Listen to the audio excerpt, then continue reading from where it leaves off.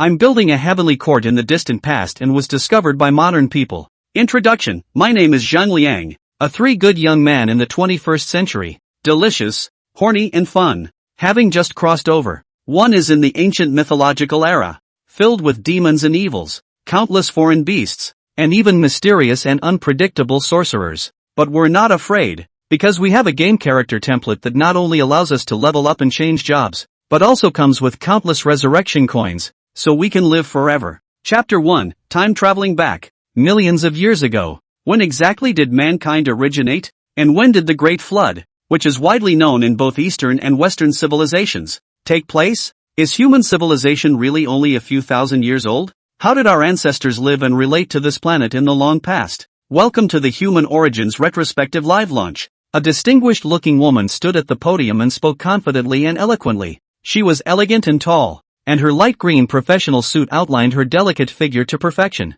Pan Chang, one of the investors of the Institute of Human Origins and a well-known entrepreneur. Below her, thousands of people sat orderly in their seats, watching her with interest, not so much admiring the beauty as waiting for the main event of the day. Gene tracing quantum resonance localization technology. A perfect combination of biology and quantum mechanics that taps into the hidden information in human genetic sequences, bringing certain pieces of the past to life as holographic projections through quantum resonance. This is the most rudimentary stage, and it is said that the Institute has completed more advanced research and development, and it is even possible to talk to the ancients through this technology. Of course, don't worry about history being changed at will. To the ancients, this conversation may have been merely a scene from a dream, and it is impossible to remember the exact details. After a brief introduction by the host, four men came on stage pushing an oval metal-like object. The thing was 2 meters 4 long and 1 meter wide, similar to a dormant silo in a sci-fi movie. We recently cracked a piece of information code in the genetic sequence about 1 million years ago.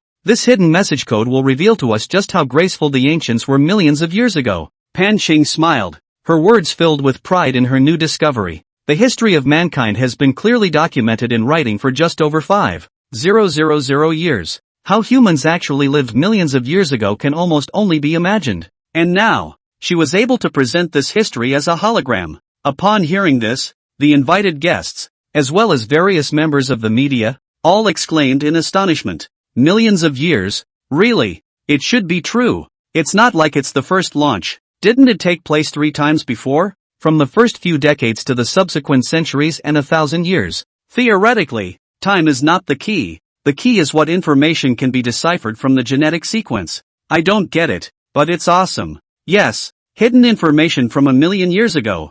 I'm really curious about what kind of life our old ancestors had 1 million years ago. It is estimated that it is a matter of eating blood. After all, according to the current historiography, millions of years ago is still the Stone Age. Amidst the murmurs of people, Pan Chang walked to the dormant barn with a light step. The hibernation pod had an automatic sensing system, and sensing Pan Chang's arrival, a red light swept across Pan Chang's pretty cheeks, followed by the hatch slowly opening. Pan Chang laid in lightly. She was the Institute's first subject. Almost all of the gene sequences cracked in the moment came from her. As Pan Chang laid back down, the dormant bin slowly closed. At this moment, Pan Chang was in a trance, as if she had traveled through time and space in a daze. As the white light cleared before her eyes, she got a good look at her surroundings. A lush jungle. This is the beauty of the genetic traceability quantum resonance localization technology, which allows a person to generate the special feeling of going back in time and possessing an old ancestor through a machine by virtue of the hidden information within the genetic sequence.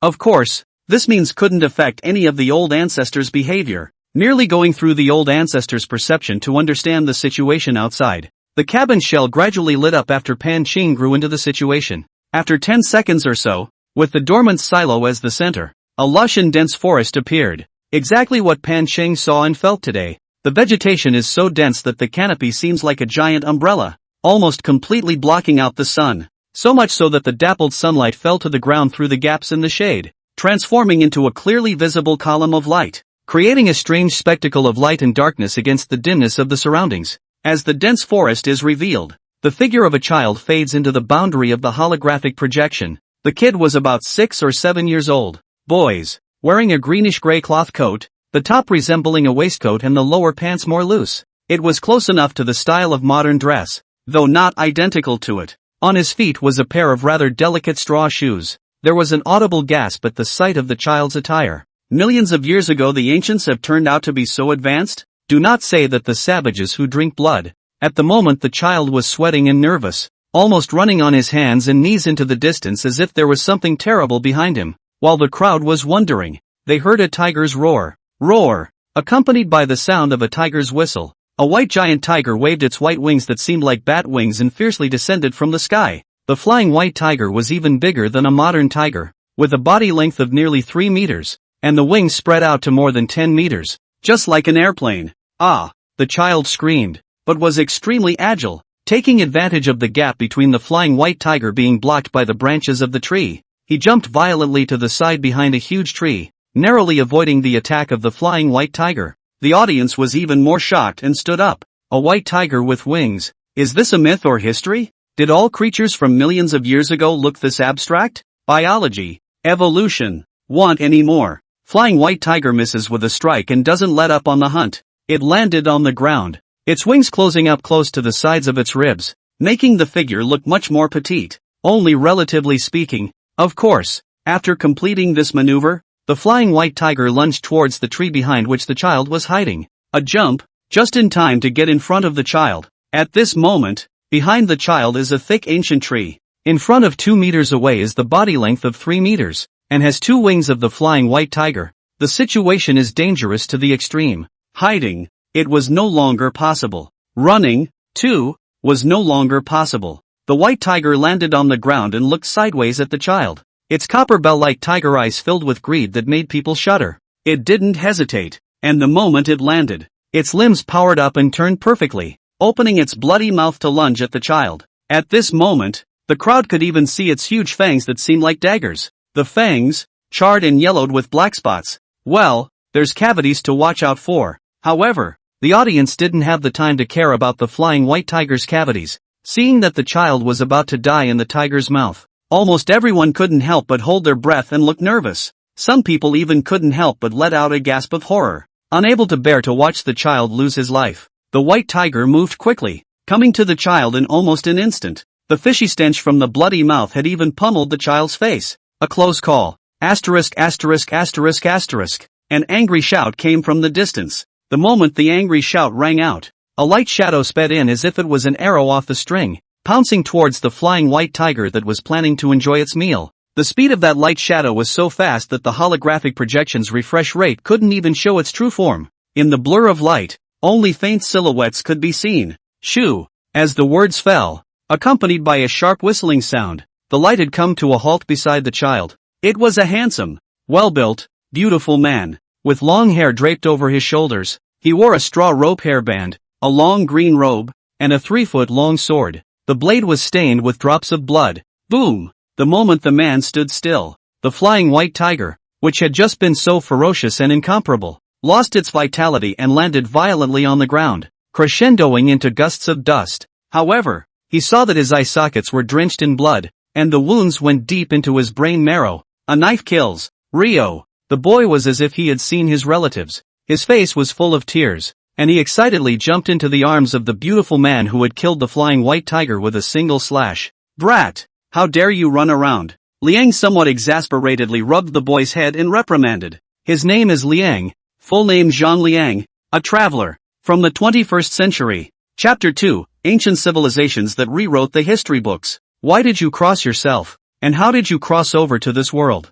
Zhang Liang didn't care. We're here. What else can we do? It's not like you can withdraw it with one click. Coming to this world for 18 years, the past, the modern life, was in turn like a dream to him? Appears to be. Well, sometimes it's still true. Zhang Liang rubbed the boy's head as a message floated before his eyes. Kill the flying white tiger. Gain 50 experience points. Player, Zhang Liang. Level, 56. Experience, 2850/5600. Attributes. Physical fitness, 35. Spirit, XCI. Props. Resurrection coins, infinity, unlimited. After coming to this world, Zhang Liang realized that he had an additional game character template. As if the character inside the game, you can constantly kill monsters and upgrade, and you can also transfer to another job when you reach a certain level. Normal people have one attribute and get one free attribute per upgrade. After 18 years of traveling across the world, Zhang Liang had risen to level 56 with unremitting efforts,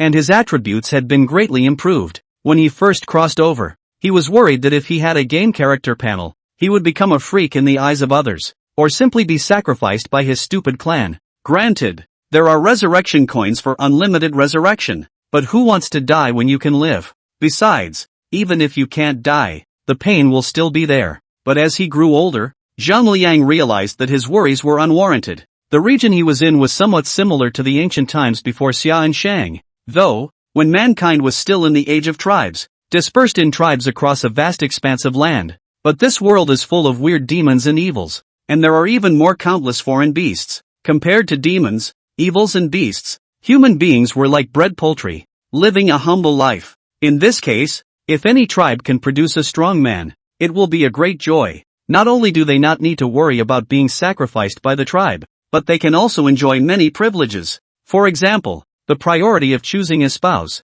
food priorities, and other rights. And they were apparently no strangers to this situation and would affectionately refer to people like Zhang Liang as wizards, witches, who serve the ghosts and gods, and who are favored by the ghosts and gods. Brother Liang, when can I be as powerful as you and become a witch? The boy plopped down in Zhang Liang's arms and said with a face full of admiration. Ha! You'll have to work hard then. Zhang Liang patted the boy's shoulder and said with a smile. Well, you will work hard and strive to become a witch like Brother Liang soon. Yu nodded his head repeatedly and said seriously. Okay, but if you want to be as good as me, you have to learn not to cry your eyes out first. Zhang Liang calmed the boy and laughed. As he spoke, he let go of the boy and came to the already dead white tiger, crouching down to lift the 1,000-pound flying white tiger, weighing it up. It's good, and it'll last a long time. Let's go. Go home. Zhang Liang carried the flying white tiger and walked ahead, greeting Yu to follow him closely. Meanwhile, the crowd is going nuts.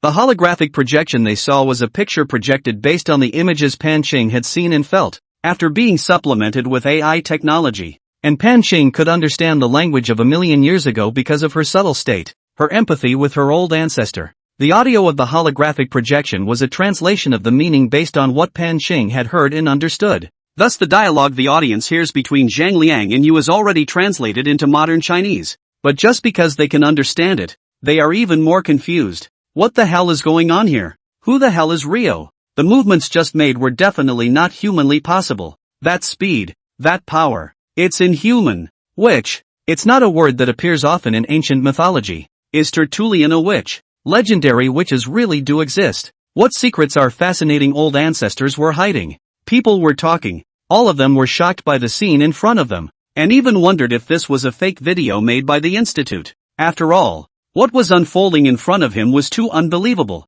Zhang Liang led you on a long walk through the lush jungle, and a clear sky opened up before him. An adobe castle towered above the plains like an earth-colored jewel. The 10-meter-high walls were rammed with loess, gravel, wheat chaff, and tree stumps, and could stop the impact of ordinary beasts, as well as small ferocious beasts. It's the tribe's most important line of defense. A man on patrol could be seen at the top of the city. They carried spears and wore animal skin armor. Seeing the castle in front of him, Rio couldn't help but smile with a touch of pride. When he first arrived, the Chuliang tribe was not much different from ordinary distant tribes, with crypts as their dwellings and clothes made of animal skins. Later, under Zhang Liang's guidance, the tribe completed its development from cave dwellings to castles at a very fast pace. Of course, the key to accomplishing this so quickly is still Zhang Liang's innovation of farming techniques, the modification of farming tools, which transformed the tribe from a hunting civilization that relied on the sky for food to a farming civilization. Although today's tribes can't be said to be much more advanced,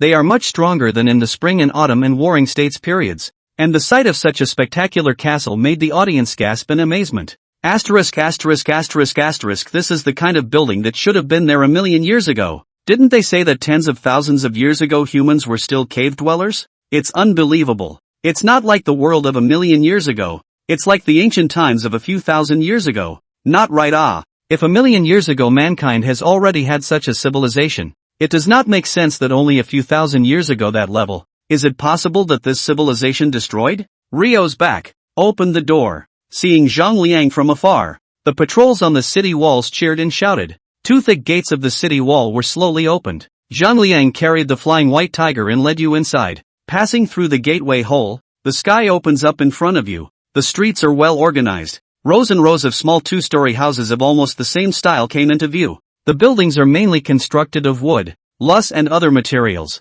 and the rammed walls are very strong, as you can see through the wooden fence outside the house. The first floor is mainly a place to raise poultry and set up farming tools, while the second floor is the living accommodation. Outrageous. This level is too outrageous. Look at this architectural style. A lot of folk houses in the countryside in the last century are at this level, right? We're really looking at an ancient civilization from 1,000,000 years ago. That lovely old ancestor of ours from 1,000,000 years ago. Not an ancient city from a few hundred years ago. If the history we see is a real past, this is definitely a major discovery that will change the world of historiography and even the origin of human civilization. It's incredible. A group of modestly dressed people gathered around. Two of them, a man and a woman, walked directly towards you behind Zhang Liang. Seeing them, you immediately turned into a frightened little quail, desperately hiding behind Zhang Liang, itching to burrow into the ground. Except that he couldn't hide from the visitor with that kind of movement. The woman angrily walked up, picked up Yu's ear and angrily scolded. Brat, who told you to run inside the woods? If it weren't for Rio, you boys would have died in there. Ow. Koshi's ears were red from the rapture and he let out a guttural scream. He looked around pitifully, trying to find help. But won't such bad behavior bring down the other children in the tribe if they are not disciplined? The crowd just pretended not to see it, and some even followed suit, fearing that you would have too easy of a time. Ha ha ha, good lesson. This brat is naughty and deserves to be beaten. Alan, this brat needs a good beating when you take him back. Zhang Liang couldn't help but raise the corners of his lips even as he looked at the scene of playful laughter and uproar around him. He loved the cozy, uneventful life. Everyone is happy. The wife and children are warmly welcomed, not worrying about the mortgage and car loan, and not needing to think about the education of the children in the future. Can there be a more comfortable day than this? Chapter 3, A million years later. The old man remains. Zhang Liang casually threw the body of the flying giant tiger onto the ground and instructed the crowd. Dispose of it, half of it will be added to the meal tonight. He was not very old, but with his great strength, he was very prestigious in the tribe. The younger generation almost always idolizes him. Upon receiving the order, 7 or 8 young men immediately took the initiative to step forward and teamed up to lift the flying white tiger up, cheering. Ha ha ha, good, we can add another meal tonight. Although the Chulian tribe was relatively wealthy, they didn't get meat all the time. The Chulian tribe of the present day is in the process of shifting from public to private ownership. Gradually the clan came to have private property. It was also meant to motivate the clan to work the fields. Who wouldn't like meat that can be hoarded out for nothing? Rio, amidst the cheers of the people, 2 graceful beauties, full of concern and joy, walked briskly from a short distance away. Almond eyes and moth eyebrows, cherry mouth and agaric nose, long hair like ink, and a flowing body. The two of them were extremely similar in appearance and stature, obviously twins. They wore light brown small clothes on top and knee-length skirts underneath. And although their clothes were not considered gorgeous, they wore exquisite hair ornaments woven with beads and jades on their heads, which made them bright and dignified, and made them distinctly different from the ordinary clansmen. Moon Shadow, Shui Hua, sisters from the Yen tribe and Zhang Liang's wife. It was just that the crowd was obviously a bit uncomfortable with the arrival of the two, and unconsciously avoided them. Zhang Liang secretly shook his head at the crowd's evasion. Twins are considered an ominous sign in this land. Typically, if a tribe had twins, the parents chose to drown the child born after them. Moon Shadow and Shueihua were able to dodge a bullet, already because their parents were relatively enlightened. But that doesn't change their situation. After the death of their parents, the two sisters were kicked out of the Yen tribe. The two sisters had just turned 13 at the time, where they could survive in the dangerous wilderness. When Zhang Liang found them, the two were already bruised and dying. At the time, Zhang Liang did not know about the twins' taboo and brought them back to the tribe. But even when they came here, they remained unpopular. If not for Zhang Liang's shelter, the two would have been kicked out long ago. In response, Zhang Liang was helpless. What twins are cursed? What an ignorance. Sisters, twins. It's clearly a double pleasure. Bunch of idiots who don't know how to enjoy themselves. Therefore, when the two girls came of age, Zhang Liang married them. Seeing his two beauties, Zhang Liang greeted them with a smile. Moonshadow was considerably more generous. Shueihua was shy and fearful. Being kissed in public, she immediately hid as if she was a mimosa, burying her pretty face in Zhang Liang's arms. Go home. The reaction of the two wives was hot and exciting to watch Zhang Liang, with warmth and softness in his arms. Where is the reason to stumble? A 2-year-old married couple. But who can resist the temptation of twin sisters? He laughed heroically and left with his arms around the two. Behind them were the more dismal screams. Amma! Amma! I know I'm wrong. I know I'm wrong. Brother Liang, save me. Seeing this, Pan Qing temporarily interrupted her continued observation. Today is only the launch. The schedule is relatively tight. Cannot waste a lot of time on showing results. The most important issue is still the company's future arrangements and plans. Opening the dormant pod, Pan Qing stepped out of it. Four crew members stepped forward and carefully pushed the machine down. This little machine costs up to $70 million, so there is no room for error. When Pan Qing stood in front of the stage again, deafening applause rang out from the stage. Wonderful! It's brilliant! Their mood at the moment was like a flatboat in the waves. It was impossible to be calm. If the image they had just seen was truly something that had happened millions of years ago, they could almost imagine the shock and mystery it would bring to the world. Pan Qing said elegantly with a smile on her face. The holographic projection just shown is the latest achievement of our research institute, a piece of deciphered information about a million-year-old civilization. I know you all have a lot of doubts right now. Is this image really something that happened a million years ago?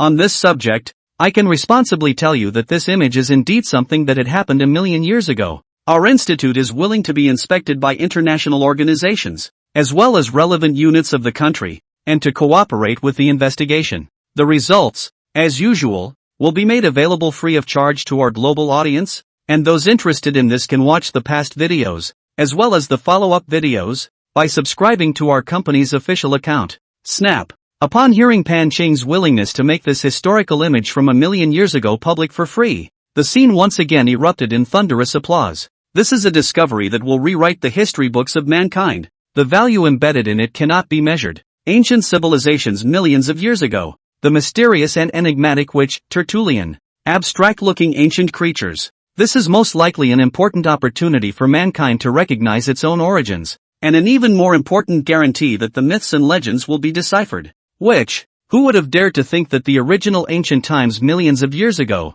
there really were wizards in existence? The applause faded. Pan Qing stood on the stage, smiling, and continued to talk about the great significance of this discovery and the Institute's outlook on the technology. It took 4 long hours. The launch concluded successfully. As the curtain came down on the launch, the invited audience left the room and headed outside with hurried steps. They can't wait to share the weighty news they got today. This is important enough information to rewrite human history. Pan Qing didn't leave right away. She stood on the stage and watched the guests leave one by one. As the launch site gradually emptied out, some previously unnoticeable situations unfolded. In the center back row of the launch party, 2 noble women in black dresses and wide-brimmed bowler hats sat in their chairs, completely unaffected by the departing crowds. Pan Qing's gaze swept over the 2 noble women. The 2 had the same appearance, as if they were carved out of the same mold, with a pretty face and elegant temperament. One of them noticed Pan Qing's gaze and smiled and nodded at her in a friendly manner. Pan Qing likewise smiled and returned the greeting, not caring. But when she turned her head, 2 faces that were 1,000 times more beautiful and exactly the same came steeply to mind. The twins in the holographic projection just now, Tertullian's wife. At the thought of this, Pan Qing's scalp tingled, instantly waking up and looking towards the 2 noble women once again. It was just the blink of an eye and the seats were empty. In the hallway, again, there was no sign of them. The 2 disappeared into thin air. Pan Qing stared intently at the place where the 2 had disappeared, and could not help but change her expression slightly as she gulped. Hallucinations? It's supposed to be a hallucination, right? How can anyone live a million years? Chapter 4, Global Shock. Live streaming officially begins. Although in her heart she thought it was a hallucination, the inexplicable sight of 2 people who shouldn't have existed in the first place still made Pan Qing's heart palpitate. After a moment's thought, she decided to head to the surveillance room to pull up the monitor to determine whether the sight she had just seen was a hallucination or something incredible has happened. If she didn't get a clear answer, she wouldn't be able to sleep well tonight, tomorrow night, or for a long time to come. When she comes to the surveillance room, Pan Qing does not tell the truth, but asks to see the surveillance on the grounds that she has lost her expensive jewelry. And she went numb. Surveillance video shows 2 women in black dresses and wide-brimmed bowler hats sitting. It's just that I don't know if it's a problem with the monitor or something else, but the figures of the 2 men are blurred in the video and can't be seen clearly at all. And from the monitor, the 2 didn't just disappear into thin air, they were following other invited guests away. This video almost made Pan Qing wonder if she was out of her mind when she watched it. Why does the memory not match the monitoring? Or was it that he didn't react immediately, but was lost in thought for a while? While Pan Cheng was self-doubting, the internet at home and abroad was abuzz with Pan Cheng's launch. Only an hour after the launch, videos related to it have been flooding the internet like a torrent. Since this was not the first time the institute had conducted experiments openly, even though the results obtained were unbelievable, there were still many people who were willing to believe it. Surprise! A million-year-old super-ancient civilization has appeared. The myth is not a false one. The first proven transcendent being in human history came from Tertullian, a witch millions of years ago. Darwinian evolution is discredited. Humans had a super-high civilization millions of years ago, and the myth really exists. A new super-ancient creature is born. The flying white tiger. Do the gods exist? Did God create everything? Or did creatures evolve? Is the gene-tracing quantum resonance localization technology a scam, or a change across generations? Apart from ordinary people, media and celebrities from various countries have also come down. U.S. Federal CBS, there is no doubt that gene-tracing quantum resonance localization is a transgenerational biotechnology with incalculable potential and future. But we must carefully consider that this technology can really go back millions of years to ancient civilizations, and that the information hidden in genes is truly infinite. Regarding the research results recently presented by Ms. Pan Cheng, we are very concerned, but have some doubts about the experimental results. Toei Tokyo Television, gene-tracing quantum resonance localization technology is one of the greatest technologies in the world today. With extraordinary significance and great economic value, it has an irreplaceable role to play in the study of mankind's past and the search for the roots of mankind. Regarding Ms. Pan Cheng's recent release that humans had a super-high civilization millions of years ago and that certain evidence suggests the myth may be true, we are very much looking forward to the follow-up. Toj Kagura TV, gene-tracing quantum resonance localization technology is a scam. A ridiculous, shameful, and incomprehensible scam. I can't believe it at all that they are so crazy as to claim that they can peer into the past millions of years ago. They must be out of their minds. It's even more incredible that so many people would buy into this shallow scam and endorse the ridiculous, unbelievable lies of that con woman. But the scam will eventually be pierced, and we can look forward to that day. South Korean nation, recently, the gene-tracing quantum resonance localization technology has been making waves again, and this is the fourth public launch of the Institute of Human Origins. But unlike previous experiments, after decades, centuries, and millennia of snooping had been accomplished, the study of human origins took an unprecedented leap forward, raising the snooping time directly to millions of years. It's an incredible result and an unimaginable outcome. But in the past several public experiments, we can see a strong, confident, and honest company. With their success stories, they have shown us that the technology is powerful, as well as credible. So we are happy to believe that this meeting across millions of years is real. This is also the strongest rebuttal to the contemporary doctrine of human origins in Africa. With the information obtained from the launch site, the natural environment, and the character-like features, we have reason to believe that perhaps the land of South Korea may also be the place of origin of mankind. Let's stay tuned to this brand new experiment at the Institute of Human Origins. TMC New Delhi, there has always been a question as to whether gods exist. In what way do they exist in this world and in what way do they relate to human beings? Today we may have the answer. Not long ago, the Institute of Human Origins published a new study that says that in the ultra-ancient times millions of years ago, human ancestors possessed extraordinary powers. The results of this study virtually prove the existence of myths and that the gods we believe in are not delusional. We will continue to follow the progress of the experiments at the Institute of Human Origins, and let us pay our highest respects to the gods. Sunset Royale TV, rave, or hoax. Recently, the Kyushu Institute of Human Origins released its latest research, a holographic image from millions of years ago. The image is an hour long and reveals enough to change biology, theology, history, and many other sciences. But we can't help but wonder, is it really possible that such a huge amount of information is hidden in human genes? Is it true that the heritability of human genes can last for millions of years? Deutsche Berliner Zeitung, there is no doubt that this is a great discovery that has shocked the world. Real images of creatures from millions of years ago, ancient civilizations from millions of years ago, and human ancestors suspected of wielding extraordinary powers. Let's keep watching this feast from a million years ago. People's Daily warmly congratulates the Institute of Human Origins on its breakthrough in the study of human origins, and congratulates Ms. Pan Cheng for her dedication to this technology. Praise and skepticism from around the world did not change the Institute's intended program. On the third day after the launch, the global broadcast officially began. The livestream is available on the official website of the Institute of Human Origins, and viewers who missed the livestream have no problem with that,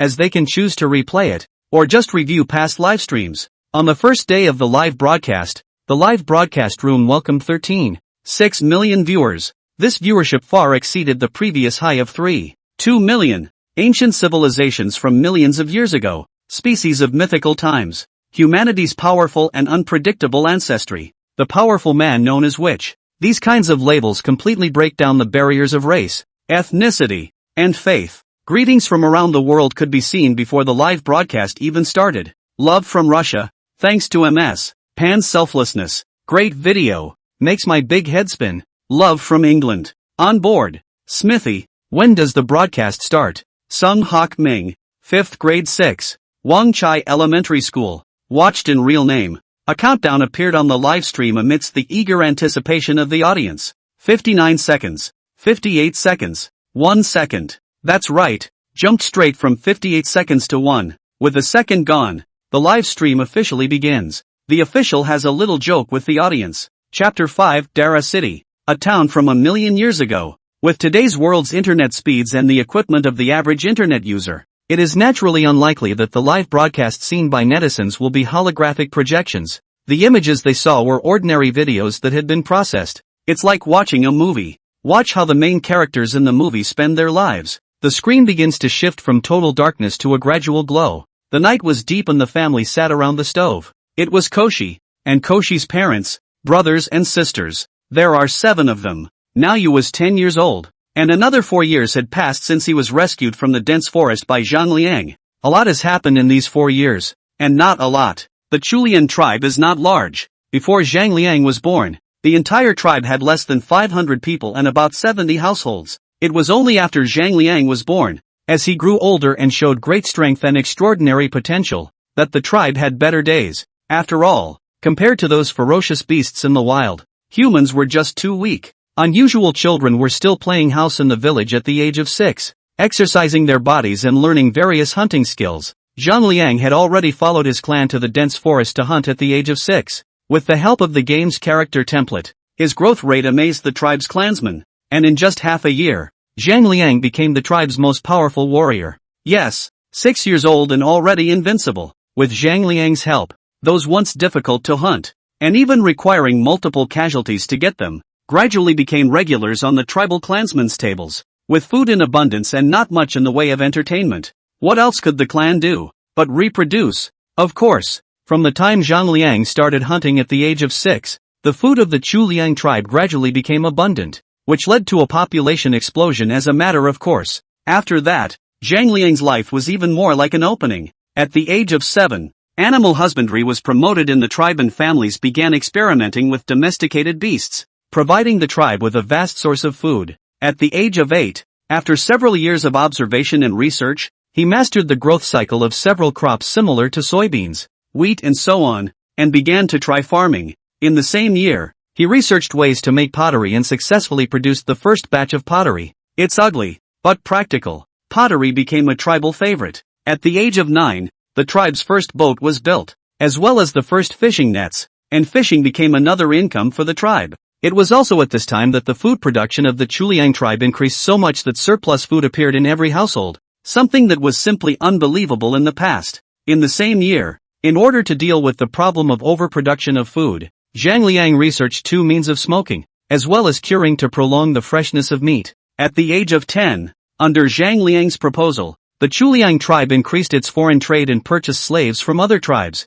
further increasing the tribe's strength. That same year, the tribe discovered metallic ores. With Zhang Liang's assistance and research, the tribe successfully shifted from the Stone Age to the Bronze Age. The strength of the tribe, which has been substantially increased. By the age of 12, farming techniques had largely matured, and the tribesmen had mastered the cultivation of beans, chestnuts, and several types of fruit trees and vegetables, further increasing the tribe's food production. At the age of 14, Chuliang tribe has been the most powerful tribe in the neighborhood of 10 miles and 8 townships. The population size is to reach an amazing 4,500 people. Among them were the population increased by the tribe's natural reproduction, slaves purchased from other tribes, and tribes that wanted to rob the doorsteps of the Chuliang tribe due to their greed for its rich produce, and then were subdued. The rapid growth in population has also caused some trouble for the tribe. For example, housing issues. As the population grew, the original small quarters could no longer accommodate so many people.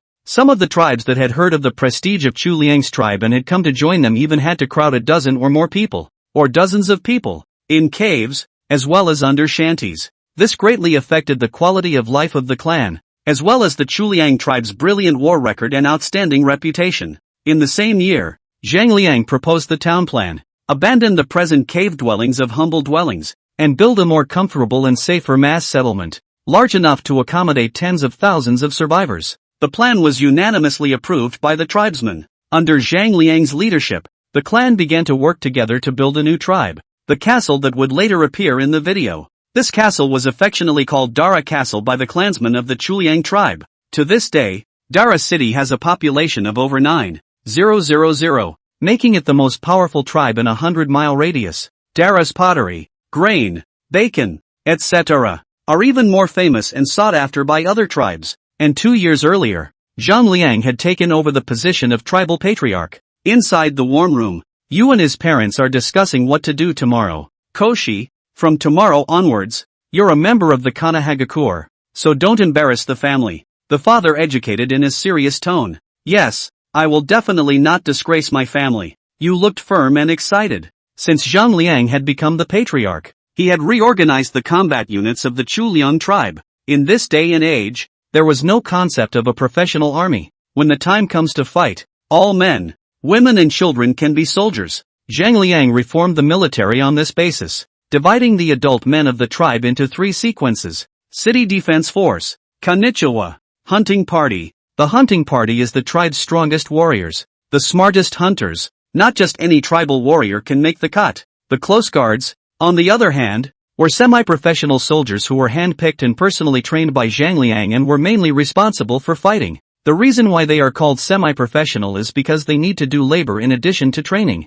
The City Defense Force, on the other hand, is half farmer, half military, and this corps has the largest number of men who take turns policing the city. Usually it's only a turn once every 5 days or so. Obligations belonging to adult men. Joining the Konoha army, on the other hand, was the dream of every child in Dara city and a symbol of honor. It was not only because of the harsh conditions required to join the Kanban, but also because of the lucrative rewards that could be received after joining the Kanban. House, land, livestock, etc. To this day, the concept of private property is embedded in the hearts of every clan member. Who wouldn't want to own their own house, land, livestock, and slaves? The more the first ones were chosen to be in the Kanahagakure, and with only 300 people in the entire Konoha army, compared to Dara city's population of over 9,000, it was no easy task to be chosen among them. The next day, just as the sun was rising from the ground and the sky was still fish-white, Yu hurriedly climbed out of bed,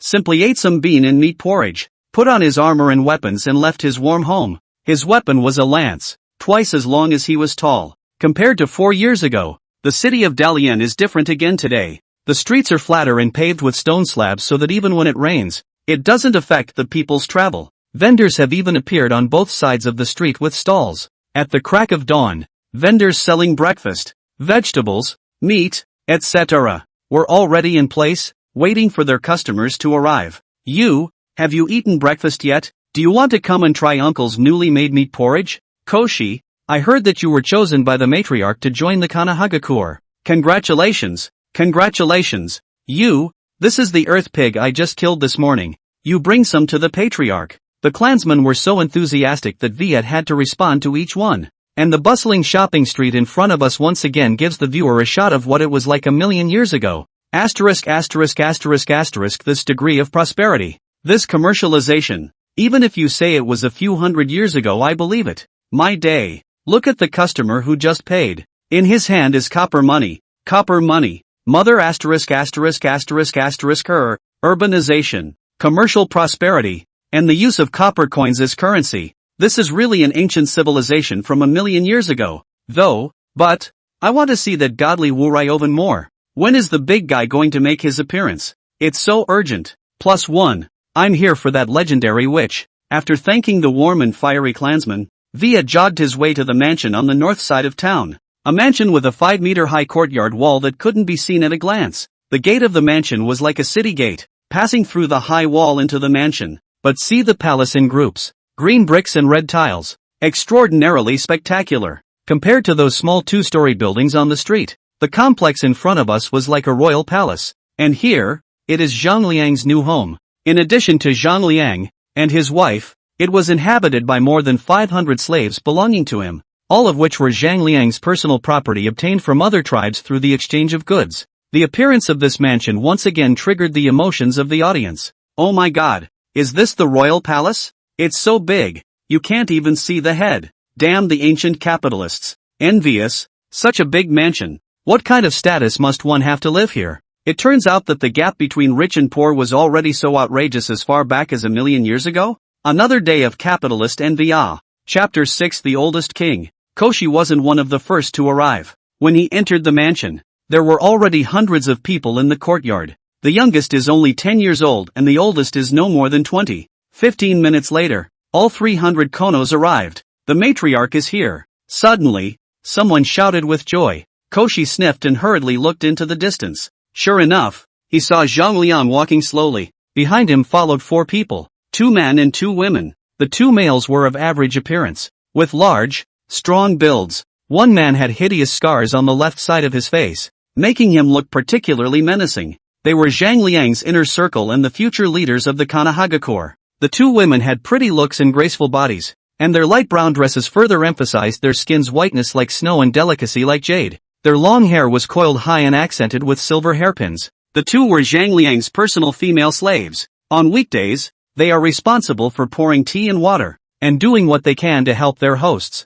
And they weren't Zhang Liang's only female slaves. The number of maidservants in this huge manor, or palace, numbered over 200. They also have a lot of work to do. Cleaning, washing and cooking, weaving, singing and dancing, and so on. We've traveled across the globe and built such a big fortune with great difficulty. Can't we still enjoy ourselves? When one lives, one must always look for the joy of living. It's Wu, Rio. Ah, this is a witch. It doesn't look any different from an ordinary person.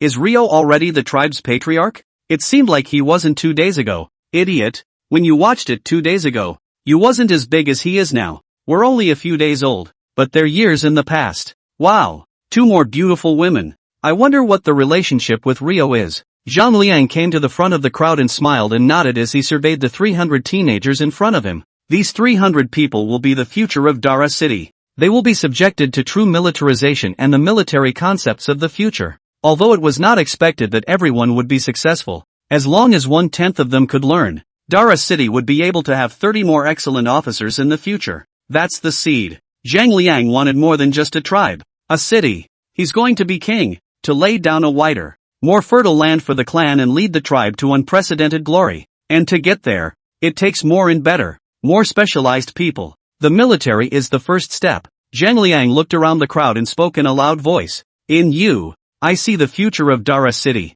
You are the future of the tribe. But that alone is not enough, you need to learn. Speaking here, Zhang Liang paused for a moment and drew his own weapon from his waist. A knife. Iron. The knife is 3 feet long. Drawing his sword and sheathing it, Zhang Liang's eyes narrowed slightly, only feeling as if the weapon had become an extension of his arm. Profession, swordsman. Basic blade technique is automatically activated after full level. Occupational specialization, increase the speed of the blade by 50%. Passive skill, blade breath, consuming essence and spirit to catalyze the blade chi. The stronger the body and spirit, the stronger the blade chi. Transfers are available after 100 levels. Zhang Liang raised his weapon high and took a deep breath, then swung violently to his right. Shoo! A moon-white blade chi tore through the air, coming 30 meters away in a matter of seconds, severing the wooden man erected in the courtyard from it. The crowd looked at the scene in front of them, and their eyes were all colorful. This is the strength of the patriarch.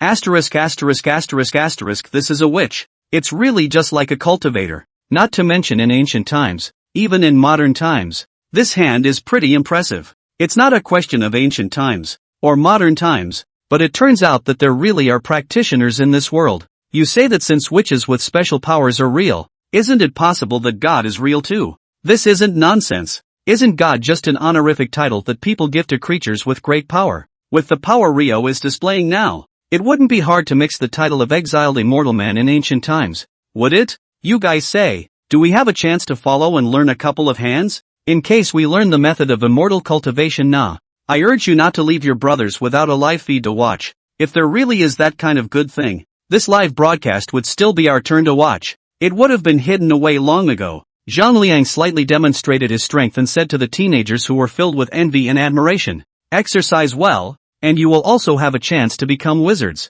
Of course, he wasn't sure how to become a witch. There is only one witch in the entire city of Dara. A real witch. It wasn't an imposter like Zhang Liang who mixed it up by virtue of upgrading and saving his attributes. Even true witches can't say much about how to become a witch. All he knew was that there was a great terror between life and death, and that it was only after passing through life and death that he would have a chance to awaken, master special powers, and become a witch. This approach can't be described as 9 deaths. It can be described as 10,000 people who experience life and death may not have one person who can complete the awakening and obtain the power of a witch. And even becoming a witch doesn't mean you necessarily have great power. For example, the Witch of Dara City. His ability is a keen and incomparable perception that can sense the weather changes in the next half a month and whether there is any danger approaching. However, the teenagers in front of them did not know this, and when they heard Zhang Liang's words, they all shouted in unison, venting their inner excitement and thrill. After a brief lecture, Zhang Liang handed the teenagers over to his inner circle,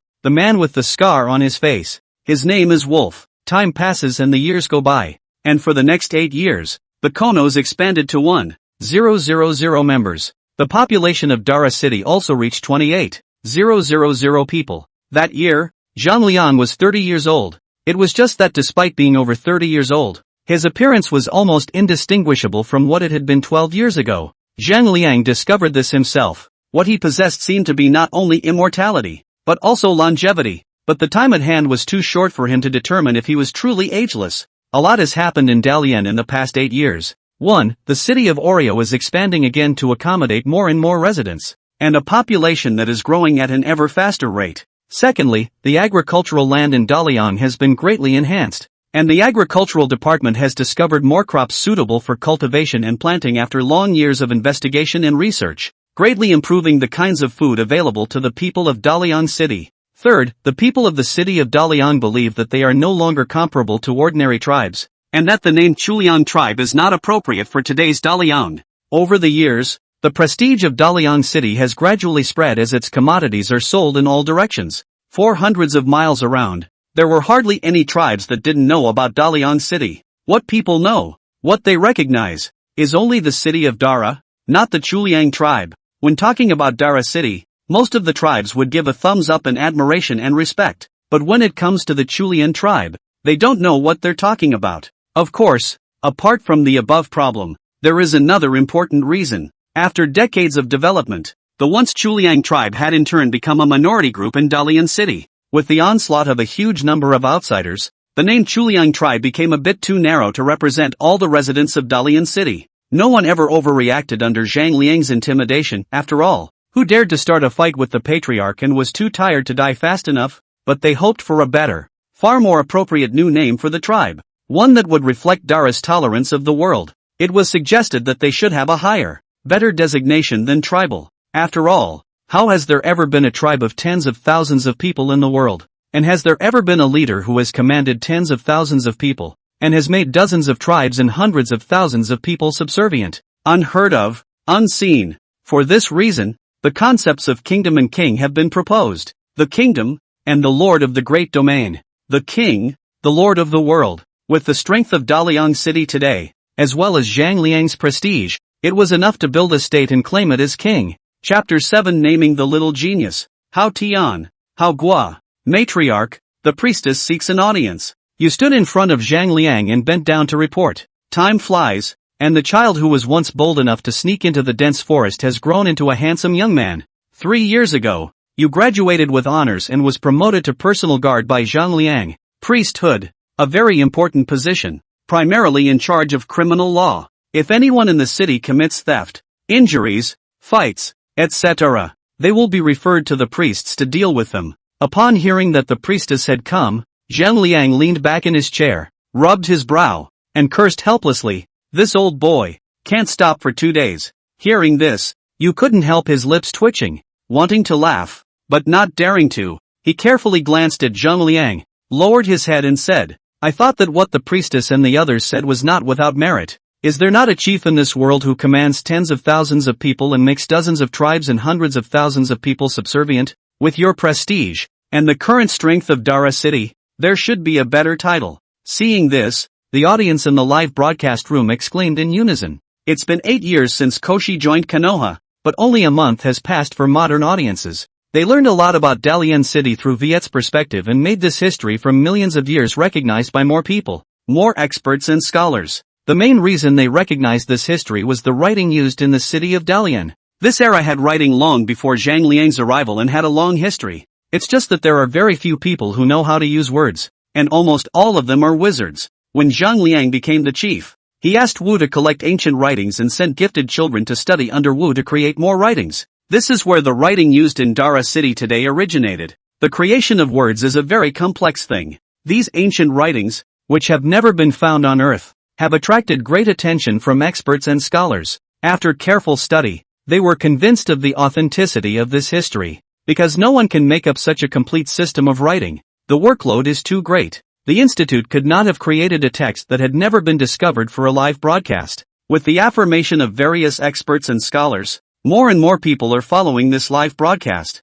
In just 1 month, the highest number of people online in the live broadcast room reached 32 million people. Hiss, build a nation, and be king. Day, if Tertullian really builds a country and calls himself a king, does it count as the earliest person to call himself a king in history? Surely it counts. A king 1,000,000 years ago. Are we going to witness the birth of the oldest king? A little bit excited.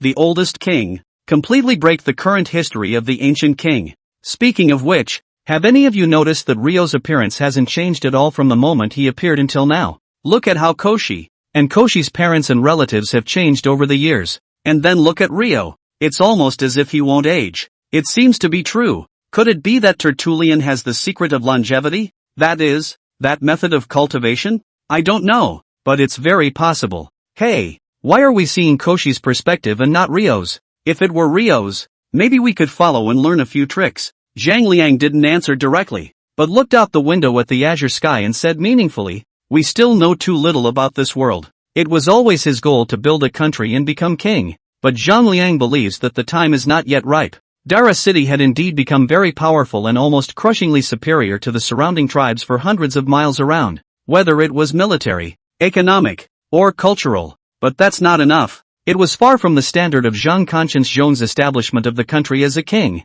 Right now, the exploration of the world in Dalian City was still too low, and even in this area of hundreds of miles, there were many dangerous areas that had not been explored and could not be stepped on. To claim the title of king is a very sacred thing in Zhang's conscience. He wanted a good memory. Instead, it's as good as a straw man, as it is right now. It's so unfulfilling. When I remember it later, it's like instant noodles without the flavor packet. So bad. Yeah. The live broadcast room was once again abuzz. Awesome. The pattern is open. This is the real king.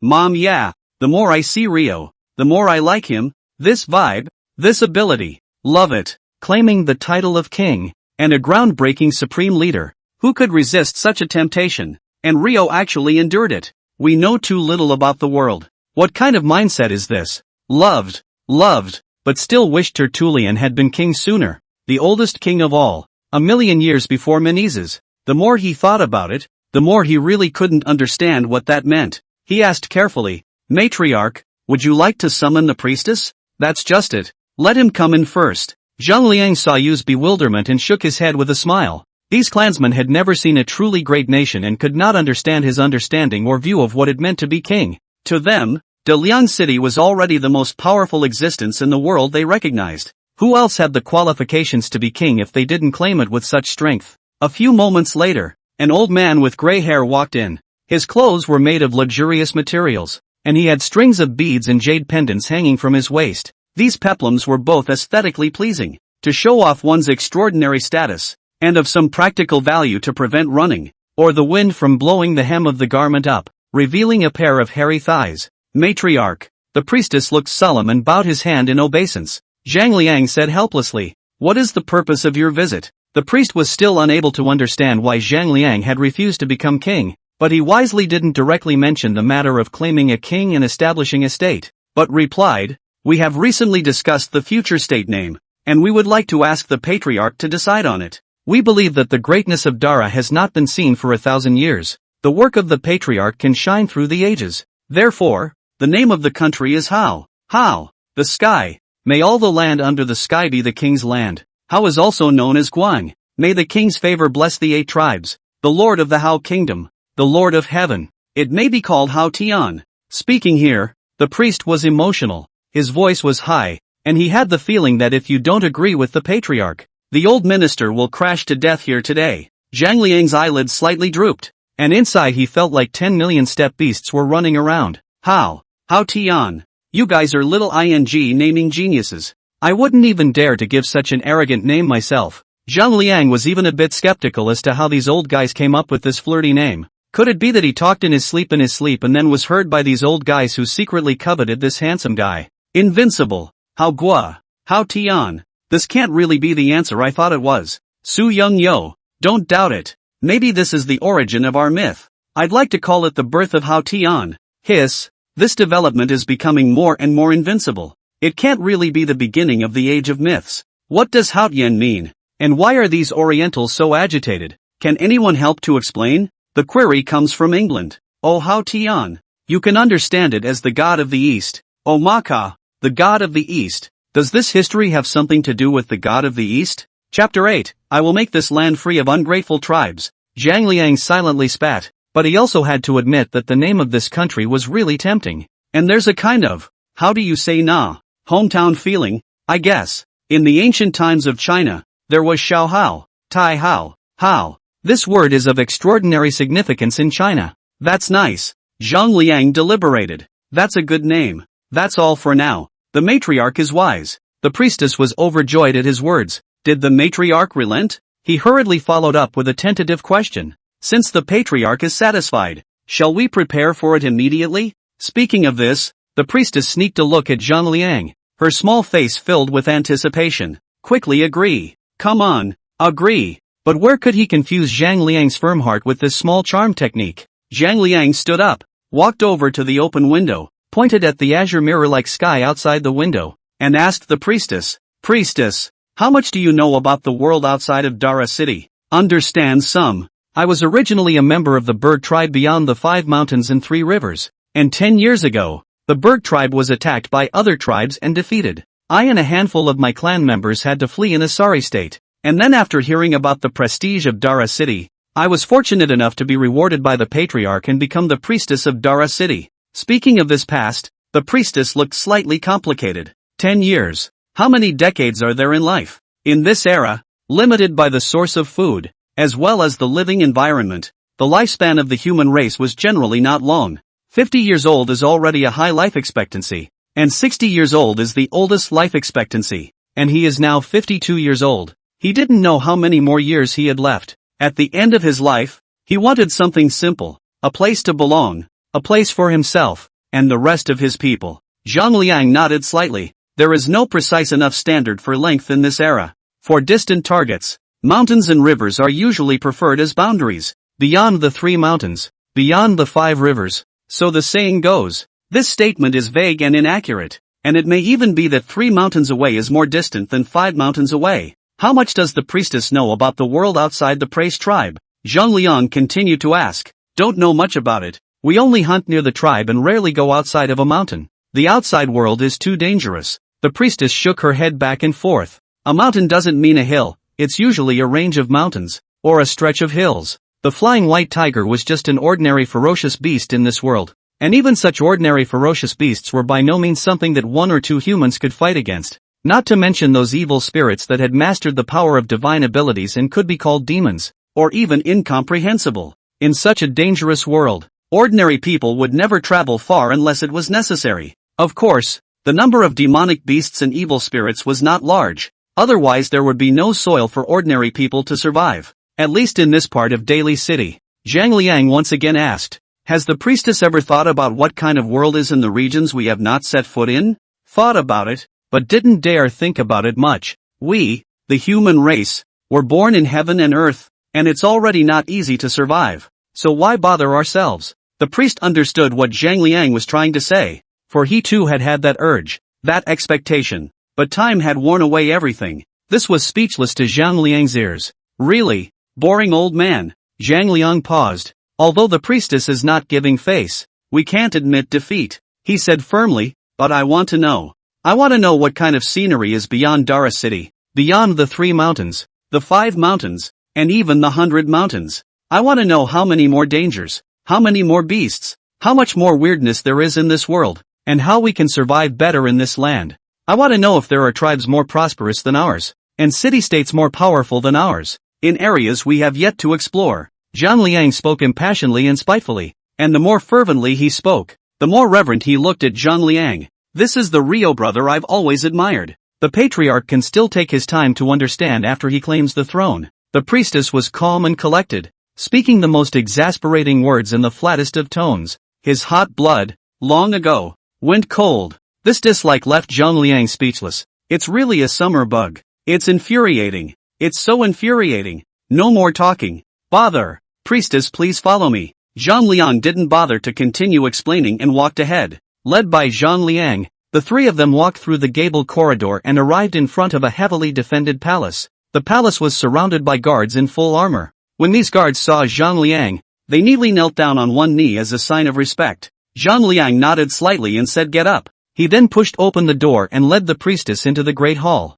Having just entered it, the priestess was immediately drawn to the centerpiece of the great hall. That's the sandbox, a very elaborate and huge sandbox. The sand plate with Dalian City as the center will be 200 miles in a radius of the mountains, rivers, tribes and beasts, all marked clearly. The entire sandbox was 5 meters long and wide and was pieced together. Asterisk asterisk asterisk asterisk. The sandbox. This thing is a little off the wall. Mom, yeah, really cannot underestimate the wisdom of the ancients. This sand tray is also too exquisite to do it. Forests, mountains, rivers, and even a ING monster model. This standard is still significantly different from the modern sandbox, but that was a million years ago. I'm now a bit unable to understand how far into the future they could go and how they disappeared when they had this kind of technology a million years ago. Worthy of a man who could have claimed the throne a million years ago. This sandbox is handsomely made. It's not just a sandbox. What's the point of this thing? Silly. It's not just a sand table. Know what such a sand table means in ancient times. To be able to make such a sand table shows that the person in power has a very clear understanding of the environment in which he or she lives, as well as the minerals and other resources hidden in this environment. War is fought on resource deployment, and this thing represents a country's resource management ability and management level. Our country's Ho Hanshu Ma Yuan biography has recorded, Han Jianwu 8 years. Guangwu Emperor conquered Tianshui. Wudu local power Kuwei clamor. General Ma Yuan rice for the valley.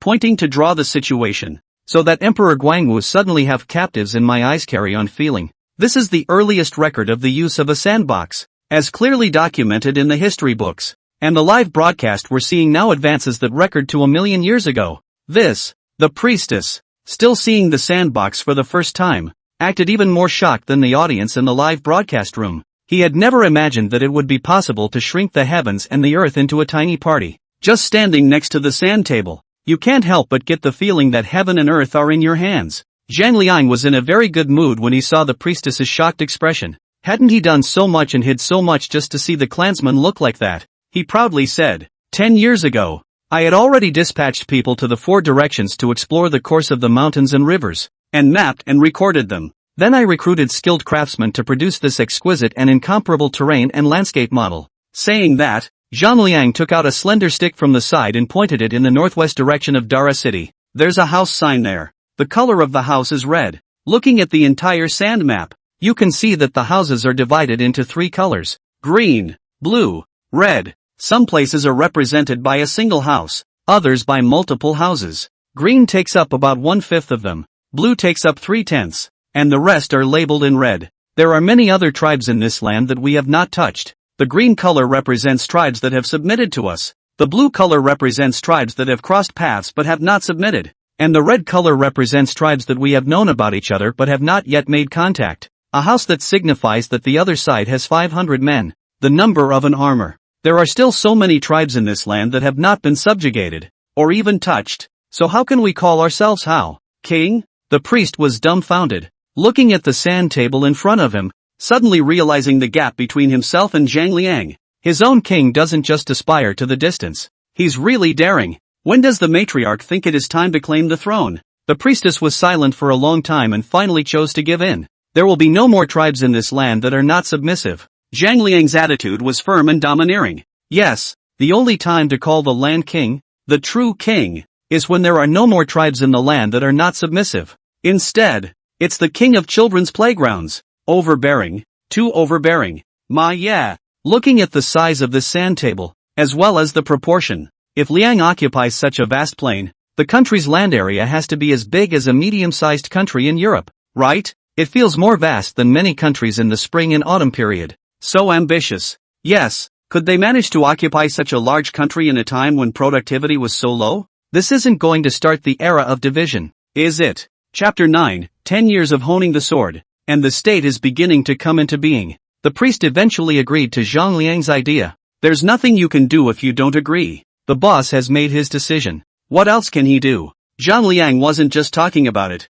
either. 10 years of grinding a sword. After more than 10 years of low-key development, Dalian City has been transformed. Not only have they produced professional soldiers in the true sense of the word, but they have also accomplished a complete replacement of armaments. Nowadays, the army of Dalian City has iron weapons per capita. Spears, long swords, bows, crossbows, and all kinds of equipment. And although it certainly can't be compared to modern armies, it is definitely no match when looking at the ancient times of China. In comparison, the other tribes still have mostly stone tools and only a small amount of bronze, and the equipment gap is no longer measurable. When Zhang Liang was 31 years old, the city of Dara began its first step in raiding the world. Raiding the world doesn't mean making more kills. Population is likewise a very valuable resource in this day and age. What Dalian City needed was for the world to submit, not just one Dalian City. So Zhang Liang's progress in raiding the world was not fast. In the first year, the tribes in the vicinity of Dara City were gathered and a new city was built 40 miles southwest of Dara City.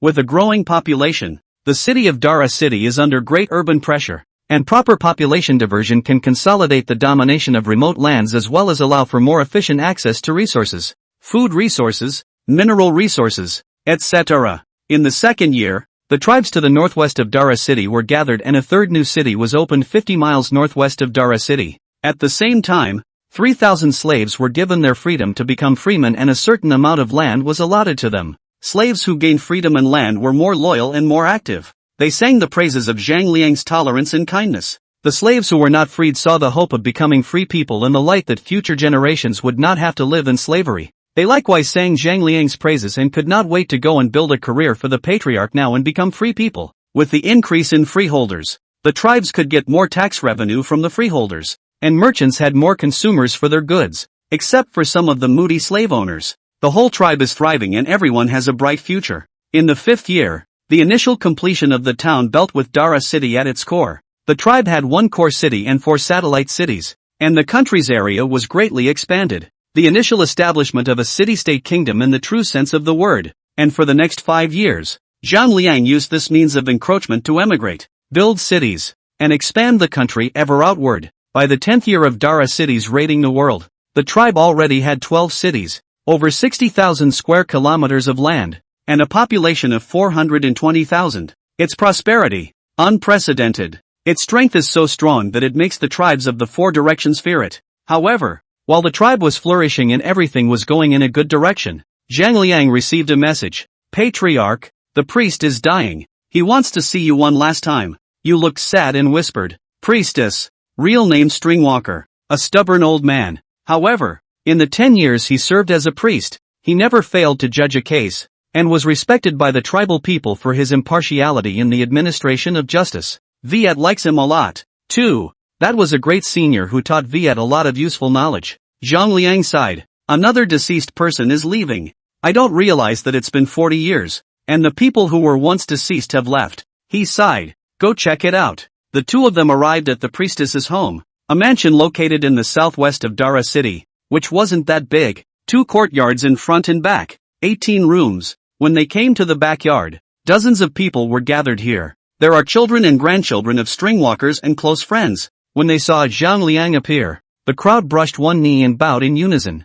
Greetings to the patriarch. Zhang Liang waved his hand, then walked forward and pushed open the bedroom door. It was the height of summer, but Stringwalker wore a thick tunic, wrapped tightly, and sat on the bed. He was flushed and in good spirits. Patriarch is here. Seeing Zhang Liang, Stringwalk hurriedly got up, wanting to get out of bed to greet him. Zhang Liang took a single stride and instantly came to the bedside, pressing down on Cordwalk's shoulders and scolding him with a laugh. You're in such a state. What are you still tossing about? Rights cannot be abolished. Not to mention that I can still move now. Even if I'm half buried in the dirt, I still have to salute the patriarch. The string line was very serious, he said, kneeling on one knee on the bed and bowing to Zhang Liang. This stubborn old man, even at this point, had not changed. It's just, whatever. Zhang Liang waved his hand helplessly. He was truly afraid of this stubborn old man. Matriarch, I'm dying. Cord curtsied before getting up and sitting on the bed. He looked at Zhang Liang and calmly stated the fact that his lifespan was about to end. Calmly, as if to say a little thing. A thing that has nothing to do with you. Well, it's just as well. So no one will be whispering in my ear every day. Zhang Liang is very venomous. However, upon hearing this, Stringwalk couldn't help but smile, laughing a lot. As a vassal, one must share the king's worries as well as alert the king. The fact that the patriarch dislikes me for being annoying means that I did my part. It's a compliment from the patriarch, I guess. Ha! Shameless old man.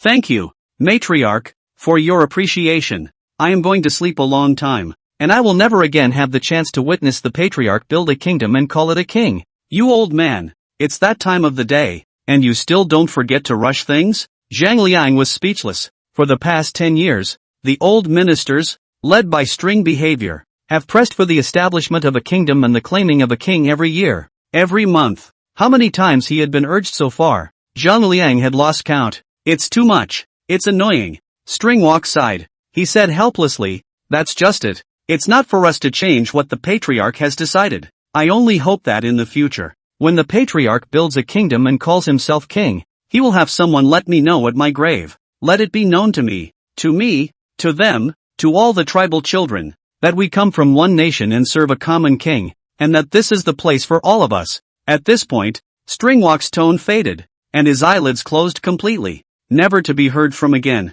Priestess, Koshi cried out in grief as tears crossed his cheeks. When he heard the voice coming from the room, there was a cry and howl outside the door. Dad, Grandpa. Zhang Liang stretched out his hand, trying to position Qing Xing's seated body to lie down on the bed, but halfway through reaching out, he retracted it. He sighed. Let's go. After that, he got up and left. From this day forward, there is one less friend, one less loyal subject. Leaving Cordwalk's mansion, you had a complicated look on his face. His lips slightly opened, and after struggling for a moment, he suddenly opened his mouth. The reason why the priests keep pushing the patriarchs to build a kingdom and call it a king is because he didn't want to hear those people say he was from the Praise tribe and was an outsider anymore. Didn't want to hear the people of the city arguing over which tribe the other person was from, and being criticized. He just wants that all the people who live here, all the people who are willing to serve the patriarch, who are willing to follow the patriarch, have a common concept. They are all people of the Hao kingdom. They are all subjects under the king's rule. There is no difference. This is the home of the Chuliang tribe, the home of the Praise tribe, and the home of countless tribal subjects who are willing to follow the great king. They don't need to distinguish which tribe they come from. The more he spoke, the more his tone grew agitated. After following Zhang Liang for decades, this was the first time he had spoken to Zhang Liang in such a tone. Zhang Liang's footsteps stuttered slightly, but he quickly resumed his normal rhythm. He looked at the blue dome and did not speak. Is he or she being too selfish? Chapter 10, The Eternal Night is Coming.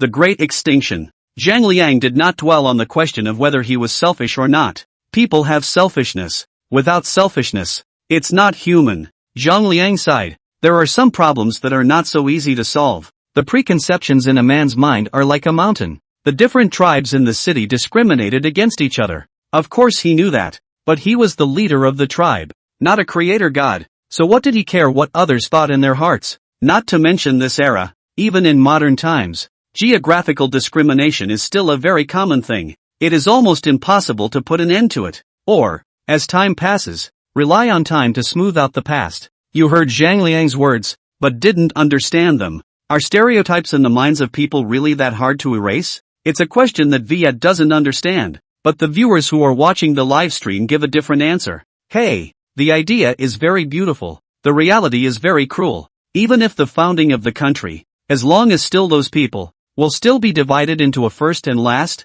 how can direct peace? Poor Stringwalker, holding unrealistic fantasies until his death. Perhaps it was for the best, at least he died with hope. Is there a possibility that Stringwalk's wish has a chance of being realized? You guessed it. The more he thought about it for a few moments, the more he still didn't have an answer. But he trusted Zhang Liang's judgment. Not for any reason, but simply because Zhang Liang is never wrong. After leaving the Stringwalker's house, Zhang Liang didn't go home, but came to the witch festival. Witch priest, the official in charge of ritual activities. The witch festival in the city of Dara is called a canon. Dian is from Chu Liang's tribe, and is Zhang Liang's oldest friend. At the same time, he was one of the earliest witches of the tribe. It's the one that's a witch, but not a very useful one. The ability is similar to weather forecasting. Oh, and sometimes anticipate danger. But Zhang Liang had never seen him use it. Maybe he's too strong for his own good. After crossing over for 40 years so far, and after constantly fighting monsters and upgrading,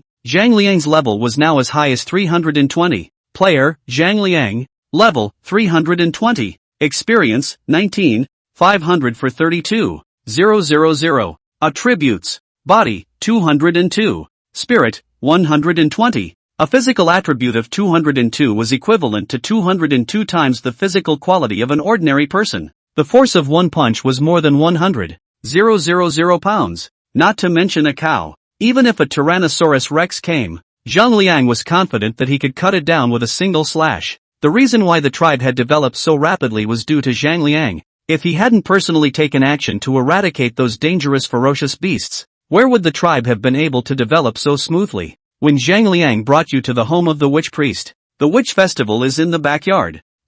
Playing games. A middle-aged man with fancy clothes and a cape was blindfolded and full of color. Although he was already over 60 years old, because of being a witch, Nori looked as good as an ordinary person around 40, and didn't show his age that much. Around him, there were dozens of beauties with beautiful faces but messy clothes. Seeing Zhang Liang appear, these beauties all looked nervous and hurriedly bowed. Greetings, matriarch. Hey, you, what are you doing running around my house with nothing to do? What a spoiler. Hearing the voices of his dainty wives and concubines, Duan took off the cloth covering his eyes and did not fear Zhang Liang like ordinary people, complaining as if he were a friend. As he spoke, he came to Zhang Liang's side, his arm rested on his shoulder, and laughed. I really envy you. You're a big old man, and you're still pink and tender. If I had your kind of ability, TSK, I don't know how cool it would be. The words were heard in a cold sweat. The only person in the entire tribe who dared to talk to the patriarch like that was probably the mouthy witch priest.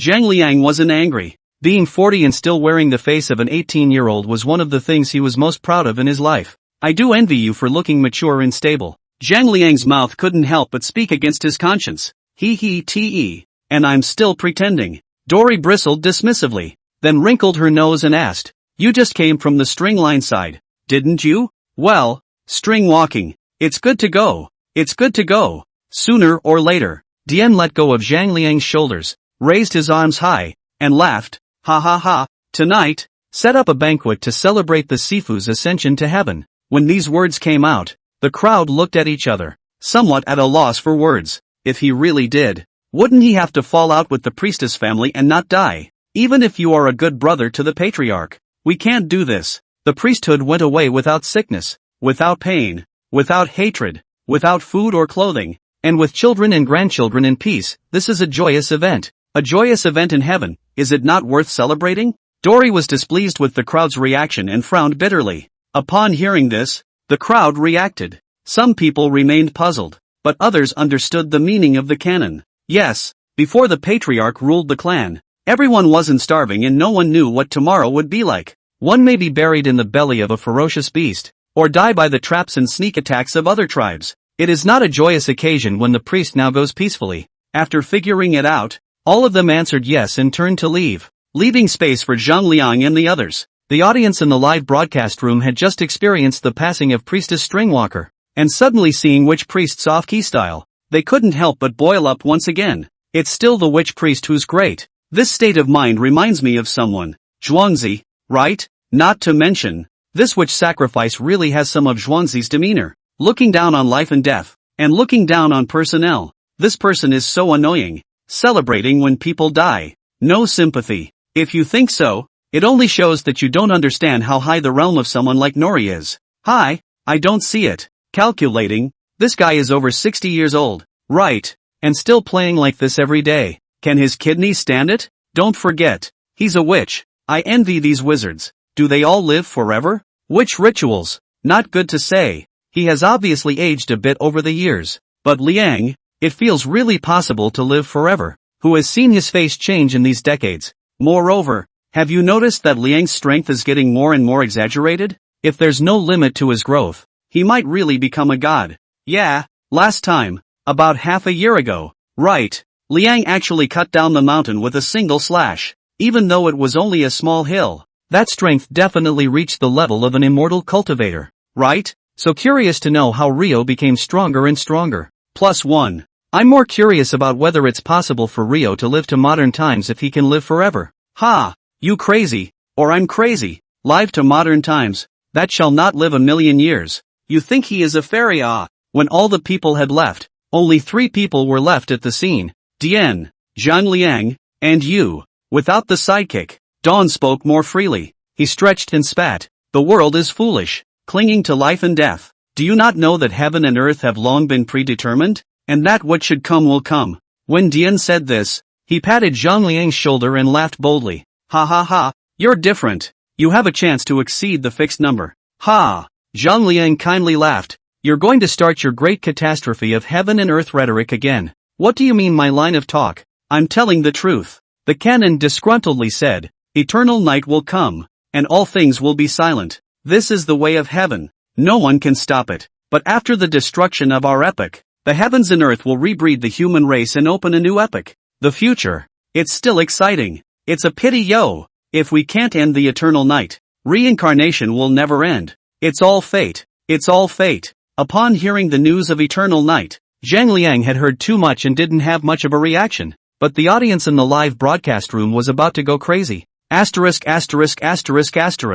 This girl play really Tertullian civilization will not be the destruction in the eternal night. Right. Meow. Meow. Meow. Eternal night. Doesn't sound like a good thing. I've got a bad feeling. 5,000 years of ancient civilizations have been destroyed. We're not still in the cycle of reincarnation, are we? This nifty big news. Is the mystery of the destruction of ancient civilizations going to be solved? What the hell is eternal night? Chapter 11 Founding. Knighthood. Surname, Crazy Audience. It wasn't the first time Zhang Liang had heard Duan mention the topic of eternal night, but this time, he felt differently. I don't know why, but it was as if the underworld seemed to sense something. He calls it intuition. Ever since his spiritual power broke through 100, Zhang Liang would often feel something that could not be described in words, as if it was a premonition of danger. Zhang Liang asked suspiciously, you often mention that eternal night is coming. What exactly is eternal night? Canon tossed her shoulder-length hair and casually said, the moment the eternal night descends, the light of the sun will be blocked out, and the heavens and earth will fall into eternal darkness. In the first year, there is a massive reduction in food production, and animals that have lost their food source will die of starvation and kill each other. In the second year, the remaining beasts will become more aggressive, and in order to survive, they will go on a rampage, attacking other creatures that may threaten their existence. In the third year, God came down to earth and destroyed everything. God? Zhang Liang queried. It had been 40 years since he came to this world, and he had seen a lot of strange and weird things. Some of them are even quite similar to the creatures recorded in the Shanhaijing. But the gods, Zhang Liang has never seen it. Not to mention deities, even ghosts. He had never seen them. Is there really a god in this world? And an exterminating one at that? Zhang Liang asked. And then and then yeah. Of course, they all died and no one kept track of the backstory. Ha! You don't think people can fight against the gods, do you? Duan said with an exaggerated expression, with that casual attitude that made one wonder how much of those words were true and how much were false. Why do I feel like this guy is joking? +1. That's too easy and casual to say. Eternal night, the descent of the gods, it's so fake. What kind of person can cover the sun? I'm afraid they can't just destroy the world. Yeah, maybe it's just a dust storm in a certain area, or a thunderstorm. How much can primitive people know about the world? Agreed. Scared me. Thought there was really some extinction level disaster. I really don't know what you guys are worried about. Even if there are gods, we are not the primitive people of Tertullian's time. We have a lot of weapons. Intercontinental missiles, nuclear weapons, all kinds of weapons. If we put them in the ancient times, which one of them would not be at the level of gods? Even if there is a god, how many nuclear warheads can you resist? Ha ha ha ha. Gods can resist a few nuclear warheads. You're too funny. Zhang Liang was likewise unable to tell how much of Diane's words were true and how much were false. He shook his head to not think about that. If Nori's words were true, who would be able to stop such an annihilating natural disaster? If it's fake, then there's even less point in considering it. Let's go. Let's drink. Not one to be a worrywart. Dian casually explained something about the eternal night before pulling Zhang Liang towards the house. Soon, the servants served wine and food. While the two of them were feasting, a servant hurriedly ran over and eagerly said, "Lord Witch Priest, the 15th lady is in labor." Duan rejoiced. Ha ha ha, good, good, double happiness today. Bring the healer quickly. Come, come, let's have another drink. This one, to congratulate my family's little 19 on her smooth birth. Zhang Liang held up his cup and flattened his mouth, a little sour. He had also tried his hardest for I don't know how many times over the years, but so far, he didn't have a single child. Zhang Liang wasn't sure if this was because he had a game character template. What are you doing having so many children at your age? You're not afraid of being poor. Dawn was smug and unashamed. Hey, of course it works. It might come in handy someday. I'll let you in on a little secret. The children and grandchildren of witches have a far greater chance of awakening into witches than ordinary people. Much bigger. Zhang Liang grunted, not bothering to answer. I don't even have a kid. You're talking to me. Ha ha, don't be discouraged. There will be that day. There will be. Come come come. Keep drinking. As Den looked at Zhang Liang's sour face, he became even more pleased. Zhang Liang was silent. It was the wine in his hand, and the food on the table. It was damn hard to eat. It doesn't smell good at all. Asterisk asterisk asterisk asterisk. This old man is also too able to give birth. Small 19. 15 ladies. This is how many wives married. How many children born. I'm so envious that people can still be so wavy at their age. I'm 30 this year and still a ing virgin. Damn. This kind of life winner should be dipped in a piggy bank. FFF. Zhang Liang walked away, a little upset. I wanted to catch up with an old friend and have a chat, but I ended up being shown up by an old friend. Very angry. The most exasperating thing is that it's not easy to talk to someone about this kind of thing. After all, that old Den had 19 children in his 60s, and he himself had none so far. Depressed, Zhang Liang could only go home and try to plow his family's fields. However, it didn't work. Time continues to pass year by year. The deceased went away one after another. In 42 years, the tribe completed the exploration of its area. The area where Daliang City is located is a large basin surrounded by mountains on all sides, and I don't know how many ferocious beasts are hidden in the mountains, so the investigation has come to an end. Zhang Liang named this basin Pingchuan, the land of one horse. In 43 years, the tribe's territory began its third round of expansion, which was far more vigorous than before, with the construction of 8 towns at once and the expansion of the territory to 180,000 square kilometers. In the 47th year, the empire's boundaries were first settled, with all the tribes of the Pingchuan Basin submitting to it, and the country's land area reaching 260,000 square kilometers, with nearly 1 million subjects. In the 48th year, Zhang Liang decided to build a state and call it a king. The country's name is Hao. This year is known in history as the first year of Tai Hao. On the day of the founding of the state, 154 submissive tribal leaders came with congratulatory gifts, and the people of the Hao state even came with more than 200,000 people, crowding the whole city of Dalian to the brim. The process of nation building is tedious. Zhang Liang led the civil and military officials to the Temple of Heaven. One of them is to worship heaven and earth and give thanks to them for nurturing and giving a good harvest.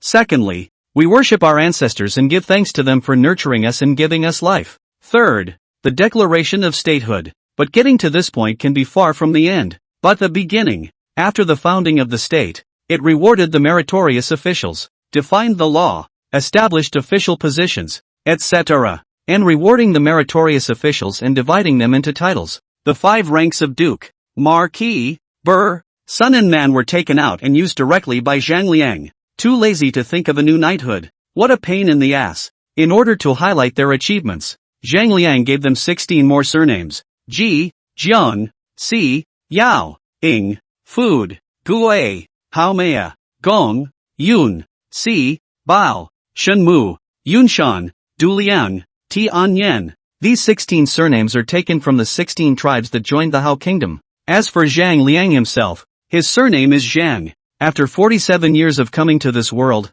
he finally got his last name back and could rightfully tell others that his name was Zhang Liang. For the surname, the title of the reward, the various meritorious officials cannot be said to be dissatisfied. That is also tears of joy. Surname, knighthood, that's the wisdom of a king. It's so great. See how adding a last name in front of our first name instantly makes a difference? Just by saying our current names, people know how good we are. Worthy of a king. To think of such a good way to distinguish us from ordinary people. The newly appointed nobles of the Hao Kingdom were overjoyed, and the audience in the live broadcast room was so shocked that they almost fell to their knees. My day. Ji, Jian, Si, Yao, Ing, Food, Gui, Hum. Isn't this our ancient 8 surnames of China? Want it to be so coincidental? Is the Hao Kingdom created by Liang related to us? What are the 8 ancient surnames? It's the oldest family name that can be understood that way. Meow meow meow. Our ancient 8 surnames can be traced back to 1,000,000 years ago?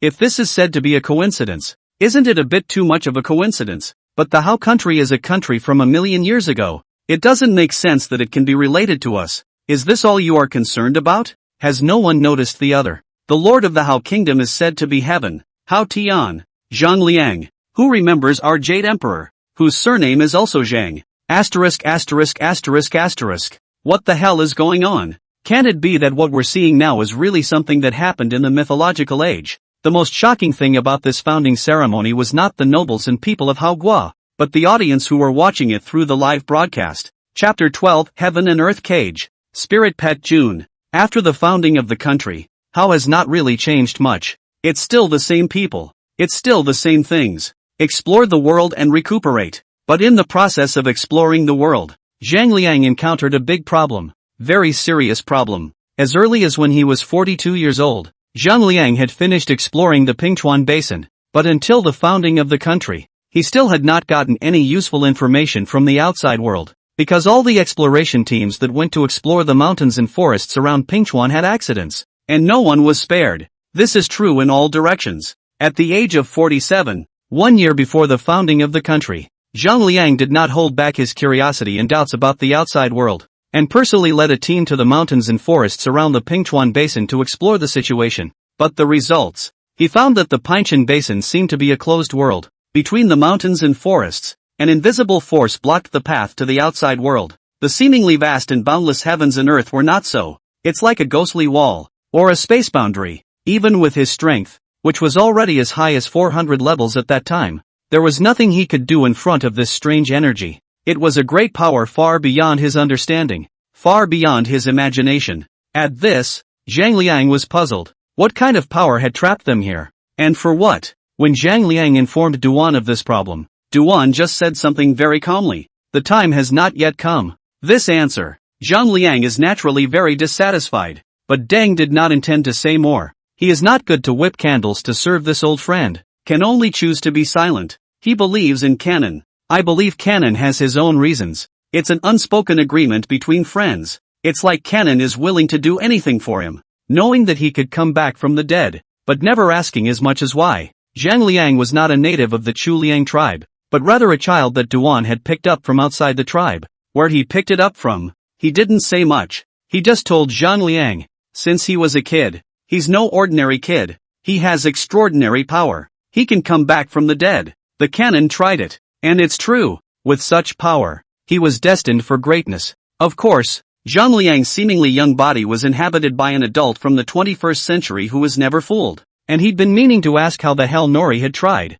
How the bastard had been able to lay his hands on such a cute baby. What an animal. In the 12th year of Tai Hao, Zhang Liang was 60 years old in this year, but he still looked unchanged, as if he was 18 years old. Pink and tender, handsome as hell, and most of his peers are dying. Even Koshi has aged. In that year, Viet was 47 years old, had become a grandfather, and his oldest grandchild was 8 years old. At that time, he was already the commander of the Hao Kingdom's close guards.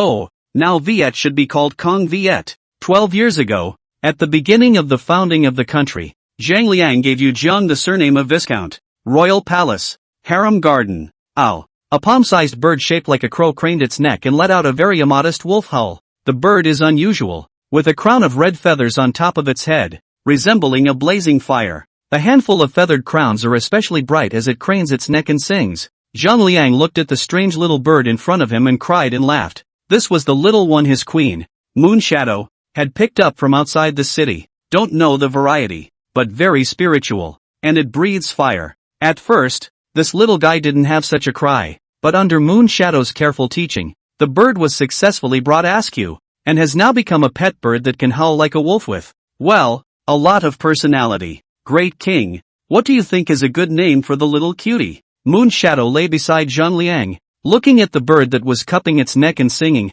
smiling cheekily. Despite her advanced age, Moon Shadow's appearance was like that of a 30-year-old beauty. The reason why she could look everlasting was not because Moon Shadow had awakened the power of a witch, let alone having any immortal cultivation techniques. Rather, 20 years ago, Zhang Liang heard of a strange beast. Its name is the Contractor. Shaped like a beetle, with magical powers, drink its blood can look forever, which is a long search, will be killed. In order to kill the Contractor, Zhang Liang died 6 times, and it was only through his hard life that he accomplished his goal. After drinking the blood of the Contractor, the Moon Shadow sisters have never looked the same since, and their appearance has never changed again. But it's only a permanent face, not immortality. How about just Toshi? This little thing looks so chic. It's a handsome bird. Zhang Liang was speaking against his conscience, saying nonsense that he didn't even believe. This little thing is chic for real. After all, it was the first time he had seen a bird that could howl like a wolf.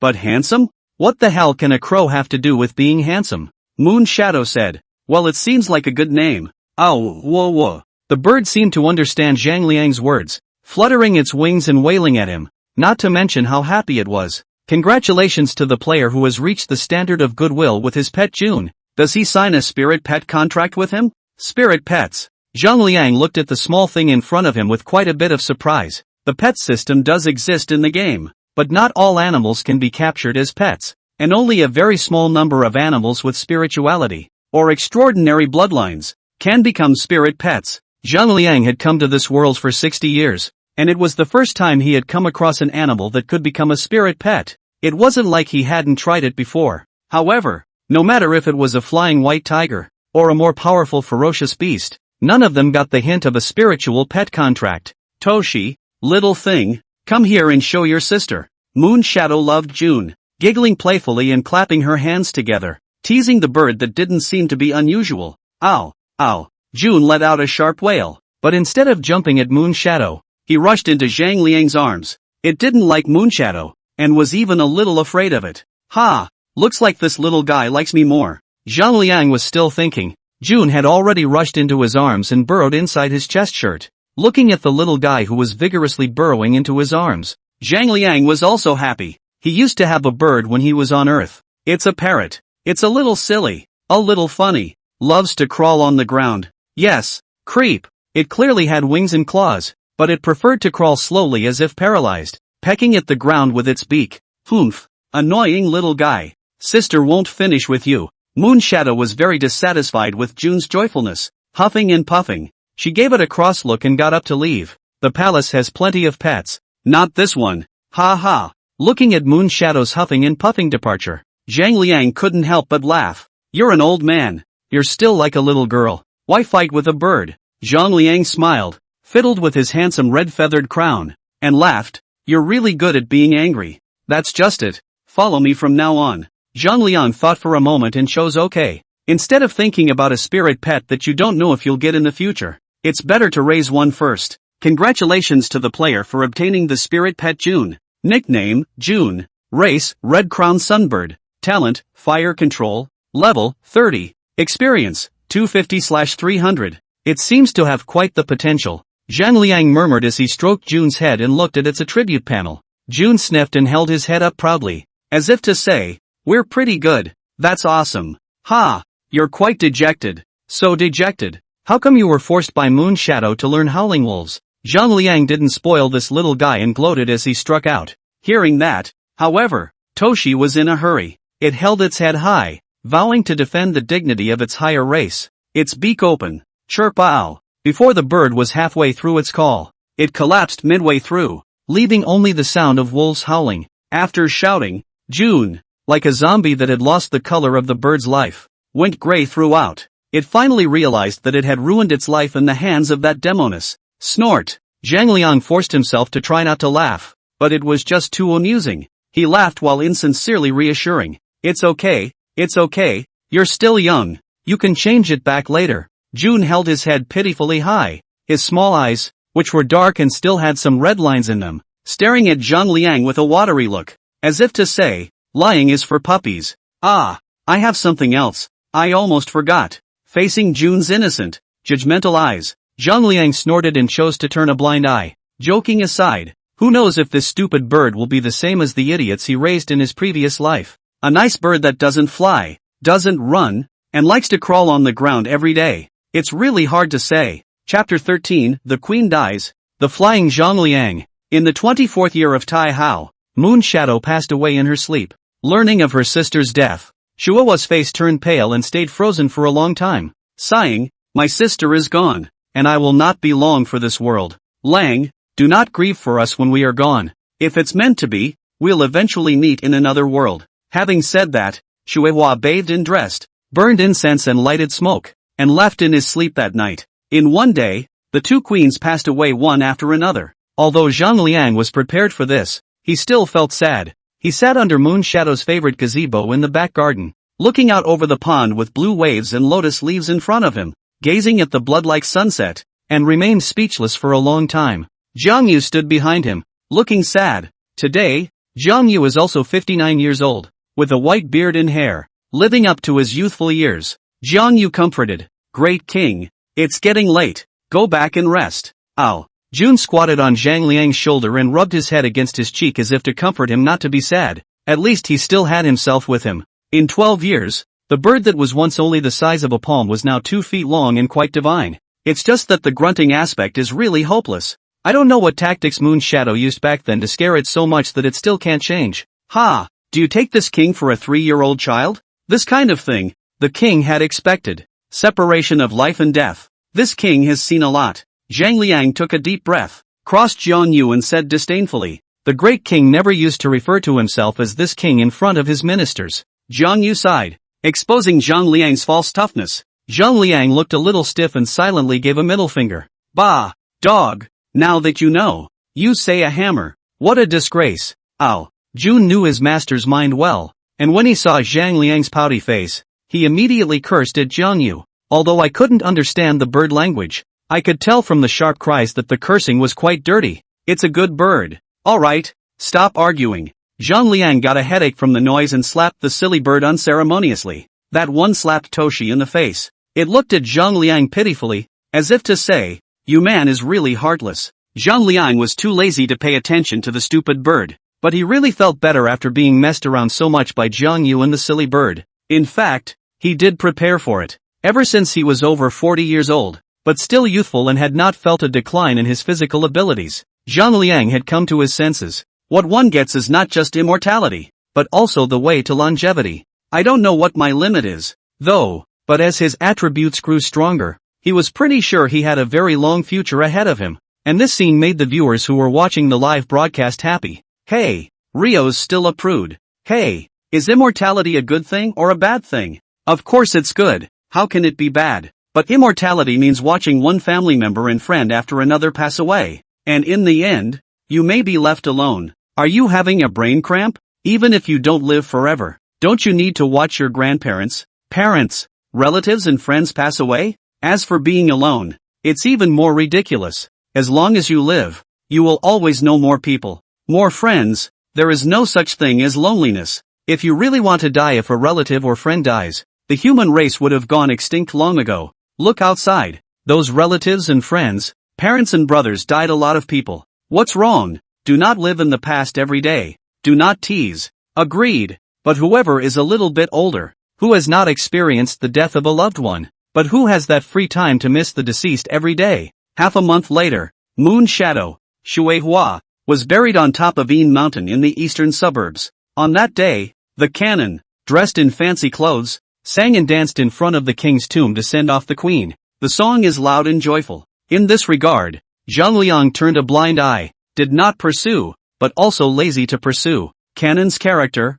knowing all about it. Besides, Nori is in her 90s. To this day, his hair is gray and he doesn't know how long he has to live. In such an era, being close to 100 years old was a real lifesaver. Oh, and today's canon, too, has a last name, Ji, so his real name would be Ji Dian. The day after the funeral, Zhang Yu came to Zhang Liang and bowed his hand. Your Majesty, the country cannot be without a king, nor can it be without a queen. The queen has already been sworn in, so please set up another new queen. Nowadays, Zhang Yu is already the prime minister of Hao Kingdom, and he is in charge of all the officials. That's just it. From this day forward, there will be no more queens. My lifespan is comparable to that of the sun and the moon. Is it possible that Hao Kingdom, will have to set up 1,000 queens? What has become of that? Zhang Liang waved his hand, decisively rejecting the offer. It was the last gift he could give the Moon Shadow Sisters, a queen's vanity. Hearing this,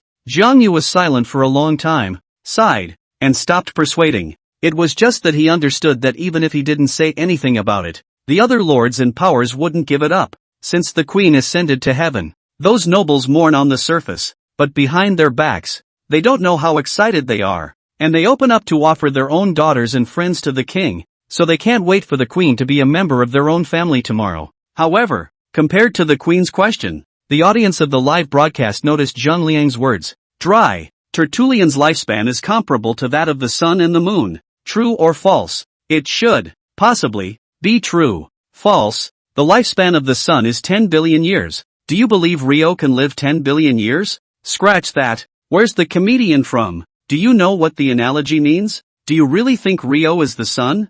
I'm curious about one thing right now. How long Rio will live? Do you think there's a possibility that Rio could live from ancient times to modern times? Ha! You're crazy. Or I am. Not to mention living to modern times. If we can live to be 300 to 500 years old, our history will be rewritten. Which definitely proves that gods exist. The man is gone, but the day goes on. 3 months later, on this day, the fall weather was high and clear, and Zhang Liang took a rare trip to the woodland outside the city to relax. However, just as he was getting excited, Zhang Yu came in a hurry on his fast horse. Great king, something has happened to the witch festival. Hearing that it was Ji Dian who was in trouble, Zhang Liang immediately frowned. Ji Dian is a witch, and a witch who can foresee danger. How could anything happen? What is it? Zhang Liang asked eagerly. I don't know. The person who came to report was incoherent, only saying that there seems to be a change in Witch Festival's family, but did not say clearly. Zhang Yu knew Zhang Liang and would sacrifice his feelings and hurriedly explained.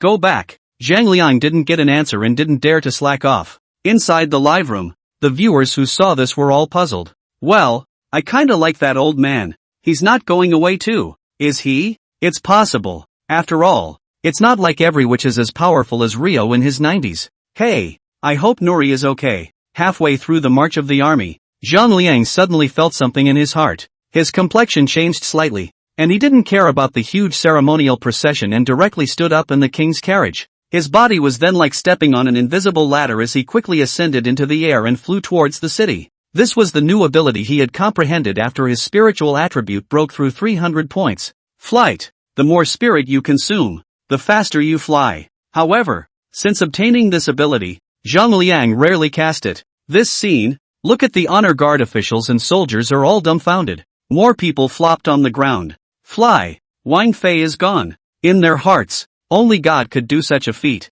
And compared to the reaction of Haoguo's armorers and officials, the audience's reaction was even stronger. Asterisk asterisk asterisk asterisk. When will Rio fly?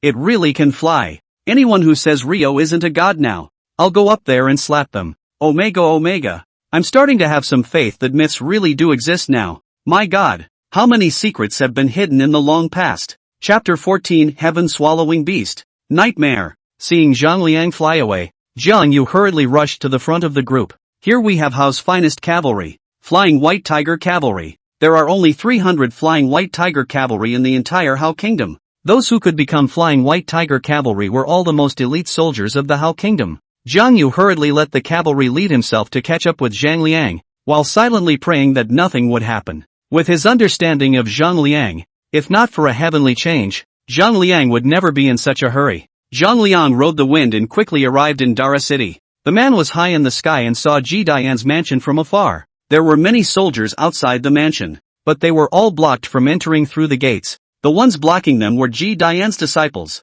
the so-called gatekeepers, who eat the king's salary and share his worries, are righteous men. The person at the head was one of Ji Dian's favorite disciples, named Li, 30 years old, handsome appearance, excels in the use of 2 swords. A hand of the sword is as fast as lightning, waving such as silver coils around the body. Splashing water does not enter, can be said to be the peak of excellence. All of these people were dressed in white, with white scarves around their heads and covered in onyx. They confronted the city guards with their blades in hand, not backing down at all. When Zhang Liang arrived, the armored soldiers below noticed the flying Zhang Liang and let out exclamations of surprise. It's the Great King! The Great King is back! See the Great King! The armorers surrounding the witch priest's mansion fell to one knee in unison and bowed their heads in salute. Zhang Liang fell from the sky and landed right in front of the mansion's gate, his face as gloomy as water. Greetings, Your Majesty. Seeing Zhang Liang's arrival, these gatekeepers looked nervous, but did not move aside.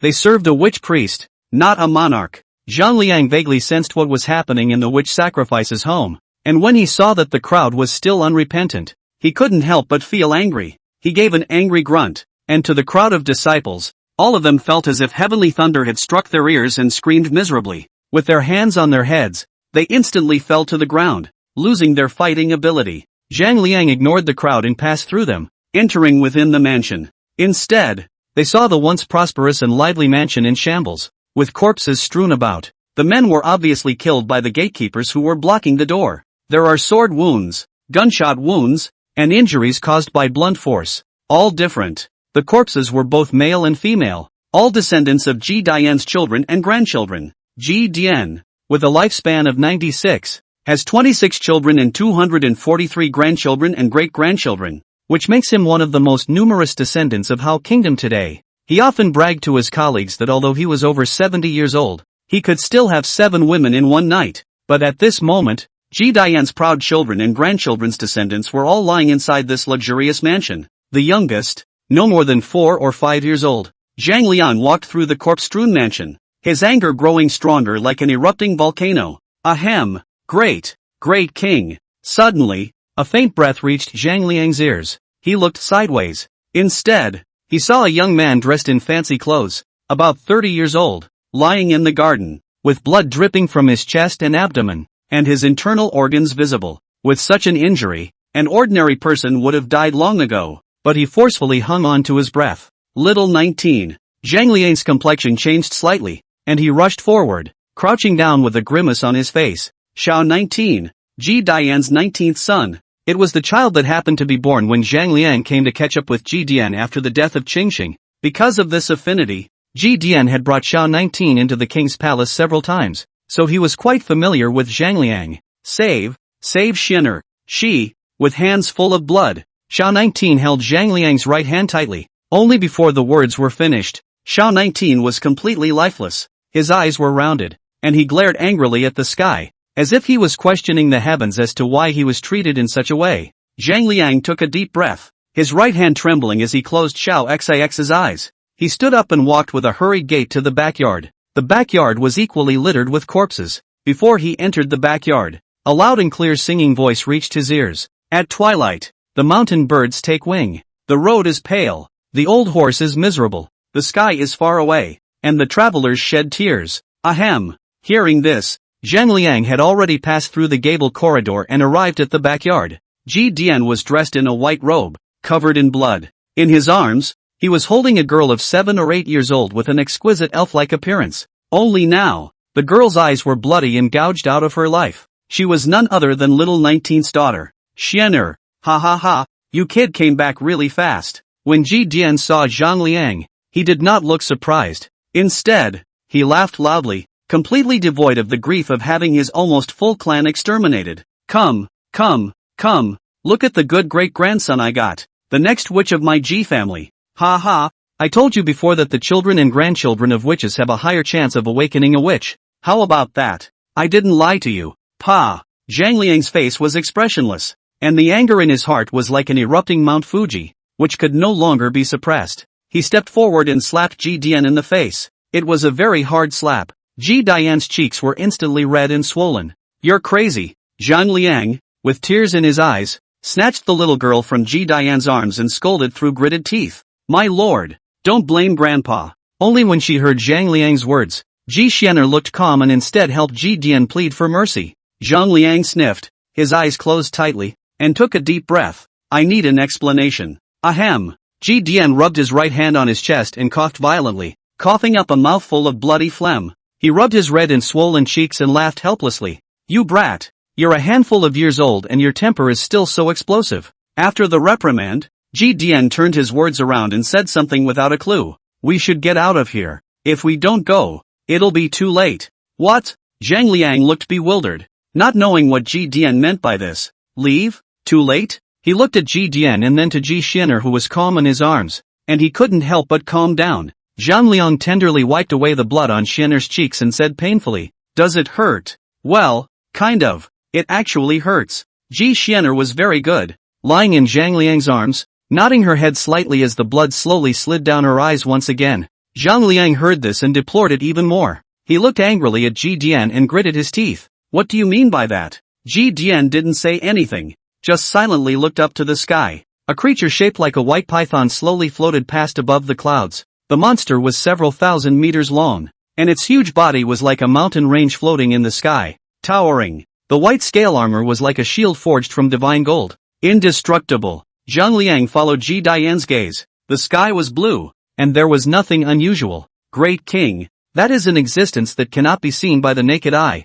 Be attentive. Although Ji Xianer had lost her eyes, she seemed to be able to see Zhang Liang's movements, and seeing Zhang Liang's puzzled face, she reminded him in a low voice. Upon hearing this, Zhang Liang closed his eyes and held his breath, though he was puzzled. Soon, he got into the swing of things. The mind is empty and there is nothing more. Suddenly, Zhang Liang sensed it. Terror hides in the 9 heavens. The size is immense. It was a terrifying presence he had never encountered before. A character like the flying white tiger was as worthless as a mole cricket under the feet of an elephant in front of that terrifying existence. It was just that with Zhang Liang's spiritual power nowadays, he was not yet able to peek into its entirety. But even the tip of the iceberg was already making Zhang Liang's hands and feet tingle. He suddenly opened his eyes and stared at Ji Dian with a tense deadpan expression as he asked in a deep voice, What's that? Ji Dian was silent for a long time and sighed. Nightmare. A very special kind of evil spirit. Chapter 15, The World Falls Apart and the Most Bitter People.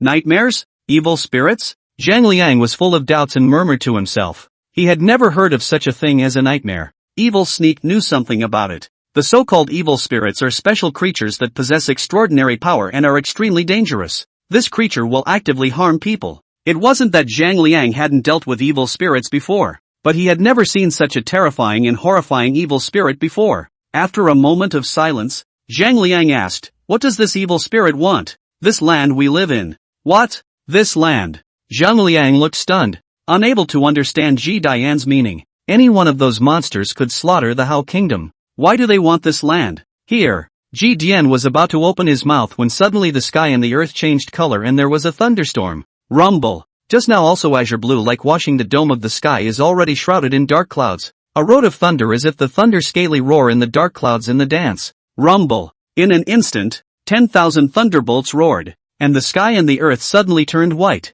to the point that one had to close one's eyes in order not to be affected by the shocking thunderbolts. Seeing this sight, Ji Dian's pupils tightened and he hastily stopped the explanation he wanted to blurt out. He coughed. This is just the beginning. We don't have much time. Ji Dian staggered to his feet and continued. I can't find a way out of this with my own strength. But now with Xianer, our grandchildren joining forces will be enough to find a way out of here alive. While the two were talking, the flying white tiger had already carried Jiang Yu to the sky above the mansion. Seeing such a miserable state of the mansion from high above, Jiang Yu was so shocked that his spine was drenched in cold sweat, and not caring about being rude, he directly let the flying white tiger rush down. The viewers in the live broadcast room also saw the situation at Ji Dian's residence through Jiang Yu's perspective, and they couldn't help but gasp in shock. Oh my god, is this a rebellion? God, what kind of people are they? Even children. No wonder Rio was so excited. even utilizing his ability to fly for the first time.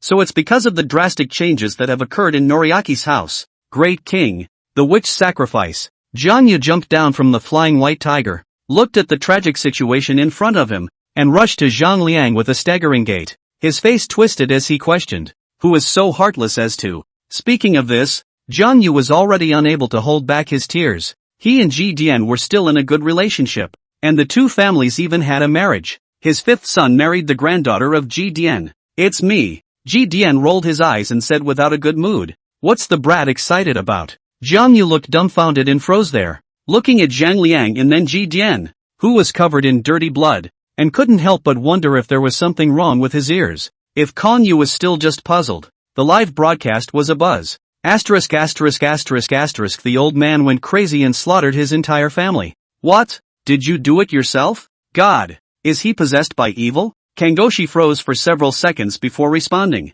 He pointed incredulously to the door and then to Ji Dian. Incoherently, here. Is it not worth it to exchange 200 mouths of my Ji family for 1,000,000 clansmen of my Hao kingdom? Ha ha ha ha ha. Ji Dian finished and laughed up to the sky. His laughter was vicissitude and bleak, but he didn't cry. The eyes that looked into the firmament were as cold and icy as the abyss. He didn't have a choice. Either you beg for a way out with the 200 members of the Ji family, either the millions of clansmen of the Hao kingdom are buried with this heaven and earth. Jiang Yu was even more bewildered and queried. What? What with the exchange of 200 members of the Ji family for 1,000,000 clansmen of the Hao kingdom? What's this all about? Jiang Yu was puzzled. Lord Witch Priest. You. Not waiting for Jiang Yu to finish, Zhang Liang raised his hand to stop Jiang Yu's prompting, stared at Ji Dian with a complicated expression, and sighed. When did you know about the existence of nightmares? The time of awakening. Ji Dian retracted his gaze from the dome of the sky and leisurely returned.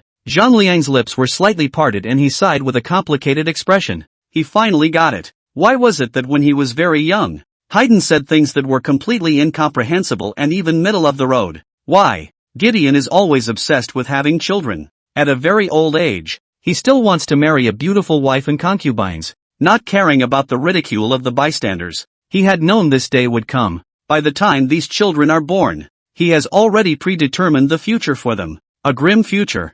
Zhang Liang took a deep breath, his eyes moist. He finally understood. Who is the most bitter person in Hao Gua? He looked at Ji Dian's aged face and wanted to speak, but the words came out of his mouth. After a moment of silence, Zhang Liang gently stroked Xianer's head and asked gently, Xianer, do you want to follow your great-grandfather or your brother? Xianer's shell teeth lightly bit her red lips and was about to open her mouth when she was interrupted by Ji Dian. Take her. Follow me, and she'll be implicated. There are a couple of other little ones hiding in the bedroom. Take them all away. Take them away. Haydn waved his hand and closed his eyes wearily.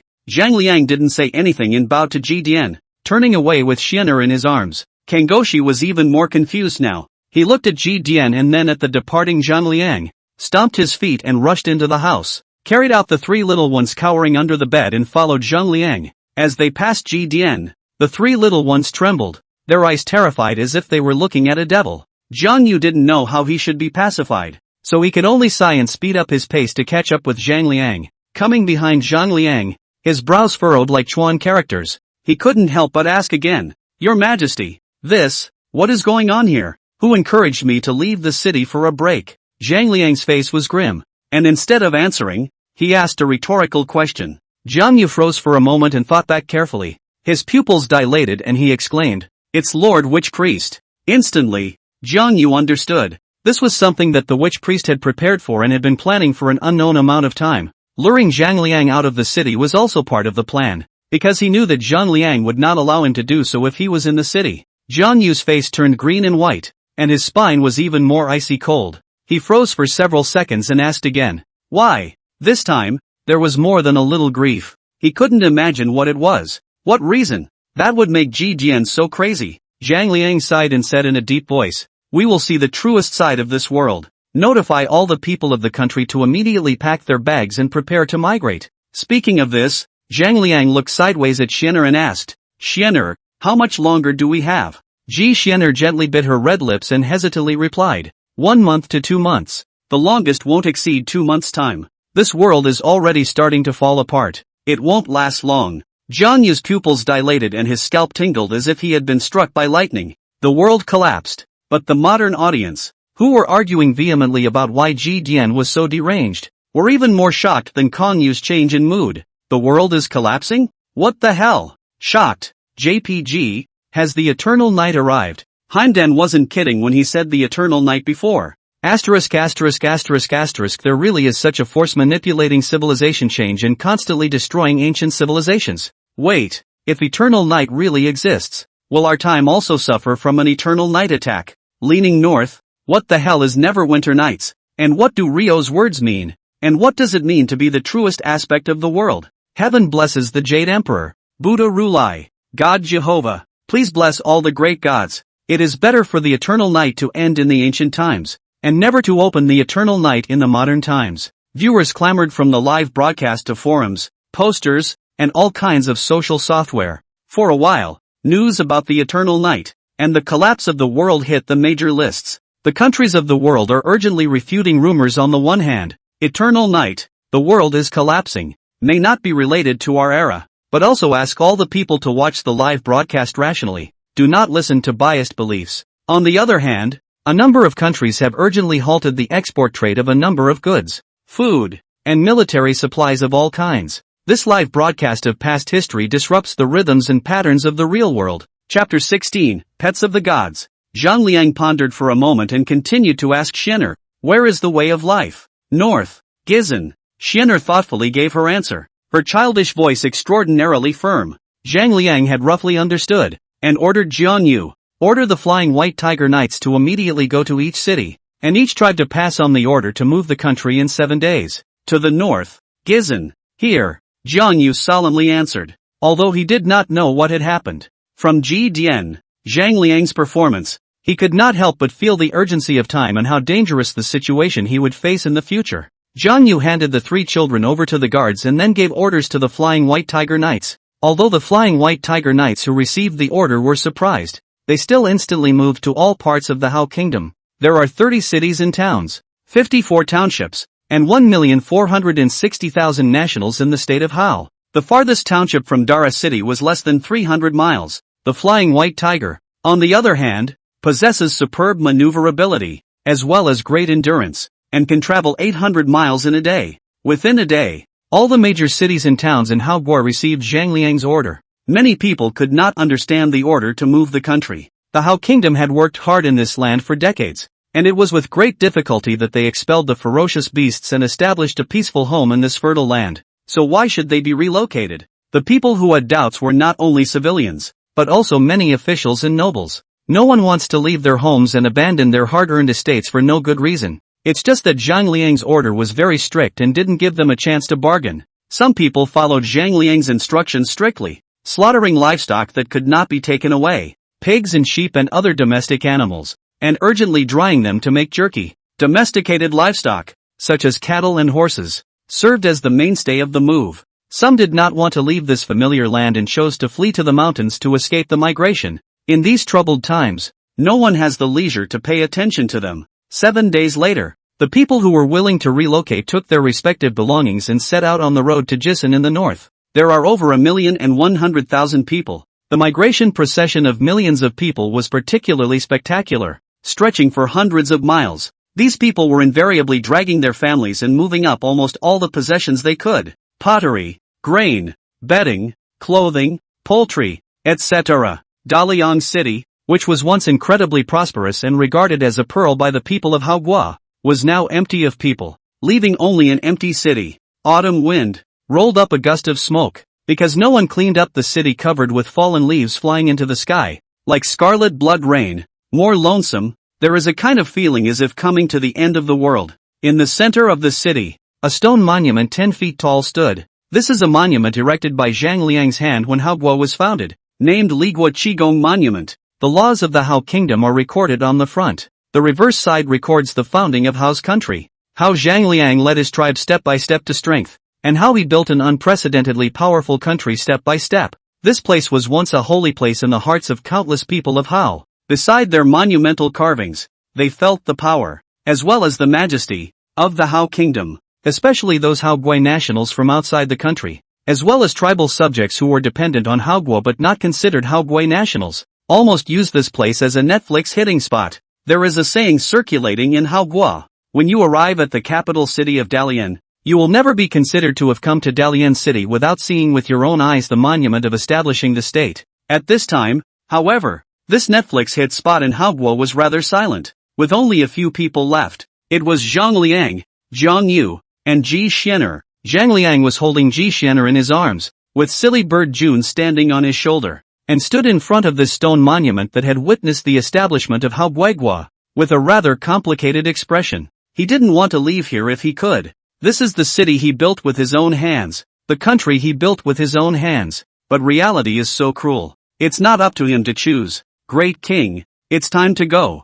Zhang Yu sighed and urged. The brigade has been gone for a long time. By now it was estimated that they were all 30 miles away. If Zhang Liang delayed to go, I am afraid that the civil and military officials and the subjects of the kingdom would have difficulty in having peace of mind, and would have to go out of order. Of course, Zhang Yu didn't want to leave. He had lived here since he was a child and witnessed the emergence of Dalian City from nothing. This place held the memories of almost his entire life, from childhood to adulthood, from an ordinary Kanban to the Kanban commander, to the present Sengoku, who was under one person and above 10,000 people. It's got everything he's got here. Zhang Yu looked to Zhang Liang and then to Ji Xianer in his arms. Still undeterred, he asked, Xianer, is there really no other way for us to go besides this road? This question had been tossing and turning Kongyu for a long time. Until today, he just couldn't resist asking. And it wasn't just Kongyu who was equally puzzled. There were many others, the viewers who were watching the live broadcast. Yeah, what the hell is going on and why did Rio just move the country? Whether or not Eternal Night is approaching, Tertullian has never given a clear answer even now. So annoying, I wish someone would tell me this stuff is all fake. Hello? From the words shown so far, the technology, and Hagwon's development history, more and more experts have recognized the results brought by this technology. It is said that the Federation, the Sunset, the Gallic Chicken, and many other countries have increased their investment in Antarctica. No. What does this have to do with Antarctica? Idiot. Antarctica is the equivalent of our planet's natural cold storage. Only here there is the possibility of preserving relics from hundreds of thousands of years ago, or even millions of years ago, or biological clues. Oh, that's true. A million years is too long. Even if Hagwon already had bronze and iron tools, it would be impossible to preserve them. At most they would leave behind some stone tools. Ji Xianer didn't answer this question directly, but instead looked towards the sky. She had a white silk scarf hanging from her cheeks, just enough to block her eyes from the ghastly sight of them. Not only did it not affect its face value, but on the contrary, it is more hazy and mysterious color. More charming. Ji Xianer was silent for a few seconds and, like an adult, sighed. We will be dealing with the pets of the gods. A deity's pet. Zhang Yu was dumbstruck. This was the first time he knew what the disaster Hagwon was going to face was. It also finally understood why Zhang Liang, Ji Dian, were so nervous, even gave such an unthinkable order. Migration of nations. A pet of the gods? So it's a sacred beast? What kind of deity? Zhang Yu said incredulously. Ji Xianer shook her head slightly and didn't say anything. There are some things, that can't be said. At least not now. Said it would be punished by God. Here, it's the world of the gods. Nothing that happens here escapes the ears and eyes of the gods. This was how Ji Dian had obviously seen through the world long ago and knew what kind of situation Hagwon was in, but had never mentioned it to anyone. Ji Xianer's half-spoken, explained, and not fully explained words gave Zhang Yu a headache. And even more so, the audience in the live broadcast room was so angry that they cursed. I hate the Riddler. This little girl is not cute at all. So annoying. What kind of disaster has Hagwon gone through? Isn't it the eternal night? But what are the pets of the gods? Damn it, I'm now wishing instead that what Hagwon is experiencing is eternal night. Why? Think again. If the Hao Kingdom had to relocate the country just to face the pets of the gods, then what would be the situation of the eternal night opened by the gods themselves? The area of the Hao Kingdom is not small. According to experts' deduction, the Hao Kingdom's land area is almost more than 300,000 square kilometers. It's not a small number anymore, and that's how much of Germany is. That is to say, disregarding the technology gap, Hagwon is definitely not a small country even in our time. It's pretty scary when you put it that way. Hey, Let's hope Rio can lead Haogwa to hold out. All one can say is, let's hope so. But the audience is more concerned about another matter than the impending disaster in Haogwa. Pets of the gods. Do gods really exist? If he exists, what level does he belong to? Why is it that modern technology has gone out of the Earth and launched probes to the moon, Mars and other planets in the solar system and still no sign of the gods? They don't have an answer, but they believe they will soon have the answers to unveil the gods. Chapter 17, Haogwa's Undercard. Shocked modern man. Moving a country is not an easy task. To accomplish such a feat requires strong scheduling, organizational, and security skills. There is no doubt that it is almost impossible to accomplish large-scale long-distance migration with only the level of technology in the ancient times. But this is not just any old far-out time. The reason why Zhang Liang was so decisive was precisely because he had some cards, enough of an undercard to change the situation. Looking down from a high altitude, one could see the people of the Hao Kingdom dragging their families along with them, as if they were a huge, winding dragon converging from all directions in the direction of Mount Qishan. Among the giant dragons, Zhang Liang's group was the most spectacular. Unlike ordinary people who used oxen and horses to pull their carts, Zhang Liang used camels and beasts to move. The camel beast, with a head like a deer, shape like a tortoise, legs like an elephant, and a body length of 20 to 30 meters, is like a mobile fortress on land. Camelids have many fine qualities. 1. If you have a full meal, you will not die even if you have not eaten or drunk for 2 years. 2. Can wade in water, climb mountains, belong to amphibious creatures, except can't fly. Almost no disadvantages. Third, the weight-bearing capacity is so excellent that it can carry tens of tons of heavy objects as if they were flying. With such excellent features, it's almost like a biological version of a heavy truck. Of course, it's not without its drawbacks, to say the least. Not just anyone can subdue a camelid. Its thick armor, even for a ferocious beast like the flying white tiger. A claw going up was at most similar to scratching an itch. And once in danger, this creature would hide within its thick armor. If the trapper thinks that it does not have any offensive ability and easily approached, the camelid, whether it is like an elephant-like limbs, or a mouth full of sharp teeth like a sacred weapon, can make the trapper feel the concern of love from the camelid. It's still Jun's fault that Haogwa was able to subdue the camel beast. Although Jun looked small, he was a rather high-level spirit beast. When it appeared beside the camel beasts, these camel beasts didn't even dare to resist, and were directly scared into incontinence. This pleased Toshi for a long time. Zhang Liang complimented it for 3 months in a row, rummaging through what little ink he had in his stomach to satisfy the silly bird. It turned out cool though. In 3 months, Jun tamed 36 camel beasts for Haogwa. By the way, camelids don't discriminate between males and females. It will change its sex in response to environmental changes. Even with just one camelid, reproduction can be accomplished. On the long winding road, the 36 camel beasts walked together in an exceptionally spectacular manner, like a row of moving greenish-gray mountains. On the armor of 6 of the camel beasts, each of them carried a 2-story palace, which was Zhang Liang's mobile palace. Each row house has about 1,000 to 1,500 square feet of floor space, which is considered luxurious. Because of the consideration of movement, and possibly even trekking, these palaces were not brick and mortar, but wood was used throughout to minimize the weight of the palace, as well as its sturdiness. The furniture of the house is even set directly into the walls, or fixed to the floor. In this way, even if the camelids hiked up the mountain and into the steeper slopes, the layout of the palace would not be affected, thus protecting the furniture, as well as the people inside the palace. Camelids have excellent balance. When traveling on flat ground, or gentle slopes with less gradient, you can't even feel the vibration of the house when standing inside the palace. Because of the help of the camel beasts, Zhang Liang's group traveled quickly. The city of Dara is 220 miles from Gizhan. In just 2 days, Zhang Liang arrived here with his team. This has been very fast. After all, they weren't marching to war, they were moving, and there was just too much stuff to carry. Also because of the impact of the many baggage, the average citizen could only travel about 30 miles a day. It will take at least half a month for all of the 1 million or so subjects to arrive here. Of course, Zhang Liang wasn't foolish enough to wait in place for his subjects to arrive. Time is too short. Upon arriving at Qishan, he immediately commanded his subjects to open up the mountains and break through the forests, creating a road to the deep mountains in this untouched and primitive jungle. It is natural that the opening of the land will not rely solely on manpower.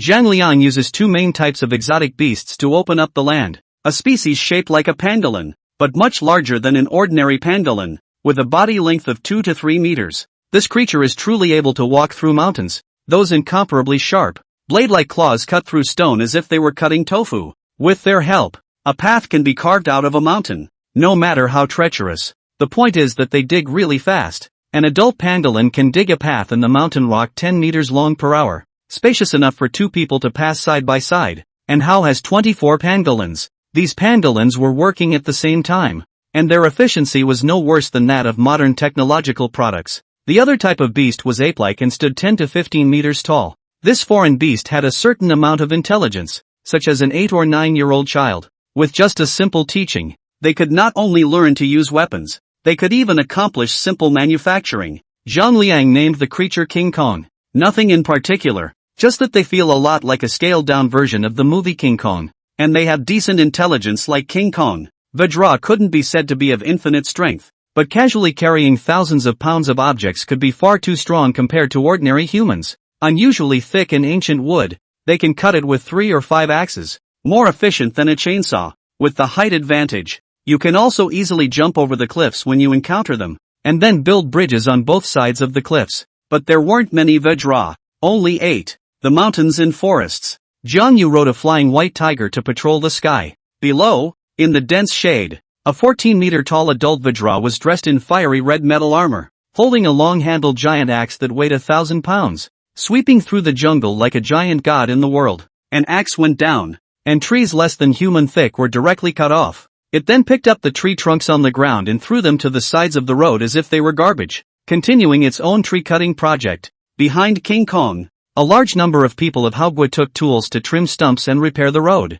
filling the rugged mountain road as much as possible to make it easier for carriages and horses to travel. In just 3 days, a mountain road that winds for dozens of miles is faintly visible, starting from Qishan and heading deep into the mountains. Such progress made Jiang Yu very satisfied. Time is running out, but the speed was a sight to behold for the live audience. Which one of you said that Haogui was technologically backward? Do you know the meaning of biotechnology? Laughing. Biotech. What the hell kind of term is that? Not to mention the logging efficiency of this King Kong, and the digging speed of that mountain-piercing armor, can be much faster than ordinary machinery. This thing is also too good to use. Why haven't I seen it before? I seem to have said that this is Tertullian's hidden card, which he hasn't used since he took over. I was a bit skeptical before that he would have the courage to bring 1 million people on a long journey and not be afraid that they would all die in the middle of the road. After all, he still doesn't know how many cards he's hiding. Yes, and that camelid. Now, it's like a super caravan from the distant past. That thing can be better than the caravan much. Ordinary caravan only how big? You look at the camel beast on the back of the palace, estimated to have 1 or 2,000 square feet of it. The key is that this thing is not only big, balanceability is also old awesome. And install that gyroscope. Yes, installed gyroscope. The general steep road surface cannot feel half a bit of vibration. Too powerful. Indeed fierce. These things are very capable of fighting even in our modern times, not to mention in the ancient times. On the King Kong this size, this weight, this strength, with modern weapons, absolutely is the king of the battlefield. Can be too much better than the tank.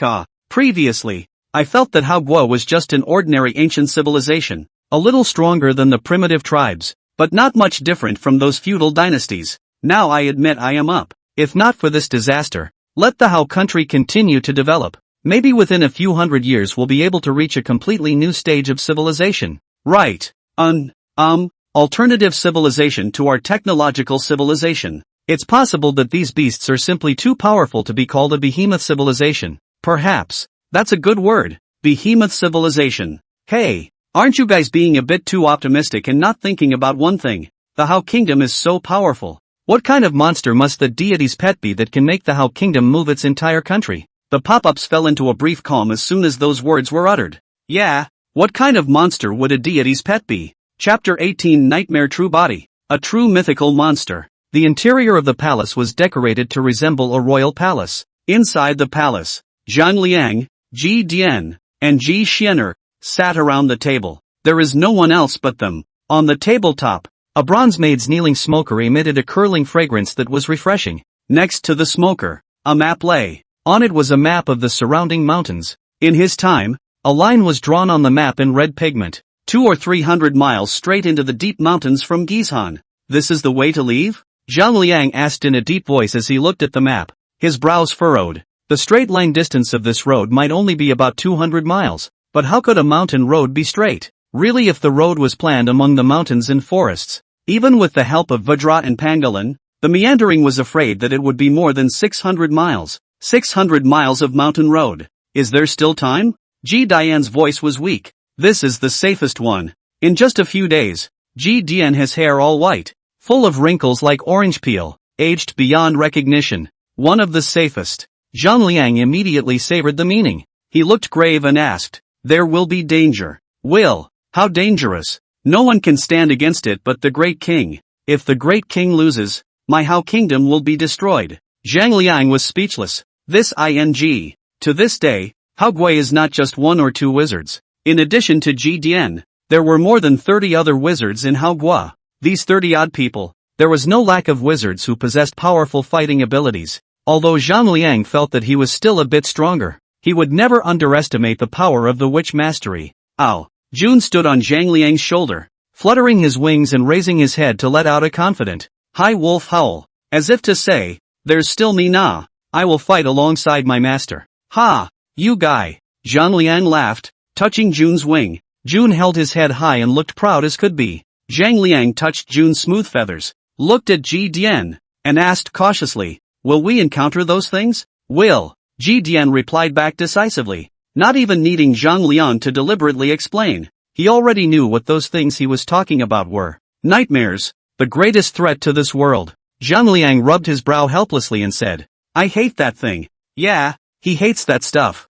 because it's too strong. Even with Zhang Liang's current level, he didn't dare to say that he could beat that monster. Zhang Liang, level 821. Experience 54,000/82100. Attributes: physical fitness 500, spirit 323, profession swordsmanship. Passive 1, increase blade speed by 500%. Passive 2, blade mantle, condenses one's essence to exert a powerful destructive force. Active skill, Shura, incarnate as a hellish Shura, burn your life and play a destructive blow. Transferable, transfer requirement 1, level 500, fulfilled. Transfer requirement 2, hunt creatures with divine nature, unfulfilled. Zhang Liang glanced at his panel. 500 in body, 300 in spirit. Can't say it's not powerful. After all, with his current body and spirit, a full force punch has the explosive power of 1,000,000 pounds. A power that even a heavy truck can punch through. Comparable to a nightmare. That huge body that was several thousand meters long was afraid that it would be hundreds of millions of pounds of explosive power if it didn't just move. Thinking of that scene made Zhang Liang shiver. It's horrible. Ow ow ow ow. Jun sensed Zhang Liang's nervousness and stood tall, spreading his wings to hold his head as if to say, "Don't be afraid. Master Bird is here. Master Bird has you covered." That action made Zhang Liang couldn't help but laugh. He gave Jun a brain boom and scolded him with a laugh. "With this small body of yours, you can't even stuff your teeth in someone else's, so don't try to be a hero. Remember, be obscene and develop. Little lives come first." Zhang Liang educated in a serious manner. Jun is not like him. He had unlimited resurrection coins, so even if he died, he wasn't afraid. He could resurrect anytime anyway. Toshi would be really dead if he died, and his resurrection coins could only be used for himself, but not to resurrect his pet. Ow ow ow ow. Jun fluttered his wings and turned his little head arrogantly, a little angry. "Master Bird is very strong. Don't belittle Master Bird like that." Zhang Liang smiled helplessly. After more than 10 years of mixing experience, Jun had been raised to more than 400 levels. It wasn't that Zhang Liang was looking down on it. It was really that the difference between it and those things was too great. Zhang Liang stopped paying attention to the arrogant Jun and inquired to Ji Dian, "Do you know the weakness of that thing?" "No. The nightmare has 3 layers of defense. The first being an energy shield formed by the power of its own rules, which is immune to most attacks. If the first layer of defense is broken, it will directly face the second layer of defense, the scale armor on its body. These scale armors are indestructible, not to mention unusual weapons. Even a sorcerer's weapon that the sorcerer has sacrificed with its own heart and blood will have a hard time injuring it. Third level, flesh and blood. Nightmares possess a powerful healing ability that is almost comparable to immortality. Even if they are cut off at the waist, they can recover in 10 breaths. Zhang Liang's gaze was dull, his lips slightly opened, and he did not make a sound. If he could, he would just say one thing.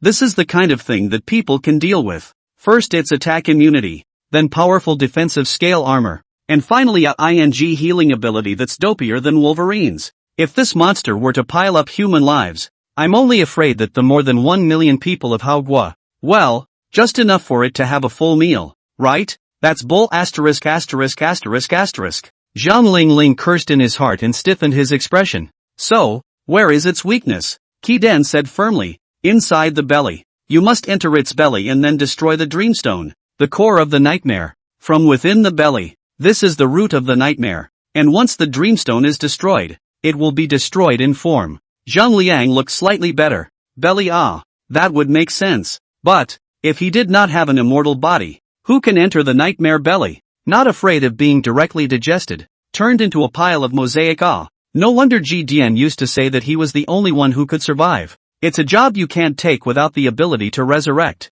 While Zhang Liang was recuperating and getting ready to fight the nightmare to the death, the relocation of the Hao Kingdom was being carried out in an organized manner. Because of the collaboration of the Fae and the Witch, it was fast to open up roads in the wild mountains. Of course, the low demand for roads is also a major focus. After all, the road only needs to be used once, and there's no need to think about subsequent sturdiness, and maintenance costs, and so on. Just be able to walk. Time just goes by day. 20 days later, a winding road of 500 miles was clearly visible, resembling a huge dragon lying prone amongst the pale mountains and forests, waiting for the moment to roar into the air. And the project went so far that it had to stop for a while. It's not that they want to stop, it's true that you can't go on. At the end of the road, a mountain peak like a divine warrior towering, standing at the foot of the mountain looking upward, white clouds curling only in the mountainside to show their enchanting. Mountains, not scary. The scary thing was that a snake-like creature was entwined around the peak of the mountain. Its body, thicker than a train, tightly wrapped around the mountain peak. Circle, as if coiled on a stick. What sky-high ancient trees, cliff boulders, in front of it are like pocket toys. Its body length is also unknown to have several thousand meters. Standing at the foot of the mountain at most can see part of the torso, cannot see the head hidden in the clouds. When Kangoshi sees Nightmare for the first time, he finally understands everything. There is a refreshing sense of enlightenment. Why are Zhang Liang and Ji Jian so nervous? Why it is necessary to move the country? Why? Too many whys were answered. But he'd rather he didn't know the answer. Also not wanting to know the answer are countless modern viewers. They were more difficult than Zhang Yu. It's too much. Chapter 19 Shocking Modern Audiences. After a short period of silence, the live broadcast room erupted into an unprecedented boiling, and the pop-up screen was burst in an instant. This is a pet of the gods. Asterisk asterisk asterisk asterisk now. The video inside can't even see the full picture of this monster. Is there a big guy who can calculate if this thing could do the job if it appeared in our time? Remember, no carbon-based creature can withstand the power of a gun. It's just a matter of how much explosives you need to use. Roll your mom, blowing a hang-ah. With your pig brain think about it. On this thing, do not need to use what magical powers. To the ground a little hard so jump. An earthquake. Also guns, this damn thing but will be a little magical powers. An unlimited range of nuclear weapons almost. Holy, is it that scary? The diameter of this thing's body is almost 10 meters on this side of the tail, and it seems to be a bit thicker upwards, possibly reaching a width of 30 to 50 meters. The video doesn't show the full picture of this thing, but based on the height of the mountain it can be roughly surmised that the body length of this thing is over 3,000 meters. The volume of a ton of meat is about 2 cubic meters, and there will be some difference in the volume of different meats with the same weight, but the difference will not be too big. You do the math and figure out how much this thing weighs. Mom, I just did some calculations. Based on a radius of 15 meters and a body length of 3,000 meters, the volume of this thing is around 2 million cubic meters. If we calculate based on the units of ordinary meat, this thing weighs over 1 million tons. How many? 1 million tons of living things. That's too much. Ultraman is only about 50,000 tons. This thing could weigh 20 Ultramans. Nonsense. You don't see how long this thing is. A few thousand meters. It's a living ing mountain range. Melancholy. JPG, Cold Knowledge 1. Ultraman is 40 meters tall. This thing is 3,000 meters tall, 80 times the height of Ultraman. Plus a cold knowledge, the highest peak of Mount Tai is only about 500 meters above sea level. This thing is equivalent to 2 highest peak of Mount Tai so high.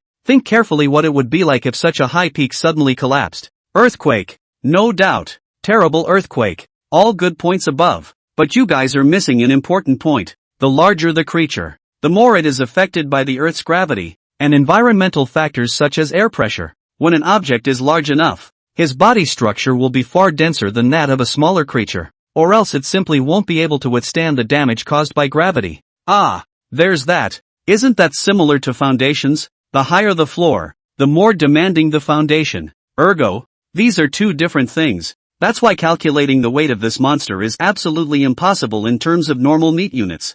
I do think that calculating it using Ultraman's proportions is a rather good idea. Depending on the size and conditions such as gravitational effects, this thing should weigh as much as 103 to 200 Ultraman. That's roughly 6 to 10 million tons. Of course, this is just a rough estimate. To get more specific and detailed data, a lot of calculations are needed. 10 million tons of living things. That's too much. Is there anyone else bragging about modern guns? Even if this thing is standing still, it's hard to hurt it with ordinary firearms. Cannonballs might work, but I'm afraid there's a question mark as to how much they'll work. With the size of this thing, you have to consider what kind of injury would be considered fatal, and how many shells would be needed to inflict a fatal wound. Convinced, it's worthy of being a pet of a deity. Who else but a deity can afford to raise this thing? It's horrible. If this thing appeared in our time, wouldn't it be a living natural disaster? Yes, this thing doesn't even claim to have any special powers. A random movement is an earthquake. To put it more crudely, ordinary small countries like Germany and France could be bulldozed. Literally bulldozed by this thing in less than half a day. German, currently in Berlin, has been offended. Frenchman, home in St. More, equally offended. The Sunbathers, not offended. American Federation, happy to hear it. The Tennessean, is forcing himself not to laugh out loud. EGYO. People are numb. No, haven't any of you considered that Earth's natural environment could really harbor such perverted creatures? Child, Earth has not found a deity or a witch even now. Just because it doesn't work in our time doesn't mean it didn't work in the past. Agreed. The Earth's natural environment is always changing. Who knows what it was like a million years ago? Besides, wizards like Tertullian who can fly through the air exist. What else is impossible? Hey, you guys, is there any hope for Manhwa? Early GG, there's a load of hope. It's not that I'm looking down on Manhwa. In fact, I also really like Manhwa. Especially Rio. I simply love him to death. A man like a god. But we have to admit, even if all of Manhwa's people were to go on together, it would just be adding to this monster's meal. I have a question. With this monster's size, how much does it have to eat per meal? Normally, ordinary food should be hard to maintain its own consumption, right? Indeed, with the size of this monster, the calories consumed by casually moving around are unimaginable numbers. Wanting to replenish the energy consumed by itself. Can't figure it out. Really can't figure it out. Yeah, the amount of energy this behemoth needs to consume is horrendous. Wait, I think I found the blind spot. Think about it, if all the pets of the gods look like this, what kind of size would the gods have to be? When a deity moves, it consumes the energy of several nuclear power plants. In an age without nuclear power plants, what does he rely on to replenish his energy? The deity wouldn't just be deliberately breeding humans, and all sorts of other beasts, and then coming out every once in a while to have a full meal. Would he? Asterisk asterisk asterisk asterisk. What is this heavy-handed dark mythology? Not to mention, it's really possible. No, you guys, forget about it. The appearance of Nightmare completely shatters modern audiences' perceptions of what happened millions of years ago. But it also makes many people skeptical. With the Earth's natural environment, it really could spawn such a horrible, unimaginable monster. And if such a monster really existed on Earth, there was absolutely no way it could be hidden quietly. This monster is so large that a casual movement is a cataclysmic impact. There have been urgent discussions on these issues by experts from all over the world, but they have not been of much use. No one can convince anyone, but most people believe that even in ancient times Earth existed some kind of, well, indescribably horrible monster. But that was a million years ago, and there's absolutely nothing to worry about now. This is something that most ordinary people recognize as well. How could a monster of a few thousand meters, not a few meters long, hide under the watchful eye of a roaming satellite? But it also made the audience even more confused. What kind of change had happened to the Earth? How did the wizards that could fly in the sky disappear? And why did these behemoths that had gone beyond common sense disappear? These are questions that not only ordinary people want an answer to, but also the plutocrats and dignitaries of the world. Shortly after this broadcast, Pan Chang received many phone calls.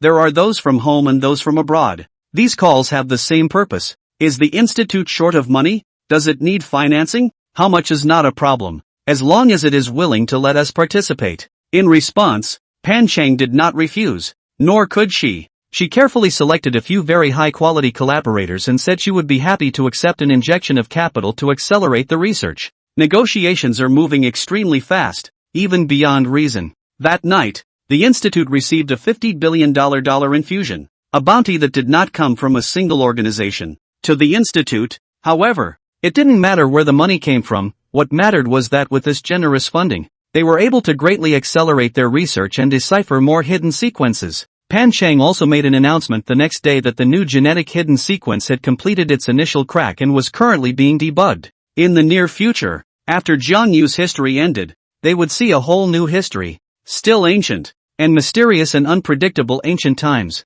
This news has just been released, immediately topped the hot search of several software, and triggered a huge reaction around the world. At the same time, there are many questions about whether the new history has anything to do with Hao Guo, and whether Zhang Liang will be able to lead his people to carry through this. Although no one is currently favoring Zhang Liang and Hao Guo, and can't find any possibility for them to win, Pan Chang did not make a direct answer to this question, but simply replied, "We will all see the results soon." Chapter 20. What else can I do? Kill it. Viewers will soon see the results. And Pan Chang isn't lying. Jiang Yu froze in place for a few minutes after seeing the true nature of the nightmare before he thought about the seriousness of the problem. He immediately retreated back like a madman and rushed to Zhang Liang's palace. When Jiang Yu arrived at Zhang Liang's palace, he was already sweating profusely and panting, and his words were broken and incoherent. Great, great king, the end of the mountain road. The end. See, Zhang Liang sat at the table, pinching a piece of freshly roasted beast meat in his hand,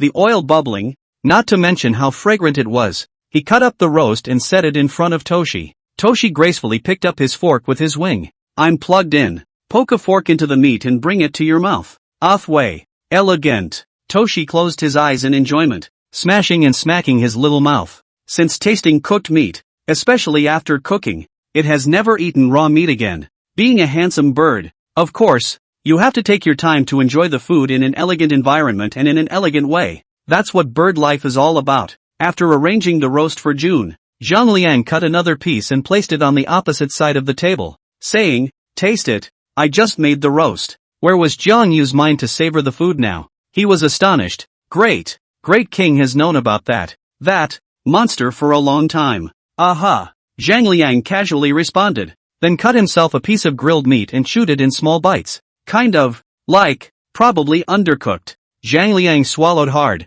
Being served for so many years, a rare whim to do it yourself once. I did not expect craftsmanship is so much worse. Zhang Liang secretly lamented and sent the roasted meat from his own plate to Jun's plate, saying, "Eat more." Ow, whoa. Toshi was moved to tears in his eyes and angled his head to let out another wolf howl. The master is so nice, effectively resolving the unpalatable roasted meat. Zhang Liang wiped his hands and looked at Jiang Yu's bewildered and puzzled expression, saying, "Sit down and chat." Hearing this, Jiang Yu finally came back to his senses. "Here," he answered and came to sit across from Zhang Liang. Zhang Liang's calm behavior made the audience in the live broadcast room extraordinarily puzzled. If Rio knew about that monster, why did he even come here? It can't be that he was bored and came over to feed the monster. Yeah, Rio and Hidenori seem to have known about this monster for a really long time. It's probably called Nightmare. Strange, since they know that they still come over. It can't be that they want to sacrifice the people of Haobui to the Nightmare and then escape from here. Rio is not such a person. What do you mean it's not like that? Husbands and wives are birds of the same feather, but they fly apart in great distress. The hearts of rulers are all dirty, and as long as they can stay alive themselves, they can't do anything. As much as I hate to admit it, this seems to be exactly the most likely outcome. No, haven't you ever thought about one thing? Even if Tertullian wants to sacrifice the people for his own life, on what grounds? Who is he to bargain with Nightmare? Or is it that the Nightmare is too full to eat the other million or so people of the Hao Kingdom after eating Rio? That's a wonderful answer. Not only could the audience in the live broadcast not understand it, but Jiang Yu couldn't understand it either. That monster is so scary. Whether it was Haogui's flying white tiger or King Kong, they were all like ants in front of that monster. With such a terrifying monster, Haogwo would never be able to fight against it. But if that was the case, why was Zhang Liang so calm? As if what stood in the way was not a monster so terrifying as to be unimaginable, but rather a small, dispensable, and even insignificant thing. Jiang Yu was not someone who liked to bury his doubts in his heart. He asked directly, I don't understand why the great king is so calm. Ha! Or else nah. Zhang Liang snorted and waved his hand, signaling the courtesan to come forward and cook the roasted meat for himself. He had given up on the idea of doing his own abundance. After so many years of being taken care of, he admits that he no longer has the skills to cook. Jiang Yu was even more puzzled by Zhang Liang's attitude, but after so many years of companionship, he roughly understood Zhang Liang's character. He could never have been so calm if he wasn't unsure. Jiang Yu said expectantly, does the great king have a way to lead the people out of this place without alerting that monster? Can't. Zhang Liang casually replied, then instructed the courtesan. Less spicy. Kangoshi was a little confused. Can't. No. If you can't, why are you so relaxed? Aren't you worried that the monster will come and eat us all? Jiang Yu continued. If so, could it be that the great king is trying to bypass that monster? Around? Zhang Liang shook his head and said helplessly, you still don't understand. This piece of heaven and earth we're in now is already isolated from the great world and is self-contained. Regardless of which direction we go, it's impossible to go around it, and it's nothing more than encountering another nightmare. Jiang Yu's pupils tightened. His expression changed drastically, and he said in shock, there is more than one monster here, about a dozen or so. Jiang Yu froze on the spot, his mind going blank. A dozen or so. A single monster is enough to destroy the entire Hao kingdom. A dozen or so. If this all comes over, Hao Gui is only going to go from a full meal to a late-night snack, right? While hearing Zhang Liang's words, the audience in the live broadcast room became even more horrified. Hiss, even one of these things is enough to be called a natural disaster. A dozen of them? My ass. If a dozen of them appeared at the same time, I'm afraid it wouldn't be able to wipe out a large country, right? It's really worthy of being a pet of a deity. It's absolute. It's so absolute. Finished. One is so sick. A dozen. Hao Gui is absolutely dead. AI. No wonder we don't have any records or discoveries about the Hao kingdom. This kind of monster is simply not something humans can fight against. There was a lot of talk in the live broadcast room, and no one had ever thought that there were more than a dozen nightmares in a small corner of the world. They also couldn't imagine what a terrifying disaster it would be for a dozen nightmares to appear at the same time.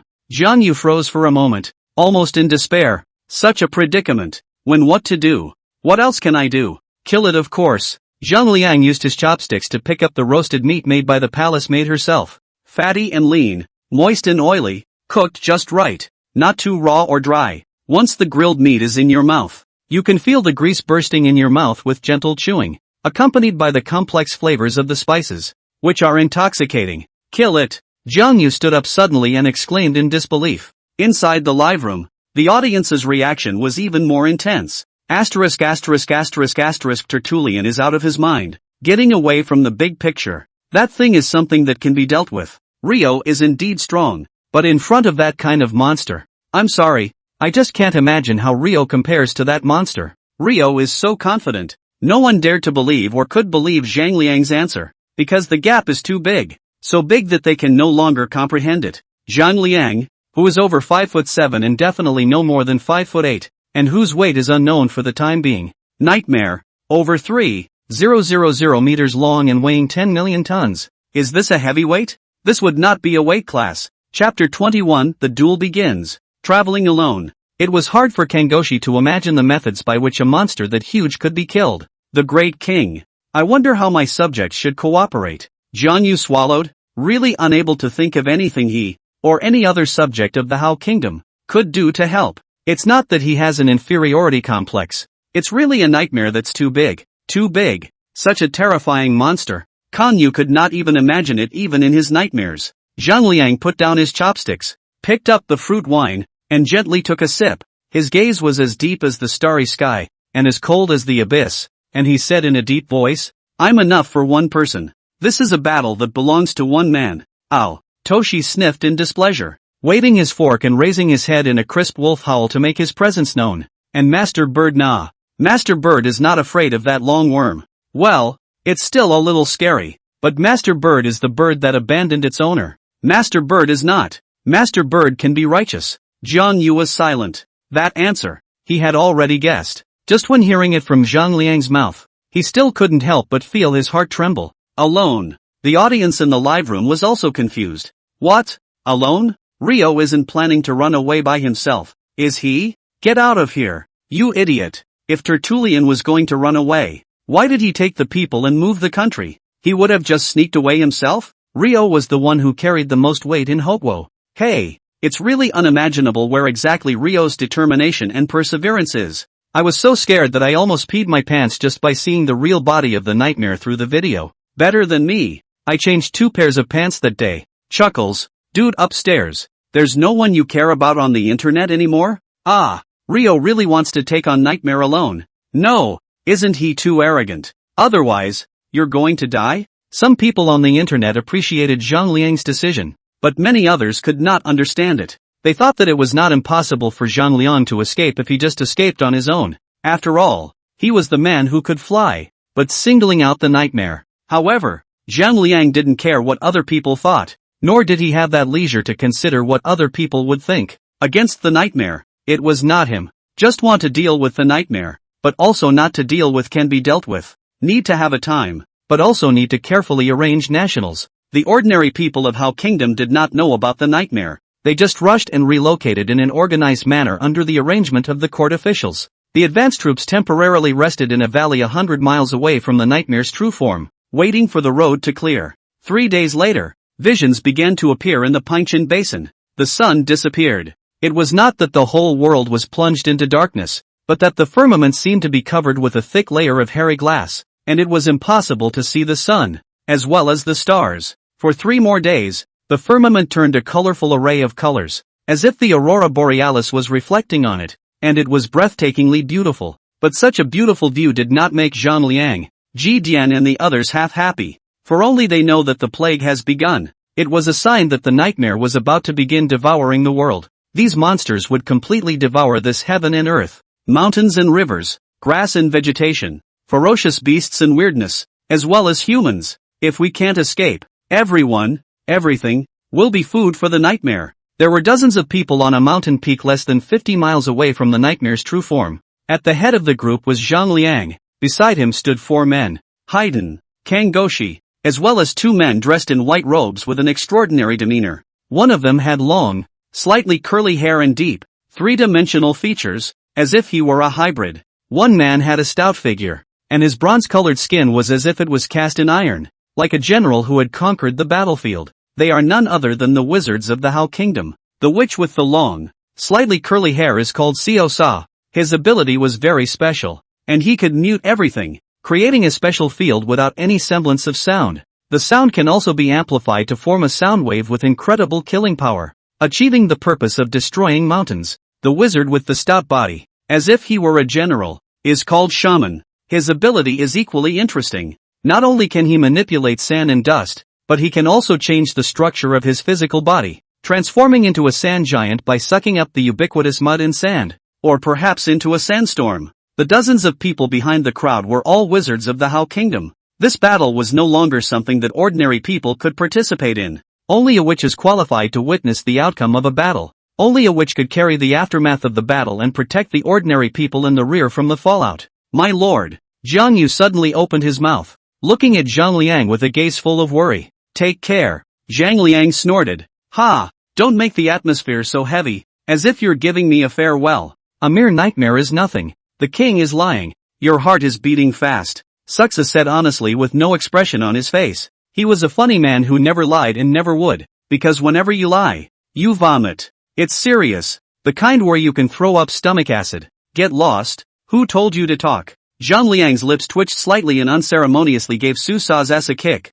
That's one of the reasons he doesn't like Xiao Sa. Xu Si is able to manipulate sound, and can also sense someone's heartbeat and even subtle changes in their body through sound to determine whether or not a person is lying. This ability, used well, is naturally great, but use it badly and you'll have no friends. Zuisa wouldn't have any friends, because he can only tell the truth. I apologize for embarrassing the great king, Susa said in a calm accent that was off-putting. This time, Zhang Liang had even been too lazy to kick him. However, when they heard Su Sa's words, the crowd couldn't help but smile as the corners of their lips rose. Zhang Liang didn't have much of a presence on weekdays and never claimed to be a king in front of them. Often, they were more like Zhang Liang's friends, all of them drinking and eating together and sharing their knowledge. For example, Susa, despite being an expressionless mook, actually enjoys talking to people. Just people in general really don't like talking to him. It's so infuriating. But Zuasa is not without his merits. He had achievements in medicine that all the healers in the entire Hao Kingdom were ashamed of.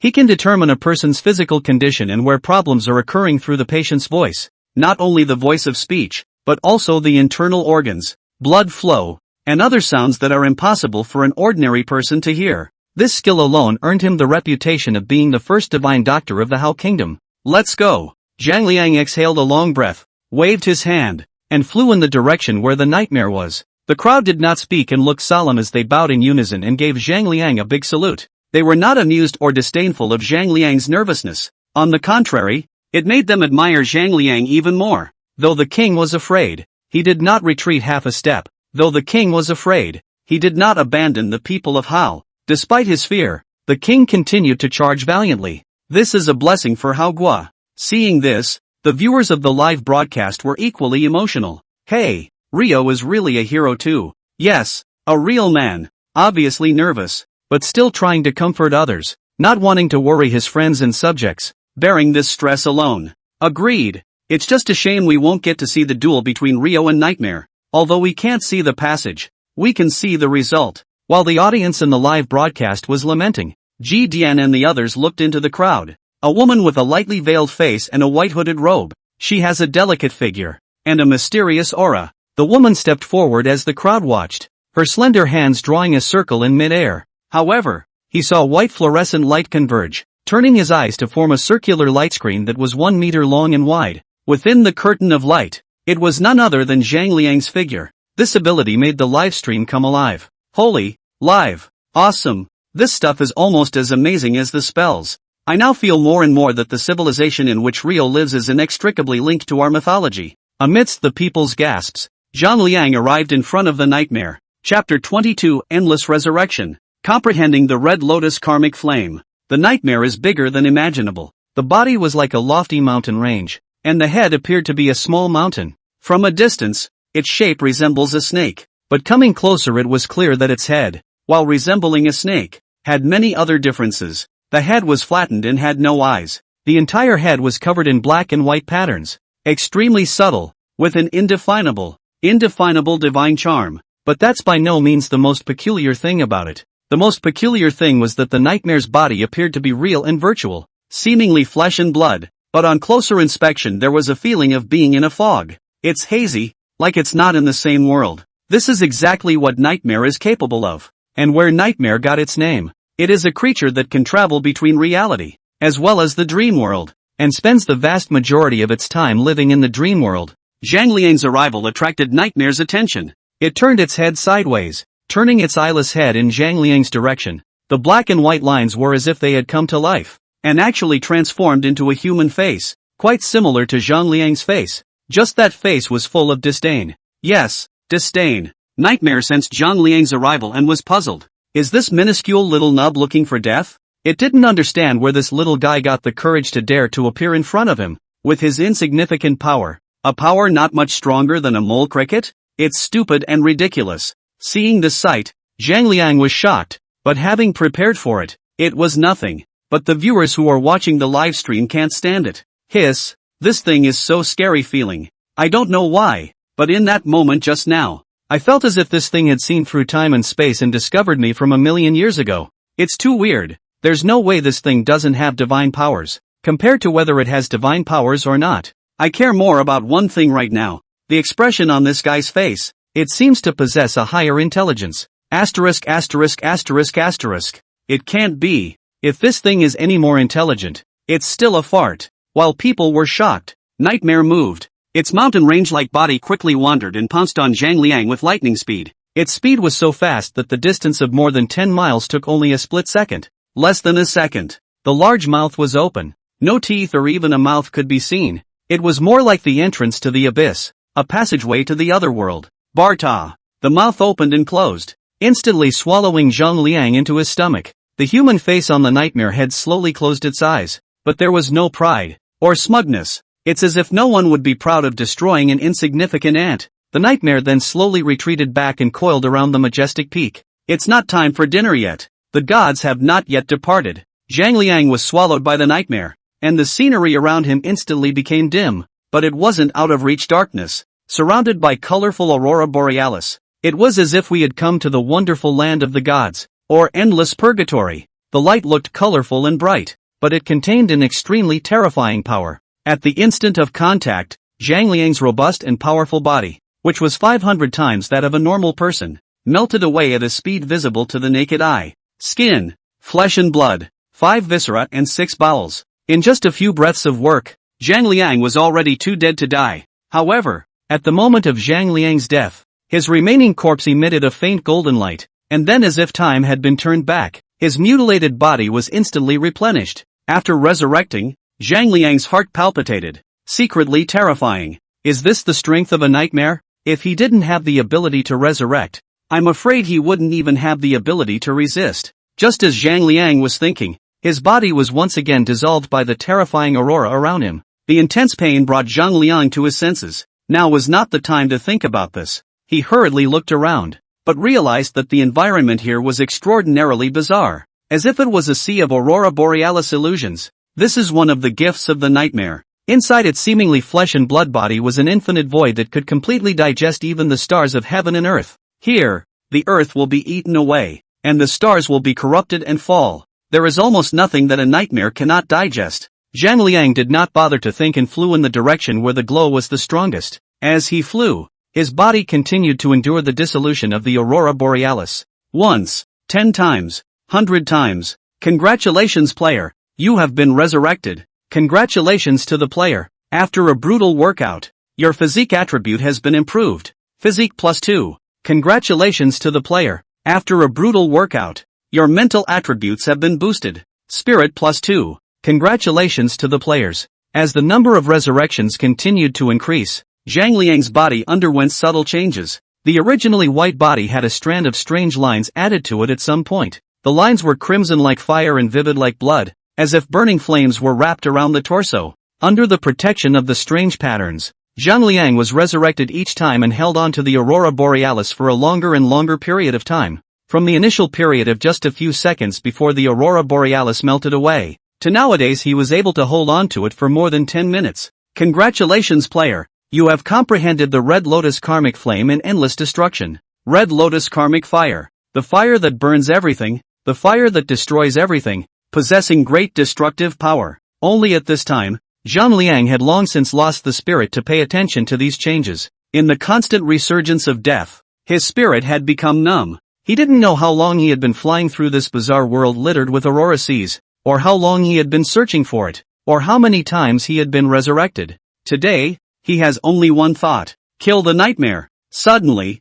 a sound like the beating of a heart came from the void. Knock knock. The voice was strong and powerful, filled with unspeakable breath, endless energy. Zhang Liang's numb expression finally changed slightly when he sensed this aura. He glanced sideways, following the sound. A sun hangs in the distance. That sun radiates a colorful light with endless life, endless vitality, reflecting this world of light. The moment he saw that sun, Zhang Liang's mind thought of Ji Dian's teachings. Dreamstone, the heart of the nightmare. Shura. Zhang Liang's face was twisted. His eyes were like burning flames as he looked abhorrently at Mangshi and unleashed his strongest attack without any hesitation. At this moment, his body burned. The physical level burned up. The Red Lotus karmic flame wrapped around his body in an instant. Under the burning of the Red Lotus karmic flame, Zhang Liang's body turned into a sword as if it had melted. A blood-red sharp blade with tens of meters long that burned with fiery flames all over its body. This slash burned his essence. The cut consumed him. This blade was filled with the conviction of destroying everything. This blade was filled with the firmness of guarding everything. This blade was invulnerable. And the aurora that could dissolve everything fell on the blade and could only splash a little spot of light. This blade, which tore through the sea of aurora borealis, was like a divine light that opened up the heavens and chopped on top of the dreamstone. Rumble. The moment the two collided, the entire world was in turmoil, and the aurora ocean was an instant riot. The aurora borealis surges like a tidal wave. The blood-colored blade body that Zhang Liang had spent his life on was also cracked like a lozenge under this terrifying impact. Dang! The blade transformed into a heavenly haze and disappeared without a trace. However, the dreamstone merely trembled, with a slight crack on its surface. Meanwhile, outside, to Zhang Liang, an unknown amount of time had passed, but to the nightmare, as well as the others, it was only a few seconds. After seeing Zhang Liang being swallowed, the pop-ups in the livestream were like a flood. Asterisk asterisk asterisk asterisk, it's gone. It can't be. Meow. Meow. Meow. Funny, come on. This is outrageous. What's going on? What's going on? Don't worry. Rio is definitely not a stupid and ignorant person. He definitely has a plan that we don't know about. Plan my ass. He's done. Get it? Breathless. I told you this thing is definitely not something a human can fight against. Hey, Rio is really a shame. Ha ha ha, die laughing. Comedy effects pulled full circle. Thought it was going to be an amazing fight, but it was, well, too much fun. Some rejoice, some grieve, some are helpless, some are silent. In this feast of the internet, all the phases of man are but this. And just as people were talking, the nightmare, who had just planned to close his eyes and wait for the fruit to ripen, suddenly stirred. The ghostly face on its head frowned tightly, revealing an obvious look of shock. Chapter 23, Tough Guy. 400 levels in a row. The dreamstone was traumatized, and the nightmare instantly sensed it. It could hardly believe that the little thing it had just swallowed had managed to find the dreamstone and cause damage to its own. It's no lie that dreamstone is nightmare's weakness, but that doesn't mean that dreamstone is very fragile. Quite the contrary. The environment in which the dreamstone is located is the safest place to be and the most powerful instinct of the nightmare. That's the infinite void that can dissolve everything. Nightmare sank his mind into the infinite void. It saw. Zhang Liang stood in the void. His torso was covered with bizarre lines like flames, and the aurora borealis couldn't even dissolve it instantly, only leaving shallow scars. And even that shallow scars, also in the breath healing, cannot see traces of injury. Seeing this, Nightmare grew more and more surprised. This little thing even had such an ability to resist the power of the void. But it was only a surprise. Being able to resist the power of the void didn't mean that one wouldn't die. It merely prolonged the process of dying. After the nightmare understood Zhang Liang's ability, it immediately urged the dreamstone to unleash the void tsunami, wanting to devour Zhang Liang completely and utterly. Only, not waiting for the nightmare to start moving. Zhang Liang's gaze was like a torch as he cast his skill again. Shura. As the skill was unleashed, Zhang Liang's torso was covered in red lotus karma flame, and his flesh instantly transformed into a long red blade tens of meters long. The red lotus karma flame attached itself to the blade's body, rawly forcing back the surrounding power of the void. Ha! Stupid! Seeing Zhang Liang's behavior, Nightmare laughed disdainfully. This foolish fellow, did he think that such an attack would be able to shake the dreamstone? What a ridiculous fellow! He simply didn't understand what an insurmountable gap there was between himself and the truly great existences. Chop! Zhang Liang doesn't think that much. He burned everything and cut out a destructive strike. Boom! As the blade landed on top of the dreamstone, the boundless void once again shook, and the cracks on the dreamstone became noticeably more numerous. And suffering from the energy backlash, the long sword that Zhang Liang burned his life into shattered in an instant and disappeared into the void as a bit of fire. Stupid griffins! Nightmare snorted, laughing at the caution he had just displayed. It's just a lowly race after all. I can't believe I thought he had so much power. Nightmare was about to draw back his mind when suddenly his expression froze and he stopped again, only to see a robust, curvaceous body reappear where Zhang Liang had just faded away. Zhang Liang is resurrected. Shura! After reviving, Zhang Liang barely hesitated and cast his skills again. Life begins to burn. The flesh began to dissolve. The nightmare's smile faded. It was dumbfounded. What the hell is this? It was only right that his life, his soul, had clearly been consumed and burned completely. But, boom! While the nightmare was losing his concentration, the long blade slashed at the same spot again. After receiving 3 consecutive heavy blows, the dreamstone finally crumbled into a gaping hole, as if it were a cracked mountain. Taking a heavy blow, Nightmare's torso trembled, feeling intense pain. Resurrection. At the time of the nightmare's agony, Zhang Liang rises again from destruction. This time, the nightmare finally changed its color. Human, you amaze me. The nightmare opened its mouth, and its huge voice sounded like it came from the 9 heavens above, resounding through the world. Zhang Liang's movements suddenly lurched, and he couldn't help but look up to the sky in surprise. Although he couldn't see the nightmare, it didn't bother him. Shocker! He had thought that nightmares were unintelligent creatures, but he hadn't realized that this thing was not only intelligent, but also extraordinary. Being able to communicate actively and with a wealth of words is clearly at least as good as being human. It's your honor. A humble, lowly race should be honored to listen to the voice of the gods. Zhang Liang sneered and spat. What the hell? The gods? Shura. Zhang Liang transformed into a blood-colored longsword and slashed at the Dreamstone once again. Boom! This time, the infinite void trembled even more, and large chunks of debris fell off from the Dreamstone and flew off into an unknown direction. On impact, the nightmare convulsed in agony, and the looming mountain instantly crumbled. Only a roar could be heard, as if an earthquake had occurred. The nightmare floated in midair, curled up in a ball. It hurts. Under the agonizing struggle of the nightmare, Zhang Liang resurrected again from the silence. Humble lowly race, you dare to offend the great divine race. You, seeing Zhang Liang resurrected again, Nightmare couldn't help but be furious. It is unforgivable that I, Nightmare, creature of divinity, should be desecrated by a lowly race. Zhang Liang sneered and did not say anything. Shura, boom. The cracks on the Dreamstone were even more massive, vaguely showing signs of crumbling. Pain kills me. Lowly lowlife. You. The nightmare received another heavy blow and could no longer control its body. It could not help but curse at Zhang Liang. Shura. Zhang Liang didn't say anything, but gave the best answer with his actions. Boom. The cracks on the Dreamstone spread rapidly, and in the blink of an eye, the entire Dreamstone was already like broken porcelain. Wait. Lowly creature. The nightmare is now finally afraid. Zhang Liang's existence had completely shattered his understanding of creatures like humans. Infinite rebirth. Every resurrection is in perfect condition. This is just evil. If it was outside, he wouldn't be afraid of the slightest bit. What happened to infinite resurrection? With that weak power, it doubted it could even break its first layer of protection. But it's different here. The power of the void was already his most powerful means. Yet Zhang Liang was surprisingly able to resist the power of the void. Zhang Liang completely ignored the nightmare's yelling and gave his answer with a cold smile. Shura. Boom. The cracks on the Dreamstone continued to expand, and it was obvious that it was about to shatter. Zhang Liang came back to life again in the midst of silence. I'll let you out.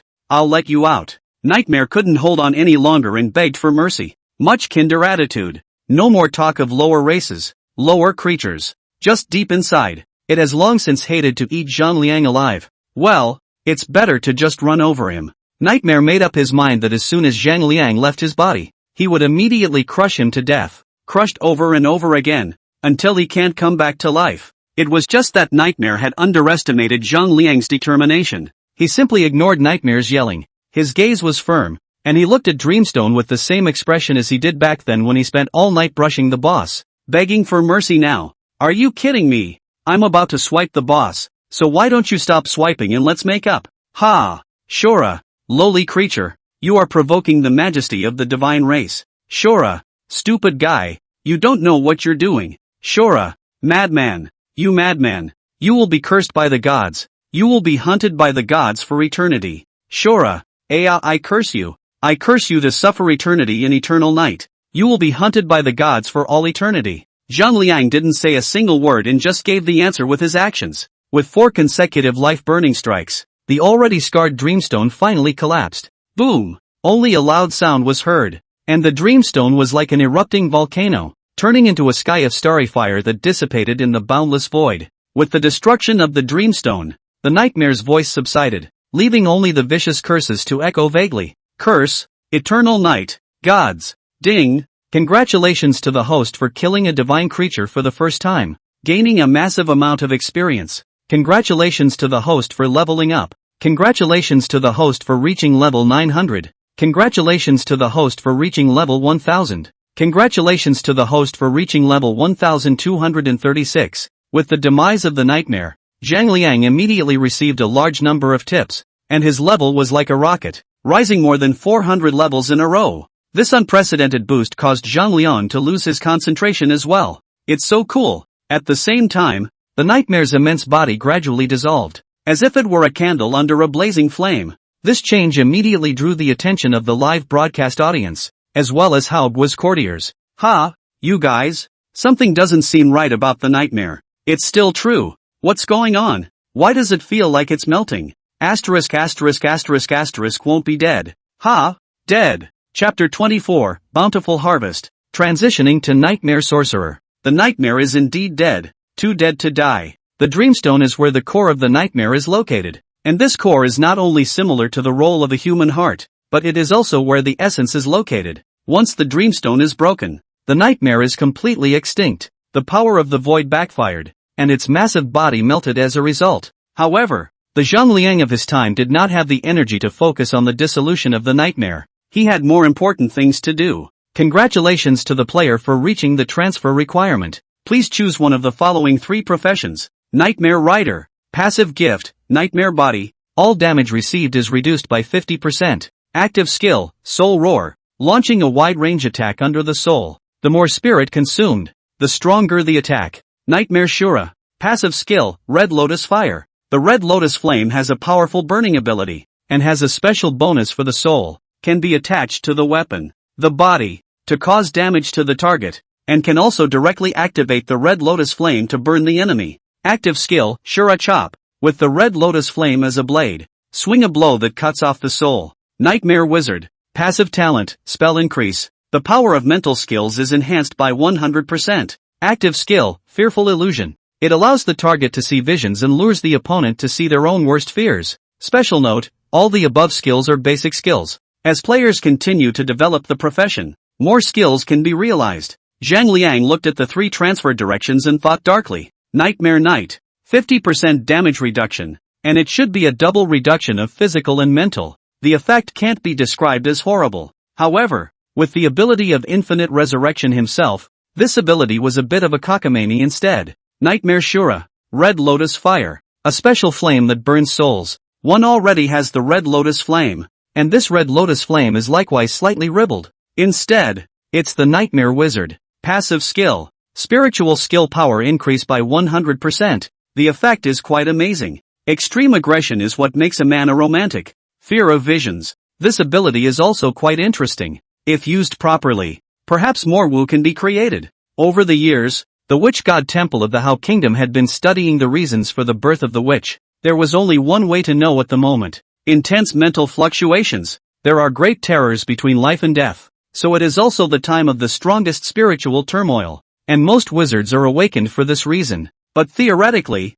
even if you are not facing life or death, as long as you can trigger a strong spiritual turmoil, you have the same probability of awakening the power of the witch. There is no doubt that fear is also a major factor. However, these were only Zhang Liang's guesses, and it was not certain if fear could awaken one to the power of a witch. After careful consideration, Zhang Liang finally chose the Nightmare Sorcerer profession. Congratulations to the player for successfully transferring to Nightmare Sorcerer. After the transfer, Zhang Liang opened his personal panel. Zhang Liang, Level 1, 236. Experience, 66400/123600. Attributes, Body, 570. Spirit, 373. Unallocated attribute points, 651. Special note, after 1,000 levels, the attribute points gained by players each time they upgrade will be doubled. Zhang Liang looked at the panel and after pondering, he finished distributing the 651 attribute points. Attributes, Body, 770. Spirit, 824. After adding the points, Zhang Liang immediately felt invigorated, with an indescribable, indefinable change. It's so good to be able to perceive a lot of things. He just couldn't say what those were exactly. While Zhang Liang was pondering, he was prompted again. Congratulations to the player whose spiritual attribute breaks through 500 points and awakens the passive ability. 5 Elements Elemental Perception. Passive ability, 5 Elements Elemental Perception. You can perceive the 5 elements of gold, wood, water, fire and earth in heaven and earth and manipulate the power of the 5 elements. It's actually the 5 elements. The corners of Zhang Liang's lips rose, and his mood instantly improved. Who hasn't had a dream of cultivating immortality, calling the wind and the rain, nodding into gold? 5 elements of transportation. These can be childhood dreams, especially after seeing those zombie movies, martial arts films, mythological TV series, but also dream of having such power. Today, his dream is close at hand. With just a little practice, it's not a dream to call the shots and turn them into gold. However, at this moment, Zhang Liang did not have the time to ponder over this harvest. As the boundless void dissipated, Zhang Liang transformed into an aurora borealis and headed south. His speed was as fast as a meteor, and ordinary people could no longer capture his figure. Zhang Liang did not go directly to the mountain to meet up with Ji Dian and the others, but first returned to the palace to change his clothes before turning back. Maharaja, it's the great king. When Zhang Liang fell from the air, the crowd cheered. Ji Dian was even more excited with old tears and trembling hands. It's a done deal. It's a done deal. However, compared to the surprise of Haogua's sorcerers, the audience in the live broadcast room was even more shocked. Asterisk asterisk asterisk asterisk. Rio really got the nightmare dead. My brain hurts a little. How the hell did he do that? It's not scientific. Yes, although Rio's strength is good, it's too much compared to nightmare. Not to mention, with this size difference, Rio isn't even a billionth of a nightmare. I know, Liang this old Inbi, he started out on purpose. Remember that part in Journey to the West? The part where the Monkey King ran into Princess Ironfan's stomach. Oh, I know. Good sister-in-law. I'm coming out. Chuckles. How can you run into sand sculpture netizens everywhere? A good episode. By you. It always feels like something is not right. I see. The nightmare is too big, and the defense of the scales and armor is estimated to be terribly strong. But it's hard to say about the internal organs. Liang's move is just as powerful as the Monkey King's scourge on his sister-in-law. It's a shocking reversal. I couldn't have imagined that Rio could actually flip the script even like this. The audience murmured and speculated about Zhang Liang's means of resolving the nightmare. Zhang Liang nodded slightly to the crowd, but didn't have time to exchange pleasantries as he eagerly said,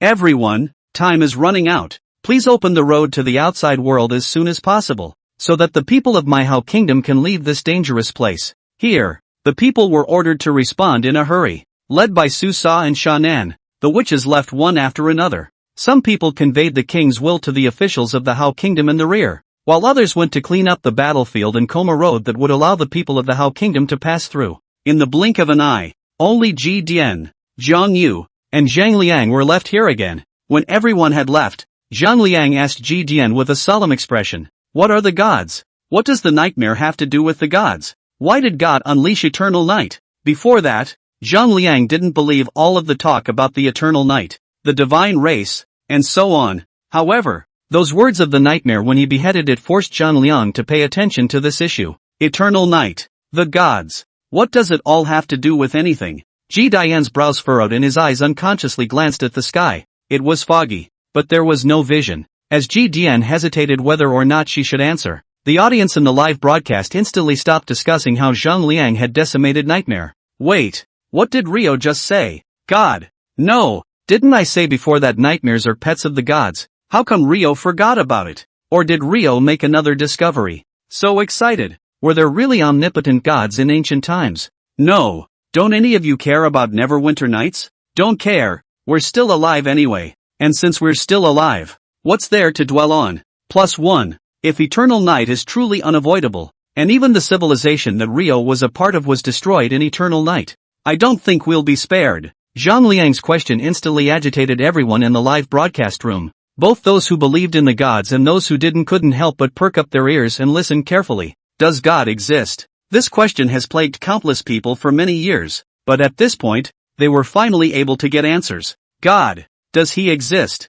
Chapter 25 The Dreams of the Gods. The Passage to the Outside World. Ji Dian did not answer immediately, but hesitated for a moment and inquired, "What has the king heard?" Zhang Liang didn't hide anything and readily told what he had heard from Nightmare. A nightmare for the self-proclaimed gods. The gods are about to unleash eternal night. Upon hearing this information, the atmosphere in the live room was the first to explode. Throwing thunder old mother yo. Ji Dian's old saying about the eternal night of destruction is actually true. I don't get it. If the eternal night is real, the gods figure what No wonder the nightmare is so powerful. So it's also a member of the god race. Hey, I don't know what level of strength Nightmare's strength actually counts for within the divine race. If the divine race has more nightmare-like, or more powerful existences, extermination isn't out of the question. Headache. This Neverwinter Nights thing won't really be passed down from generation to generation to us. This is an issue that viewers can't help but worry about. Millions of years ago, ancient civilizations were already so powerful, although they don't have the technology or the convenience of modern civilization. Their individual strength is beyond imagination.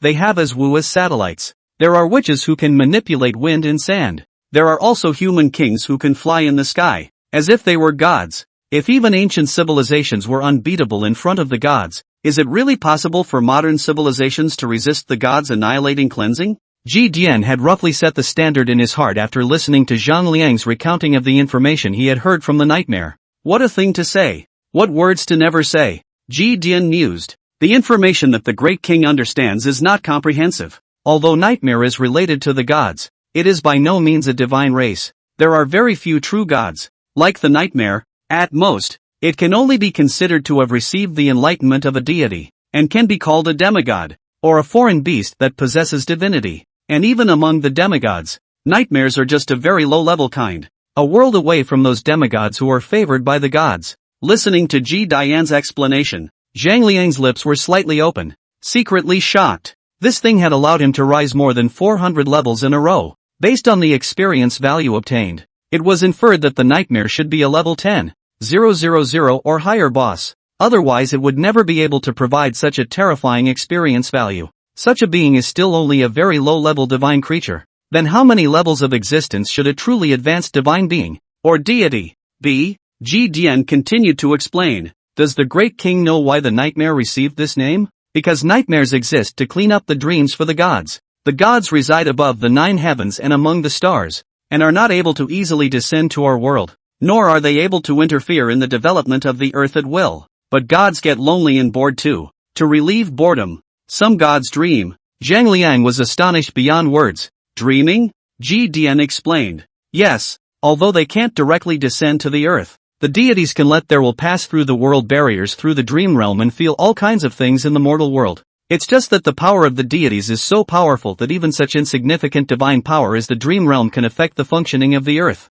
The corner of Zhang Liang's eyes twitched, having somewhat understood Ji Dian's meaning. It's just that this truth is a little too scary. He took a deep breath and was shocked. So the Hirakawa Basin is the dreamland of the gods, and we're living in the dreamland of the gods. Hearing this, the live broadcast instantly popped up like a tsunami. God, is this the power of the gods? Hiss, a dream can form a vast world, comparable to, no, it should be bigger than Germany. France, this is too outrageous. Minyan Lu, isn't it a legend that in myths and legends, the gods can dream of the 3,000 worlds and create them? It's not that exaggerated yet, but it's pretty amazing that a dream could create a world like the Hirakawa Basin. And that's just a dream. If the gods were to fully awaken, or if the gods were to explode with all their might, wouldn't they be able to destroy the earth in a matter of moments? Fake it. If the gods are so powerful, who can resist the eternal night? Who can stop the gods? Doesn't it mean that we might have to face the cleansing of Neverwinter nights as well,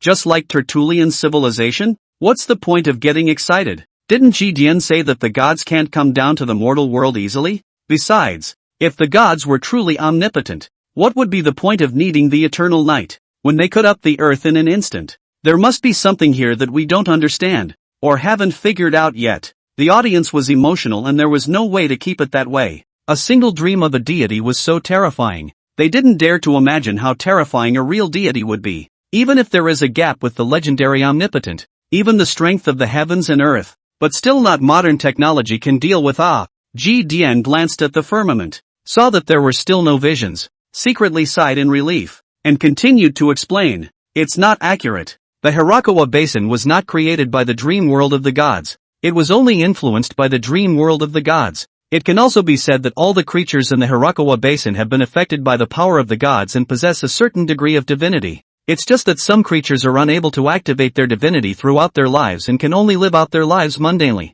And some creatures are able to energize the power of their divinity and gain power that transcends the mundane. That's what nightmares exist for. When the gods are about to awaken from their dreams, they clean up everything in the dream world to ensure that the power of the gods is not easily spread. Zhang Liang looked bewildered and was already at a loss as to what he should say. The result was something he never expected. Dot. Dreamland. Divinity. In this way, everything at hand is explained. The power of the gods is the equivalent of a pollution source. The entire Hirakawa Basin, and even the living creatures in the surrounding area, were contaminated with divine power. Nightmares, on the other hand, are the equivalent of the gods' cleaners, specializing in cleaning up presences tainted by divine power. People, fae, evil sneak, even mountains and rivers. Thinking of this, Zhang Liang's head tightened as he hurriedly and eagerly asked, if that's the case, even if we escape the dream realm, won't we still be hunted down by the divine race? Ji Dian explained.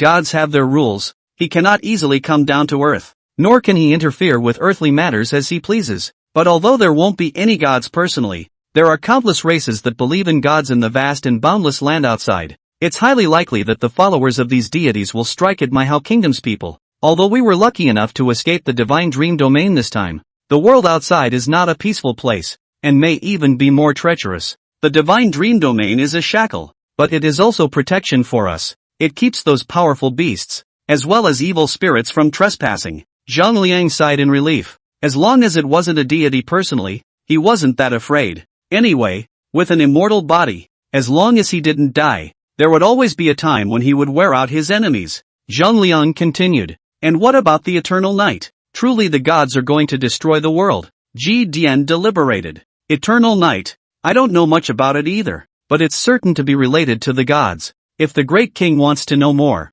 he can only travel to the outside world to look for clues. Zhang Liang was slightly disappointed, but considering that the eternal night was still unknown how long it would be, it really wasn't the point to consider at the moment. The most important thing today was still to find a way to escape the divine dream domain. While Zhang Liang was pondering over this, the heavens and earth produced another vision. The heavens and the earth roared continuously, seemingly like thunder, but there were no clouds or lightning in sight. An immense and incomparable glistening white energy cover enveloped the Pingchuan Basin, as well as the surrounding hundreds of miles of land, resembling a huge and incomparable eggshell upside down on the ground. This eggshell blocked everything in the area within it. It's hard to see from inside the eggshell looking out. Looking in from the outside of the eggshell, it's equally hard to see. However, at this moment, a crack appeared in the flawless eggshell in the direction where the nightmare fell. Boom! Only a loud bang was heard as the crack suddenly exploded. Gaping holes appearing in the flawless eggshell. A path to the outside world. Chapter 26 Iron-Fisted Approach. Cloud Dream Plains. The view from the broken eggshell. With the firmament as blue as a mirror and the blazing sun high in the sky. And around it, it was gray. As if there was a thick fog that could not be melted. The two formed two distinct worlds, as if an immense and incomparable portal had opened up in the heavens and earth in front of them. This divine sight was still clearly visible even if they were tens of miles apart. Jiang Yu, who had been silent for a long time, exclaimed when he saw such a strange sight, pointing at the portal in the distance. My lord, look, could this be the path to the outside world? Zhang Liang gazed at the portal in front of him and couldn't help but frown slightly as he looked at the portal and then looked around. He was alert. The other nightmares don't seem to be moving. Ji Dian explained. The oracle that Nightmare got was to clean up this dream domain. It is not in their job to kill other nightmares. It's just that this portal is being repaired, leaving us not much time.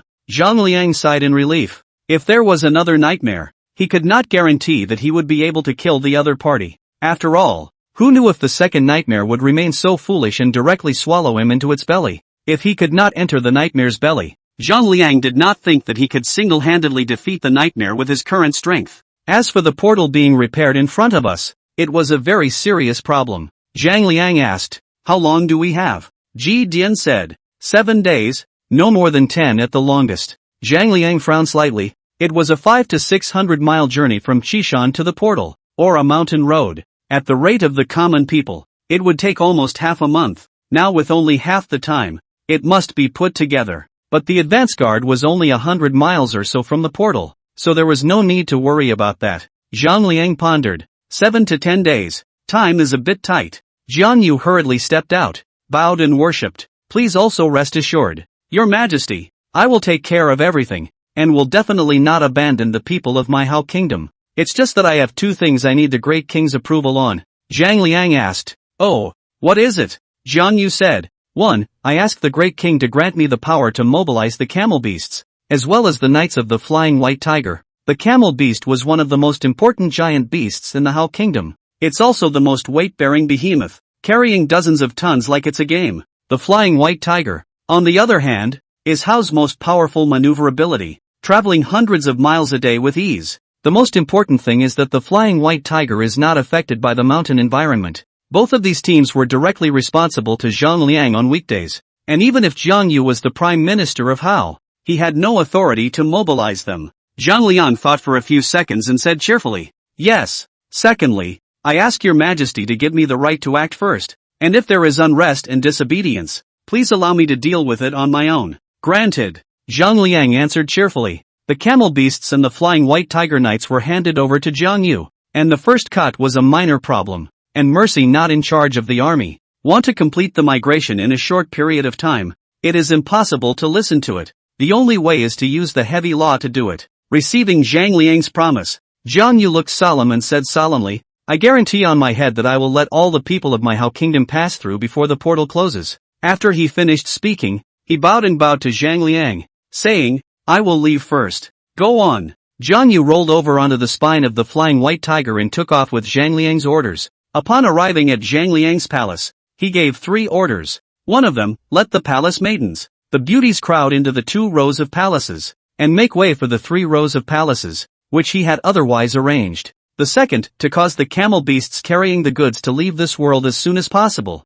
and to return as soon as they have unloaded the goods in the outside world. Because of Zhang Liang's oracle, although the palace maidens and beauties complained, they did not dare to disobey the order. Third, have the camelid's handler maneuver the 3 camelid marchers to instantly fold with himself. Camelids have great adaptability, as well as mobility, and are able to pass through even uncultivated mountains and forests, and do not worry about blocked roads. After completing this arrangement, Jiang Yu ordered the 300 flying white tiger knights to notify all the people of the Hao kingdom along the way, to discard provisions of little value, and to bring only food, farming tools, and simple bedding and other things to pass through quickly. What bottles and jars of stuff to throw away when you can. As for the nobility, the requirements are even stricter. Anything like vases, china, sculptures, or even expensive but bulky decorations, all discarded. Take food with you, as well as bedding, some money, and speed up your march. Anyone who blocks the march due to useless axle weights shall be executed by decapitation.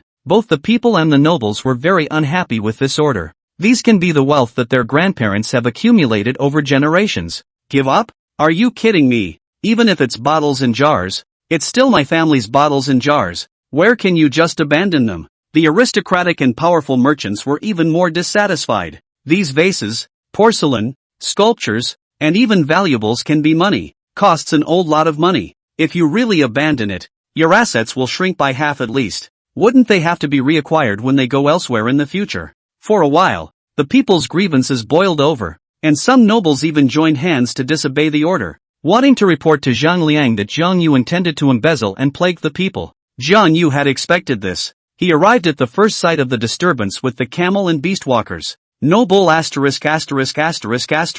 There is no exhortation. The 3 nobles and 2 merchants, totaling 467 people, young and old, were all beheaded on the road. Subsequently, people were made to seal these 467 lords' heads and hang them under the eaves of the palace. Finally, the camel beasts were made to carry more than 400 heads and move slowly along the way. Learning that 3 nobles and 2 powerful merchants had been exterminated, and seeing the heads full of people on the camel beast marching palace, the nobles and commoners who had previously complained about the policy instantly lost their voices. Under the watchful eye of the flying white tiger knights, the subjects of the Hao kingdom had abandoned their cumbersome provisions and moved forward quickly. The forward speed of the migratory procession increased by about a third. That's not enough. Far from it. Jiang Yu deliberately studied Haoguo's retreat route and found that there were 2 sections of the journey that went the furthest around. If you go in a straight line, it's only 3 or 5 miles. However, due to the environment, it is necessary to make a detour of 10 times the distance each to do so,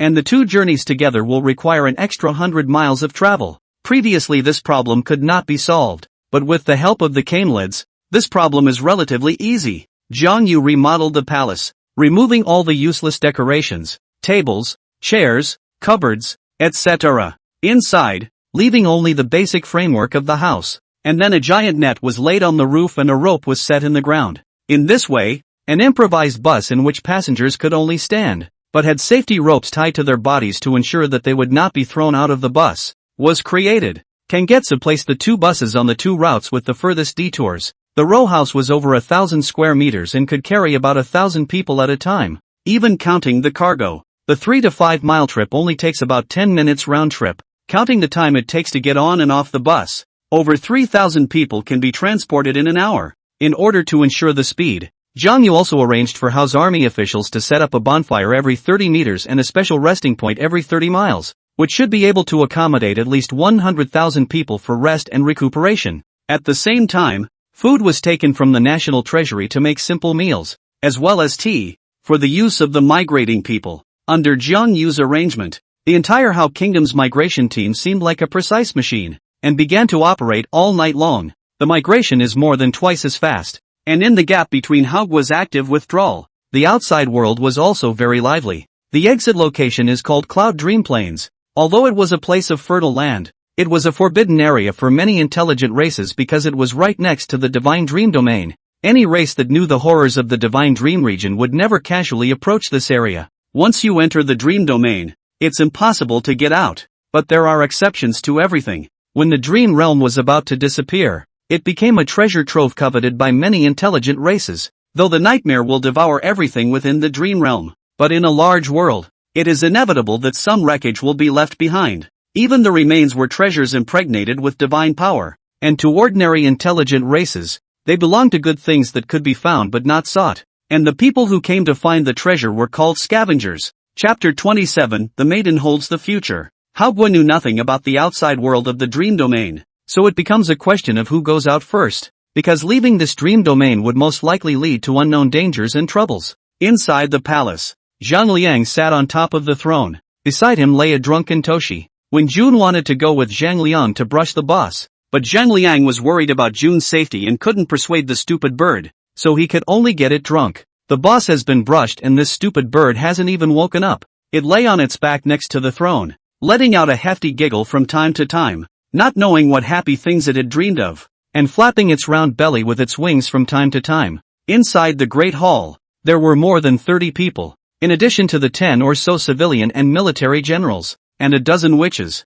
They stood on each side. Sha Nan took the initiative to step forward and walk to the center of the hall, kneeling on one knee, his voice strong and powerful as he solemnly said, "I would like to be the vanguard and head to the outside world to explore the situation." Su Sa then stepped out, kneeling on one knee, his voice as flat as ever. "I would like to go with you." Zhang Liang pondered and ordered. Sha Nan stayed behind to continue clearing the battlefield, and open the road to the outside world as soon as possible. Sandman was slightly disappointed, but responded. "Here," Zhang Liang continued to order. "Su Sa, Miao Yun, you and I will head to the outside world to explore the situation." Myriad Clouds was the very sane woman who could perform the circular light technique. Born with a flowery face and a shapely body, her ability was very interesting. She could turn light into a mirror, using the omnipresent light element in heaven and earth to peer at the scene dozens of miles, or even hundreds of miles away. The principle of which, Zhang Liang didn't quite understand, only knowing that this ability was cool. Back in modern times, this ability was one of his favorites, just behind invisibility. And.com. Who can't love the ability to see whatever you want to see now? This kind of innate surveillance saint body was simply too wasteful not to be used to probe the surrounding situation. Zuasa can sense whether others are lying or not, and is likewise very useful if he encounters an outside being. "Here," Zuasa calmly answered. Myriad Clouds seemed to not expect that she would be named, and looked rather nervous as she stumbled out, making one wonder if she would just flop down on the Great Hall. She knelt down on one knee, her hands so nervous that they had nowhere to be placed, holding them together in front of her body for a while, and tightly gripping the corner of her coat for a while as she nervously said, "Nu, yes, follow the will of the great king." Miao Yun's reaction amused Zhang Liang and he couldn't help but laugh. He teased, "Am I not a man-eating tiger in your eyes? Why so alarmed?" Although Miao Yun was one of the witches of the Witch God Temple, she had joined the Witch God Temple for only 3 years, and Zhang Liang did not have much contact with her. He had the impression that this was a very quiet girl, doesn't talk much. On weekdays, they are mostly robed and hooded, with a light veil over their faces, and have a hazy beauty. Nu would never dare to think so. Miao Yun was so anxious that she was about to cry out, her pretty face pearly, waving her hand repeatedly to indicate that she would never dare to have such a mind. The pitiful look was seen by the crowd, and all of them smiled as the corners of their lips turned up. "Kinda funny girl, looks like a good bully." Zhang Liang was also amused by Mian's reaction. He was just casually joking, but it didn't occur to him that this little ninny seemed to have taken it seriously. But this is not the time to tease a little girl. Zhang Liang laughed. "I'm just kidding. Get up.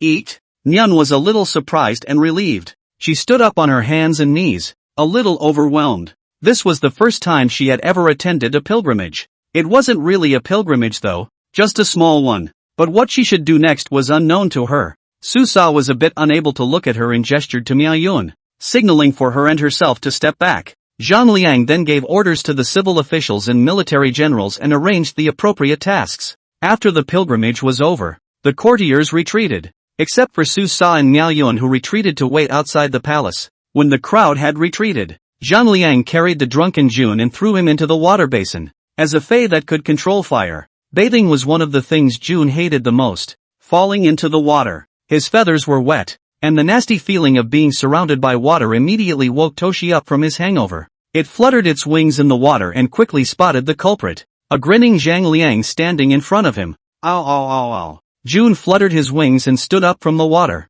and directed a sharp output at Zhang Liang. The grunts were short and the curses were dirty. Zhang Liang didn't care and cursed backwards. You stupid bird. We agreed to go fight Nightmare together. I'm done fighting Nightmare and you're still here drunk. Me. Toshi's yelling and cursing stopped immediately, and he let out a puzzled and strangely questioning voice. It cocked its head and looked at Zhang Liang, then out the window. The sun was setting in the west. Jun immediately snapped out of it. It seemed so good to have actually slept by myself. I was supposed to leave in the morning, but now it's afternoon, so I'm not missing out. Toshi immediately lowered his head in shame and let out an ow ow ow ow. It's aggravating. I'm so sorry. Zhang Liang secretly laughed. This stupid bird was still so gullible, and he was fooled in a few words. He waved his hand in a pretense of generosity. Never mind. For the sake of your sincere repentance, I'll forgive you once. One time only. Yo. Hearing that Zhang Liang had forgiven him, Jun immediately got rid of his droopy posture. It held its head high, as if it were a gorilla, and beat its chest with its wings, letting out a wailing cry. Voice confident, proud. There will definitely not be a next time for Master Bird. Good. I believe you once. Now I'll give you a difficult task. Accompany me to explore the situation outside. Zhang Liang laughed. Ow. Hearing of another new mission, Toshi's head let out a high wolf howl, full of excitement and exhilaration. It was as if to say that Master Bird would definitely complete his mission successfully this time, and would definitely not let his brother down. It said, shaking itself. The water droplets in the sky splashed all over Zhang Liang, making his freshly changed new clothes wet. Zhang Liang's face instantly clouded over and he kicked at Jun without any good humor. Silly bird, grow a pair. Toshi dodged easily, flapping his already dry wings and flying halfway up into the air, letting out a gargling laugh, and the cheery sound of ow. Ow, ow, how can you blame Master Bird for that? Who told you to get so close to Master Bird? After the scuffle, Zhang Liang took Jun, Su Sa, and Miao Yun and flew towards the outside world on the flying white tiger. Zuasa himself rode a white tiger. Zhang Liang and Miao Yun shared a ride on one end. It wasn't that Zhang Liang wanted to take advantage of the little girl. It was really that Miao Yun didn't have the experience of riding the flying white tiger. Although Su Sa had some experience, he was just barely able to cope with it, and he was unsure about taking one person with him. Rode. Zhang Liang embraced the warm fragrance and soft jade, letting the breeze blow across his cheeks. Still with some fragrance of a young girl, he couldn't help but be in a good mood. Now that's a nice, peaceful life. If it wasn't for the dream domain, not a deity, not a nightmare, he himself should still be enjoying the good life in Dara City at this time, studying biology with his harem of beauties. Where would he need to run around so much? Thinking of this, Zhang Liang couldn't help but curse a few times in his heart. Damn the gods, spoiling our beautiful and peaceful life. It was just that Zhang Liang had been through the battlefield for a long time and had been tested by thousands of beautiful girls, and had not been attracted to the attention of the beauty in his arms. But when did Miao Yun, a young girl in her prime and a virgin, get so close to the opposite sex? She leaned tightly in Zhang Liang's arms, having long been nervous. Chapter 28, A Girl's Longtime Wish. Following her mother's wish, the young girl's reckless behavior jolted Zhang Liang out of his thoughts. He looked down at the young girl's almost burning cheeks in surprise and couldn't help but smile. The little girl is still cute, shy. As for Zhang Liang himself, he had long since lost sight of what shyness was. Men's blood and vigor. Embrace soft jade warm fragrance. A little reaction is not normal. It's not like it's a eunuch. We're Superman with a 700 body mass. Superman understands. However, seeing that the young girl's face was like a peach blossom, her eyes were mesmerized, and she looked like she was so nervous that she was about to faint. Zhang Liang smiled and changed the topic by asking, "You're from the Izumo tribe?" Hearing Zhang Liang's question, Myriad Cloud finally came back to her senses and lowered her head in shame, her voice trembling as she nervously replied, "Nu, yes, it's a savage from the Izumo tribe, in Hao Gua." There are three classes of ordinary people: nationals, savages, and slaves. Nationals, i.e., people who have House ID card, enjoy many benefits of How. For example, upon reaching the age of majority, nationals were allocated good land by the court, and before reaching adulthood, they could receive education in free public schools, and so on. Savages, tribal subjects without House identity card, do not enjoy the welfare benefits of House nationals. Slaves, with no rights and interests guaranteed. Everything a slave owns belongs to his master. Of course, even slave owners could not kill their slaves at will, or they would be punished accordingly. Zhang Liang said, Izumo tribe, your rice cakes are very good, soft, sweet and delicious. Rice cake, the national delicacy of the Izumo tribe, has an extremely high significance in the Izumo tribe. The best rice cakes are made from cloudy rice. This kind of rice can only be grown in 10 years,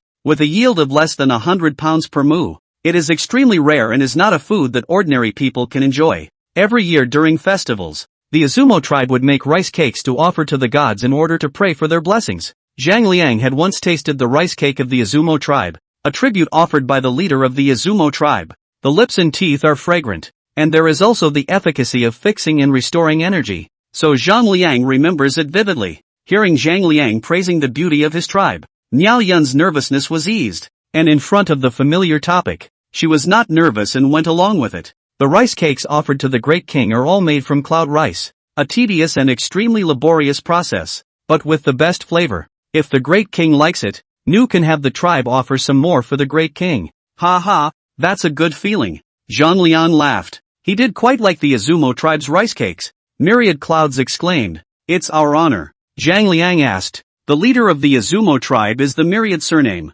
What is your relationship with the leader of the Izumo tribe?" Nu is the eldest daughter of the current chief. Growing up, I heard my mother tell of the great king's deeds. Zhang Liang said thoughtfully, "The leader of the Izumo tribe. I have some impressions. Your tribe is headed by a woman, and the current leader is called Myosun. I've seen her 3 times. The first time, about 20 years ago, the great king still remembers," Miao Yun said in surprise. After she finished speaking, her pretty face slightly reddened as she secretly glanced at Zhang Liang and whispered, 20 years ago, mother went to Dalian to participate in the draft and was not favored by the great king. Ha! When you say it like that, I remember. Your mother impressed me back then, Zhang Liang said and smiled. 20 years ago, Niuxian was 13 years old, the youngest of the girls who participated in the draft at the time. The girl child, presumably having never left the tribe, cried her eyes out at the draft, screaming for her mommy and to go home. Zhang Liang looked interesting at that time, personally pacified the timid young girl, held her in the palace to play for 2 days, and then rewarded some property. Let her go back. Now that I think about it, Myriad Cloud's personality was similar to Myriad Fairy's. Zhang Liang laughed. You're much better than your mother, who sat on the ground and cried her eyes out when she first met me at the draft. Thinking of that sight, Zhang Liang couldn't help but laugh brightly and talk to Miao Yun about that past incident. It was only these words that caused Myriad Cloud's cherry lips to slightly open, and she lowered her head in shame. That's not what her mother told her. In the mother's account, it went something like this. Back then, I left my tribe at the age of 13 and traveled to Dara, the capital of the Hao Kingdom, to participate in the draft. At that time, the Hao Kingdom was not long established. The world was first stabilized, and the first election was held. All the major tribes wanted to get close to the king and sent their most beautiful female clansmen to Dara to participate in the draft. Out of more than 800 competitors, I came out on top by virtue of my outstanding performance and became the first woman among the showgirls to be favored by the king, who also accompanied me on a tour of the entire royal palace. This honor is unprecedented. I only hate that people's hearts are treacherous, and the beauties in the king's harem, seeing that I was so favored by the king, were afraid that I would steal their favor, and drove me out of the palace on the grounds that I was still young. To this day, I am angry with my mother. You are my eldest daughter. In the future you must enter the palace to avenge me. Never let those villains belittle our Izumo tribe. At that time, Myriad Fairy did not think that Myriad Cloud would be able to awaken his witch power and become a witch, but the young Myun took this to heart. Growing up hearing about the king's great accomplishments had given her a strong admiration for the man who ruled over many tribes, the most powerful man in the land, and she was determined that her daughter would take up her mother's cause and avenge her mother's death. Even after becoming a witch and joining the witch god temple, she had not given up on this goal. Just at this point, Miao Yun silently hung her head. hating to cover her face with her hands. It's so humiliating. How is your mother's situation now? Zhang Liang asked with a smile. Miao Yun hid her tears inside her heart and awkwardly returned. Well, still, okay, just occasionally miss the great king and talk about it. Still grateful for the great king's tolerance. You lie. Suddenly, Susa opened his mouth and said indifferently, Myriad Cloud, why did you deceive the great king? As he spoke, his gaze was as cold as a knife, as if it were a sharp blade piercing through Myriad Cloud's body. Shu Si is an orphan. Both parents died in the unrest. He was adopted by the welfare organization of the Hao Kingdom, and what he learned from a young age was to serve the king. If there were no accidents, he would have the chance to take the Kanban test and become the king's most loyal sharpshooter. But during his training, he went into a near-death state because he was trying too hard, and that's when he awakened his witch power and became a witch. Afterwards, he was chosen by the temple of the witch god for cultivation, as the king's loyal dog. Disobeying the king's orders and lying to the king are unforgivable. Even a colleague from the temple of the witch god can never be forgiven. Hearing Su Sa's questioning, Miao Yun's delicate body trembled lightly, her face as white as paper. Of course she knew she was lying, but could the truth be told? I'm not ashamed enough. Besides, it's a big offense to non-consider the harem. If the king knew about it, I'm afraid the Izumo tribe would be implicated. Miao Yun was emotionally tense, and a flash of light flashed through her mind as she rushed to her defense. It is not that mother misses the great king on occasion, since she saw his valor back then. It has been hard to forget. It's just that I have no chance to serve the great king, and I'm quite sorry in my heart. When I was in the tribe, my mother always taught my slave to study hard and exercise, so that in the future I could serve the great king and make up for my mother's regrets. After saying that, Mian hung her head shyly, her body tense and stiff as wood. She just wanted to find a crack in the ground if she could. It's so humiliating. Mianyun's shell teeth lightly bit her red lips. Her eyes contained tears, like pear blossoms with rain, and she choked. Please also forgive the great king. Great king. She did not lie this time, Suxa said indifferently. Zhang Liang nodded slightly, the solemn expression he had previously worn due to myriad clouds lie instantly melting away, and he was in a better mood. Look at us. We're still so charming. He consoled. It is human nature to find it difficult to declare such a private matter. So what is the offense? Miao Yun sighed in relief. But when she thought about what she had just said, she couldn't help but look ashen. I don't know how the great king will see himself in the future. And what would one think of a mother? Mother, you've really harmed your daughter. While several people were talking, the flying white tiger had already carried the crowd to the edge of the portal. Flying out of the portal, the scenery in front of him opened up. The sun was setting, but the sunlight was extraordinarily soothing. Just without waiting for a few people to enjoy the wonderful air of the outside world, a cold aura appeared out of nowhere behind Zhang Liang, whistling like a poisonous snake and killing him. Chapter 29, Angels? Birdman? Featherman. The sunrise is like fire and the sky is like a mirror. Above the vast expanse of the earth, the mountains and rivers seem to be melting away in heavy ink, rendering the earth in a heavy color. A huge gray hood fell from the sky and buckled over the earth, drawing a closed world in this pale land. The gray border is surrounded by more than 1,000 miles of grass and trees, but it is deserted. This is the deterrent of the dream domain. However, this is a forbidden area where living beings stop walking, but it is not without any living beings. A cheerful song came from the woods. Follow the sound, only to see a female with an enchanting body lying on top of the canopy of the skyscraping tree. Its face was pretty, somewhat similar to the style of Chinese and Western hybrids, with three-dimensional features, a high nose, and a pair of golden pupils that did not resemble mortals. The skin was like snow and jade, and under the blazing sun, it seemed to emit fluorescence. Underneath the simple silver-white metal armor, the young girl has a hot-to-the-point-of jaw-droppingly sultry body.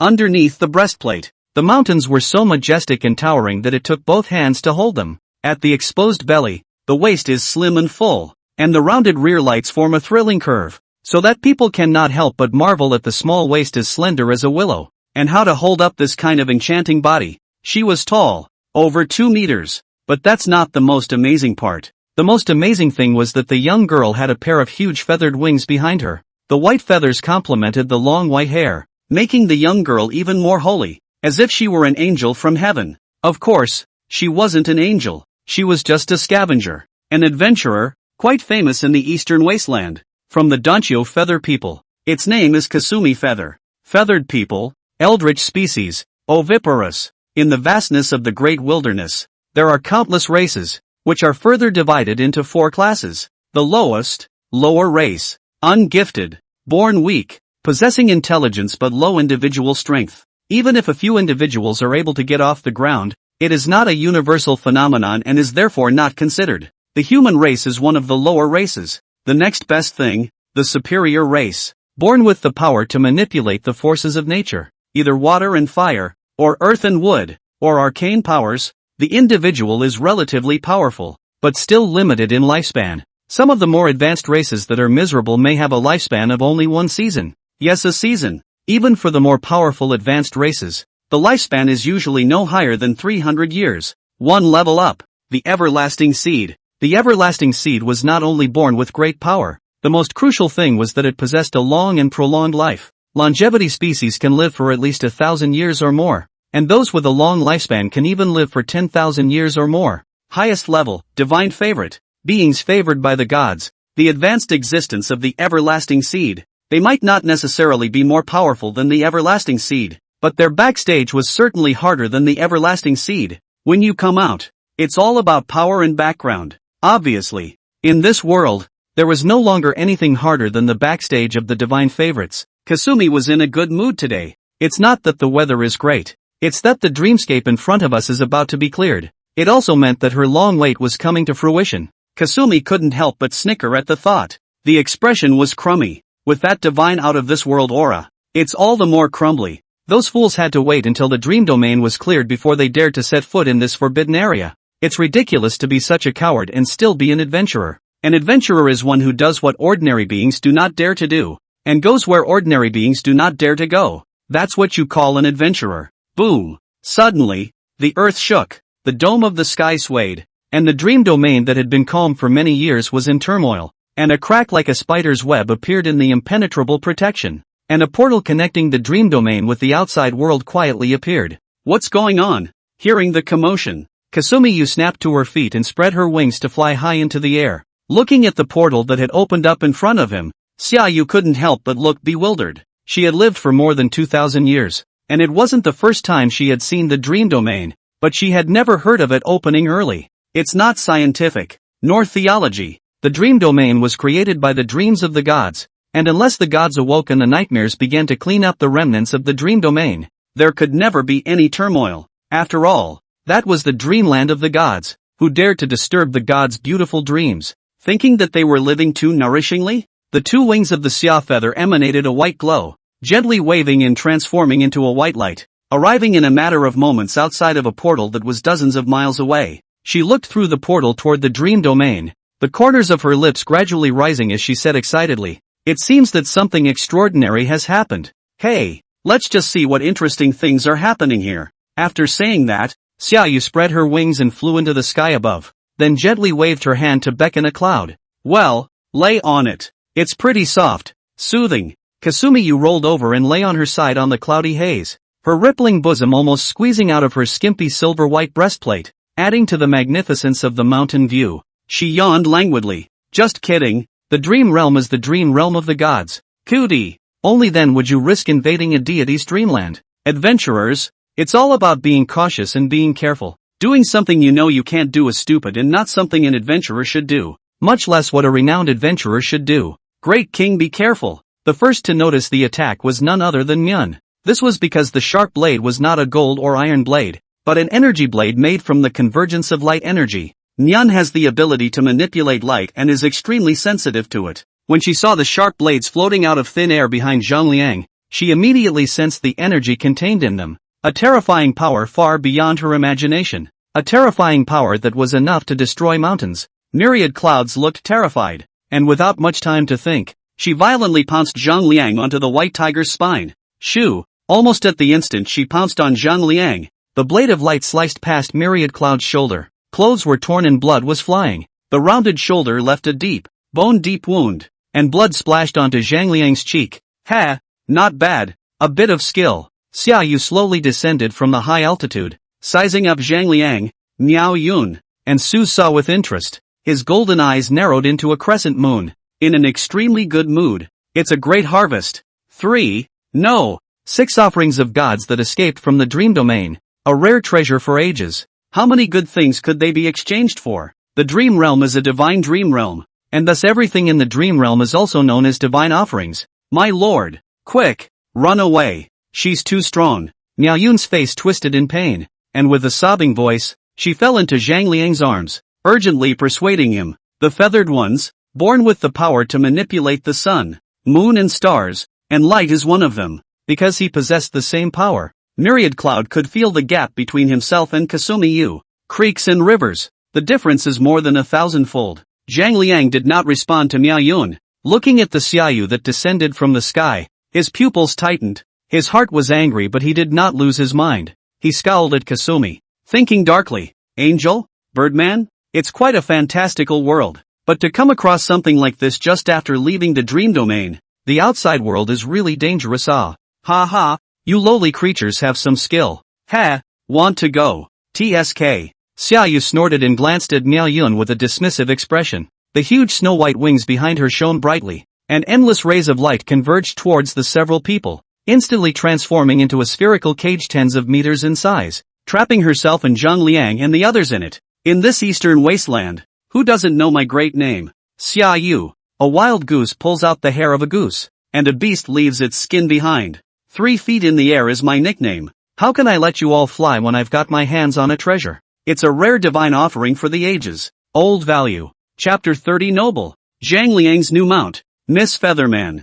Zhang Liang gently patted Mian's spine and comforted. Everything is with me. With that, he let go of Myriad Cloud's warm and soft body and flew in front of Myriad Cloud and Susa, staring coldly and calmly at the smug Xiaoyu. Not a word. June hovered above Zhang Liang's head, staring at Xiaoyu with the same viciousness. This asshole Birdman. How dare he sneak attack Master Bird's brother? It's unforgivable. TSK, TSK, this girl likes her prey with vigor. All of you together, or one at a time. Ha, just you lowly creatures. One by one won't satisfy this girl. Or, together. Xiaoyu's arms embraced. The raging hills were even more magnificent. The corner of her eyes slightly raised. Her holy and beautiful face was full of provocative colors, just short of coming directly to a sound. Fine dog. Of course, Kasumi had that confidence. She's an everlasting seed of the 4th heaven. The 4 heavens was not a realm of cultivation, but a certification of strength from the divine race. God resides in the 9 heavens. Every 10,000 years unleashes an eternal light that cleanses the world of all beings. If you want to avoid the cleansing and live forever, there is only one way. Charge up to the 9 heavens, gain the favor of the gods, and obtain the establishment of the divine realm, so as to survive the eternal night. As a result, all the strongest people in the world take pride in climbing the 9 heavens as their goal, hoping that one day they can break through the 9 heavens and ascend to the divine realm, where they can live forever with the gods that have existed for eternity. Just want to climb the 9 heavens? How difficult. Looking at the world, hundreds of millions of beings can reach the 4 heavens of the existence of a few already. This was Kasumi's confidence, the confidence of a 4 heavens powerhouse. Zhang Liang's eyelids were slightly drooping, as if he was thinking. Suddenly, he moved. With full speed, it was like an aurora borealis rushing straight towards Xiaoyu. Ha! Stupid! How could Xiaoyu not have anticipated that Zhang Liang and the others might sneak attack? The moment Zhang Liang acted,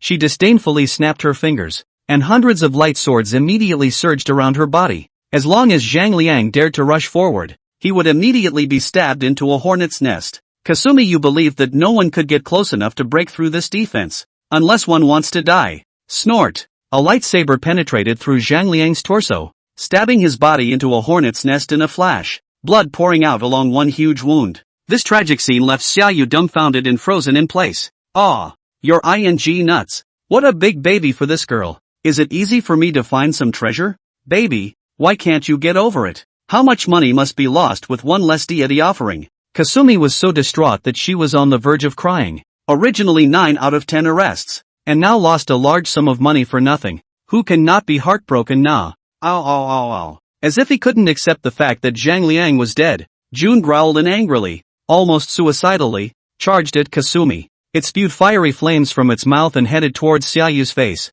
Kasumi Hazama instantly came to her senses and watched as Toshi launched a suicide attack, unable to keep his hands off the ground. One big baby is already dead. If I get another one, this girl will cry her pants off. Oh, this girl doesn't wear pants. And while Kasumi Yu's hands were busy dealing with June, The already dead Zhang Liang instantly recovered as before. By then, he had already broken through Kasumi Yu's defenses and arrived less than 3 meters away from her. 3 meters, to an ordinary person, was no longer far. For Zhang Liang, it was even closer. Fearful visions. After resurrecting, Zhang Liang's eyes transformed into black holes as he used his new skills after his transformation for the first time. The moment Zhang Liang unleashed his skills, Xiaoyu saw one of the things he feared most in this life. Caterpillar. An immense, writhing, green strip of flesh with strange patterns. The huge caterpillar that appeared out of nowhere caused Kasumi Yu to lose her color, and the huge feathered wings behind her became a few points darker.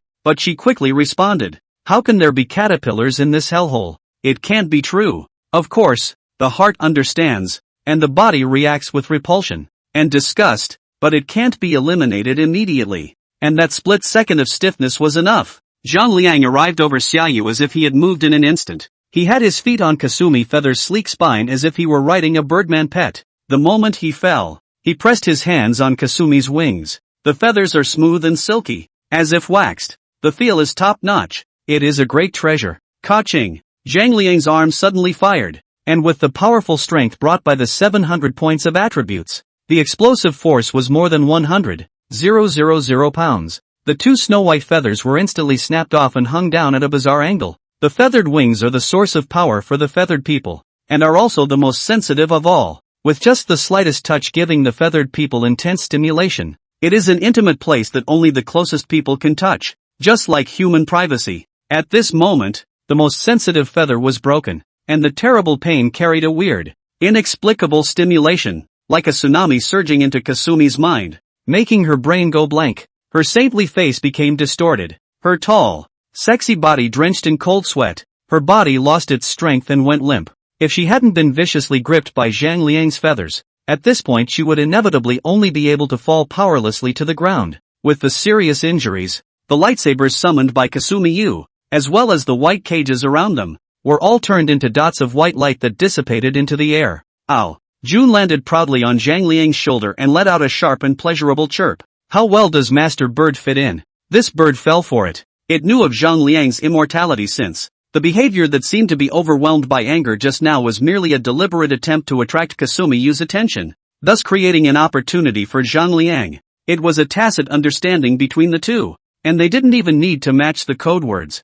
Well done. Zhang Liang's icy face finally revealed a smile, not mincing his words of praise for June. If June hadn't attracted Kasumi's attention, his counterattack might not have gone as smoothly as it did. Ow! Toshi was pleased with himself and chirped happily. Kasumi Yu fainted awakened in intense pain, and at this point, she finally slowed down a little. She couldn't help but die of shame as she sensed Zhang Liang who was stepping on her back. The noble feathered human, the adventurer of the fourth heaven, was stepped on the back of a lowly creature. Unforgivable. It's inexcusable. Kasumi Yu's face grimaced as she growled angrily. Damned low-level creatures. Get off this girl's back. You are blaspheming and noble eldritch. Zhang Liang's face instantly turned cold when he heard this. Blasphemy. Noble. Low-level creatures.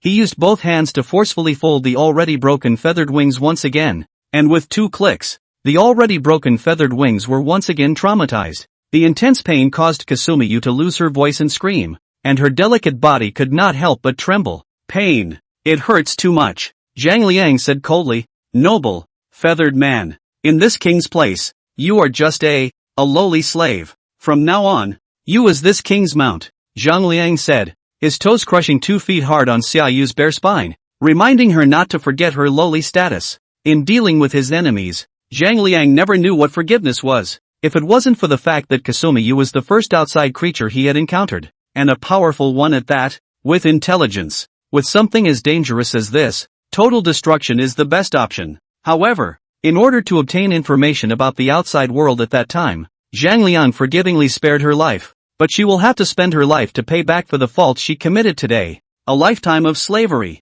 Zhang Liang wasn't afraid that she wouldn't give in. He was very experienced in dealing with this kind of enemy with a personality. Chapter 31 Rio catches an angel? Shocked audience. The mixed impact from the severe pain and humiliation was as stimulating as a landslide and tsunami. And under the emotional excitement, Xiaoyu's eyes rolled over and she directly fainted. Seeing that Xiaoyu was unconscious, Zhang Liang just stepped on Xiaoyu's bare spine, grabbed her broken wings, and coldly ordered, "Go back." He wouldn't dare let go of Kasumi. This chick is too strong. Even Zhang Liang himself wouldn't dare to say that he could suppress her if it wasn't a surprise attack. Who knew if this bird man was deliberately pretending to be unconscious, or when he might awaken? No matter how careful you are with such a strong enemy, you can't be too careful. And with Zhang Liang unable to free his hands and Myriad Cloud injured, it was no longer appropriate to try to continue exploring the outside world. In case they encountered another strong enemy like Xiaoyu, it was impossible to say that they would all be folded here.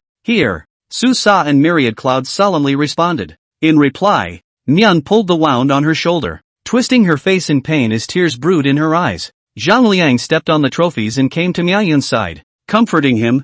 "Bandage it first, and let the ghost doctor treat it a bit when you go back. It won't leave a scar and will heal quickly." Ghost doctor, one of the witches of Hao. He has extremely powerful medical ability. Ordinary flesh wounds can be healed in a moment. Even deep visible injuries can be healed in 3 to 5 days at most. But powerful medicine doesn't change one fact. Ghost doctors, not popular. It's even more unpopular than Susa, because his healing powers come from preying on other creatures. He could seize the life force of other creatures and refine and store it within himself, possessing a near immortality effect. It is also possible to channel this power to heal others. If that was all, the ghost doctor would naturally not be unpopular. Instead, he would become a star in the eyes of countless people and a sought-after medical sage. But he has an Achilles heel. Can't control myself. An uncontrollable life extractor. Who can stand it? After pacifying Miaoyun, Zhang Liang quickly returned with a few people, not daring to continue lingering outside.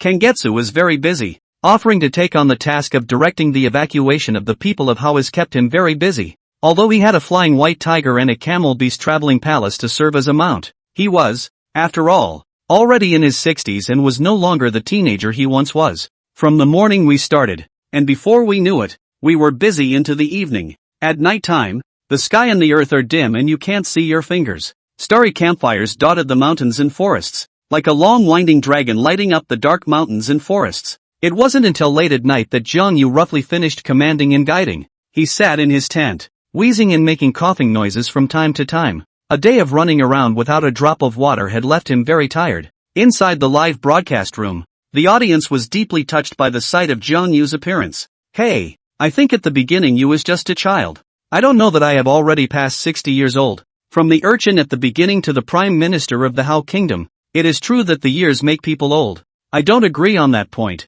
You see if Tertullian has changed. Hate, do you think anyone is that monster Rio? Ha ha ha ha. Truth be told, there can only be one monster like Rio. And the thing I'm most curious about right now is how long Rio can live. +1. I really hope Liang can live forever. So at least it proves that immortals and the theory of longevity is true. TSK, maybe we can cultivate immortality someday. Yu has really grown up a lot. Today he ordered to behead those nobles and powerful merchants who tried to disobey orders. He really didn't have any soft hands at all. Hundreds of people, men and women, old and young, said to kill without blinking. Hey, I still remember to this day, when you chased after Liang and called out to Liang's brother with an innocent smile. Now it's really uncomfortable. This is only normal. When the Yu is still just a child who does not know anything. Now it is the country's second in command. Benevolence is not a businessman. Righteousness is not in charge of money. Mercy is not in charge of soldiers. And tenderness is not in charge of the country. To be able to get to this position, do you think that Yu is still a child of the past? Endorsed. I'm not saying he's doing anything wrong. It just feels, I guess, a little uncomfortable. After all, it's a bit emotional for me that Koshi was just a kid a few months ago, and now he's like this. Ha ha, let's just watch it as a drama and witness the growth of Viet. Speaking of which, I wonder how things are going on Rio's side. I'm also curious. It seems like Rio took a few people outside to explore the situation. What do you guys think the outside world is like? Will there be gods and goddesses? Chuckles. You're forgetting the images you saw earlier. Of course there's going to be gods and goddesses. I don't mean that. What I mean is, will the outside world have those things inside our myths and legends? For example, vampires, werewolves, zombies, elves, goblins. I would like to see Kawaguchi, Sakuten Toki, Yuki Nui, Shiranui, Phoenix Fire. I'm interested in the Snow Lady. Ha ha ha. Fellow traveler, I'm also interested in the Snow Maiden. Cut. What vampires, werewolves, If you ask me, it must be a barren wasteland out there. Not to mention thousands of miles of untouched land. Even if there are humans, they're still having a tough time living. If Haogwa hadn't come out with this monster Liang, there would be no way to build a country and develop in the Pingchuan Basin. No, I should say that it might not even be able to mix with subsistence. There must be many foreign beasts in the outside world as well. And maybe there are ghosts and monsters and things like that. So at the level of humans in this world, how can they possibly resist those monsters? Isn't there still a witch? Come on, how many people are there in Haogwa? Just a few wizards. It is too difficult to become a witch, and the strength of witches varies greatly. With these witches, they can't even defend a country that big. If they can shelter a tribe, they are considered to be powerful. If there were no strong men and lords like Rio out there, it would never develop.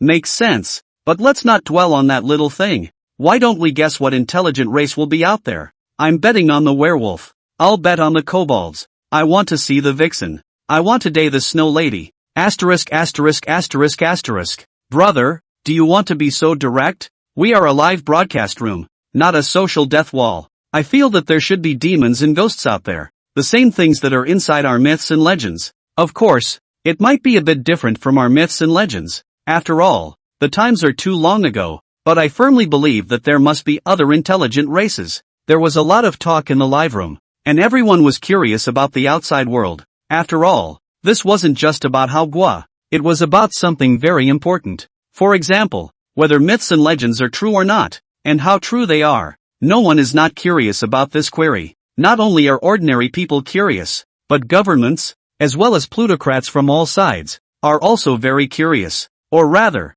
they were even more eager to know what had happened and what secrets were hidden in the long ago past, because they were the protagonists of this era, the ones who possessed the most wealth, and in the event of a drastic change, their losses were even more grievous, and that was a change they couldn't afford. Amidst the murmurs, a man rushed hurriedly to the tent. The visitor arched his hand in obeisance and said, "Sangwa, the great king's urgent edict asks you to go to the palace immediately." Hearing the emergency edict, Jiang Yu could not help but look slightly changed, immediately realized that something had happened, and nervously asked, "But there is a change? I heard the great king captured a monster from the outside world. The creature was born tall and looked like us, but had white wings and was very strange. There is even such a monster." Jiang Yu was surprised. In the Hirakawa Basin, no such alien race exists. Just compared to Jiang Yu's surprise, the live broadcast room could be described as wonderful. Asterisk asterisk asterisk asterisk Tertullian, what a thing to catch. The body is similar to a human's, but with a pair of white wings, and by golly, isn't that an angel? God, forgive these savages. Mom, yeah, really? Rio caught an angel. You guys are excited my ass. Those with wings may not be angels. They could be bird people. Chapter 32, The True Face of Angels. You secretly cultivate immortality behind our backs. Jiang Yu only felt surprised and did not understand what exactly Zhang Liang had caught. Still, he understood the seriousness of the matter, and the degree of urgency, from the word urgent edict. After a brief inquiry, Jiang Yu did not bother to rest and hurriedly rushed in the direction of the palace. Arriving outside the palace and standing in front of the door looking at the crowd inside the hall, Jiang Yu suddenly frowned. There were a dozen people in the temple. There were not many people, but they brought together the most important officials of the dynasty. Finance, military, agriculture, commercial, justice, penalties, sacrifice, education, etc., managers of various departments, and the leaders of the armies. These 10 or so people could almost represent the entire Hao Kingdom's court. I, Jiang Yu, pay my respects to your majesty. Jiang Yu's heart was shocked as he strided into the hall and bowed to Zhang Liang. Zhang Liang raised his hand and said, "Get up. All of you are my Hao Kingdom's brachycephalic ministers. Today's summoning of all the beloved ministers is to discuss important matters." The crowd looked solemn, having heard the news that Zhang Liang had captured the inhuman creatures of the outside world before they came. Great king, but it's related to that outside monster. A burly general took the initiative to ask. Zhang Liang nodded slightly and said frankly, "Not bad, it is precisely related to that foreign race. It has more to do with the future of my Hao Kingdom." Hearing this, the crowd's expressions changed slightly, and their eyes couldn't help but show some concern. Previously, they had heard that Zhang Liang's trip to the outside world to explore the situation did not go well. One of the wizards had even been injured. Not badly. Even the wizard was injured. If ordinary people travel to the outside world, Would they really have a chance to live? The crowd was secretly worried, but the audience in the live broadcast room didn't think that much. And hearing Zhang Liang admit that he had captured inhuman creatures from the outside world, they couldn't help but discuss it passionately. Playing for real. I thought that person might have exaggerated or said it wrong just now. And Tertullian really captured a non-human intelligent creature? Do you guys think there's a chance it's an angel? It can't be, can it? This angel thing? It's too metaphysical. Ha ha, you don't think angels are really the movie and TV images you see nowadays? Human beings, with wings, all handsome men and women. Ha, angels don't look like this, so what do they look like? In the year that King Uzziah fell, I saw the Lord sitting on a high throne. His garments hung down and covered the temple. On it were seraphim standing. Each had 6 wings. With 2 wings he covered his face, and with 2 he covered his feet, and with 2 he flew. This passage is from Isaiah. And the 4 living creatures had 6 wings each, and their eyes were full within and without, and they said without ceasing day and night, Holy, holy, holy, holy, the Lord God, the Almighty, who is, and who was, and who is to come, and who is forever and ever. This passage is from the book of Revelation. Imagine for yourselves what wings full of eyes look like, and make sure this thing is the angel of your imagination. Ha ha ha, the oldest image of an angel is probably more in line with the Cthulhu worldview.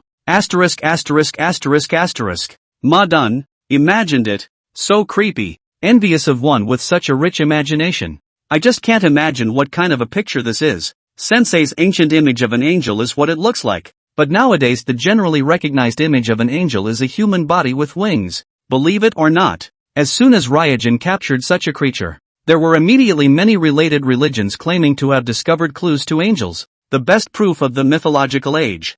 I don't believe it. It's all been caught by Rio. They can still recognize it. It's not too shameful. Ha! You've got one thing wrong. This is Rio, not you or me. You don't think Rio is still an ordinary person, do you? This is a monster that can fly through the air and even slay nightmares. Speaking of Rio, I can think of one interesting thing. A buddy of mine, who is now working in Korea, recently encountered a couple of cults preaching religion. As a result, guess what we found out? Tertullian has been worshipped as a god by some of their religions, and he even took it out to preach. Ha ha ha. Ah, this is too flirty. What is this? Rio is currently recognized as the strongest great wizard, and the king of the ancient human race. Korea can at least be said to be of the same origin. Right, after all, they all belong to the yellow race. Even though you can't prove that Rio is related to Korea, you can't prove that there's no relationship, right? That's why it's hard to say about the matter itself. To be testy, you have to look at the European and American side. I'm currently studying abroad in Gallic Chicken and know what I've seen in my time. Our school actually has a club about Rio. What do you mean? Rio's club? What is Rio? A witch. And what is a witch? A sorcerer. Sensei doesn't care if you think it's related or not. Anyway, many foreigners think that Tertullian is the sorcerer. That's why on this side of Europe, a very popular word emerged. The oldest, the most powerful, comparable to the gods, the supreme sorcerer who established the eternal kingdom. Yes, talking about Rio. Ha ha, now many young people in Europe and America believe that Tertullian is the oldest and most powerful sorcerer, creating so many magical societies about Tertullian, saying that they want to study the sorcery that Tertullian has mastered. His magic club sounds like something I'd like to join. This bar, I feel, can only be considered cultural differences. But nothing. After all, cultivation of immortality or magic, what is the difference? Is not just a different phonetic translation. The essence is still not the same meaning. For the Eastern cultural circles, Tertullian's situation can be described as immortalism, sorcery, and for the West, it's not just magic or something like that. Agreed. It's just a cultural difference. There's no need to ridicule that and come off as ignorant. The West has a magic society. And we have a fairy cultivation society too. Ah, we still have the immortal cultivation society. Nonsense. Do you really think that our power of action is inferior to that of foreigners? Let me put it this way. As early as a month ago, some researchers related to Buddhism and Taoism established a relevant society to discuss and study the power possessed by Tertullian, as well as the formation of Wu, and exercise, etc. But it is just not open to the public. Asterisk asterisk asterisk asterisk. These Taoist priests, monks, are not decent, secretly practicing immortality without bringing us along. Ha! Laugh your ass off. You really think they can fix anything? That's hard to say. My cousin is a licensed Taoist priest and has joined their society. And I've heard that he's actually researched something. Really? Are you kidding? They really studied the doorway from inside the live broadcast. It shouldn't be false. My cousin, that person is mute as hell. Stupid, yes, but not a liar. And haven't you noticed that in the last 2 months the Buddhist and Taoist people have been much more active, often organizing all kinds of symposiums? If you're going to say this, I really do have some recollection of it, and I do hear about the gatherings of the Buddhist and Taoist religions quite often these days. Indeed. Now, we live to see the fun. People live to learn to cultivate immortality. Are watching live, how to be so big gap, professional knowledge young comrade, no relevant specialty, of course you can't read it. Just wait and see. As long as Tertullian pulls out an angel today, the world will have to blow up tomorrow. Come on, it's still tomorrow. If he can get an angel out, it'll blow up today. Not to be outdone, Zhang Liang spoke briefly and ordered, pull up. As his words fell, 4 wizards dressed in white robes walked in carrying large prison cages. The cage was 2.5 meters high and a full 1.5 meters in length and width. Very special. The outside was covered with a black fabric that was extremely thick. The 4 sorcerers landed the cage in the center of the palace, and one of them lifted the thick black fabric to reveal the cage's true appearance. This wasn't an ordinary cage. The whole body was built using crystal stones, all in one, as if it was a huge crystal Rubik's Cube. The crystal was pitch black, as if it was filled with endless black mists, giving people an eerie, terrifying feeling. As the cage revealed its true colors, a sorcerer stepped forward and bowed to Zhang Liang before pressing his palm onto the crystal cage. However, he saw the black fog that was so thick that he couldn't see his fingers gradually dissolve, revealing the situation inside the cage. A tall and sexy feathered figure with a beautiful face and a holy aura appeared in front of the crowd. It was Kasumi Yu who was captured. However, at this time, Xia Yu's injuries had recovered a lot, and the broken feathers could barely be seen as damaged. It was just that compared to her once wild and domineering nature, she was now obviously much weaker. His face was pale and his eyes were dull. The holy light on the feathers even dissipated into nothingness. Seeing Xia Yu's true appearance, all the civil and military officials of Haogua changed their colors and exclaimed in shock. What is this? There is such a being. It looks like the same as us, but with wings. It's really weird. The Hao Kingdom's important ministers were still just surprised, but the live broadcast room was an instant explosion. Chapter 33. Believe in science. Believe in history. Believe in angels. Mom, what an angel! With this image, who dares to say it's not an angel? Rio has played a big game this time. Oh God, forgive this sinner. Damned heathens, they're blaspheming the angels. They're all followers of the devil. Ooh, the demons, they're defiling the holiness of the Lord. Joy, I told you, if Rio catches an angel, he will soon have fun to watch. I didn't expect the fun to come so fast. No, what are you guys so excited about? This just looks like an angel, and may not really be an angel. Maybe it's just a bird that looks like an angel. Nah. Blasphemers, you will all fall into hell. I curse you. Che, let's not talk about whether God exists or not. Even if he does, that's your business, and it has nothing to do with us. You guys really have a problem. This was 1,000,000 years ago. What the hell are you guys bickering about? You can't change history. Doesn't anyone wonder where Tertullian captured this? Well, angel. And if there are any other angels, or mythical creatures out there. Curious. That said, Rio's action efficiency is too high. How long has it taken to capture an angel from outside? Amidst the people's murmurs, Zhang Liang looked at Ji Dian and said, which priest? Please explain. Ji Dian walked out on his crutches, trembling, and saluted Zhang Liang, then turned to face Xia Yu and slowly walked forward. As Ji Dian approached, Kasumi Yu looked tense and fearful. Her sexy body under the silver-white armor tried to move backwards, but was prevented from escaping by the cage. To say why Xia Yu was so afraid of Ji Dian, but it was not without reason. When Zhang Liang returns with the spoils of war, the question arises as to what to do with Xia Yu. There was no doubt that Xia Yu was strong, very strong, in the huge Hao Kingdom. Except for Zhang Liang who could still fight. The others might be able to fight when they join forces, but they were all abused when they fought alone. A dangerous man like that can be handled badly. As the saying goes, when it comes to professional matters, consult a professional. Who is the most knowledgeable person in Hao? Haydn, an erudite scholar well versed in the history of the ancient past, as well as ancient writing. And Ji Dian did not disappoint Zhang Liang. easily telling the origin of the Xia feather the moment he saw it. Race and weaknesses provides a strong theoretical basis for Zhang Liang's conditioning to imprison this dangerous enemy. Ji Dian came in front of Xiaoyu and introduced himself. The prisoner you are now looking at is from the feathered people. The crowd nodded their heads and curiously surveyed Kasumiyu, saying, "That's quite an image. The feathered man, the one with wings. Are all the feathered ones this tall? Ha ha, even taller than the great king. Only a great king could tame such a powerful woman." Ji Dian continued, "The feather people are completely different from us, and are an everlasting race. The so-called everlasting race? I.e., a race that possesses great power, as well as a long lifespan. The feathered man's lifespan can reach 10,000 years, or even more." Hearing this, the crowd all looked nervous and took several steps back. What? To be so good? Wouldn't this kind of existence be comparable to a deity? Dang it. The viewers in the live broadcast room couldn't care less about arguing and marveled. Scratch that. The everlasting seed, which can live for 10,000 years or more. This thing can't really be an angel. It feels like if not an angel, it's probably the source of the image of an angel. Envy, great power, long life, this is too good to be true. Otherwise nah. You think the title Everlasting Seed is a casual title? Seeing the crowd retreat in fear, Ji Dian said soothingly, "There is no need for you all to be nervous.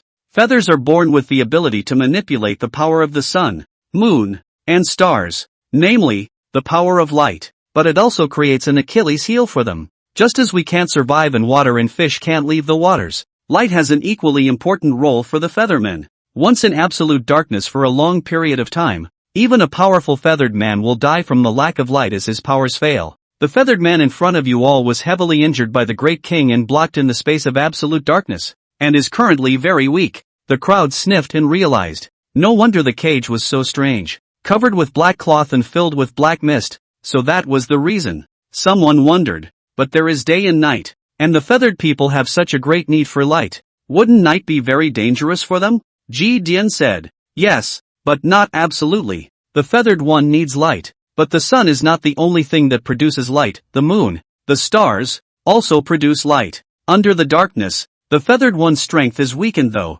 not a complete loss of power. It is said that most of the feathered people live in the place called Danshu. It is never dark in that place, and the light is everlasting. The crowd was quite surprised. Never winter nights, and places like this. If that's the case, this Danshio is truly a divine place. Asterisk asterisk asterisk asterisk. Danshio, Danshio, the feathered man. Isn't this an allusion from the classic of mountains and seas? Ah, the Yamaha Sutra has this. I think it's Chuyu. I am still a feathered man in Danshio, and I will stay in my old hometown where I will never die. This sentence from the Chu rhetoric, far travel. However, there is indeed a record of the feathered man in the classic of the mountains and the seas, but the image is slightly different from the one we see now. Scratch that, it's actually right on the Yamaha Sutra. What's so strange about being on the Yamaha Sutra? If you're a fan of mythology, you'll find that myths from many parts of the globe actually have something in common, so it's really hard to say whether this thing is an angel, or a feathered man.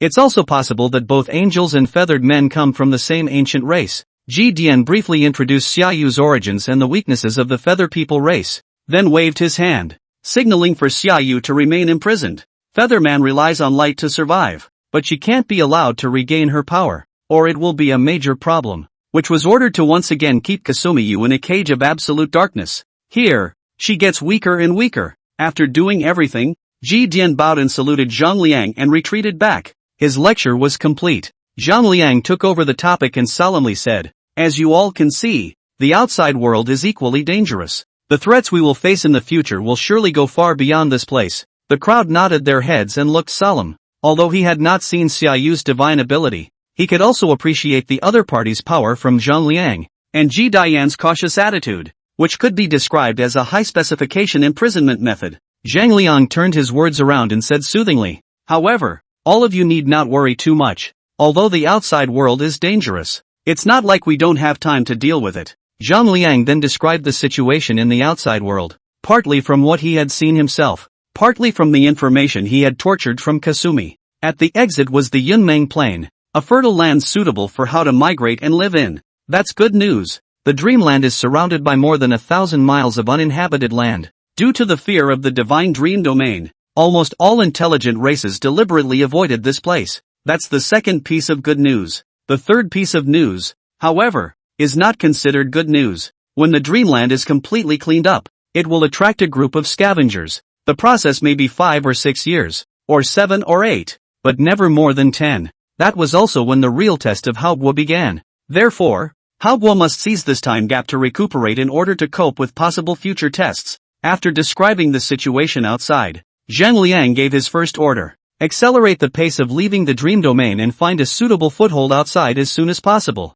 Knowing the situation outside, and the dangers they might have to face in the future, the civil and military officials didn't dare to slack off, and they all put more enthusiasm into their work. No one wants to die if they can live. And in the modern era, Kasumi Yu's appearance sparked a furor. Featherman, angel. Although the word angel is not mentioned in Manhwa's introduction, but the image of Kasumi feather, and the ability of the feathered man, is something that one has to associate with angels, and can't help but associate with angels, possessing the power of light. The man with wings. Isn't that an angel? Or what? And what is an angel? God's messenger. Heaven's receiver. If even the existence of angels doesn't prove deity, doesn't prove God, what does prove this? Therefore, with the appearance of Xia Yu, originally disdainful of the history of this ancient civilization millions of years ago live, and even dismissed as a hoax of many Western scholars, as well as religious figures, have changed their words. They expressed the need to look at history objectively and also to look at science and technology with a developmental perspective.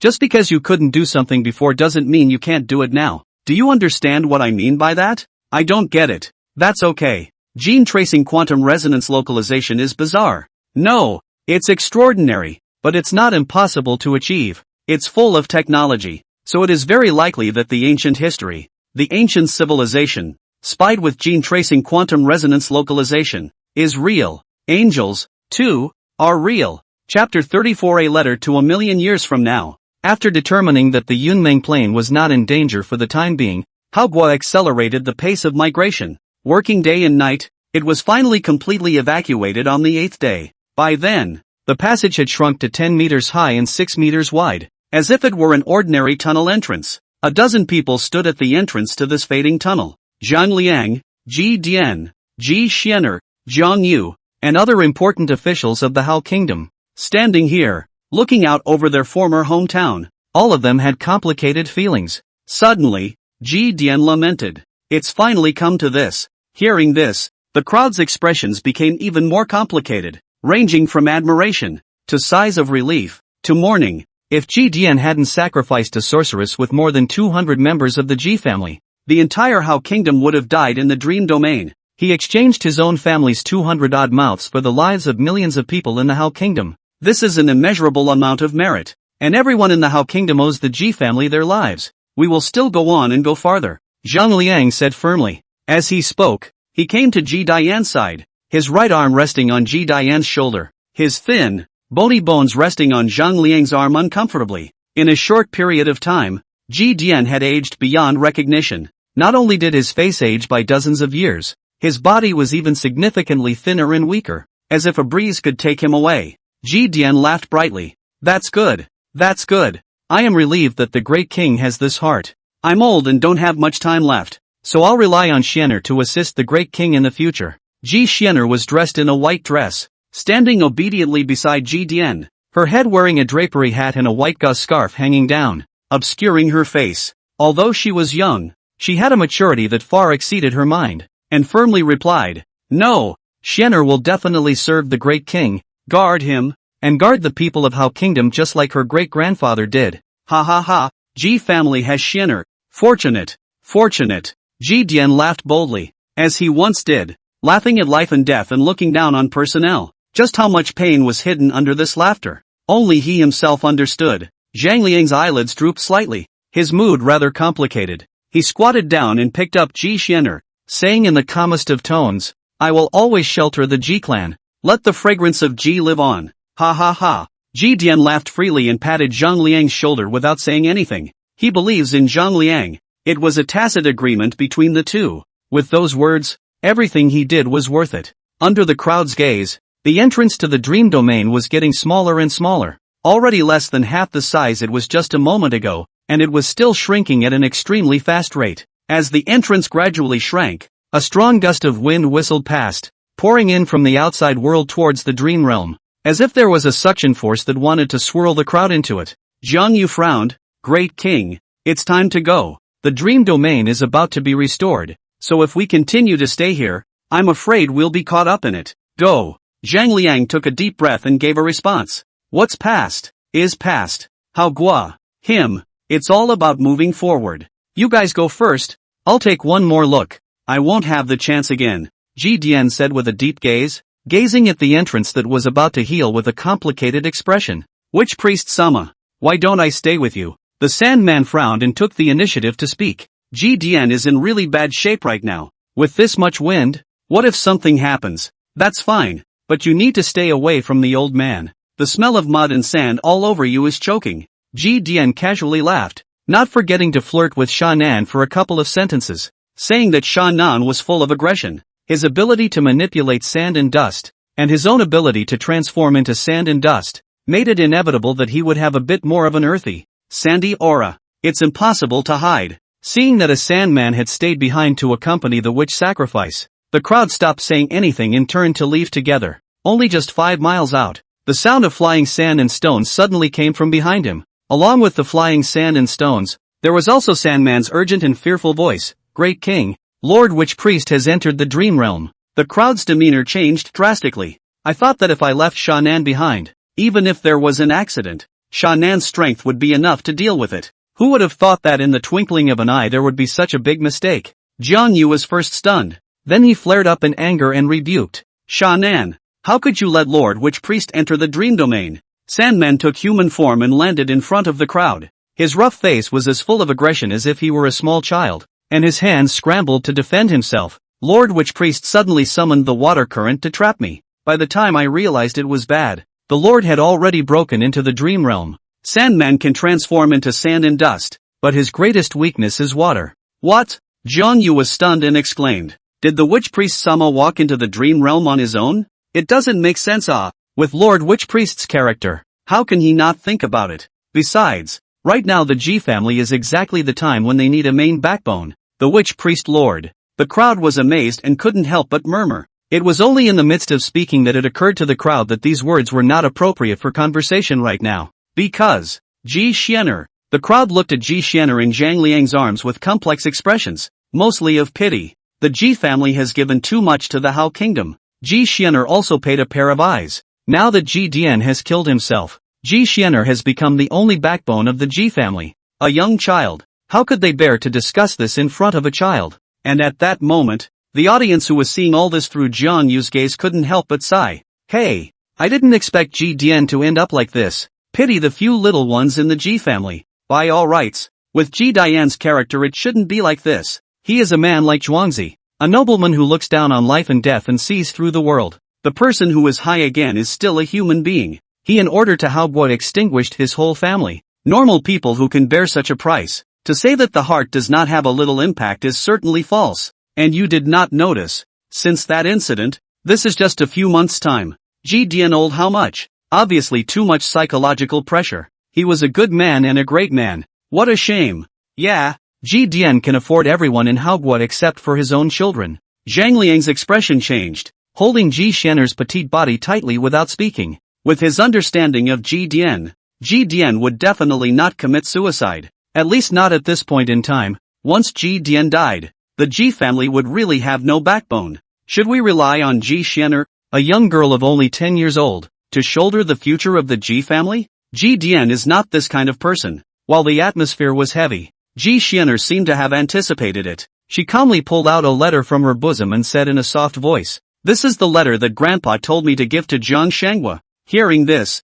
Jiang Yu couldn't help but be dismayed. What? He wasn't too familiar with Ji Dian. Although he had been a minister in the same dynasty for dozens of years, he did not like Ji Dian's character, so he did not have much deep friendship in the past. After understanding Ji Dian's sacrifice for Hao Guo, although his impression of Ji Dian had changed dramatically, it was too short a time and he did not have a deep friendship. In this situation, Jiang Yu really didn't understand why Ji Dian would leave a suicide note for himself. Logically, the one who had the best relationship with Ji Dian should be the Great King, and the letter of retention should be reserved for the Great King. However, with things having come to this, Jiang Yu could not say anything else. He first looked at Zhang Liang, and only after receiving a sign from him did he take the letter from Ji Xianer and open it in front of everyone. It was letterhead made of animal skin and glowed a light grayish-white color. There was only a simple line on the animal skin: a visitor through time and space to find a lost truth. After reading the contents of the letter, Jiang Yu could not help but be filled with confusion,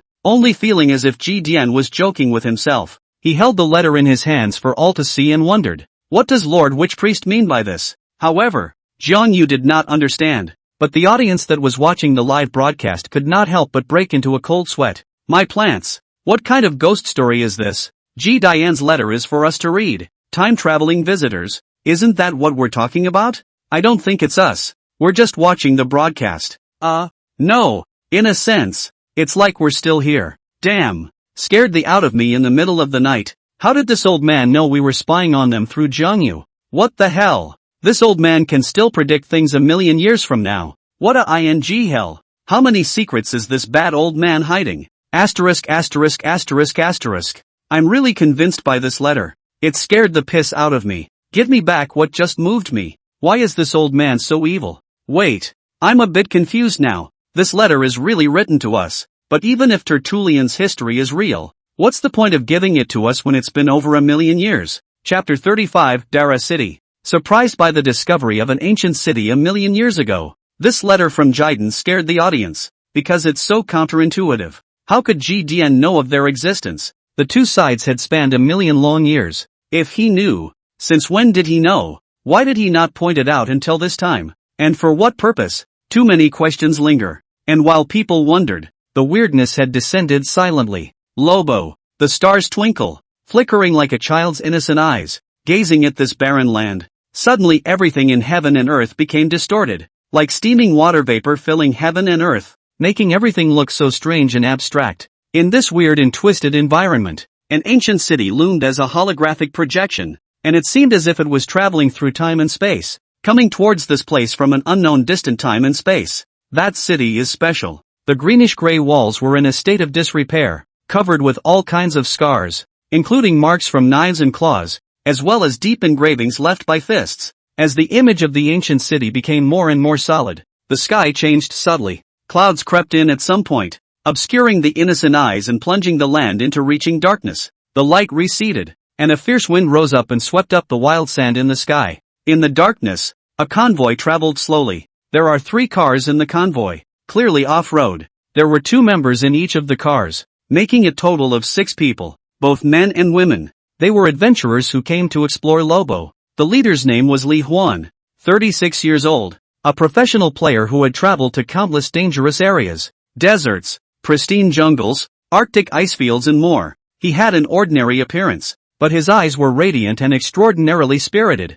and his short, inch-long hair, paired with a red and white tracksuit, made the whole person look extraordinarily sunny. Even when he encountered such an unexpected situation, Li Huan remained unperturbed, directing the actions of his team members through the radio. Li Huan, radio in hand, calmly said, "Keep an even speed. Don't be nervous. This is common." A teammate's response came from the radio. "Captain, the wind is too strong. Should we find a place to take shelter first? This wind is coming from a strange place. There won't be a sandstorm. I don't think there's any dust storms. Didn't we read the weather forecast before we came here? The last few days should be good days with nice weather. Come on, it's Lobo. The weather's getting faster." "Ha, Captain, there seems to be something to the southeast, and the sand is noticeably less windy over there." Hearing his teammate's words, Li Huan looked puzzled and picked up his binoculars to look towards the southeast. These are special nighttime binoculars that allow you to see your surroundings in low light. With the added power of the shimmering binoculars, he could vaguely see what appeared to be hills to the southeast, perhaps blocked by the hills, and the wind and sand were significantly weakened. Seeing this sight, Li Huan was in a much better mood. A hill, or a broken wall, that's a great thing to rely on to keep sandstorms at bay. The wind is not up to dust storm levels yet, but in case it increases it's still important to pick your station in time to avoid sandstorms. Li Huan picked up the radio and ordered, "All hands, turn to the southeast and proceed at even speed. Car 2 copy. Car 3 copy." Teammates have responded formally, no longer as scattered as they were just now. The 3 cars swerved one after the other and traveled slowly in a southeasterly direction. As they traveled towards the southeast, The wind and sand obviously weakened a bit. Seeing this, the crowd broke into smiles. That's a good thing. It was only when they were less than 500 meters from the target that the crowd sensed something unusual about the situation. Captain, something doesn't seem right. It looks like an ancient city wall in front of us. Does this place have ancient walls? I don't think so. Li Huanjin frowned and picked up the shimmering night vision binoculars again to look ahead. He was already very close and the wind and sand had diminished significantly. Through the shimmering telescope, one could even see the mottled marks on the walls, as if they were metals that had survived the ravages of war. Seeing this sight, Li Huan hurriedly took out a map and ran his fingers over it, calculating the speed at which the car was traveling, as well as the area it was passing through, in order to determine the car's current location. Just after reading it, Li Huan's frown tightened. Strange, there should be no ancient city in this place. Can it be that it is an ancient city buried by the wind and sand, and now exposed because of the wind and sand? Hiss, if this is an ancient city buried by wind and sand, how many treasures must there be? That depends on whether or not it's been excavated. If it has, it's probably not going to find any treasure. Even if there's no treasure, let's record a program. The title will be, well, Traveling Solo in Lop Nor, Stumbling Upon a 1,000-Year-Old City Buried by Wind and Sand. He. Just this title can also trigger a wave of traffic. Ha, it makes sense. If it's really an ancient city buried by the wind and sand, it's a super rare thing, much more interesting than an unusual Lobo expedition. While a few people were talking and laughing, the car had already arrived next to the ancient city wall. It is only when you come close that you can feel the majesty of the walls even more. It's about 20 meters tall. It was almost as tall as a 6-story building. The walls have a mottled surface and are made of predominantly stone and something resembling rammed earth. The crowd greeted and got out of the car, came to the city wall, stroked the ancient mottled wall in front of them, and could not tell how much material had been used. Captain, this is also spectacular, and looks to be quite well preserved. Strange, such an intact ancient city wall is too rare. Why haven't I heard of it before? There were 3 members of the team that got out of the car. The other 3 stayed in the car for possible emergencies. Without speaking, Li Huan surveyed the ancient city wall in front of him, then raised the large searchlight in his hand to the left and right. He looked around and then said, "The walls are so well preserved. Let's go look around and maybe we can find a way in. Don't separate. Stay close to me." After saying that, Li Huan walked towards the east. The other 2 members of the team saw this and rushed to follow closely behind. Behind them, 3 cars traveled slowly, keeping an even pace. It was only as they continued to advance that the crowd gradually noticed an abnormality. This is too unbelievable. We've walked for more than 1,000 meters. How come the city wall is so well preserved? Not even a section of it collapsed? Could it be that this ancient city was buried by the wind and sand as a whole back then? If it's a complete ancient city, the value of this place is simply incalculable. Captain, look, it's the city gates. One team member's searchlight cheered as he noticed the distinctive building ahead. As he spoke, he ran in the direction of the city gates. Li Huan was close behind. The 3 quickly arrived at the city gates, standing under the city gates, but seeing them closed, as if they had been in its glory, guarding the ancient city. A member of the team took 2 steps forward, but backed up when he saw the situation at the gates, his face a little tense. Captain, why do I feel a bit evil? This city gate doesn't look like it's forged of gold and iron. Can wood be preserved in this Thai place for so many years without any signs of decay? Li Huan didn't answer because he wasn't sure. He took 2 steps back and looked up over the gates. Sure enough, there was something like a plaque on the city gates with 2 large characters engraved on it. Well, not recognizable. Li Huan took a good look with his shimmering binoculars, then shook his head. It wasn't exactly familiar territory for him. He pulled out his satellite phone and was relieved to find that the signal, while bad, still had 2 frames. As long as there is a signal, everything else is easy to fix. Li Huan took a few pictures of the city in front of him with his cell phone, then ordered the team, "Go back to the car first. Don't just walk around. Be careful." The team sniffed and rushed back to the car. They were just players out for an adventure, and they wouldn't dare risk their lives in an obviously unusual place. Li Huan also returned to the car. He sat in the passenger seat, opened WeChat, and subsequently contacted an old friend who was a history major. "Li Huan, old Zhang, help me see what the hell this is. I led a team to Lobo today, only to suddenly encounter sand at night and discover a well-preserved city." Lao Shang, did you meet them in Lobo?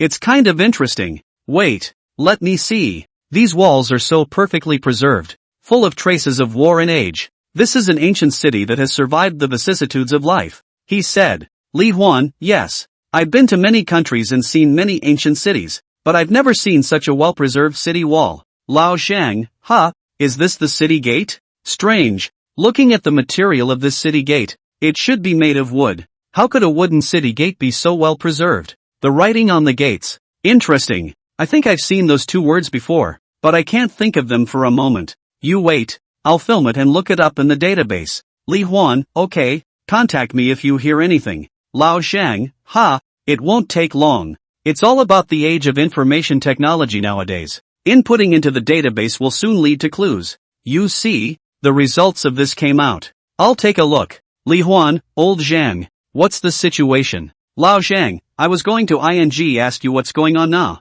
Do you know what those two words are? Excited. JPG. Li Huan, if I knew, I'd still ask you. I've got nothing to do. Old Zhang. Don't sell out. Quickly tell us what this place is. I always feel that this place is evil. There is I can't say. Not good feeling anyway. Lao Shang, evil is right. This is Dara. Daryeong. Do you know? It's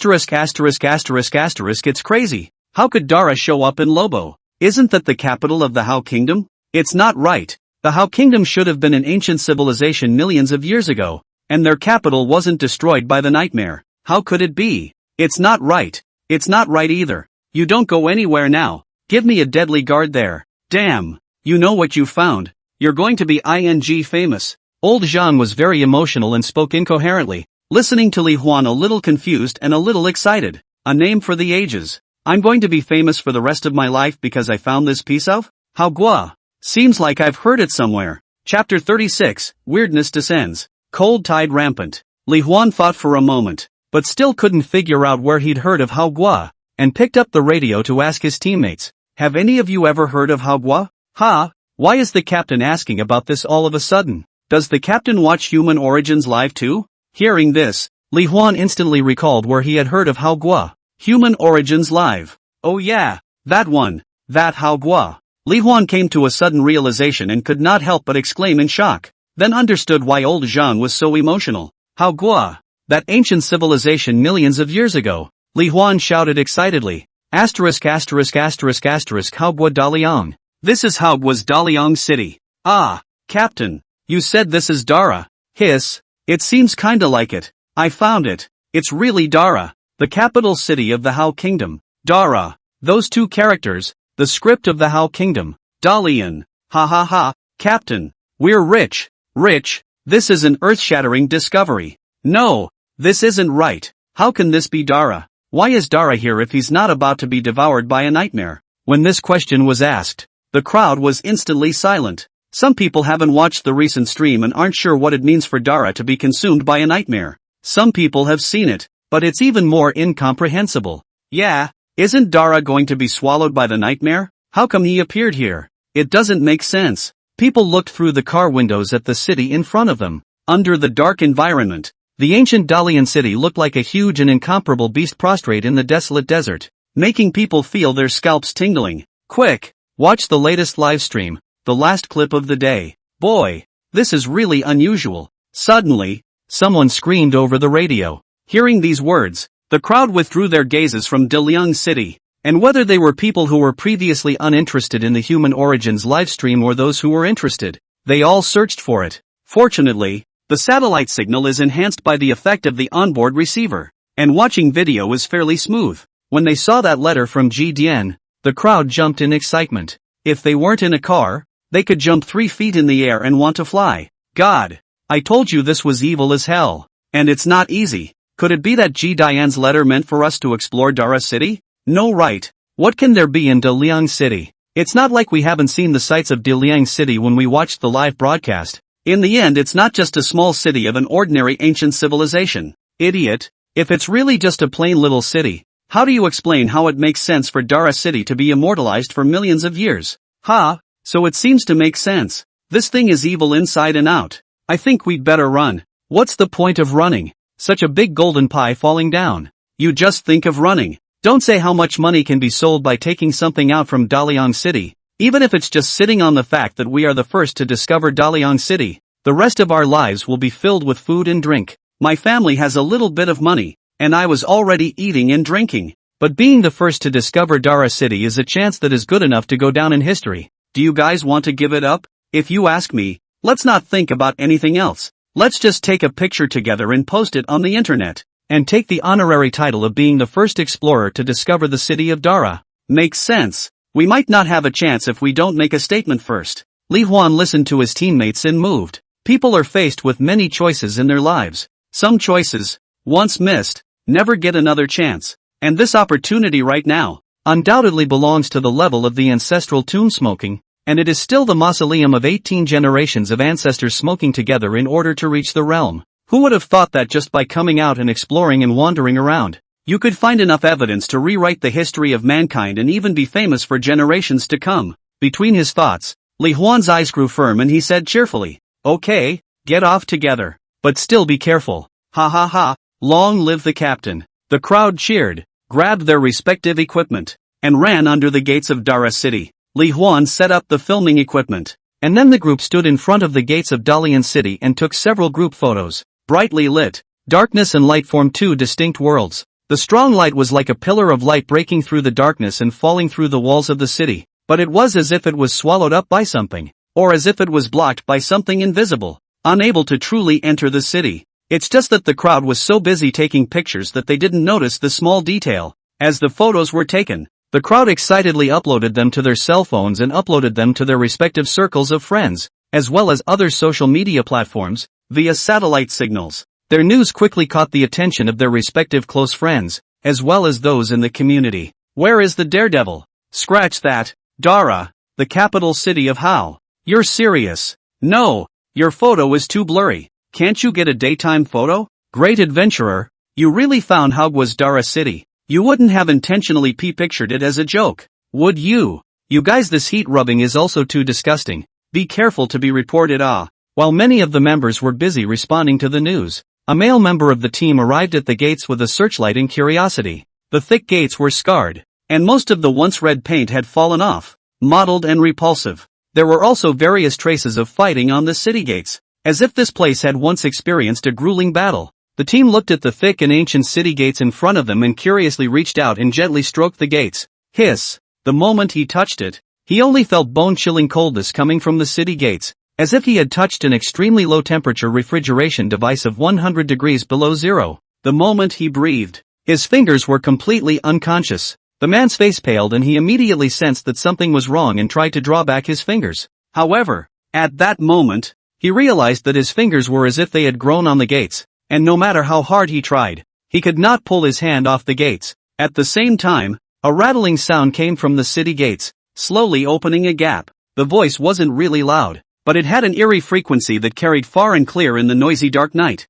The other 5 members of the team, who were chatting with their friends and writing back, all heard the sound of the gates opening. Puzzled, they looked around and saw the turn of events under the gatehouse. Bone-chilling cold air surged out from within the open gates, forming a cold wave visible to the naked eye, white as if it were a heavy mist, and the ground instantly condensed a layer of frost. The man standing in front of the door bore the brunt of the impact of the cold wave, did not even have the opportunity to react, blinking into a lifelike ice sculpture. No longer alive. Everyone else's faces changed drastically when they saw this bizarre turn of events. It's just that it's already too late. The fog filled in quickly, and something vaguely scurried out of the city, hidden within the icy, bone-chilling mist. Miserable screams resounded through the barren desert. Chapter 37: Rest and Recuperation. Brand new How Kingdom. The photos taken by Li Huan and others have created a huge buzz on the internet. Their circle of friends is even more swamped with friends and family, only no matter how much they asked, no one ever responded again. In this case, some people think it's just a bad hype and a bottomless attempt to rub it in. Others believe that if the How Kingdom really existed, finding the ruins of Dara Castle would be a very likely thing. However, their idea was refuted by netizens. How could the so-called ruins be left behind when Dara Castle had clearly been swallowed up by the nightmare? Therefore, the Dara city in this photo must have been made by a P-graphic. But then it was suggested that the photos had been disassembled and analyzed, and there were no signs of photoshopping. So just in terms of the photo itself is real. The only question now is where is the location where they are filming, and whether this ancient Dara city is an ad hoc model or an ancient ruin that actually exists. There has been a very active and passionate discussion on this issue among netizens, and it was suggested that if Dara City was real, the quest for the truth that Ji Dian was talking about, was it related to Dara City? What exactly did Ji Dian's words mean? Kang Goshi didn't understand. The others don't get it either. It was Zhang Liang, on the contrary, who was pondering, could this be talking about himself? But if he was talking about himself, why give it to Kongyu? Just give it to himself. And, the lost truth. The truth about what? Eternal night? Zhang Liang pondered for a moment and had no answer. The question about Ji Dian's final legacy had to be left unanswered. No one knew why Ji Dian ultimately made the choice he did, or what Ji Dian meant by the last words he left behind. But that's the way the days are. Even if there is a moment of confusion, it is still important to live how you should. The How Kingdom has just been released from its prison, and there are still too many things to deal with. The most important thing at the moment, naturally, is to resume production and build homes.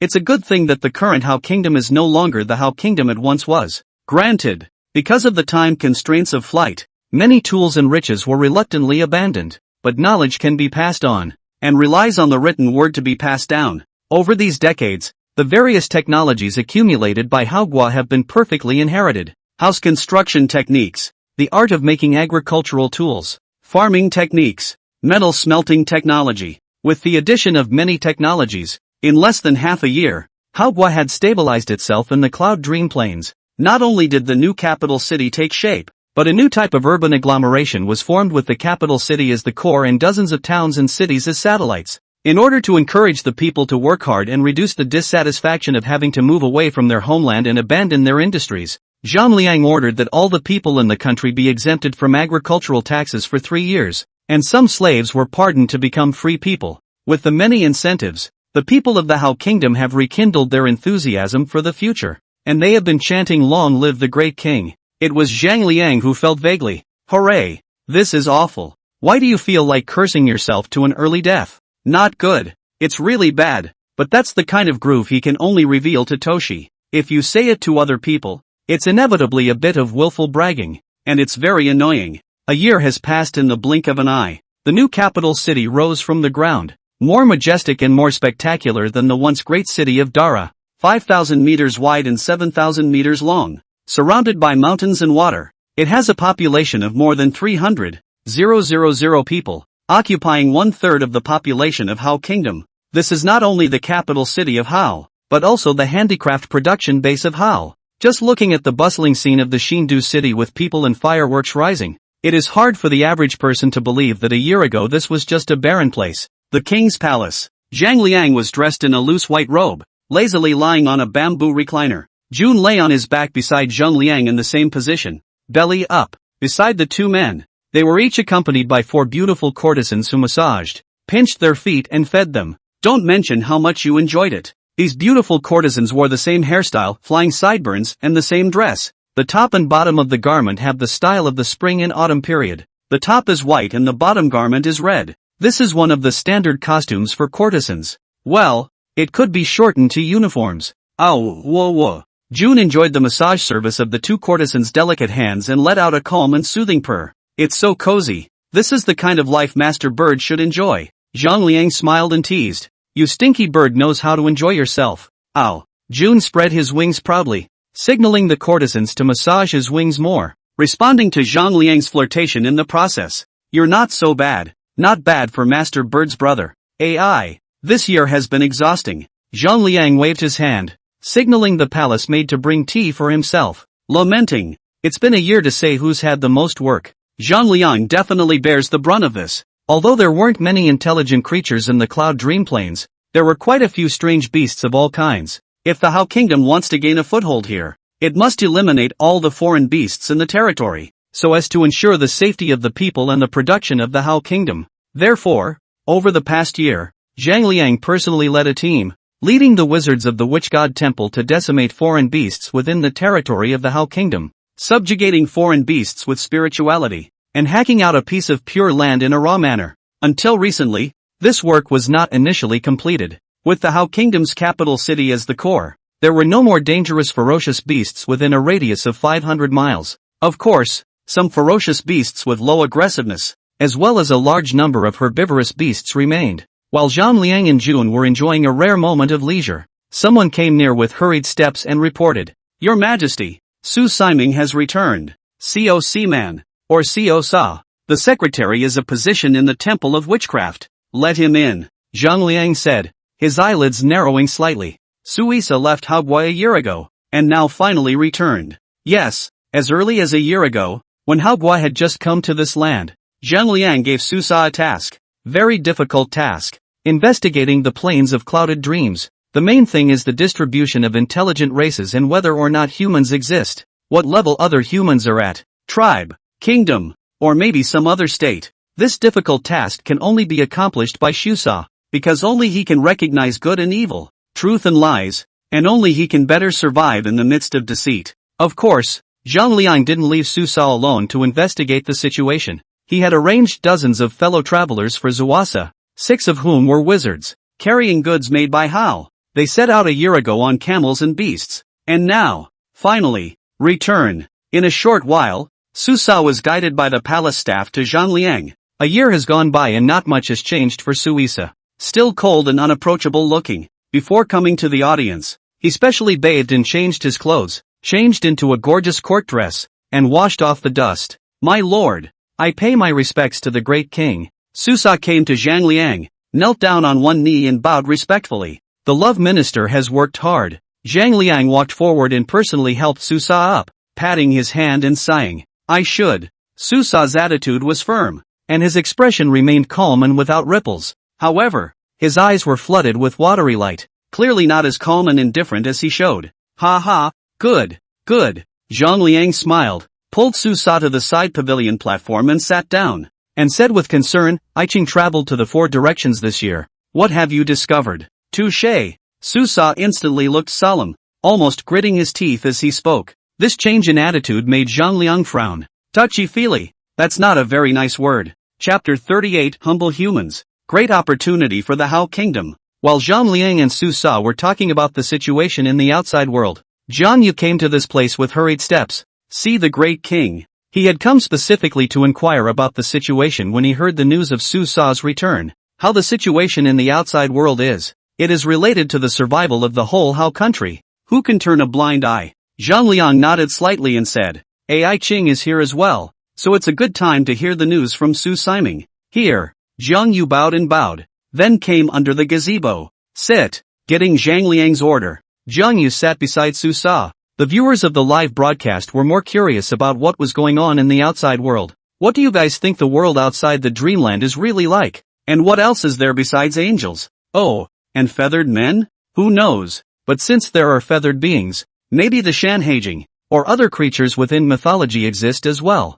Endorsed. By the way, did you guys hear about what happened yesterday? It is said, that the ruins of Haogua de Liangchang have been discovered. What? The ruins of Dara Castle? How is that possible? Dara City isn't inside the dream domain. The dream domain is a place to be destroyed by nightmares. Now that the Hao Kingdom has moved as a whole, who can still protect that empty city? Air? Is it possible that it's Haogua's newly renovated capital city now?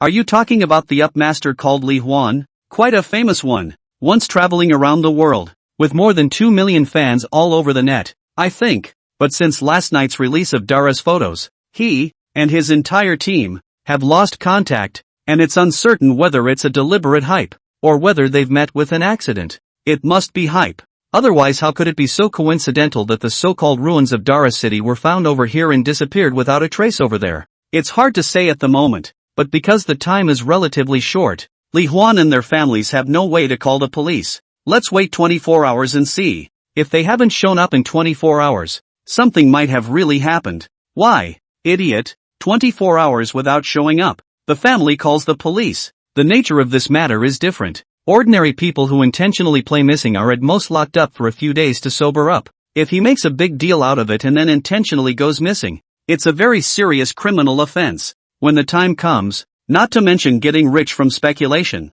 they'll all have to go in and squat for a few years. Whoa, whoa, whoa, whoa, whoa, whoa, whoa, whoa, whoa, whoa, whoa, whoa, whoa, whoa, whoa, whoa, whoa. When Zhang Yu was seated, Zhang Liang ordered the palace maid to serve a cup of hot tea before he said to Susa, What did you mean when you said earlier that the outside world was shocking? Touché. Zhang Yu was picking up his cup with the intention of taking a small sip to ease his slightly dry throat due to the rush to get here. When he heard this, he couldn't help but change his expression slightly and tensed up. He does know Zuasa. Someone who is a little cold, a little stubborn, but would never lie. Su Sa sighed, his eyes slightly drooping as he thought back on what he had seen and heard over the past year with a heavy heart. The outside world is not like the dreamland. In the dream realm, other than people, it's rare to see almost any other race with intelligence. But here, all kinds of intelligent races can be found everywhere. Man is one of the humblest of the intelligent races.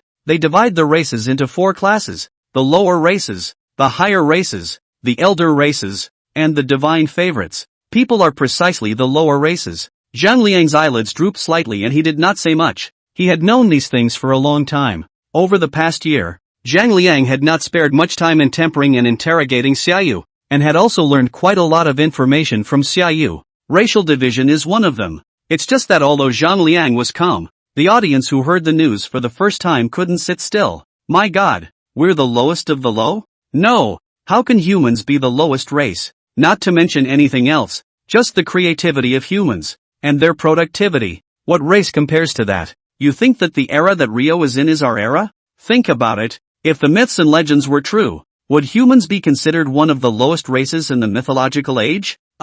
It's like, don't get hung up on it. The era Rio is in is different from ours. It's not out of the question that man is the lowest race in their time. And don't forget about that angel. Although we haven't seen that angel make a move. Think about how long Hao Guo has imprisoned her and what the level of the prison is like. One angel is so powerful. How many more angels are out there? Is there a stronger race than the angels? Hey, Rio, they're really too much. Zuasa took a deep breath and continued. But the higher races, the everlasting races, although very powerful, are not without weaknesses. The more powerful the race, the weaker its ability to reproduce. I have come into contact with a man of the everlasting race who calls himself the Mountain Ghost race, and he is so powerful that I am afraid that the only one in the entire Hao Kingdom is the king who can fight with him. But as he said, although the Mountain Ghost clan is powerful, the number of clansmen is very small, less than 1/1,000,000th of a human being, and the conditions under which they conceive their offspring are extremely harsh. This is one of the reasons why man, despite his weakness, has been able to flourish and even grow in this land. It's just that the people here are not like my Hao Kingdom. They exist mostly as tribes, or city-states, and have never heard of a kingdom. Large city-states have tens of thousands, even hundreds of thousands of people, and small tribes have only a few thousand. These tribes, city-states, worship other higher races as gods and offer sacrifices in exchange for shelter. However, there are no less than 100 tribes and city-states that the minister has come into contact with over the past year, and they are mostly forced to worship the existence of these higher races as gods. And while some of these things that enslave people simply require people to do physical labor for them that they don't want to do, there is no shortage of monsters that keep people captive as food. Speaking of this, Su Sa showed a look of indignation on his face. Although he did not have any relationship with those people, he saw his own kind being treated like this, and even being kept in captivity like livestock. So how could he not have some feelings? He also had to worry if Hao Guo would encounter that kind of monster if he was not strong enough. After letting out a long breath, Su Sa continued, because of the existence of the dream domain, those evil spirits, as well as high-level races are very jealous of this place, and don't dare to approach it easily. At the edges of the Dreamland's area of influence, there are huge numbers of people, and other races with weaker abilities, who have fled to the outskirts of the Dreamland's radiation zone to survive. Hearing this, Zhang Liang finally came to be interested. He said, huge numbers, how many? Su Sa pondered, what I have seen in the past year should be 10 times greater than my Hao Kingdom. There are actually that many people. Zhang Yu was quite shocked and couldn't believe it. Su Sa didn't explain immediately, but took out a simple map from his arms. The map was made of animal skin, not too thick, and unfolded to be 3 feet long and wide. Zuasa pointed to the center of the map, the huge circular dome of graffiti, and said, this is the dream domain. Afterward, he pointed at the vast land 10 times the size of the dream domain for more than 1,000 miles around it and said, this is the range of the dream domain's influence. Finally, he pointed to the very edge of the dream domain's sphere of influence, a zone of 100 to 200 miles, and drew a huge circle, explaining, this area may seem narrow, but it is extremely huge. Countless people who find it difficult to survive in the outside world have continuously fled here over the past centuries, eventually forming hundreds of city-states, both large and small, as well as tribes. Jiang Yu looked at the map and nodded slightly. Indeed, this area looked narrow, but it was very vast, several times larger than the Dream Domain. With such a vast land, even if there weren't 10 times as many people as Haogua, it wouldn't be much different. Jiang Yu stared seriously at the map for a moment and said, "If we can conquer these city-state tribes, my Hao Kingdom will definitely increase in strength." Su Sa shook his head. This matter is not easy. With the Dream Domain coming to an end, those evil spirits that were once jealous of the Dream Domain, as well as other advanced races, are expanding into this region. If we were to subdue them, we would have to come into direct conflict with the evil spirits, as well as other advanced races. Although my Hao Kingdom is powerful compared to these tribal city-states, the gap is obvious compared to those advanced races. Our witches, they are too few in number. There are even fewer witches in the outside world. Speaking of this, Su Sa could not help but sigh helplessly. In this year's time, he had been to too many tribes, city-states, but the number of wizards he had seen was not much more than that of Haogua. Yes, all the wizards together, which is the number of wizards that Hao has. Just hearing this, Zhang Liang and Jiang Yu looked at each other and laughed in unison. Jun, who was enjoying himself, didn't know what Zhang Liang was laughing at, but he also let out a wail. Wail of merriment, mainlining a response, and the unusual reaction of the two made Xiao Sa quite puzzled, as well as the audience. What? Are they all crazy? Chapter 39 Creating Witch. Toward a mythical Haogua. Su Sa was a truthful person, and when he saw Zhang Liang and Jiang Yu laughing, he knew that he must have said something wrong. But when he thought about it carefully, he couldn't figure out where he had gone wrong. Puzzled, Su Sa asked, "I wonder why the great king is laughing." Zhang Liang didn't answer right away, but instead picked up his tea and took a sip, rather confidently holding his head high as he smiled and asked, "Su Simeon might as well guess how many wizards there are in my Hao Kingdom today." Su Sa froze for a few seconds before he realized why Zhang Liang was laughing. He frowned and deliberated. "When I left Hao, there were 39 wizards in my country. At past speeds, there are at most 40 witches at this point. It's just that the great king is so confident. Could it be that my Hao Kingdom already has more than 50 sorcerers?" Speaking of which, Su Sa himself felt a little hard to believe. He was one of the first sorcerers to join the Hao Kingdom. Having seen the birth of a witch with his own eyes, he understood how difficult it was to become a witch. If not, why would Ji Dian slaughter his entire family just to produce another witch with the same ability as him in order to save the Ji family and the millions of nationals in Hao? And now that he had come to the outside world for only a year, the fact that Hao Guo was able to cultivate a dozen more new wizards was already the limit of what Su Sa could imagine. For this question, not only was Su Sa puzzled, but the audience in the live broadcast room was also in a million pieces. How many wizards in Hao country? This question is very interesting. Can make Liang and you so confident? It is estimated that it has increased a lot. Is it doubled? Impossible. Right. Hao Guo has been around for decades. Just how much which has been accumulated? This is just 1 year. How to double it? Things could get interesting. No, I should say big. If it doubles. What do you mean? It's a big deal? Haven't you read it yet? In the past, if you wanted to get a witch in Hao Kingdom, you could only rely on luck, depending on who could awaken the power of a witch on the edge of life and death. This method can't be said to be a bit consuming. It can only be said that even after the people of the entire Hao Kingdom have died, they may not be able to come up with 100 witches. It's only been a year. What does it mean if Hao Guo can produce more than 30 new wizards? It means that the Hao Kingdom has mastered the method of artificially cultivating wizards. It means that the Hao Kingdom will develop from a mortal country to a mythological kingdom. It means that the Hao Kingdom, if it can continue to develop for decades, hundreds of years, may establish a mythological kingdom with thousands, tens of thousands of wizards. If Hao Guo has thousands of wizards, or even tens of thousands of wizards, it's really old and powerful. Isn't it the same as the ones inside the myth? It's that, the divine system, right, the divine system, a divine king, many main gods, and countless small and medium-sized gods like the divine system. The term divine lineage doesn't feel quite right. Or, the smaller heavenly court, the divine court, under the divine king, dividing the gods. Is it possible for Hao Guo to master the method of artificially creating a witch in such a short period of time? It feels a bit unlikely, doesn't it? +1. A year ago Hao Guo didn't have such technology. Otherwise where would Ji Dian need to sacrifice his entire family for Haoguo's survival? Not only did the viewers of the live broadcast not believe it, but Su Sa was also unable to believe that Haoguo could master the method of creating a witch in a short period of time, so he answered rather cautiously. But after Su Sa finished his reply, Zhang Liang and Jiang Yu looked at each other and laughed in unison, laughing freely, laughing openly and uncontrollably. After laughing, Zhang Liang smiled and said, "My Hao Kingdom now has 125 sorcerers." What? Hearing this answer, Su Sa couldn't help but be dumbstruck and stood up violently in shock.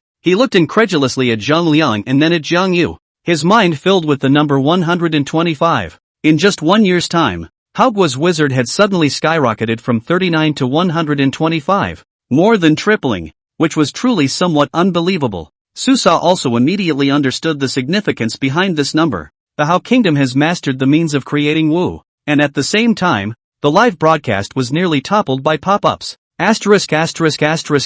More than 120 wizards. Haoguo, what has this done? Stole the Queen Mother's peach garden, or robbed the alchemy furnace of the Supreme Lord Lao Jun'a. In 1 year's time, it grew from 39 wizards to 125. Hiss, Haoguo wouldn't really have mastered the technology of creating wizards, would he? It will not be removed. It is obvious that Haoguo is now able to create wizards in bulk. Perhaps this mysterious technology is still immature, or the success rate is not that high. But from the fact that Haoguo has added more than 80 new wizards in just over a year, it is completely evident that Haoguo has definitely mastered a certain technology. Did what those people just discussed come true? Haoguo is going to move from a mortal kingdom to a mythical kingdom. It's only been a year since more than 80 new wizards were added. If we waited for a few more decades, hundreds of years, the Hao Kingdom wouldn't be able to form a large army of wizards. Bravo to my Dahao. It's really going from mortal to the path of the gods. So excited. If we can master such technology, can we also become a witch? Please, hurry up and have someone ask Rio how he did it. Su Sa didn't hear the hearts of the live audience, but he fulfilled their wishes. After a short period of shock, Su Sa easily ascertained the truth of the matter through his own abilities, and then uncontrollable curiosity surged to his heart. He couldn't help but ask, how did this happen? It's really. Su Sa walked under the gazebo in surprise, somewhat at a loss for words. This trip, though he hadn't traveled far, had allowed him to see the vastness of this world and how desperate those truly powerful races could be. It was also because of the understanding of the power of the higher level races, and even the everlasting race, that Zuasa was so flagrantly against the plans for continued expansion. With Haoguo's current strength, it was almost a dream to face those powerful races directly. Zhang Liang might have survived, but Hao was bound to perish. No doubt about it. But now, he sees hope. Although the population of Hao Kingdom was large, the number of wizards that could fight against powerful races was extremely small. If the problem of insufficient number of wizards could be made up, the Hao Kingdom would be enough to fight against the powerful races. This matter, it's a long story. Zhang Liang sighed. The answer to the question of how a witch is born is that there is a great terror between life and death, and that only by overcoming the great terror can the power of the witch be awakened. The current wizards in Haoguo were all awakened on the edge of life and death, and it also verified that there was no problem with the method of wizard awakening. But the problem is that this approach has too little tolerance for error. Succeed or die. The point is that the success rate is still low, not 1 in a million. Even if a witch or two could be born occasionally, it would be difficult to really come together and unite. So to solve the problem of too few wizards, the first thing you need to do is to solve the super high mortality rate during the awakening process. Can this problem be solved? The answer is yes. Zhang Liang solved this problem perfectly. After the transfer, he gained the skill of fearful illusion, which allows him to use his spirit to make people fall into an illusion and see the most fearful sights in this life. This is similar to the great terror between life and death. Combined with the illusion potion researched by Haoguo's sorcerers, it could lower the mental resistance of the recipient, making it more susceptible to the effects of illusions and strengthening the effects of skill casting. In this way, it was much easier for Zhang Liang to cast his skills, and in the event that the recipient shows signs of near death, or a strong malignant reaction, the guards in charge of watching over the recipient are able to take them away in time, thus ensuring the safety of these people's lives. It was with such skills that the number of witches in the Hao Kingdom had increased dramatically. Zhang Liang briefly explains the means of creating a witch. Hearing that there were such means, Su Sa was so excited that he burst into tears. God bless Haoguo. In this way, wouldn't the Hao Kingdom have to cultivate hundreds, even thousands of wizards. With so many wizards, it's not like the Hao Kingdom has no power against those high-level races. Zhang Liang patted Su Sa's shoulder and laughed. Currently, the experiment has just begun, so we can only rely on this dumbest of means to increase the number of witches. But one day, we will grasp the true secrets of witches and give everyone the chance to become a witch. Su Sa was so excited that he could no longer speak, and nodded his head excitedly at his words. He trusts Zhang Liang, because the great king never goes back on his word. The audience in the live broadcast room, however, felt an unprecedented pressure. Is Hao Gui really heading towards a mythical kingdom? Chapter 40, The Future of Hao Kingdom. Jiang Yu's recommendation. After a brief moment of calm, the pop-ups erupted. Hiss, it feels so unbelievable that Hao Gui has mastered such technology in just 1 year. It's only been a year.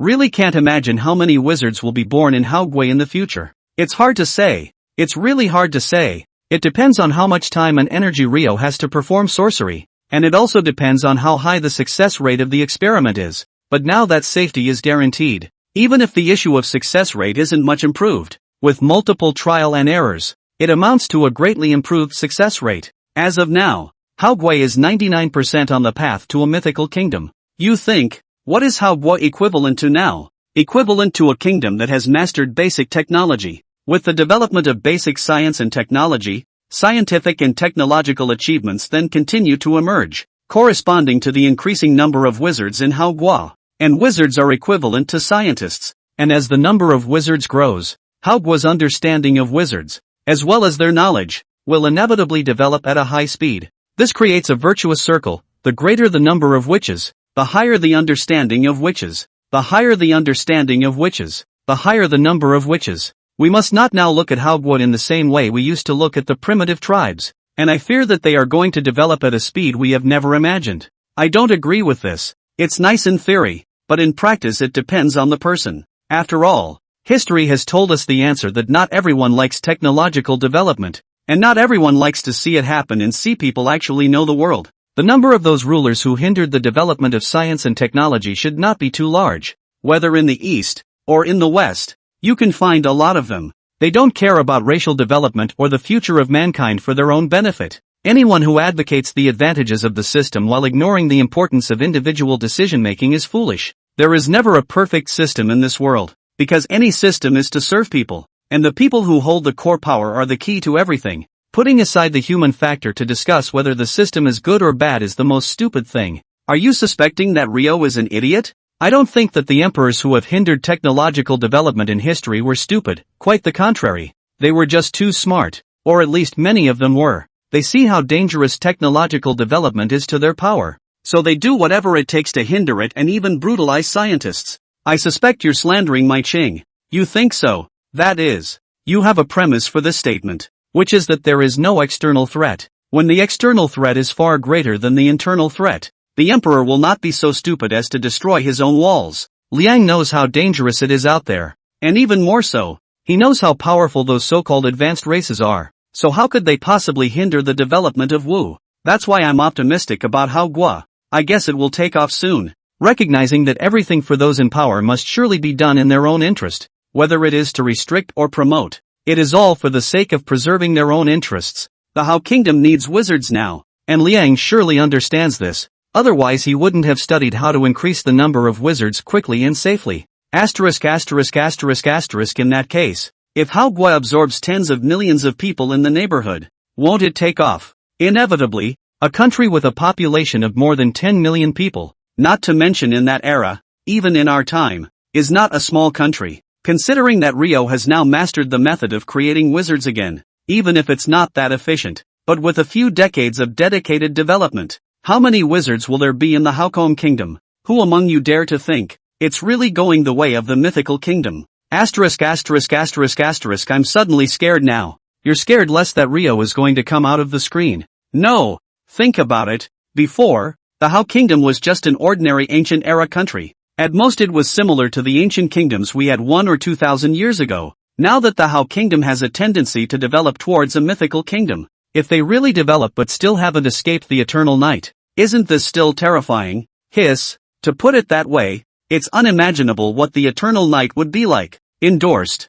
Zuasa was agitated, but did not lose his mind. He pondered and said with deliberation, "If the great king has such divine power, my How kingdom should develop as quickly as possible, expand its territory, and increase the number of its nationals. It's just that I'm a little worried. My How kingdom is short of money and food at the moment, and the people's residence is not yet settled, so it is not suitable for an expedition. If the militia is forcibly drawn into an expedition, there will be insufficient farming and a decline in production. And given the situation in How kingdom today, there is a fear of chaos." Zhang Liang smiled and said, "Ai Ching has a point." Su Sa sniffed and sighed in relief. Although he hadn't been back for a long time, he had seen the scene of How country today along the way. The people have not yet stabilized. The farming area is far less than that of the Dreamland period, and the grain production is only 1/3 of that of previous years. At this time, although the How kingdom has surplus food to support, but if we cannot reclaim farmland and stabilize the people as soon as possible,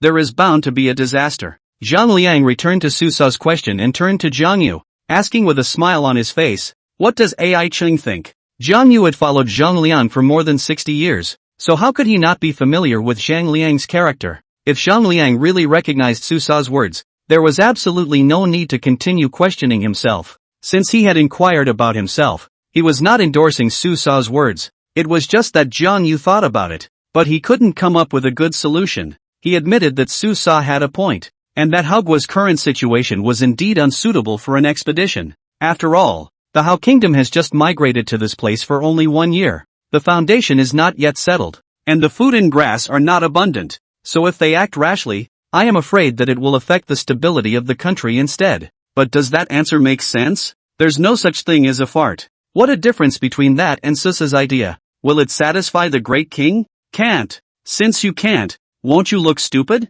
Zhang Yu pondered and calmly said, "Although I have some ideas." "Well, that's weird. There's a load of ideas. Can't figure it out at all. It's just that my talents are limited, so I'm afraid I won't be able to give an answer that will satisfy your majesty. But there is a protege in the minister's house who is talented and will be able to give the king a satisfactory answer." Hearing Zhang Yu's words, Zhang Liang became interested and asked curiously, "Oh, who is the person who can be valued so highly by the prime minister?" Zhang Yu introduced, "That man's name is Su, from the Su Yao tribe, a savage. Although he is not versed in literature and ink, but he is too talented and has a strong memory. If he is cultivated a little, he will definitely be a pillar of Hao's country." Zhang Liang smiled and casually said, "Since it was recommended by Xianghua, bring it here." Upon receiving Zhang Liang's order, Zhang Yu got up and left to go and lead Su to come in person. This small matter did not require his personal attention, but what Zhang Liang was asking about was a matter of national importance. He needed to let Su understand the situation before meeting Zhang Liang, and he could not let him come here and spend a lot of time explaining the cause of the matter, which would not spoil the king's mood. And the only person who could explain the situation to Hux was Zhang Yu. Kangoshi is gone. Walking in a hurry. It was only half an hour later that Zhang Yu brought Su to this place. Su, this year 33, ordinary face, short stature, high meter 5 or so, skin is bronze full of frost marks, hands rough all over the cracks, a peasant man's appearance, is not like a person with wisdom. He was dressed in rough brown clothes, contrasting with the brocade clothes of the palace eunuchs around him. At the first sight of Su, Zuasa frowned. Can this man answer the king's question? It wasn't just Su Sa who had this doubt. The surrounding palace maids and eunuchs were also filled with curiosity and a little scorn. Savage. What the hell? In the face of the strange stares around him, Hux always acted breezily and smiled. I pay my respects to your majesty. Su has been brought. Zhang Yu led Su to Zhang Liang and bowed. Su, on the other hand, was so dry that he threw himself on the ground and shouted in an extremely exaggerated, sing-song tone, Strawman Su, pay your respects to my king. I wish my king eternal youth and longevity. My king's glory, shine forever in Diahao. My king's mighty name, resonates in all directions. When he finished speaking, he bowed heavily, his forehead hitting the stone floor with a crisp sound. Good to hear. It's a good head start. This performance saw Su Sa's brows tighten, becoming more and more annoyed and dissatisfied. Hypocritical little man who only slips up. Zhang Yu had expected this. One of the most important things he'd learned when he'd raised Zuda was that the man was a good talker, could come to things, and knew how to make people happy. Eshu was now showing some restraint. Chapter 41 The whole clan, I thank you. Hux's performance was also a joy to watch for the live audience. Ha ha ha ha, this guy is so funny, like a clown, laughing and crying. JPG, It feels like Jiang Yu is going to be punked off. This guy does not look like a capable person in any way, but rather, he is like a traitor, a sycophant, like a very good one. It's really quite amusing, but you can't tell the difference between a person and a person. Maybe they have some unique skills. Nah. Are you saying that if there is a good ventriloquist in the capital, the king will never come to court in the morning? Asterisk asterisk asterisk asterisk hopefully. My next second will be a high number. Zhang Liang didn't belittle Su for it and smiled. Get up. Zhang Yiqing informed you of everything, didn't he? Su got up from the ground and replied with a smile. The great king anticipates things like a god. The straw man has learned of the great king's problem from the mouth of the Sagittarius. It's just that before answering that question, the straw man has 3 questions he wants to ask the great king. The moment these words came out, the surrounding crowd didn't change their expression. Even Jiang Yu couldn't help but frown. Slightly displeased, Su Sa even angrily rebuked. How dare you, a mere savage, dare to talk to the king like this? My lord. Zhang Liang raised his arm, stopping Su Sa's angry rebuke, and smiled gently. Why should Su Simin be angry? Hux, what do you wish to inquire about? The smile on Su's face intensified as he bowed and worshipped. My first question, what is the king? As soon as this question was asked, the crowd instantly turned pale and sweat dripped from their foreheads. What's a king? This question is more than offensive. It's downright sinful. Zhang Liang laughed and said, King, to take away the world's profit, to take away the wealth of all the people, to plunder the world to serve himself, the most treacherous man in the world. Flop. Hearing Zhang Liang's reply, the surrounding palace maids, eunuchs, including Su Sa and Jiang Yu, all of them were instantly drenched in cold sweat, and in unison, they fell to their knees, burying their faces deeply in the ground. At the moment, they couldn't wait to drag Su out and chop him up and feed him to the dogs. It was Jiang Yu who couldn't wait to eat Su alive. What kind of questions are these? How can the great king be so truthful? 2. Where is someone so demeaning? The most treacherous man in the world. Oh heavens, oh gods, give me back my ears that have not heard the words. Su smiled brightly, his eyes a little more radiant, and asked brightly, the second question of the straw man, nationals or nobles, which is more important to the great king? Zhang Liang replied cheerfully, since I am a national, if there are no nationals, where is the nobility? Where is the king? The people, the foundation of the nation. Hux leaned back and laughed, indescribably. He laughed and asked again, my straw man's third question, what does the great king want? The name of the Holy Spirit spreads far and wide and is loved by all the people. Conquer the world and all the nations, or maybe get sidetracked and enjoy life. Zhang Liang's eyes narrowed slightly as he gave Su a deep look and said in an extremely calm tone, conquer the world and unify all races. Hux sniffed and was all smiles. He knelt down and worshipped. My king's chest is magnificent. The straw man has the answer to the great king's question. Zhang Liang laughed. Oh, how do you feel about this? Su knelt on the ground, head held high like a pine in Cyprus, and proudly said, this is a mandate from heaven for the great king, and if I don't take it, I will be ashamed of heaven. Su Sa was kneeling on the ground, and when he heard this, he couldn't help but have his face twitch, itching to jump up and slash Su. This guy, he is really a treacherous villain. How dare you compel the king like that? Zhang Liang laughed. Ha ha ha, interesting. Tell me instead how to take it. Su said confidently, if the great king were to leave it to Grasshopper, he would only need 200 armorers to follow him, and Grasshopper could make all the nations submit and make a pilgrimage to my king. Oh, 200 armorers? Seriously, it's just that the straw man has 3 requests. 1. I would like to ask Su Simin, and the great sorcerer who traveled with Su Simin, to assist the grass people. The second, the straw man asks the great king to grant the king's chariot, as well as a token to accompany it.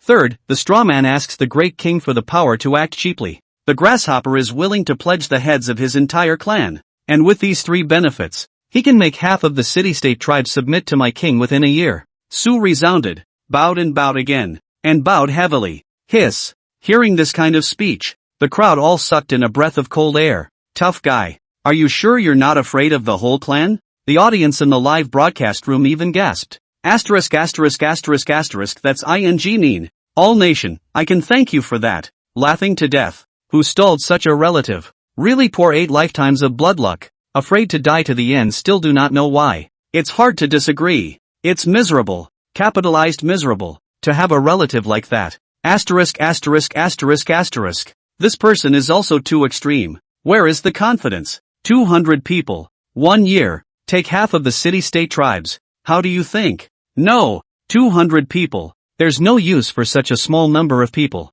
not to mention taking down half of the tribes, even if it's enough to manage a city of 100,000 people? Is there a big man to come and popularize what the probability is of taking down 5 million people with 200? More or less. Don't forget it, but anyone in their right mind would never be able to say that. Joy. This promiscuity. Only then will he believe it, really when Rio will believe his nonsense. Wanting to see him beheaded. This man really has a huge bad conscience. Zhang Liang's eyes narrowed slightly, already somewhat guessing Su's intentions, and he laughed bashfully. Granted. The widow has made you an envoy, and given you another switch. If you can't complete the task after a year, you can't blame the widow for being merciless. In the army of Hao, 5 men are in a line, and 10 men are in a line. A centurion is appointed for 100 men, and a captain for 500. A shiksa is 10 wizards. Susa's previous team had which 6 people, and with the addition of these 10 people, there were 16 people. Hearing Zhang Liang's promise,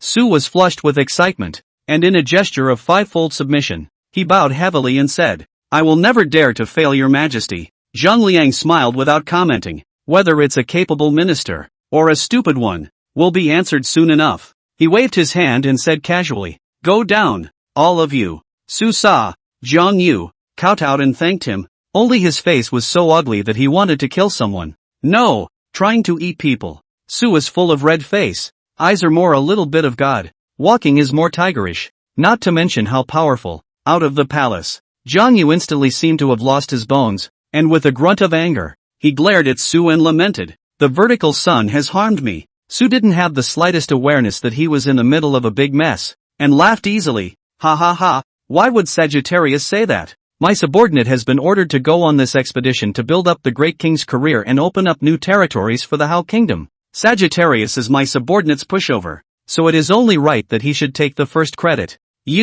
Kanyu was so angry that he blew his beard and eyes out, pointing at Su, who was full of easy smiles, and vaguely felt his heart ache. No, all the organs hurt. I'm so blind. That's why I recommended him to the great king. Confused. It's so confusing. In the face of Jiang Yu's angry accusations, Su changed his usual playful face and became solemn, shook his head and sighed. Xianghua, Su Siming, all of them can't see as well as the great king. When these words came out, Su Sa, who was planning to leave quickly and with a blue face, couldn't help but stop in his tracks. He looked back at Sux with a puzzled look on his face. This man, what does he mean? Jiang Yu also froze on the spot. After he calmed down, he couldn't help but recall all the previous events. He is confused himself, but the king is never confused. For decades, if it weren't for the great king, where would the Hao kingdom be today? The king had only met Su once, and after a few brief words, he was willing to entrust him with an important task. It must have been the great king who saw something extraordinary in Su, or maybe that conversation meant something else. Just what is it exactly? Jiang Yu set his mind right and sincerely asked for advice. What do you mean by that, sir? Chapter 42 Officer. The king's minion. Su came from a humble background, and wandered the world in all directions for his family. Had it not been for the appreciation of the Sangoku, this life would never have been what it is today. The Sagittarius has treated me well, granting me brocade clothes, jade food, and beautiful singers. But I have come to meet the great king today, and I have deliberately chosen the worst brown garment. This garment, with its rough fabric, is only worn by the poorest of nationals with such rough fabric. When I met the king, the court ladies, the eunuchs, and the court full of nobles looked at me like a joke. Only the great king, with his calm demeanor, looks at me no differently than he looks at the princes. The great king's mind can accommodate the world. The great king's vigor is unmatched. Hux spoke in an agitated, strident tone at the end. He arched his hand in the direction of the royal palace, his eyes unknowingly already filled with tears. He was over 30 this year, and had been wandering in the Hao kingdom for more than 20 years since he left his tribe at the age of 12. He had been a street gangster, a thief, a businessman, and a friend of the rich and famous. However, in the past few decades, there were only a handful of people who could treat him with respect. Anyone who learns that he is a savage is disliked and despised by the dignitaries. The king of a country, the world's most honorable and noble, treated him, a savage, without any contempt, disdain. It made Hux feel more respected than he had ever felt before, and how could he not be touched and grateful? Su took a deep breath and snorted. The world is vulgar and often takes people based on their clothes, their place of origin, their appearance, and their status. How ridiculous. Zuasa sensed the emotions within Su, and his ironic face got slightly better. Though this man is a small man who tends to favor and slips his lips, what he praises the great king is the truth. True to form. Well, since you praised the great king, it's not like we can't be friends. Jiang Yu also came to a realization. He shook his head and said, I wondered why you gave up your fancy clothes and wore such vulgar garments, but you did it on purpose. However, you are underestimating the great king if you think that he judges people by their appearance like the commoners do. The great king loves the people like a son and has a heart for the world. His mind is not comparable to that of a layman. Su laughed. That's not a good thing to say, Sagittarius. The king seizes the world's benefits to serve himself. The king does not love the people as his own son, but regards them as one. All the world is a dog and a horse. It's nothing more than whether it's a domesticated canine or a free-range canine. Domesticated dogs and horses are minions that can check and balance loose dogs and horses. Jiang Yu's face turned green when he heard this, and nervously looked around. Seeing that no one was paying attention to himself and the others, he hurriedly rebuked. How dare you? The great king is also something you can comment on. Susa's just improved face was not only iron blue, but also had a few more shades of black, darker than the bottom of a pot. He looked at Su icily, his face expressionless. It's cold. It's colder than the Antarctic chill. Surely a treacherous villain. The king is confused. Bah! The king is never confused. It's just that this villain has a clever tongue and doesn't know how to hoodwink. The more Su-sa thought about it, the more it felt wrong. His brain was a bit dizzy and he couldn't react. The great king can't be wrong. So what's the problem? Su then smiled, confidently and calmly. Do you remember the 3 questions I asked the great king? Sagittarius? Don't remember. Jiang Yu grunted and turned his head, flinging his robe and turning away, hands behind his back, responding irritably. That was the only answer he could give. That question is literally dancing on the tip of a knife. The Maharaja's answer was, more than anything else, superb. How can you degrade yourself so much na? In case this gets out, there's no telling what people will think. Su smiled, explaining, my subordinate's first question was to find out what kind of person the great king is. The great king's answer made my subordinate realize that the great king is far more sincere and open than my subordinate thought. The great king values reality and cares not for false names. Be frank, without fear of criticism. My subordinate's second question is to understand how the great king views the people and the officials, and how he views the city-states and tribes surrounding my Hao kingdom. Officials, the king's minions, the herdsman's tools, the instruments of enrichment, the people, the foundation of kings, the root of nations, the source of wealth. It is the people and slaves of the tribes of the surrounding cities and states that the great king seeks, not their power and wealth. Hearing this, Susa's expression changed subtly. There's something about this guy. A few questions each with their own subtleties, not stupid and reckless. This is, moreover, quite an interesting statement. Officials and the people. The great king values the people more than the officials. Su continued to explain. The third question, on the other hand, was to test the great king's thoughts. The great king desires to reign over the world and bring all races into submission. This time, since I want to conquer the surrounding city-states of my Hao kingdom, the dream domain will be gone, and the threat is looming. If my Hao kingdom can't take down the surrounding city-states within a few years, it's unknown if there will be any chance to do so in the future. My subordinate is merely following the trend and responding to the great king's idea. Even without my subordinates, the great king will not let go of this once-in-a-lifetime opportunity. Hearing this, Su-sa, Jiang Yu, nodded slightly. It does seem to make some sense. Although Jiang Yu recognized Su's audacity, he couldn't help but complain when he thought of the promise he made to Zhang Liang. Even so, how dare you take the whole clan as a guarantee that just 200 armored soldiers will bring 10,000 states to the court within a year? Do you know how difficult this is? With that, Jiang Yu couldn't help but sigh. Huxley was the one he personally recommended. He's also the first in charge if this thing gets screwed up. Jiang Yu wasn't worried about his own safety. He had followed Zhang Liang for decades, and had been the core of the Hao kingdom long before it was even founded.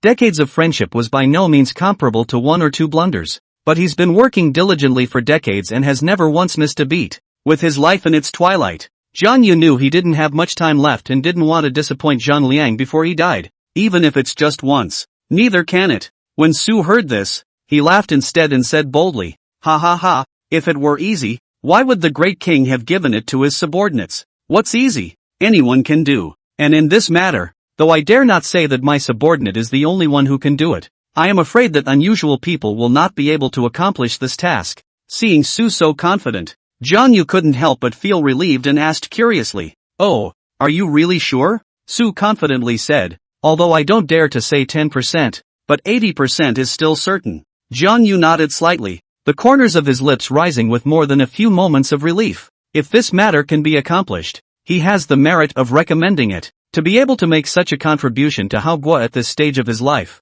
Jiang Yu was already satisfied. "Can you elaborate?" Jiang Yu asked. "Ha ha ha, please forgive the Sagittarius. It's not convenient to speak frankly on this matter. Just as well, you have been my friend for 6 years, and I know your character. I will do my best to help you in this matter. I just hope that you won't fail the great king's trust. Even if my subordinate dies 10,000 deaths, I dare not fail the great king." Su looked solemn, without the previous jokes and casualness, and bowed to Jiang Yu in solemn response. It's a man's promise. It's also a promise to a confidant. The exchange with Zhang Liang and the smoothness of the outcome of this matter far exceeded Su's expectations before he came here. Zhang Liang's trust in him, as well as his generosity, was even more than Su could have imagined. In his eyes, the only person who knows me in the world is the great king. To have such a confidant, even if one's body is broken to pieces, it is difficult to return the favor. Susa didn't say anything throughout, but sensing Su's sincerity, he inwardly put away his disdain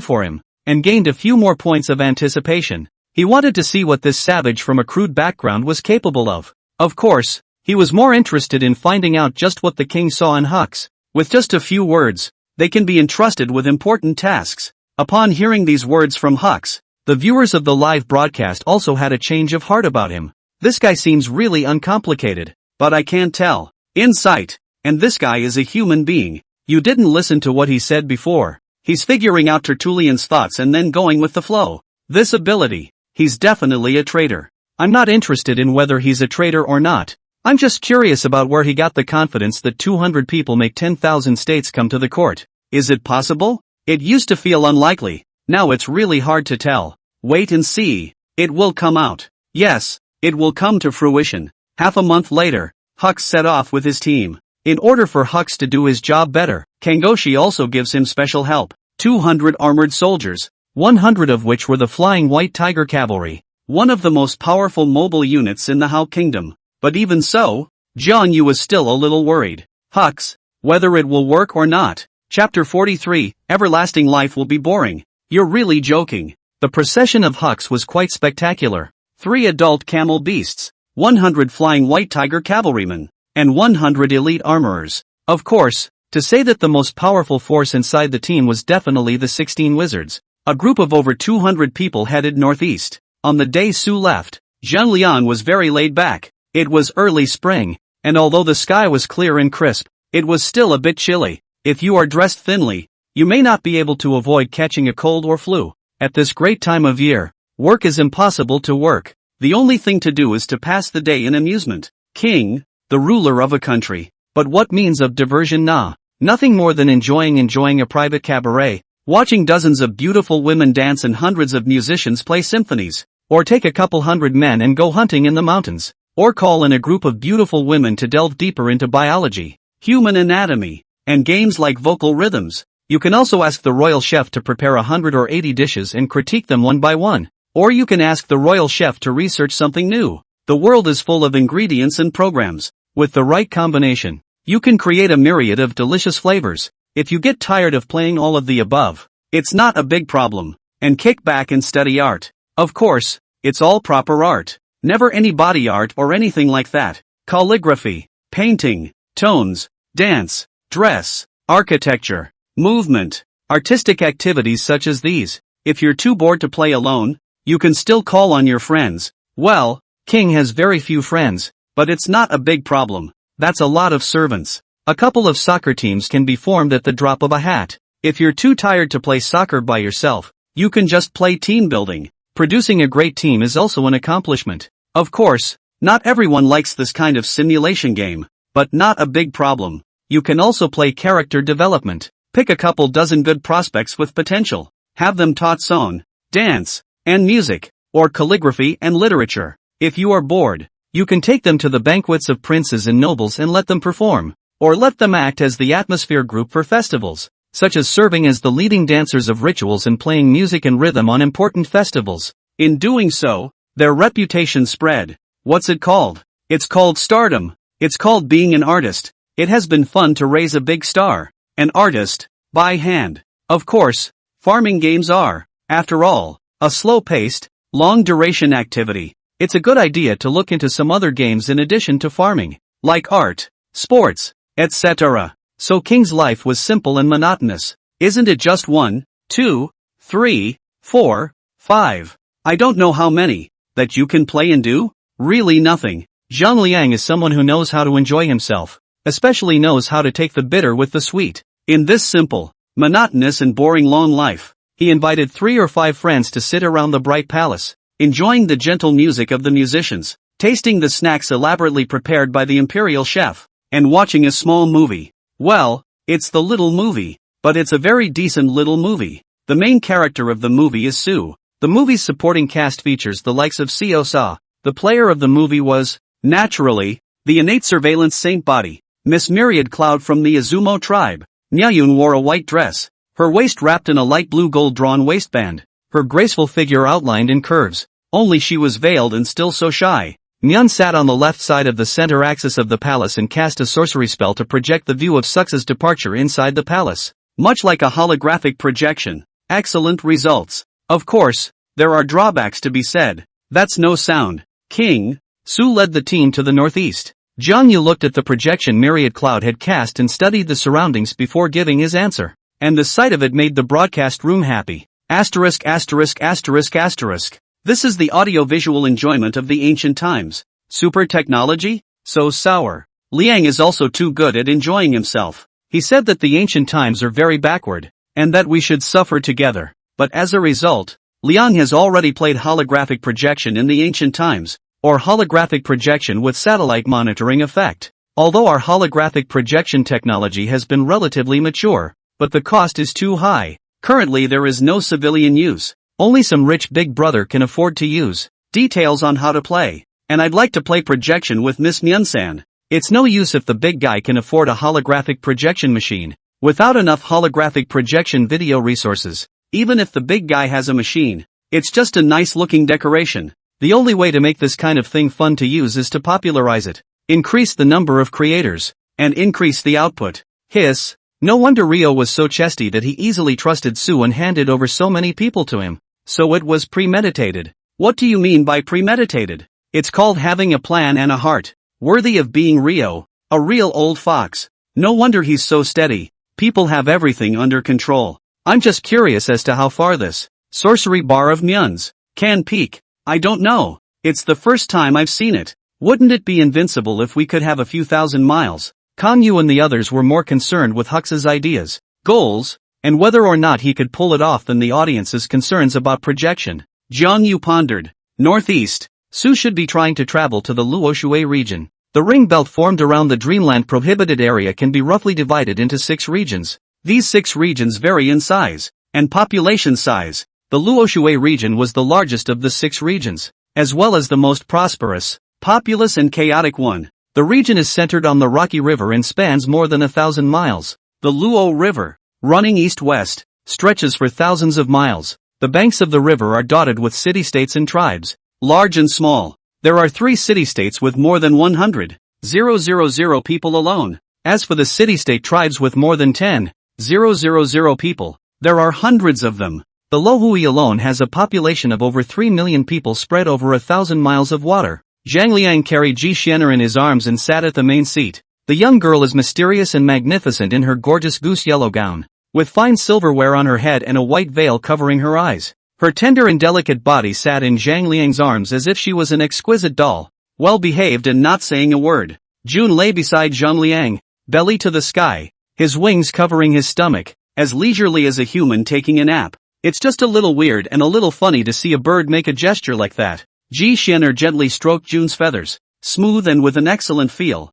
making her think of her big sister imprisoned in the heavenly prison. The wings have that same feel to them, which is nice. It's just grumpy. It's bad. Unmoderated. Thinking of that big sister, Ji Xian'er's small hand that was jerking the June feathers couldn't help but add a bit more force, and then grabbed it in passing. 2 feathers came off, and the pain woke Toshi up immediately. It sprang to its feet, glaring angrily at the culprit, who was still clutching his feathers in his tiny hands, and angling its head for a fierce rebuke. Ow ow ow ow. The voice was urgent. Dirty swearing. Ji Xian'er shivered and leaned in Zhang Liang's arms, her pink-red lips pouting in an aggrieved manner. Mounted. Stupid bird. It's not just losing 2 feathers. As for being general with a little girl. Zhang Liang tenderly hugged Ji Xian'er and reprimanded the cursing June. Oh, June is very aggrieved. People are the one being bullied. Ah, heartless guy. Zhang Liang then spoke. Extra dinner tonight. 2 extra pounds of roast. Of course he knew Toshi was aggravated,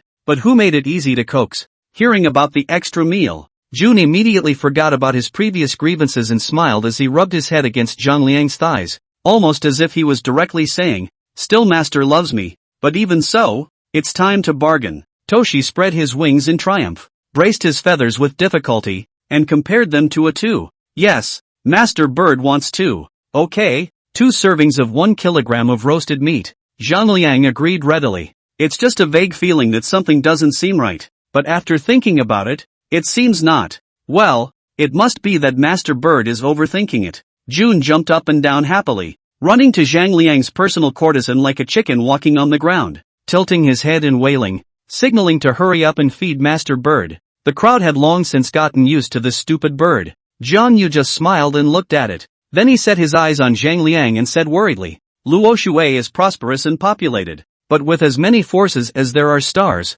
it is not the best place to go. I am a little worried that Su chose this place. Oh, I rather think that he chose well. Zhang Liang laughed. If he chooses another place to go, I would have to doubt his ability to fulfill the promise. Here, interesting, Zhang Liang said and smiled. It was only these words that made Jiang Yu rather puzzled. Is it hard to believe that there is some secret here? Chapter 44, Su's pre-war meeting. The wager. Hux is quick on his feet. Of course, that's thanks to the fact that camelids are so good. Adult camel beasts were over 30 meters long. What a concept. 10 stories high. The huge body did not affect the speed of the camelid. Even if they are carrying dozens of tons of weight, they can still be in a variety of environments as if they were on the ground. And it is easy to travel thousands of miles a day. And how far is Hao from Luoshui? Less than 700 miles. The party set out in the morning and by night had arrived in the Lock Water Basin. That's efficiency. After arriving at the Lua Water Basin, the team chose a hidden valley and stopped for the time being. The 3 camelid beasts lay together as if they were 3 tall buildings. On the backs of the camels and beasts, each has a palace. A traveling palace was Zhang Liang's king's chariot. There was no one living here. Merely a sword of Zhang Liang's was displayed. It was not used, but was a decorative weapon. A lineage is the residence of many wizards. They could all be the treasures of the Hao kingdom, so naturally they wouldn't suffer them. Even when traveling on expeditions, Wu gets the best treatment. The last palace was the residence of the 100 elite armorers. They were too slow on their feet, and in order to allow them to catch up with the progress and to arrive at Luoshui as soon as possible, Su gave up the palace where he lived to these armored soldiers. Instead, he huddled together with Su Sa and the other sorcerers. Late at night, the stars are dotted, and the faint starlight seems to reflect the earth like candlelight. In Wu's palace, Su and Su Sa and the others were discussing tomorrow's trip. Around the date-red round table sat 4 people. Hux, Zuasa, and 2 witches, a man and a woman. The man was slim and had a slightly ugly face, as if he were a monkey. The woman was slightly chubby, with an ordinary appearance, and although her dress was flamboyant, her temperament was nothing special. If you walk in a crowd, you are inconspicuous. The 2 of them, they were the deputy leaders of the trip, the highest-ranking person other than Hux and Suisa. Su was dressed in a flashy court dress and wore a white jade hair crown on his head. The light green robe and delicate accessories made him look not much changed, still with the same air of an old peasant in the countryside. It also made the accompanying Wu look at the envoy somewhat unfavorably. Su sat in his chair and smiled as he looked around the crowd, finally landing his gaze on Su Sa and asking with a smile, the last time Su Siwei came to Luoshui, he also traveled on this camel beast. Yes. Su Sa's answer was simple, direct, and cold. He still can't stand sucks. It was not thought that this savage from another tribe was capable of accomplishing this impossible task. Of course, even then, he'd follow Hux's orders,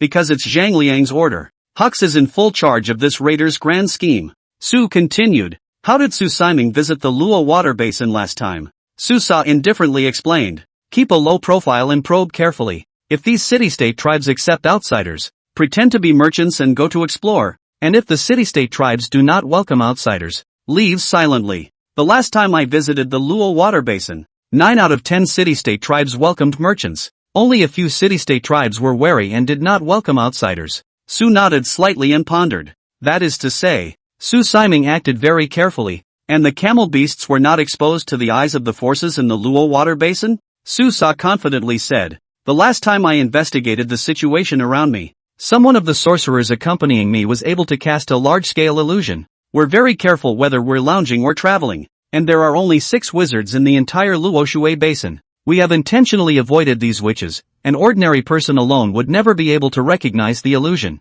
Speaking of which, the man sitting next to him, slim and monkey-like, smiled triumphantly. Not talented. It is precisely under me. Mr. Xiao doesn't have any great skills to show off. Just this hand illusion is barely good, and has been praised by the great king several times. Xiao Yuan, one of the earliest wizards in Hao Kingdom, specializes in illusion. Its illusions were so wonderful that they were good enough to pass off as real, and ordinary people could hardly tell the difference. Hearing that Zhang Liang had praised Xiao Yuan, Su also became interested and asked curiously, "Oh, the great king also praised Mr. Illusion?" Xiao Yuan said complacently, "How dare Mr. Xiao take the great king and lie? The great king has not only praised a certain family's illusions, he has also personally instructed them for a while. Under the guidance of the great king, a certain family can create visions of immortals and gods, extraordinary visions, so that people can see them as if they were real gods. So that's how it is, when it's really subtle and unrivaled." Xiu Xiu repeatedly praised, although he had never seen it with his own eyes. He had already understood Xiao Yuan's gold content just based on the 4 words "true God" today. This guy, there's a big use for him. Ha ha ha, the envoy is polite. Sux was so polite. Xiao Yuan also felt quite honored and spoke much more gently. If the special envoy needs to hide the team's whereabouts, feel free to rest assured that it can be handed over to Mr. Xiao, and we'll never let anyone discover us. Xiao Yuan took the initiative to volunteer and patted his chest to assure. Su smiled broadly with his head held high, narrowing his eyes as if he were a cunning old fox, and said playfully, "Ha ha, no. I don't need Mr. to hide our whereabouts. On the contrary, I need the gentleman to create illusions that will make our procession look more atmospheric and sacred, as if we were seeing the true God." Hearing this command from Su, the smile at the corner of Xiao Yuan's lips was harder to suppress than even AK. That's what he's best at. Favorite is also this one, not just because this ability had been praised by Zhang Liang, more so because it's a handsome ability. Wherever he passed, the people honored him as a god. So what a pleasure. What a dash. The previous year, he could only hide his movements, but he was suffocating. To him, Sux's flamboyant style was just the right punch in the jaw, and he couldn't have been happier. Xiao Yuan excitedly said. Seriously, Sux said decisively. Just hearing the conversation between the two, Su Sa immediately turned pale and retorted. Nonsense, our manpower is already insufficient, with only 200 armorers following us. Although the number of our wizards far exceeds the wizards of Luo Shui, if we make too much of a fuss and provoke the forces of Luo Shui to join forces, even if we were to win, we would have to win miserably, and I ask the envoy to think twice. Sux laughed loudly. Sifu worries too much. I promise in my position as an envoy that tomorrow we will not need a single soldier, and not only will we not be attacked by the forces of Luo Shui, but we will instead be honored and respectfully invited into the city and served delicious food and beautiful women for our enjoyment. Do you dare to bet with me? Zell. If I lose, I will immediately return to the capital city to apologize to the great king. If I win, Sifu must not question my decisions in the future, and must cooperate with me in earnest. May. Shuesa answered with alacrity. He really didn't like Hux, nor do I think Hux can fulfill that burden. Of course, on top of that, he didn't think Hux could do the job. Susa knew best how cautious and xenophobic the forces of Luo Shui were. Seeing Hao Gui in such a position, it was absolutely impossible for the many forces in Luo Shui not to stand by in strict formation, unless they were all crazy. Ha ha, Sifu will definitely lose. Xiu Xiu laughed confidently. Seeing him like this, Su Sa, Xiao Yuan and the others couldn't help but get curious. Where does this savage get his confidence? Aren't you afraid that you'll be humiliated tomorrow and take the lives of your entire clan with you? Chapter 45, My King's Mercy. Spreading my king's gospel. The area around Lohui is extremely prosperous. There are three most powerful city-states: a name Yu, a name Yao, a name Forest. Although Lin was powerful, he lived in deep seclusion, hidden in the maple garden in Luoshui, and seldom came into contact with the outside world, unless one needed to purchase items that the forest tribe could not produce. But even then, not everyone was qualified to travel to the forest tribe to trade. They have specialized suppliers that have been serving the forest tribe for centuries. Yu, Yao and Lin are very different. Yu is quarrelsome and often clashes with neighboring city-states and tribes. With 5 cities and a population of 180,000, he was the most powerful force in the Luoshui basin. There were no less than 50 city-states and tribes dependent on Yu. Together, these city-state tribes have a population of over 500,000. Rock is one of Yu's dependents. It's a tribe with a population of over 20,000 people, with 1 city and 10 towns. It is the closest to the Hao Kingdom. The leader of the Rock was called Inamayama,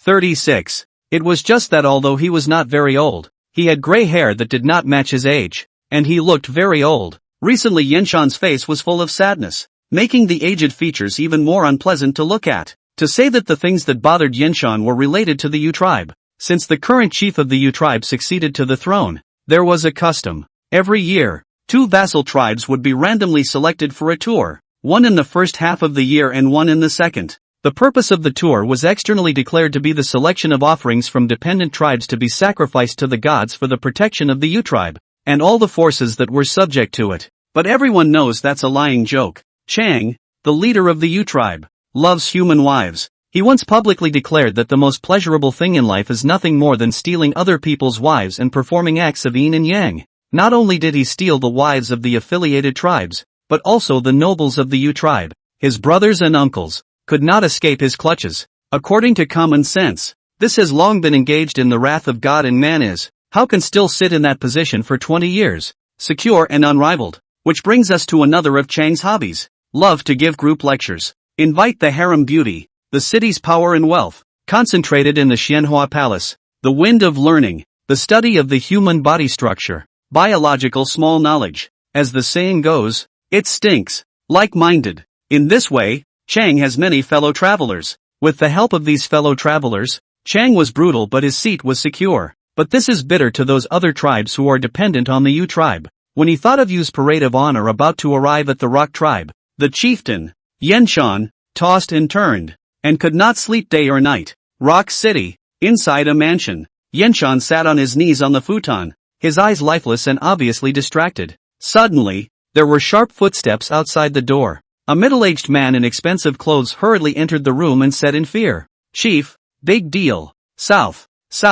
There are foreigners coming from the south." "What?" Upon hearing about the Inhuman, Inkbrand Mountain instantly woke up. Inhuman, i.e., other intelligent races different from humans. This is the generic term ordinary humans use for the Fae. It was just that Inkbrand Hill was puzzled as to how there could be an Inhuman when the south was not a forbidden zone. It doesn't make sense. Very unreasonable. But doubts are doubts, and things still need to be resolved. Yenshan hurriedly got up, his face grim. "Lead the way." Inhuman was not an unfamiliar term to the humans of the Lohui Basin, because the Inhumans in the north, and the human tribes under the Inhumans' command, as well as tribes of other races, often went south en masse to plunder. Especially in the last 2 years, such conflicts have been increasing. It was also because of the foreigners in the north that the Luoshui Basin was able to remain barely peaceful. After all, no one wants to be in the middle of a war and have their home stolen. As Yenshan walked out of the mansion, the streets were already full of the people of the Rock tribe.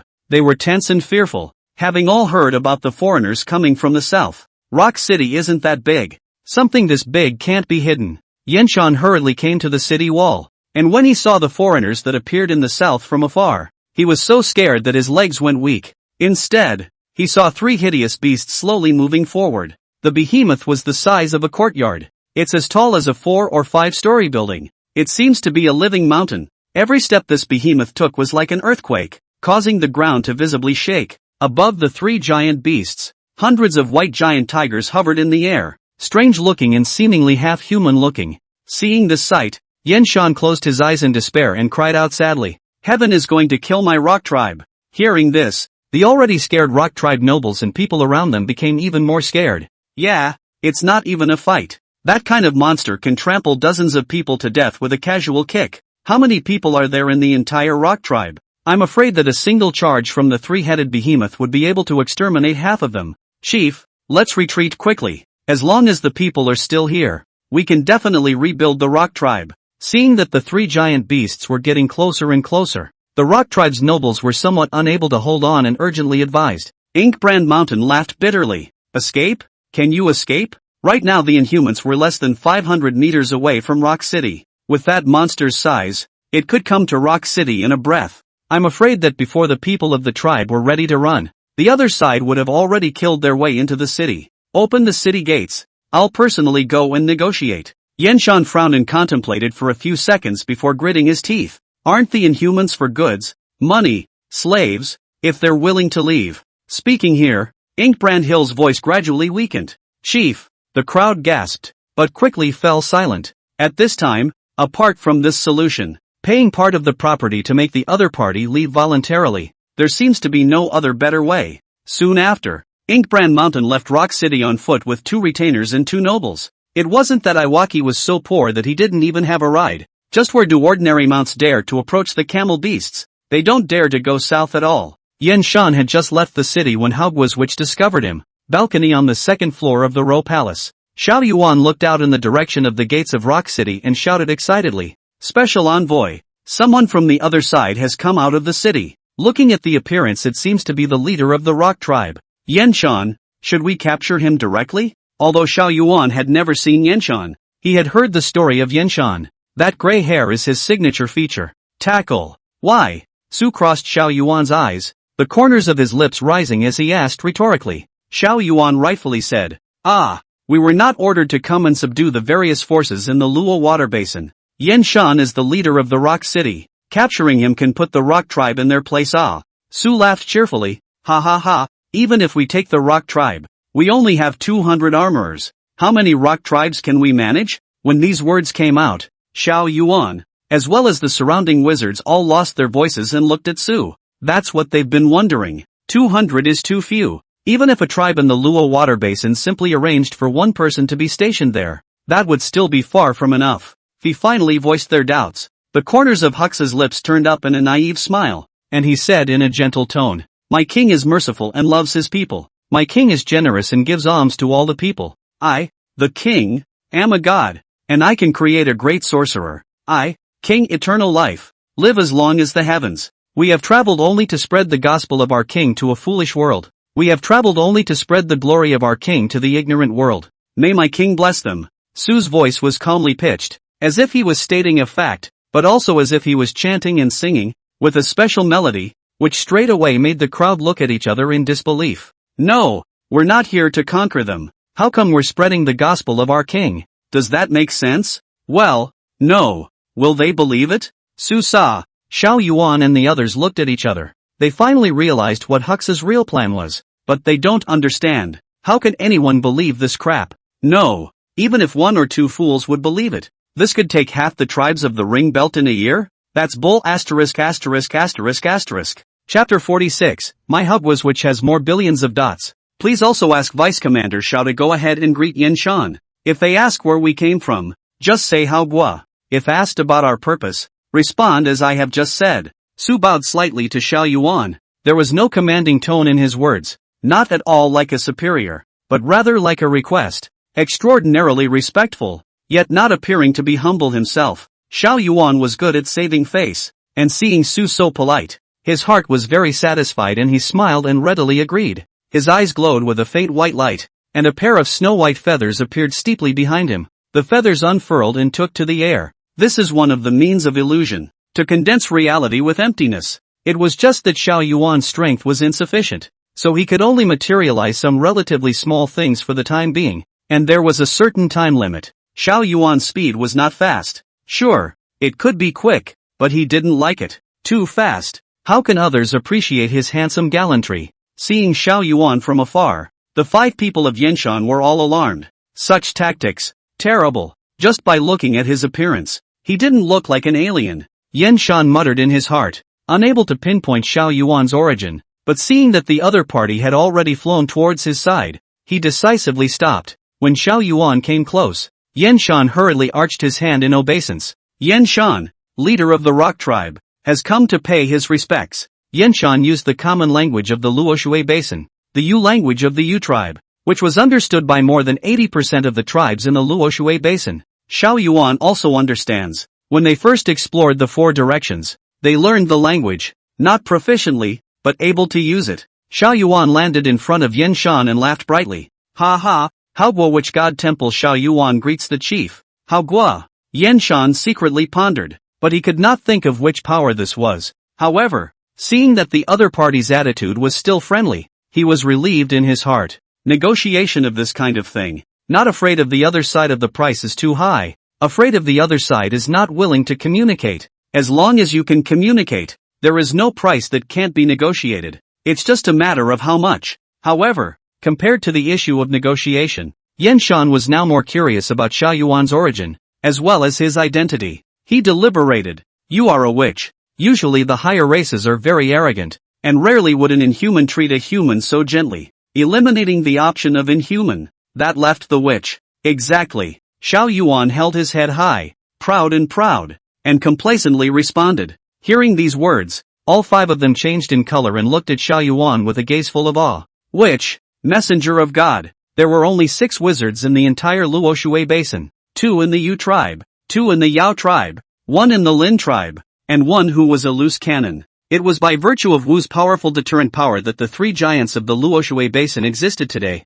and even with the 3 great tribes, it is difficult for an unusual person to come into contact with a witch. They are the true underbelly of the tribe and the true rulers of the tribe. Of course, not all wizards are willing to deal with the minutiae of the tribe. Usually they don't care who runs the tribe as long as the tribe provides the wizard with enough resources, good food, money, beautiful women, handsome men, and so on. Several people silently glanced at each other and instantly reached a consensus. The other party not only controlled giant beasts, but also existences such as wizards. Beat the out of it. That's a witch. Is a witch something a mortal can fight against? Yanshan was already prepared for a big bloodletting. After all, it was better than total destruction, and respectfully asked, I wonder what the honorable great witch came to my rock city for? Xiao Yuan enjoyed Yanshan's respectful attitude and smiled. We have come this time to spread the gospel of my king. He couldn't remember so much of Hux's words as a gospel. What the gospel is, he doesn't know and doesn't bother.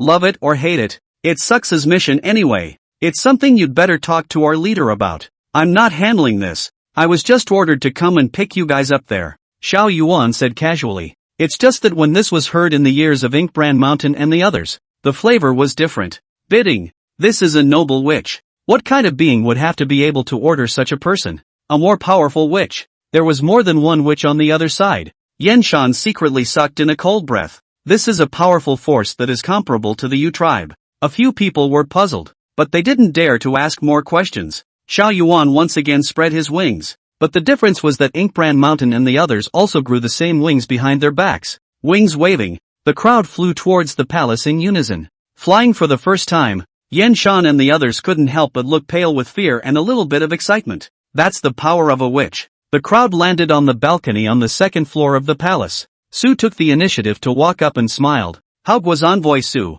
Meet the leader of the rock tribe. Xiao Yuan withdrew his sorcery and translated Su's words for the stunned Yanshan and the others. Hearing that it was the leader of the group, Yanshan hurriedly bowed and paid his respects. Greetings to the honored guest from the Hao Kingdom, the mighty witch. Su laughed out loud. Ha ha ha, the chief misunderstood. I'm not a witch. They are. Su pointed at the dozen or so witches of the witch god temple behind him who were straight in stature and arrogant in their attitude. Casually. Ah, you're not a witch. Incan froze for a moment, unable to comprehend how an ordinary person could make a powerful sorcerer so obedient. But his attention was soon drawn to another remark. They. Inksan looked to the crowd behind Hux and couldn't help but feel his scalp tingle. These can't all be witches, can they? No, absolutely not. There were only 6 wizards in the whole of Luoshui. How many wizards would that be when added together here? Yanshan looked around, but did not see from the tiny elements of the crowd standing,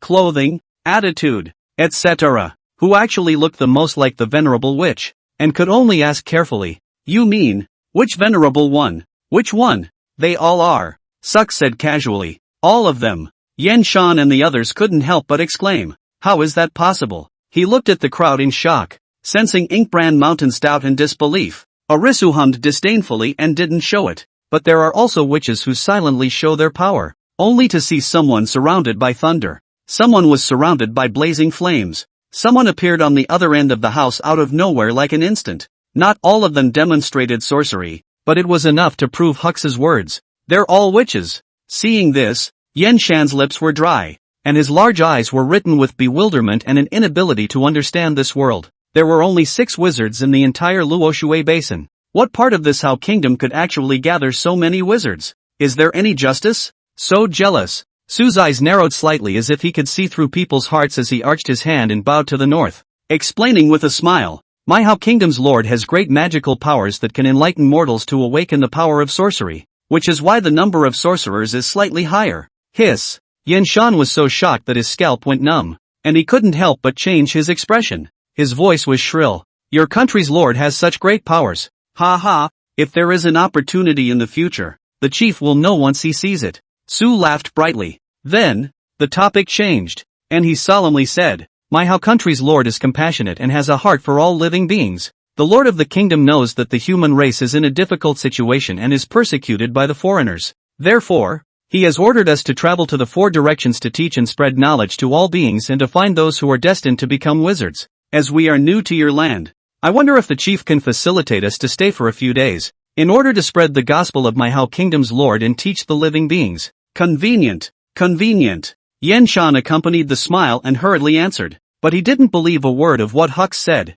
What a joke. Teaching all beings, spreading knowledge, looking for people who are destined to become witches, and giving out free welfare? I believe you. I'm a puppy. Of course, disbelief is disbelief, but the situation is not as good as others. What else can be done? Can only temporarily respond. Understanding the situation, Yen Shan returned to the city and informed the people of the city of Su's purpose, and they were relieved to learn that it was not a foreigner or that they were not coming over to loot. But they didn't believe a word of the claim that Shushu had come to put up benefits, just as they did when confronted with the benefits of spelling Shushu. Bah, who are you kidding? When we're cuties. Yeah, the people of the rock tribe were wary. Hux, on the other hand, acted casually. Walk around Rock City at will. The people were sent to the city to buy grain, meat, and must have been given enough money. The people of the rock tribe were puzzled by his actions, and the wizards of the Hao Kingdom could not understand them. "We're here to conquer the Luo River Valley. But what are you doing? Traveling at public expense?" Chapter 47, Kind and Selfless Mr. Su, the glory of the state lord shines in all directions. On the first day, Sux did nothing. The next day, he went to the outskirts of Rock City to teach the people who were plowing in the spring about the advanced farming experience of Hao, and took out the more advanced farming tools used by the people of Hao, such as plows and harrows, and explained them to the people of the rock tribe, and gave them 2 of them for them to imitate and make. At that time, the civilization of Luoshui Basin was still stuck in the most primitive period of slash-and-burn cultivation. Where had they seen such a good tool? 1 by 1, 10 by 10. In just one day, the entire rock tribe had heard about it. Anyone who has seen how was agricultural tools, there is no one who does not give a thumbs up. On the 3rd day, the entire rock tribe heard that there was an ingrate from somehow country, or wherever, teaching better farming experience and giving away free super awesome tools. In short, there is a bargain to be had. Hux was surrounded by people wherever he went. On this day, he taught the script used in Hao and wrote down the experience of agricultural production in Hao script for people to copy. On the 4th day, the rock tribe was even more sensational. Words. That's something that only a very few nobles can learn. Not to mention the common people. Even the general nobility did not have the opportunity to learn writing. There are many differences between the writing of the Hao Kingdom and that of the Luo Water Basin, but the common people don't understand. All they knew was that words, old and powerful, were something that only the nobility could learn. On this day, more than 1,000 people came to hear Hux lecture. Hux came from humble beginnings and had a funny, unassuming way with words. He teaches the text, not stereotypically, and from time to time, he makes it easier for the people of the rock tribe to understand and learn. Day 5. Day 6. Day 7. Hux passed on knowledge in words daily, never overstepping his bounds and showing exceptional discipline. The story is also gradually spreading among the nearby tribes. Strange distant travelers have come to the rock tribe. Magnificent atmosphere, and ridiculously strong. It is said to be accompanied by a Wuna. This guest from afar couldn't have been nicer. Not only do they teach better farming techniques and farming tools, but they also teach writing and a lot of very impressive knowledge. Hearing that it was so powerful, the interesting guests here, the idle and bored nobles of the neighboring tribes, as well as the wealthy households with slight assets also came to join in the fun. On the 10th day, when UX lectured, there were already more than 3,000 people listening to the lecture. Most of them were from the Rock tribe, and 700 or 800 were travelers from other neighboring tribes. 11th day, day 12. It's been half a month since the turn of the year. There have been more than 4,000 students in XU in the past half a month. He also went from being a nobody when he first arrived to being the hottest figure in the dozen or so neighboring tribes. Even the chiefs of the neighboring tribes made a special trip to visit and ask for advice. Hux knew everything, answered many of the chiefs' questions, and gained the admiration of the chiefs of the neighboring tribes. As for the people of the Rock tribe, they even regarded it as a matter of pride, as if Su was a member of the Rock tribe. At that moment, Inkbrand and the others had no more doubts about Su's purpose. Hogwa's team was so powerful that it could easily overthrow the Rock tribe. But even so, look at what people are doing. Pay full price for your purchase. Treat people courteously. Could this be the bad guy? I think you're the bad guy. Deliberately provoking our deep friendship with Hogwa. On the 20th day, Su began to tell of the glorious deeds, great image, broad-mindedness, and many benevolent policies of the Lord of Hao. For example, there are free schools in the Hao state, and even ordinary citizens have the opportunity to read and write. Another example is that the state of Hao stipulates that slaves should also be protected by the law and that slave owners should not trample on the lives of their slaves at will. Alternatively, ordinary people enjoy a certain degree of social security, and in the event of a disaster or wilderness, they can receive subsidies from the state to tide them over. Or, perhaps, the people of the Hao kingdom have a chance to be rewarded by the lord of the kingdom and awaken the power of the witch. Su's narration left the audience in awe of what kind of divine blessing was Hao Gua, which was so wonderful. The average citizen can read and write. And what kind of god is the lord of the Hao kingdom, who can enlighten others and awaken the power of sorcery? On the 21st day, Su spreads the idea of the true goodness and beauty of the Lord of Hao Gua while teaching words. The nobility may not be used as a force for good. The people should help each other. The world should obey the law. I love the world and the world loves me. The main focus is a positive energy and a true beauty. Combined with Su's selfless and bright behavior, it really moves the listener and brings tears to his eyes. Yan Shan, the leader of the Rock tribe, even waved his hand and lowered the tax on ordinary clansmen by 10%. Be benevolent and follow the teachings of the Lord of the land. The common people of the Rock tribe were unmoved. The Lord of the Hao kingdom is so right. It's great. Aristocrats should be taxed less. The Lord of the land is great. 25th day. Inksan found Hux, had a drink and talked for a while. Drinking, talking, bawling, accusing the Yu tribe of greed and cruelty, and the chief of the Yu tribe of persecuting him. What a 20-something kid he was 10 years ago. Husband and wife are in harmony and have 2 children. But that Yu tribe's chief Chang, brutal and overbearing, loved to rob people's wives. His wife will be plundered and spoiled, not to mention, but also from time to time with the Yu tribe's noble courtiers for public lectures. In-depth study of the human body structure knowledge. A nice private car becomes public transportation. Such deep hatred he can endure. For the tribe. For the sake of the clan. But 10 years have passed, and Chang, the leader of the Yu tribe, has come to claim my new wife. Since listening to the teachings of the state lord, I am now awakened to the fact that a man cannot be bloodless and cannot compromise unconditionally. I cannot continue to be wrong. Teacher, you have to save me. Half drunk and half awake. Hux refused repeatedly. My country is a peace-loving country. We can't interfere in your family affairs. You're not good like that. But don't worry, although I can't intervene in your family affairs, you can still show your male blood, even if you lose and die. Don't be afraid.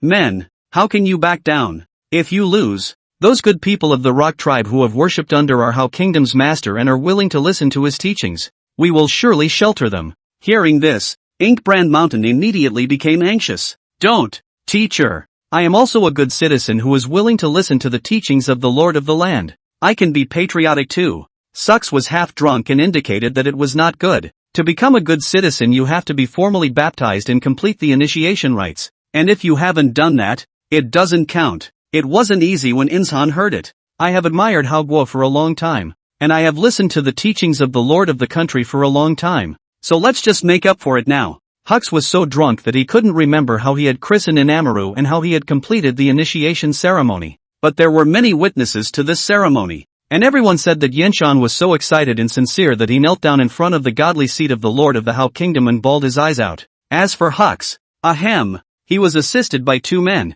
eyes closed, drunk, and very content to accept the initiation of Inkbrand Hill. All in all, it was a perfect baptism. 2 more days, Hux was giving a lecture to 5,000 disciples. Yenshan carried the head of the emissary from the Yu tribe who had come on a tour of duty, and knelt before Su, howling, "The Yu tribe has bullied me too much. Teacher, you must decide for me. I was baptized. I listened to the teachings of the Lord of the land. I feel the glory of the Lord of the land. I'm a good citizen of the Lord of the land. You can't leave me alone. Everyone knows I'm your man. If I die, what must others think of the Hao Kingdom, of the Kingdom Master, and of you, Sensei?" Su looked up to the sky and cursed in front of the many disciples. "You've misjudged me." However, the majesty of the lord of the country still had to be maintained, and this matter was also something that the Yu tribe had done unorthodoxly. "I'll just, grudgingly, help you out. Just this once." Receiving the promise, Inkbrand Hill was in tears, so moved that he almost laughed. "Pa!" cried out. He personally ordered 500 troops that day, while Su took the armed forces of the Hao Kingdom with him and traveled to the Yu tribe 300 miles away. People leave in the morning. The ground arrived at noon. The city was broken in the afternoon. Under the powerful force of 10 or more wizards of Hao Kingdom, Yu tribe had absolutely no ability to resist. 2 wizards, 1 dead, 1 seriously injured. As for Chang, the leader of the Yu tribe, he was chopped into dumpling filling by Yenshan in front of thousands of people of the Yu tribe. Not yet relieved of his hatred, Yenshan tried to kill Chang's 134 sons and daughters. Well, they were all born from the beauties of Chang's harem, and as for how many of them are pro-life, who knows? But this was stopped by Sus. He wiped his tears in front of the people and nobles of the Yu tribe and said, "I should never have gotten involved in your war. But Chang persecuted you first, and you are a good citizen who has been baptized and listened to the indoctrination of the Lord of my Hao Kingdom, and that is why I had to come. My king has the virtue of good life. How can he kill indiscriminately? Your great revenge has been avenged. So let the Yu tribe pay some compensation and take your wife back." Ingsan thought for a moment and responded, "Let the Yu tribe compensate 8,000 slaves, many foodstuffs, cloths and other things before they were willing to leave." The Yu tribe had already been scared out of their wits by the power of the Hao Kingdom, so how could they dare to refuse? And immediately said that as long as you are willing to go, everything is fine. While preparing the compensation payment for their defeat, the nobles of the Yu tribe frantically inquired about the origins of the Hao Kingdom and why they helped the Rock tribe. It's no secret that thousands of people have seen this with their own eyes. The events of that day quickly spread to the Yu tribe. After learning the cause of the matter, they realized that Su was coerced by Yenshan, and could not help but curse Yenshan for being shameless, and cannot help but sigh. Ink Mountain, how can cheat coercion such a good and selfless people, also not afraid of retribution, and the kind and selfless Mr.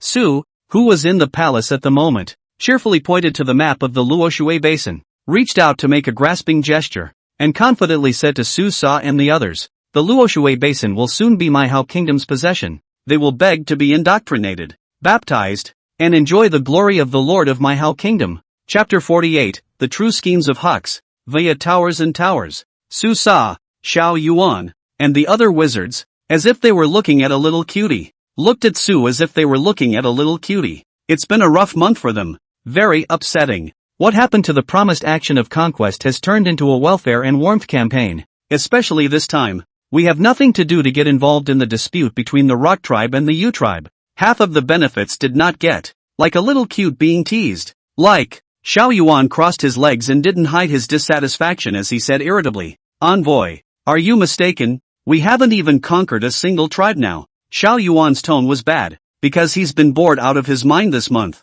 This was a million miles away from what Sux had promised to show him up in a big way in the first place. It's not good to not be able to show off your godly powers and pretend to be something you're not. It's bad. The other witches didn't say anything, but the expressions said it all. So humiliating. Are we here to give out welfare and warmth? To be the best? Or to conquer the land? Su wasn't angry either, and laughed out loud. All of you are too eager. Let me ask you all this. We only have 200 armorers. How many cities can we guard if we attack? It was a question that Hux had asked before, but no one had answered. At this moment, Su asked again, and the crowd frowned and fell into thought. A moment later, someone deliberated. If it's the size of the Ruyan tribe, it would take at least 100 armorers to barely control the situation. We only have 200 armored soldiers. We can control at most 2 rock tribes. Otherwise, once our troops are scattered, it's highly likely that we'll be broken by each of these tribes and lose our troops. Our manpower is already insufficient. And once we lose our troops, I'm afraid we won't even be able to control a single rock tribe. The others didn't speak, but after hearing this analysis, they nodded in recognition. Sux laughed. Exactly. With only 200 armored men, how can we conquer this land by force alone? The crowd frowned in disbelief, with some showing a look of surprise and others showing a look of contemplation. This is an issue that Sux had talked about a month ago. At that time, it was only stated that the gospel of the king was being spread and no specific reason was explained. And they didn't ask, because no one looked at Hux at the time and didn't think he could accomplish that. In that case, why ask? However, at this time, when Su once again talked about this issue, the crowd could not help but feel a little more curious, as well as doubtful. Xiao Yuan wasn't good at using his brain, scratched his head, thought about it, and didn't come up with a fart, and said with some impatience, all right, you don't have to sell your secrets. It's better to directly tell us the purpose of doing this. We've had an annoying month, and now we're being treated like cuties. What a thing to play with. Ha ha ha, the vice commander is still so impatient. Su laughed a few times and didn't answer immediately, but continued, dare I ask you all, if we directly attack the city and plunder the land, will the people of the Luo water basin fight back and be obediently under our control? This is not nonsense. We are hitting the door. People are not idiots. Surely we'll counterattack.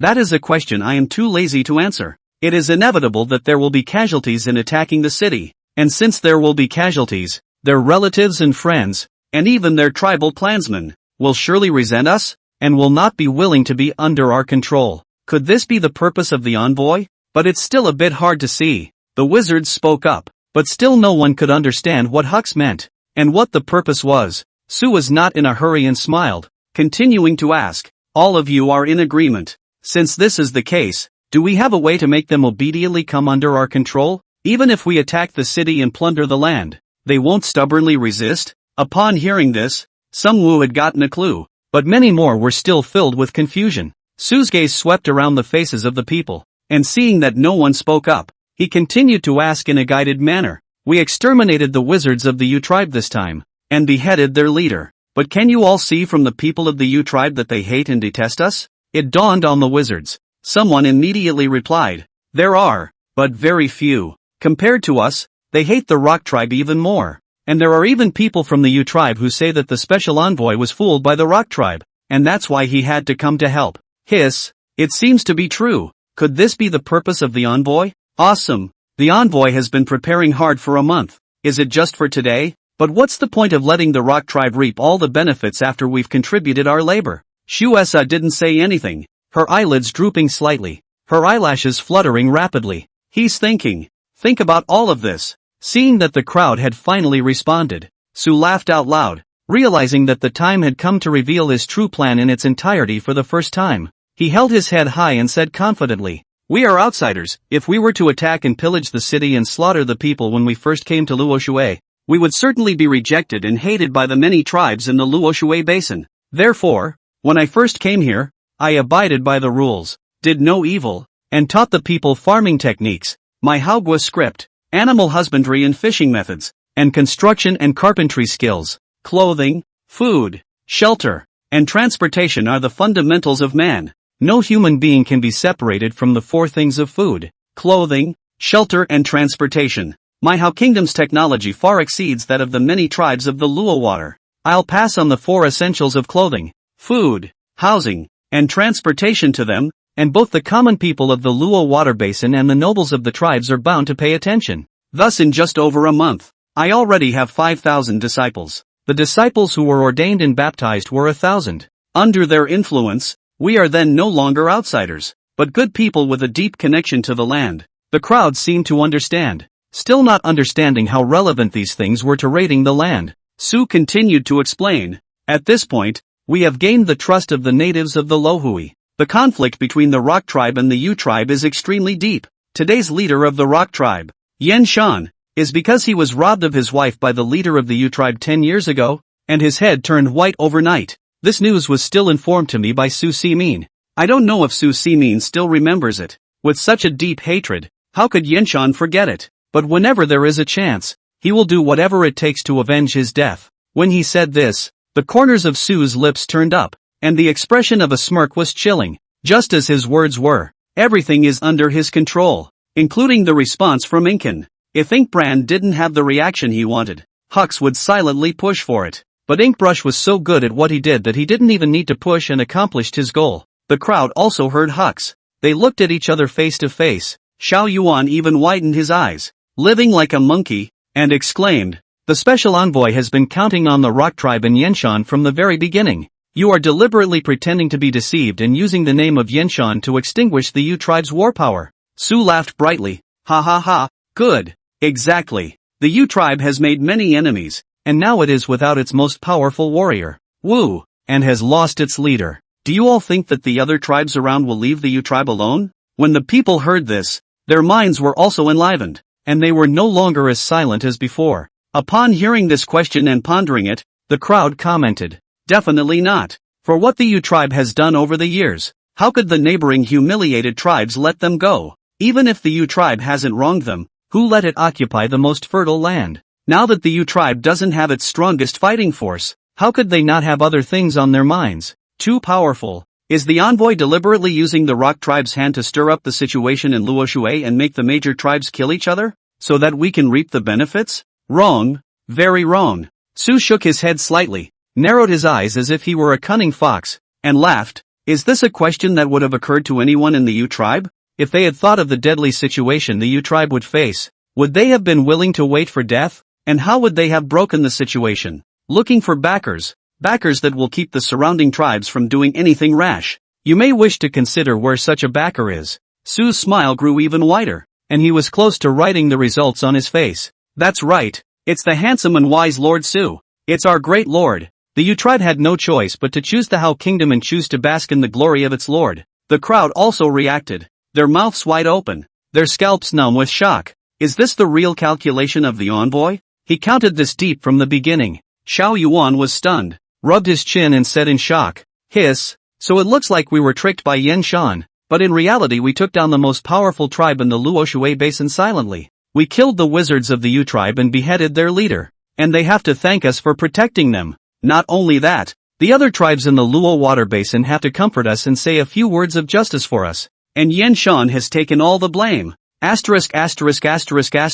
is too shady." Chapter 49, Sir in the Atmosphere, King in Outer Space. The crowd changed color and nodded. It's too cloudy. It's too hard. After killing someone's witch and destroying their leader, they still have to come to their door to thank them and beg for protection. Could there be a more ruthless calculation? The more the crowd thought about it, the more scared they became, and the way they looked at Su shifted. That's all. For the first time, they felt a suffocating pressure from an ordinary person. This guy is so shady. It's too fine. Hux saw the change in the crowd's expression and secretly exhaled. He realized that he had finally, by virtue of his wisdom, made these high-minded wizards let go of that pride in mortals and were finally willing to look at themselves in the eye. An ordinary mortal of humble origins. But that's not enough. He needs these men to follow orders unconditionally. It's the only way to accomplish that huge plan. Su pretended to be relaxed and snorted. "Humph. You all have not underestimated Su a bit. A mere Yu Tribe is worth planning for so long for Mr. Su."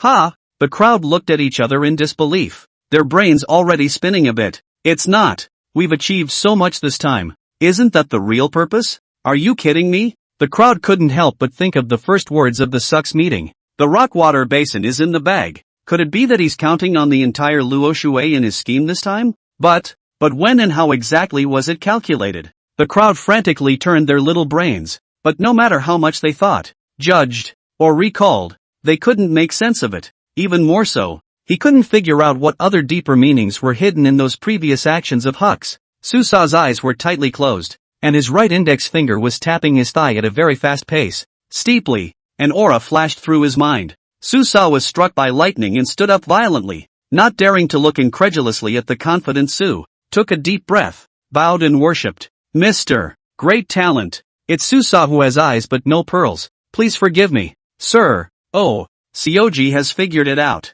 The corners of Su's lips turned up, looking at Zuasa rather expectantly and in a good mood. Su Sa is the Sijing, the witch with the highest status official position here. Being able to bend Su Sa was basically equivalent to having taken down these high-minded wizards. Understood, but not completely. Su Sa was like a student facing a teacher, no longer having the arrogance he once had. He replied seriously, "Rub it in," and Lord Zell figured it out. "You quickly tell us what other secrets Lord Envoy is hiding. It's really urgent." Xiao Yuan was so anxious that he wanted to jump in front of Su, grab him by the collar, and make him tell the whole story. "All of you might want to think about why we want to help the Rock Tribe." Shuesa didn't answer immediately, but instead asked a rhetorical question. The crowd thought and answered, "Of course it's because Inkbrush Mountain was baptized and is willing to accept the teachings of the Lord of the Land and bathes in the glory of the Lord of the Land and become a good citizen." "That's right, or who among us would be happy to help him?" Susa nodded slightly and explained, "Exactly. Today, we helped the Rock Tribe because of our status as good citizens of Yinshan, and easily overthrew the Yu Tribe. In the future, is it possible to lay hands on other tribes because of someone else's status as a good citizen? And will there be people who willfully, by virtue of their status as good citizens, want to use our hands to destroy the forces that have a grudge against them?" The crowd immediately looked back. It's not a possibility, it's a certainty. After all, with the Rock Tribe as a good example, who wouldn't want to take advantage of the opportunity to take advantage of the situation, and in the process, destroy their enemies? So much for hiss. No wonder Lord Envoy said that the other tribes would beg to be indoctrinated and baptized to enjoy the glory of the Lord of my Hao Kingdom, because they can't afford to gamble. Who dares to gamble with his life? It's stupid to bet your life on someone else's character. In case he also encountered an enemy like Yenshan, wouldn't he be dead? Since we can't afford to gamble, what else can we do? Of course I'm in. You're a good citizen. We're good citizens. We're all good citizens. Hao Gui can't favor you, can he? There is no such thing. In this way, the chiefs of the tribes would inevitably fall into a chain of suspicion, and because of their mutual suspicion, all of them would eventually fall into the arms of the Hao state and become good people bathed in the glory of the state lord. After thinking about it, the crowd was completely convinced. Envoys are ing animals. It's full of calculations. How the hell did that brain grow? It's so mean. In just 1 month, all the tribes of the Luo water basin have been counted. After explaining to the crowd, Su Sa bowed and saluted Su before asking, "There's one thing I don't understand, and I'd like to ask you to answer it. If we follow your plan, sir, we appear to be in control of the many tribes in the Luo water basin, but it's only a superficial control. They neither follow the laws of my Hao Kingdom nor are they under the control of the Great King. Once we act too strong, they're only going to rally against us. Is this the result that Mr. wants?" When the crowd heard this, the shock that had just risen, as well as their fear of Su couldn't help but dissipate a bit. In that case, the plan doesn't seem to be all that perfect and has huge holes in it. Su smiled openly, pointing to the map of the Lohui laid out on the table, and said confidently, "I'll tell you what's going to happen next in this land. The Yu tribe will be thrown into chaos, and all those who have the right of succession will think about the way out of the Yu tribe in order to pull more people to support them. In the choice between life and death, there will be those who will debate on our behalf, encouraging others to put aside their hatred and ask for our refuge. I will grant their request if I have to." Hearing this, the crowd couldn't help but let out a light laugh as the corners of their lips rose. Compulsory.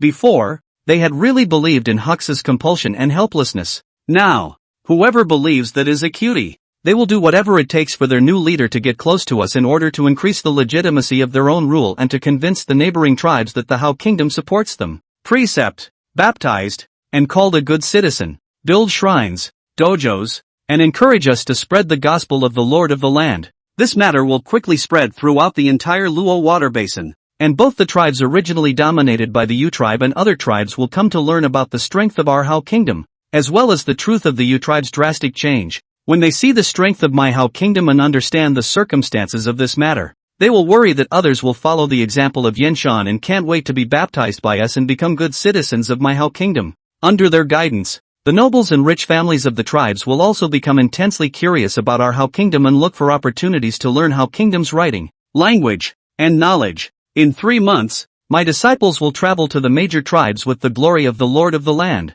My king's shrine will appear in every corner of Luo Shui. My king's godhead will be in the homes of the vast majority of the people. The glory of my king will shine on the vast majority of the people of Luo Shui. By this point, we've stolen one of the most important things in Rockwater. Speaking here, Su smiled confidently, his right arm raised on the desktop, tightly gripping the Luoshui Basin on the map, with the domineering and self-confidence that the world was in his hands. It's just that when they hear it, they still have a lot of unanswered questions. The wizards were agitated and rushed to urge them on. Sir, you said we stole one of the most important things in Rockwater, but that doesn't seem to be any different from what you said before? The most important thing? What's that? Sir, talk to us. Hux said in a single word. Ruling legitimacy. Why do they get to rule the tribe and not someone else? When they personally recognize that they are the king's good people, and their people recognize this, they have surrendered the legitimacy of their rule into the hands of my How Kingdom. When I spread the king's indoctrination,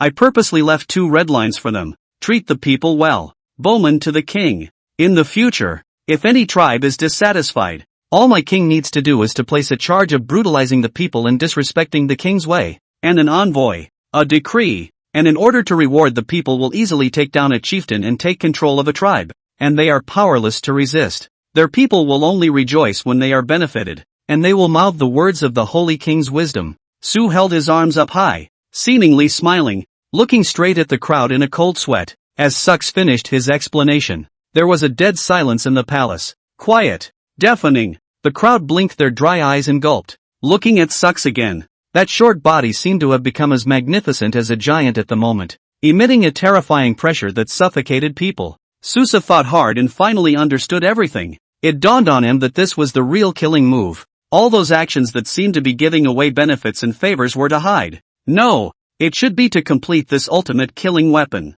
Su Sa murmured, this is what the king once said. The people, the foundation of the nation. Could it be that the great king had already discerned Mister's ideas and talents at that time? Su nodded slightly, arched his hand and bowed in the direction of Hao Gua. The king is as wise as the sea, and his eyes are as discerning as a torch. How could my humble skill escape the king's eyes? It dawned on the wizards. So king has already seen through everything. I, the king, am saintly. Chapter 50, A Year's Time, an unprecedented pilgrimage. After understanding Su's plan, the witches were completely convinced. They finally realized that something like conquest could be so simple. Well, it doesn't seem to fit. It's supposed to be, smooth. A set of continuous moves that hit a killing chance. And the Yu tribe was in turmoil as Su explained his true purpose. His true plan. The chief is dead. Witch is dead. The Yu tribe now had no one to rely on. When Chang led the Yu tribe, they offended many people. Now without the blessing of the witch, the other tribes will not let them go. If the rock tribe is sent away today, the mountain tribe, the earth tribe, the fire tribe, and even the other 2 major tribes of the Luoshui Basin may also make a move against the Yu tribe tomorrow. When the time comes, what's going to happen? Waiting to die? What a joke. Everyone's present glory and wealth can be hard cast out. Why should we give up? Why should we wait for death? No one wants to die. But the situation of the moment is that it is impossible to find a way to live. The nobles of the Yu tribe were running around trying to find a way out. And just as this tribe was in peril, Chang's third son, Yu Du, stepped forward with a proposal. We can be patriotic too. Bah! No! We can also listen to the teachings of the Hao Kingdom's Lord. We can also feel the glory of the Hao Kingdom's Lord. What is the revenge of killing my father? Hao Gui is innocent. It wasn't even under the coercion of that despicable little man from Incan Mountain. We need to make it clear who the real enemy of the Yu tribe is. So why don't we leave the messenger of the Hao Kingdom, the great goodness and virtue of Su Jinjin, to preach here, spreading the gospel of the Lord of the Hao Kingdom, so that we can all feel the glory of the Lord together and listen to the teachings of the Lord. The idea was supported by many nobles. At this moment of life and death, it is self-evident which is more important, the life or the hatred. Besides, it wasn't himself who died, just the chief. Led by Yu Du. Many nobles of Yu tribe knelt down and asked Su to stay in Yu tribe and preach the gospel in order to educate this land which was desecrated by Chang. They also wanted to progress, and they also wanted to feel the gospel of the Lord of the Kingdom of Hao and the glory of the Lord of the Kingdom of Hao. Hux didn't answer. Yu Du once again added that we can build a temple for the Lord of the country. We can build a dojo for Mr. Preaching. Our piety and attitude can be seen by the sun and the moon. Hux still didn't answer. Yu Du cried, the Lord of the Kingdom is compassionate and kind to the world. Today, my Yu tribe is being persecuted by the Rock tribe and has no backbone. If you don't save us, the Yu tribe's hundreds of thousands of people will be persecuted in the war. You stay. You save the world and help the people. It is a great good, a great virtue. If you don't stay, you are sorry for the teachings of the Lord of the land, and it is against the teachings of the Lord of the land. Suk sighed and could only reluctantly oblige. The noble people of the U tribe were grateful and took the initiative to offer grain and meat to reward their benefactor. News of this place quickly spread throughout the Lohas Basin. Learning of the U tribe's change of heart and the power of the Hao kingdom, the 8 tribes were all shocked. Who doesn't know about the power of the U tribe? How, in the twinkling of an eye, this mighty tribe of U changed its mind? And what is that Hao Guo and where did it come from? Why did the Hao kingdom make a move against the U tribe? And is it possible that they are next? With such doubts in mind, they came to observe and learn from the U tribe's capital city, Dayu, to scout the situation. After understanding, these chiefs from various tribes, as well as the descendants of the chiefs, or the tribal envoys, expressed their desire to bathe under the glory of the Hao kingdom's Lord as well, also want to feel the gospel of the Lord of the Hao kingdom, want to be baptized, want to worship the Lord of the land, want to be a good citizen, not for any reason, that is, I am afraid that one day there will be another good citizen claiming to be persecuted by himself, causing the Hao Guo army to be mobilized. Being baptized as a good citizen is different. You are a good citizen. I am also a good citizen. Hao Guo is not good to directly destroy the door at the drop of a hat. At the most, we'll go to the Lord of the land. Of course, it was in the heart and certainly not out loud. Their outward statement was that they felt the great wisdom of the Lord of the Hao kingdom and the power of true goodness and beauty on earth. Lord of the land. Holy, holy Lord of the land. In the 4th month of his arrival in the Luoshui basin, Su already had 10,000 disciples. He ordered the 1,000 disciples who had first followed him and who already knew a little about farming, were familiar with handicrafts, and knew a little about how's writing to go to all parts of Luoshui to preach the way. There are 2 roads. 1, pragmatic, help people everywhere, nobles, with farming, crafts, etc. 2, indoctrination, spread the word of Hao Guo, the gospel of the Lord of the land, when the people everywhere are made to understand. My king is compassionate and loves his people like a son. My king is generous and gives alms to all the people. My king is so powerful that he can create a great sorcerer. I, king eternal life, live as long as the heavens. My king, holy. In the 6th month after arriving at Luoshui, there were already 30,000 disciples of Su, and the chiefs of all the major tribes, the descendants of the chiefs, and the powerful, came to be baptized. He caused the 5,000 baptized disciples to return to their respective tribes and spread the gospel of the Lord of the nations. This time, when the witch god temple is established in various places to spread wisdom for the benefit of the people, in the 7th month, Su left 2 wizards to guard the U tribe, and set out on a long journey with his own team, and 5,000 disciples who were willing to follow. By that time, word of Su's exploits had already spread around the Rocky River Basin. Not only the human race, but also the foreigners in the north have heard about it. It's just that the Inhumans are so high and mighty that they don't take this little legend seriously. What is the situation of the human race? We have bullied the major powers of the Luo water basin for hundreds of years.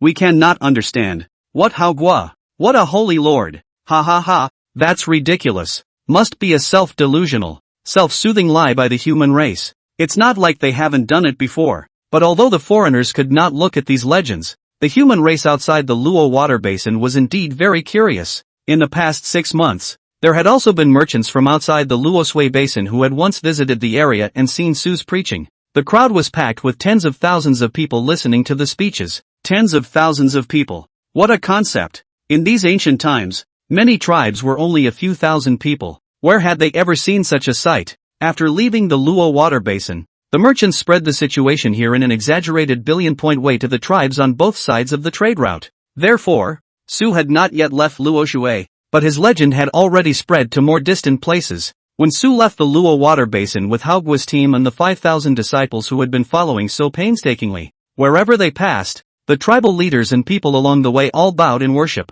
Many more chiefs expressed their desire to progress, to be baptized, to hear the gospel of the Lord of the land, and to follow Su on his pilgrimage to the land of Hao. And we said that the reason why we were so enthusiastic was by no means because we had heard about the power of the Hao kingdom, nor had we heard about the divine power of the Lord of the kingdom, nor had we heard that the Lord of the kingdom possessed the might to enlighten others to become wizards. We are purely feeling the great wisdom of the Lord of the land, the big-heartedness, the benevolence that embraces the world. Ah, we are so eager to hear the gospel of the Lord of the nations.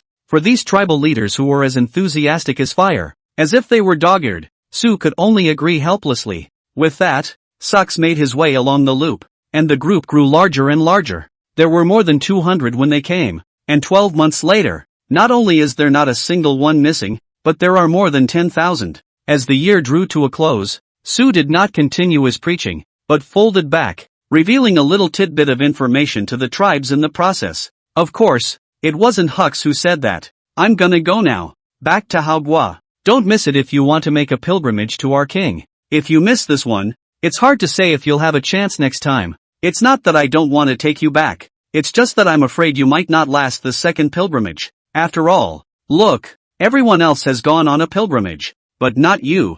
You're out of place. Out of place. If someone has an excuse to attack you, TSK, I can't tell. Yo. In this way, Su came with more than 200 people, and returned with the envoys of 865 tribes, totaling a huge procession of more than 60,000 people, and headed for the Hao Kingdom. Behind them, they represent a huge population of fully 7 million. Hao Kingdom, the royal palace.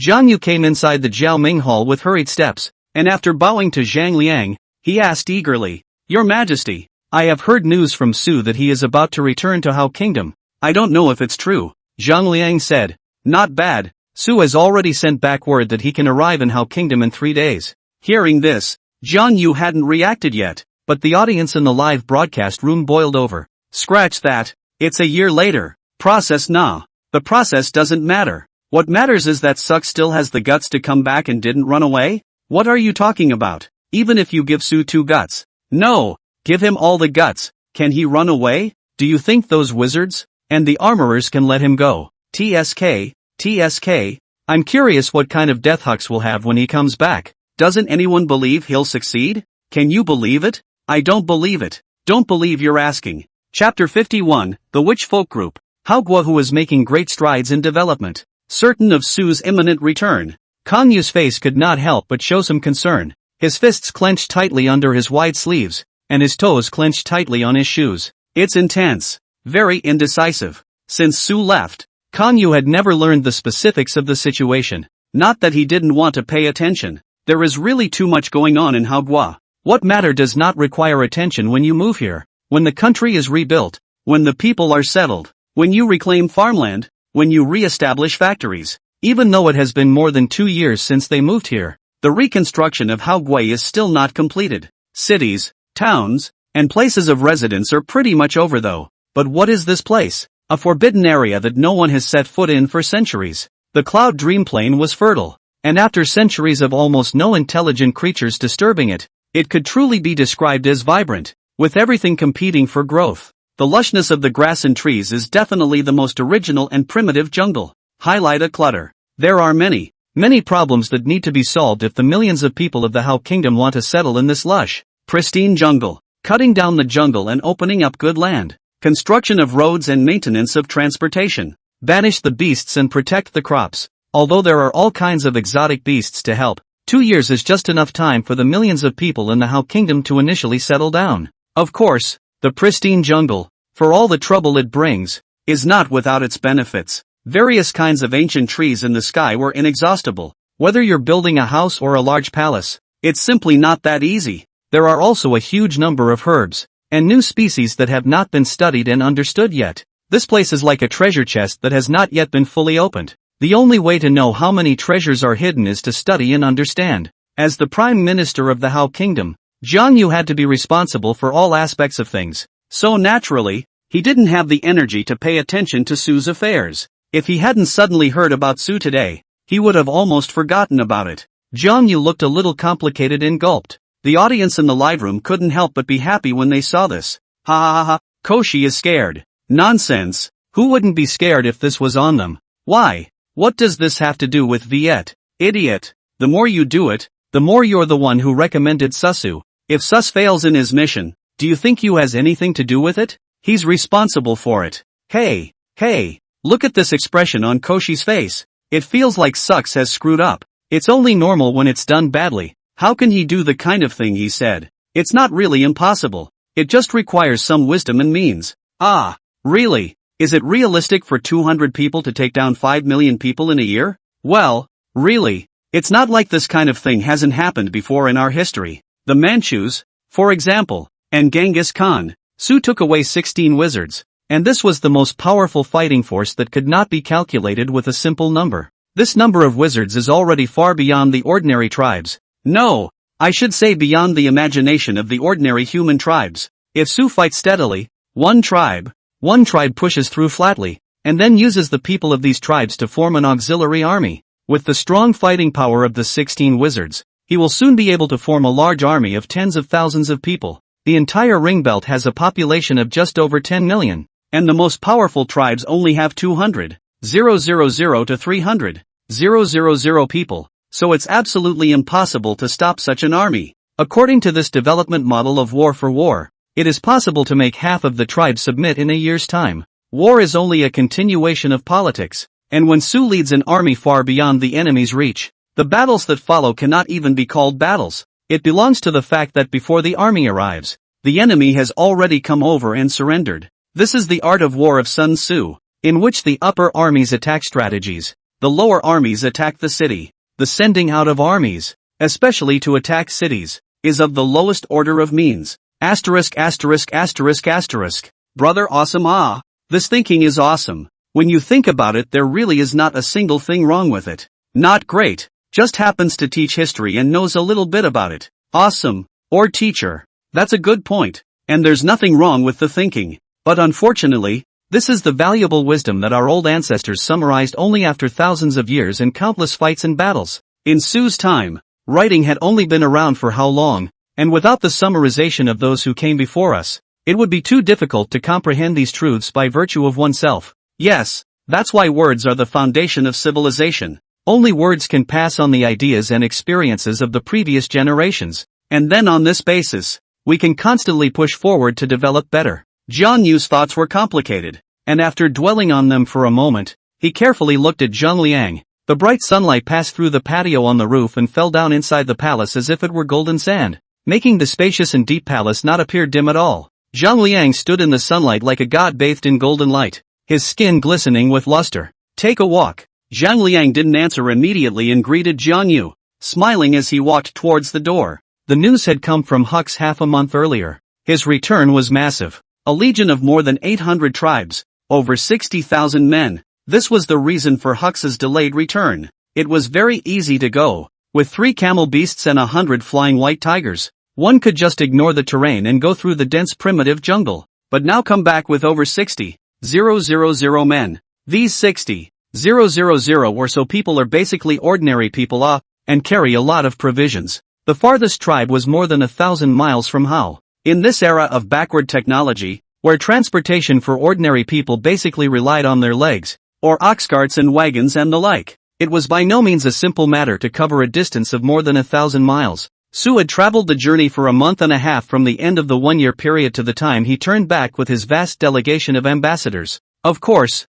the biggest problem with why it took so long was the journey from Luoshui to Haogua. Hundreds of miles of pristine jungle. It's too hard. If it were not for the fact that the Wu had mastered extraordinary power to cut through thorns and blaze paths with relative ease, it would have been basically impossible for the envoys to make it through hundreds of miles of pristine jungle intact to reach Hao Kingdom. Walk out of the palace onto the connecting corridor. Instead of answering Jian Yu's question, Zheng Liang asked in return, how is the situation with the Witchfolk Regiment these days? The Witchfolk, an independent legion attached to the Witch Temple. Since researching the means to create artificial witches, Hao Gua had been studying the formation of witches and how to better create them. Much experience has been gained over the past 2 years. For example, adolescents under the age of 16 are most likely to awaken and have the highest probability of awakening. Beyond the age of 16, the probability of awakening decreases. The older you get, the less chance you have of awakening. Therefore, as early as a year ago, Zhang Liang ordered the Witch God Temple to select the youths in the country who were over 10 years old and under 16 to form a witchfolk corps and train these children. Exercise. Understanding the power of witch. Learn how you should protect yourself and others after your first awakening and quickly master the power of the witch. While not everyone has the opportunity to awaken, early education continues to pay off very well, greatly reducing the damage caused by the new generation of wizards and allowing them to quickly master their abilities. Jian Yu responded thoughtfully, there are currently 8,400 members of the Witchfolk Regiment. with 2,000 new members added in the last month. Last year, 226 new wizards were added to the Witch God Temple. These new generation wizards who have received advanced training perform very well, and can master their abilities faster and cause less damage and injury than previous wizards who were not educated in advance. The Great King's formation of the witchfolk is truly brilliant. Speaking of this, Jiang Yu is filled with admiration and some sighs. In just 2 years, the changes that have occurred in Haogua have not only turned the world upside down. Who would have thought that in just 2 years' time, the number of sorcerers in the Hao Kingdom would have doubled close to tenfold? Zhang Liang nodded slightly, still quite satisfied with the result. But the viewers of the broadcast were not happy. Worry, Haogua increased by more than 200 Wu last year. Asterisk asterisk asterisk asterisk. 200 a year, 2,000 a decade, 20,000 a 100 years. The mythical kingdom is just around the corner. Mom, yeah, this is really going to be a big step toward the mythic age. The Hao Kingdom has developed too quickly. If the Hao Kingdom had such strength a year ago, with more than 300 wizards, bulldozing the Dream Domain Ring Belt wouldn't have been an easy task. I'm kind of looking forward to Haogua now. So much witch, TSK, exciting. Chapter 52 Triumphant Return. Shocked live room. Oh, whoa whoa. While the two were talking, the handsome Master Bird made his shining appearance, accompanied by a cheerful wolf howl. June fluttered his wings from the roof and flew down, landing right on Zhang Liang's shoulder. The 2-foot-tall body was quite divine. June rubbed his head against Zhang Liang's face and wailed, "Master Bird is hungry." Zhang Liang laughed, "You stupid bird, you either eat or sleep." Hearing that, Toshi wasn't happy. Whoever said that, step forward. Master Bird will obviously also enjoy massages, play games, eat and drink everything. How can he only eat and drink? This is looking down on Master Bird. Master Bird is not convinced. Ow, ow. Toshi rolled a quick bark in his defense. Master Bird is definitely not a punk who only eats and drinks. It's the trash that will eat, drink and be merry. Ha! You're still complacent. Zhang Liang couldn't help but laugh. A little good-naturedly, a little amused. You guys have no shame. And the lack of motivation. Toshi held his head high. A visible smile could be seen on the bird's face, and his purring became more cheerful. Ow wow wow. Yes, Master Bird is proud. Master Bird is Haogua's first-class protected waste. People love people. Flowers see flowers bloom. Of course, this isn't Master Bird bragging about himself.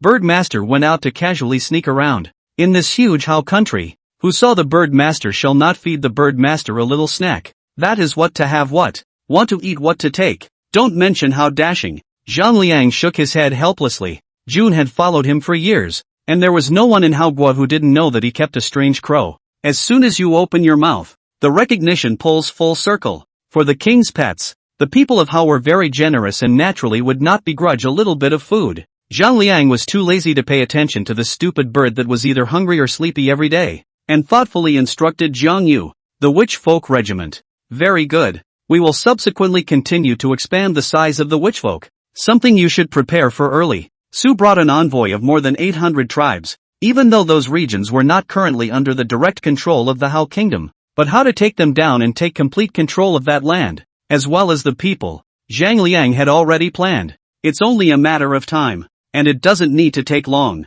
10 million people, representing a huge demographic resource, also means more choices, more possibilities. The next 100 years will be a period of transition for Haogua. It's critical. Here, I will make preparations in advance. Jiang Yu cheerfully answered. The matter is not difficult. It was nothing more than an expansion of the camps of the witchfolk, an increase in the number of teachers, and incidentally a strengthening of the guard. This kind of thing Jiang Yu was already very experienced. After responding to Zhang Liang's question, Jiang Yu swallowed his saliva and asked carefully, Your Majesty, Su led 200 armored soldiers, as well as a dozen wizards to the Luo water basin. What is the situation now? He still couldn't let go of the question. You will know when he returns. Zhang Liang smiled and patted Jiang Yu's shoulder without answering directly. Huck's got a lot of credit this time. It's not just as simple as opening up the border for the Hao Kingdom. Since the migration of the country, the people of Hao as a whole have been in a somewhat anxious mood. No one knows what other ferocious dangers they will face in the future,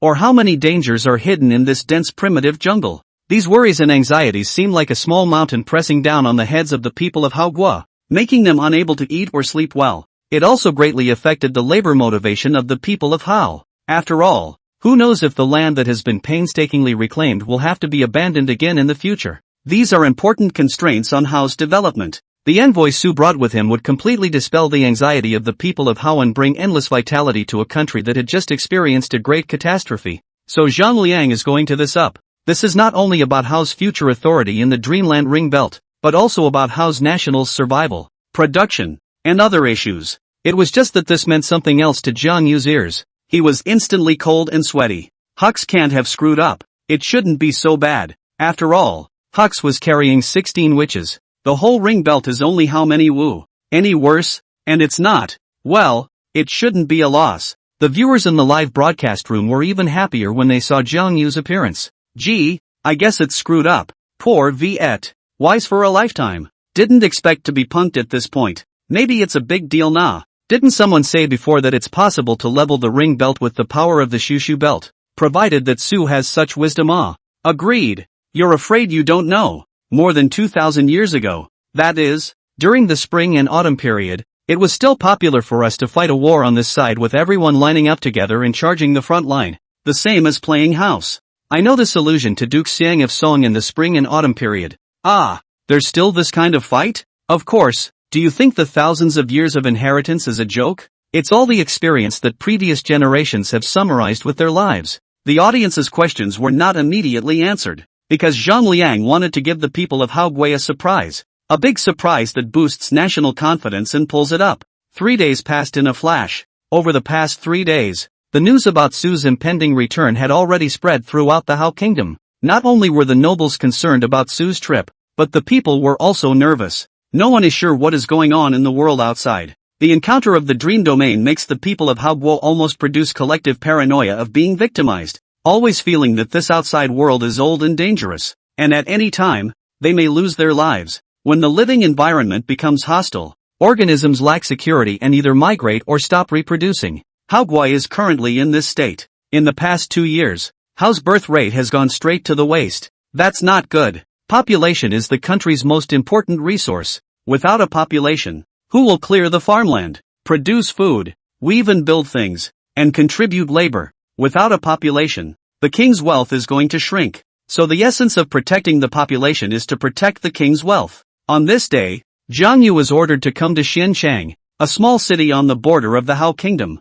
to wait for Su's return. There are a lot of people besides Jiang Yu, mostly nobles who are idle and bored, as well as rich families with a bit of spare cash. And, of course, there were the regular local farmers who came to see what all the fuss was about. In these times of lack of entertainment programs, this is an extremely rich talking point. The sun is rising. The sun is like a furnace, scorching the earth. Jiang Yu stood at the top of the city, looking out over the dense forest in the north. Perhaps because of the weather, perhaps because of his nervousness, he walked around the city, his wrinkle-strewn pale forehead already covered in sweat, and his eyes filled with worry. Will it be okay? Maybe? And at this time, it was not only Jiang Yu who was anxious. The audience in the live broadcast room was also quite nervous. This is Hao's first expeditionary operation, and it would be terrible if it failed. It shouldn't be so much a question of how much to harvest at most. Yes, so many wizards. No matter how bad, we can still take down some tribes. How can we not lose a big defeat?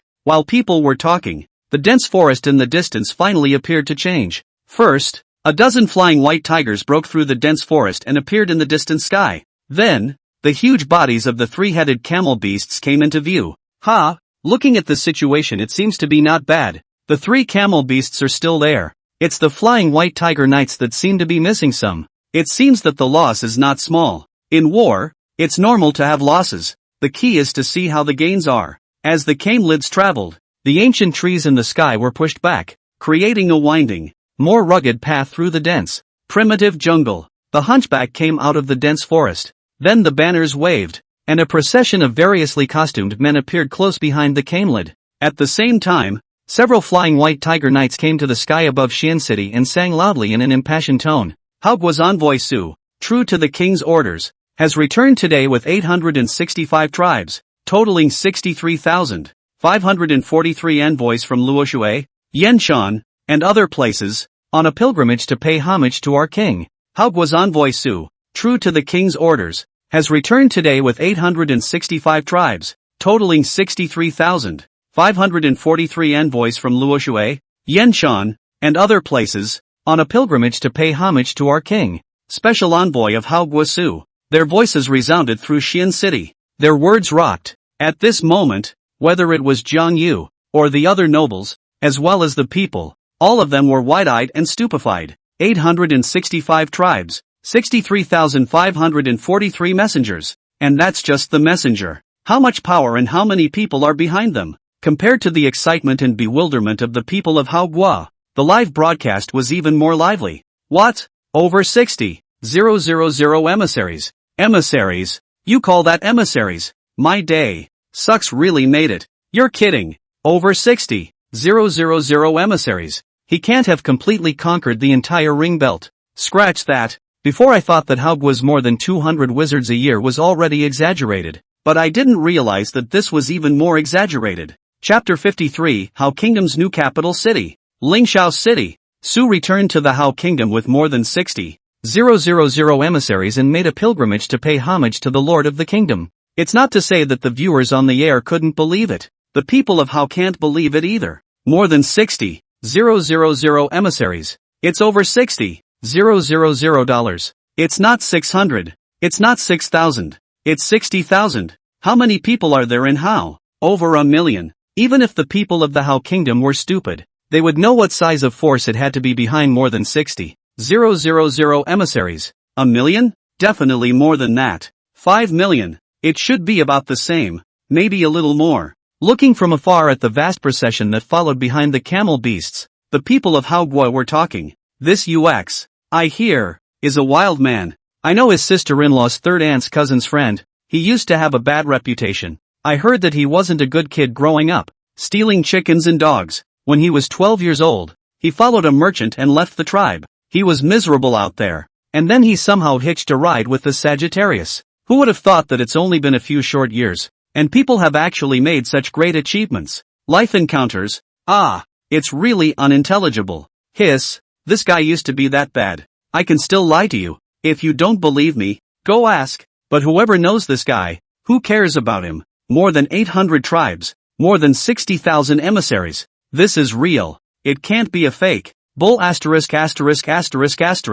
Fake? Who dares to fool the king? Don't want to live. That's right. If this kind of thing is faked, I'm afraid that the ashes of the whole clan will have to be raised. What kind of person is the great king? One who lives forever and is as wise as the sea. Who can fool the great king? But, are there that many tribes around us? Hasn't Su only been gone for a year? How did he convince so many tribes to come and worship the great king? This is too unbelievable.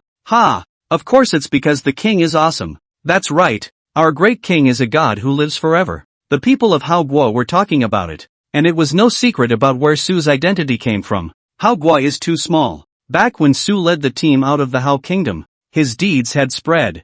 I'm told, just supposedly, Su's former tribe is that Shuyao tribe. That's 5 matriarchs in 1 year. Oh, it's not so much that the other matriarchs are dead or had an accident. It's just that they, are the ones who heard about the poisonous oath Hux made before the king. And then they were rooting for Hux from the bottom of their hearts, so relieved that such a great talent had emerged from the tribe. But man, you have to be realistic. No, it's just that, man, you have to look at the long term. Our Hao Kingdom is now migrating as a whole, and it's just these few cities, which is completely different from what we used to have in the Dream Domain. It would be meaningless to divide it into the Su Yao tribe, Hongyang tribe, Yuyun tribe and so on. We are all the people of Hao. How can we engage in our own little circle and revel in the past glory? The past closed world. So we decided to give up the identity of the Shuyao tribe and actively approach the new national policy of the Hao Kingdom, striving to become a good, qualified and proud citizen of the Hao Kingdom.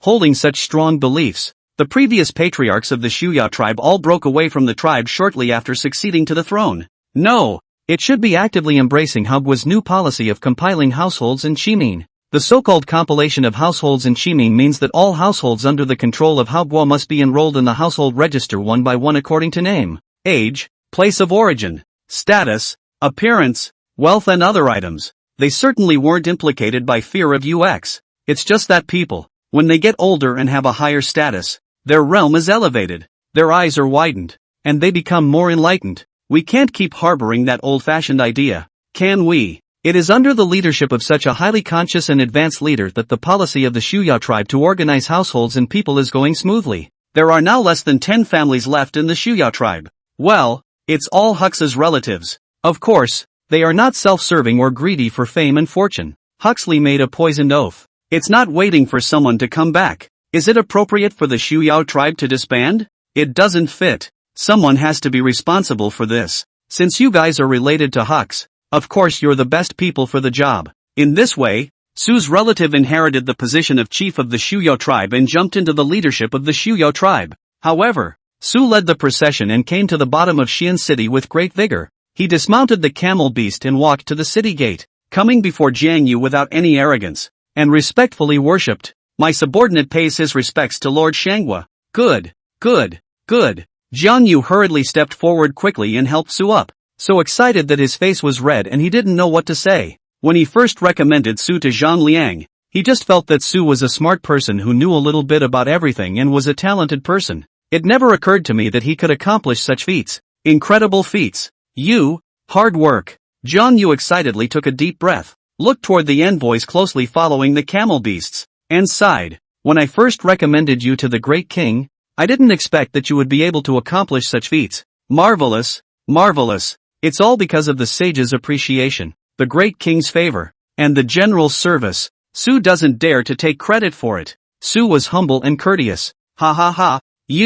Kangoshi took Hux's arm affectionately and pointed at him, shaking his head and laughing. Seeing this, the live stream was quite lively. I admit, I was wrong. The first time I saw him, I felt like a clown. And now I realize how powerful people are. Yes, to accomplish such a great feat. It is not too much to say that it is the first person to open up the frontier of Hao country. But the result is that people are not arrogant and not impatient, and even give the credit to others. This broad-mindedness, this spirit, it is really remarkable. Agreed. It's so highly emotional, and it's deserved for people to get that opportunity. With this credit, Su will definitely be able to inherit Jiang Yu's position as a prime minister in the future. I'm more curious about how Hux did it than this. Is it similar to what that history teacher said before? It is possible. Otherwise how can just 1 year make more than 800 tribes submit to Haogua? More than 800 tribes a day has to level 3 tribes. Is too ruthless. This isn't right. What's going on? Doesn't Liang realize that Su has made such a great achievement and returned with so many ambassadors? If you know, how can you leave this to Viet to deal with? Shouldn't you come over in person for something this big? You're looking down on Liang too much. Don't forget about our lovely innate monitor Saint Body, Miss Myriad Cloud. With the innate monitoring Saint Body in his hands, Liang surely knows how Sux is developing. In that case, isn't Rio being a bit too dismissive of Sux? There are still over 800 tribal emissaries. That's not too good.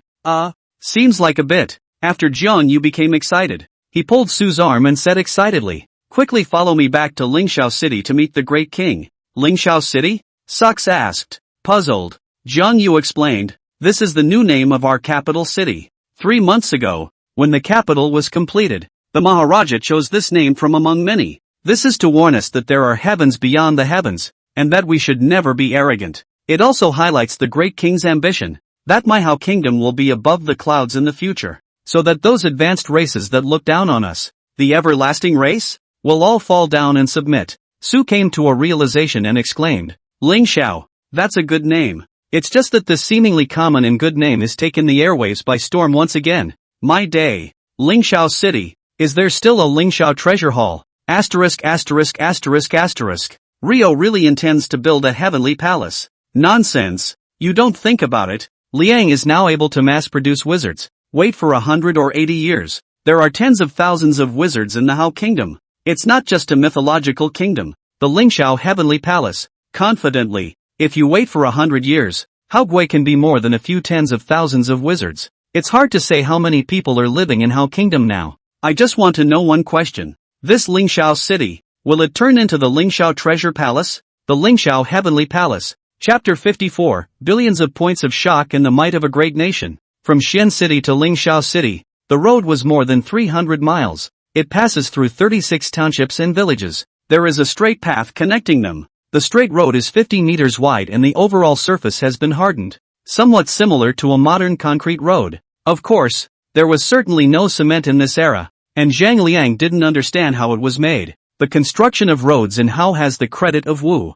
Zhang led Su, and more than 60,000 emissaries from various tribes to Lingxiao City, the capital city of the Hao Kingdom. Along the way, Kangoshi pulled Su with endless words. He was just so excited. It never occurred to me that Hux could pull it off and do it so beautifully. At the same time, he was curious as to how exactly Hux had managed to do it, by what means, and with what kind of intelligence. It's definitely worth learning and even studying. But Jiang Yu didn't ask Su. It wasn't time yet. When we meet the king, naturally, Su will have the time to elaborate slowly. The most important thing at the moment was for Su to understand the changes in Hao Kingdom over the past year or so. Only by understanding the situation of Hao Kingdom can he make a better decision and respond better when he meets the king. He could be looking forward to the future of Hux too much right now. Based on this merit alone, Su will surely be one of the most important ministers of the kingdom in the future. Hearing Jiang Yu describe the current situation in Haoguo, Su couldn't help but exclaim,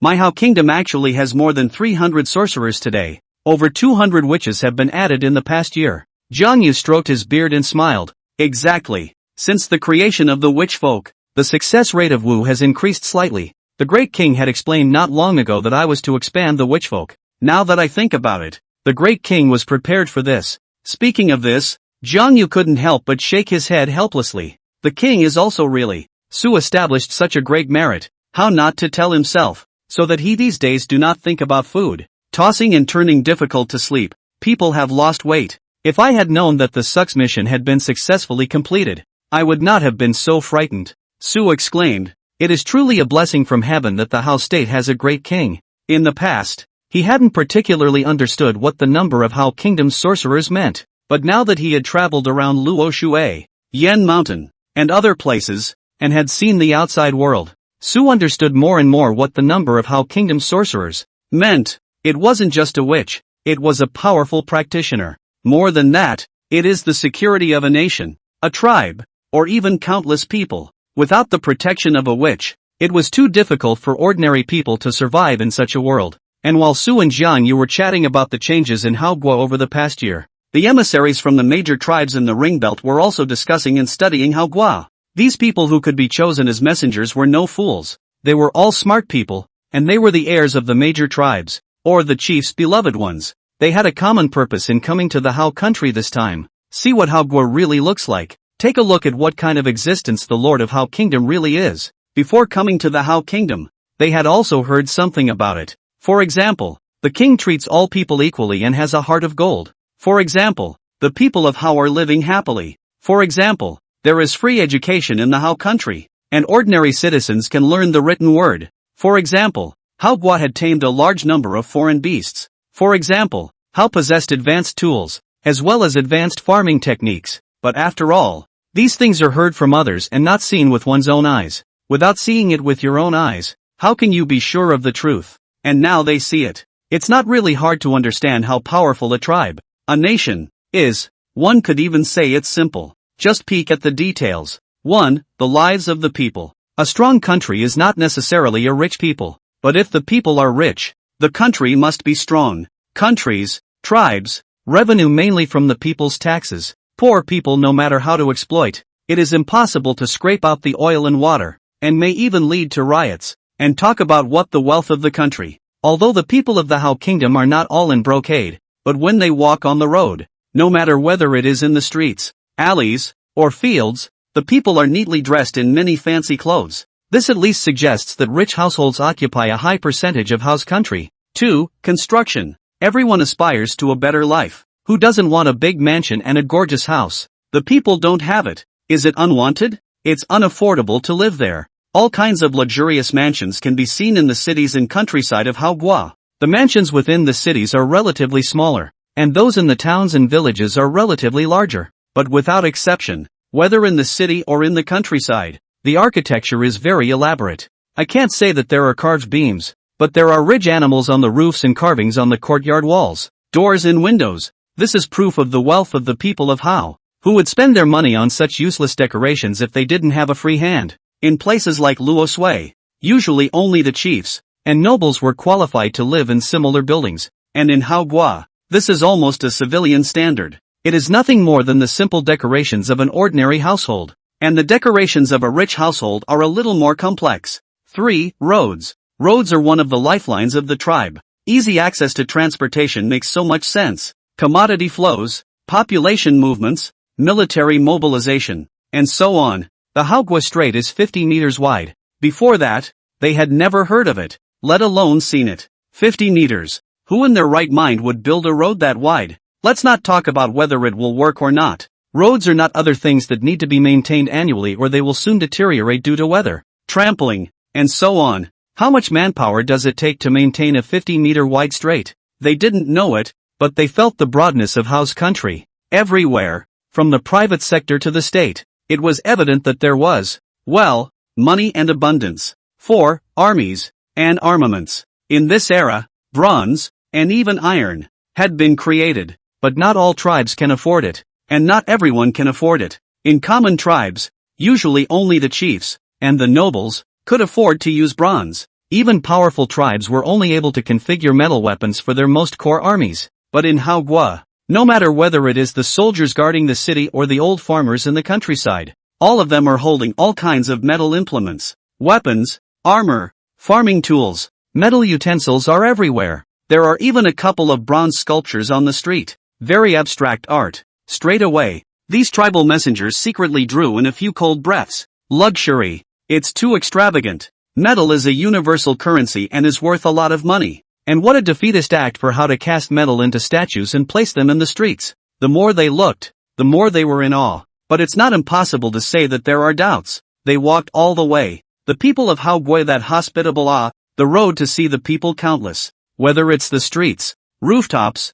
treetops, or fields, wherever people can stand, the people of Haogwa can be seen enthusiastically. But the only thing they didn't see was the witch. Didn't you say that there are a large number of wizards in Hao's country? It's like how many there are. Dozens, hundreds, a lot anyway. But along the way, and having met so many people, I never saw a single witch. It made them wonder, are the wizards of the Hao Kingdom really as numerous as they say they are? The Lord of the Hao Kingdom. Isn't it true that he has the ability to somewhat transform others? Hao Kingdom. The royal palace. Inside the palace, there weren't many people. Zhang Liang sat on the throne. Sha Nan, Miao Yun, and a dozen others stood on either side of the center axis of the palace. Nian cast a sorcery spell and projected the huge procession led by Su in the center axis of the palace. Looking at the vast procession, Miao Yun's beautiful eyes were colorful and her eyes were full of admiration as she looked at Zhang Liang. Maharaja, it's awesome. Sandman scratched his head and said somewhat sourly,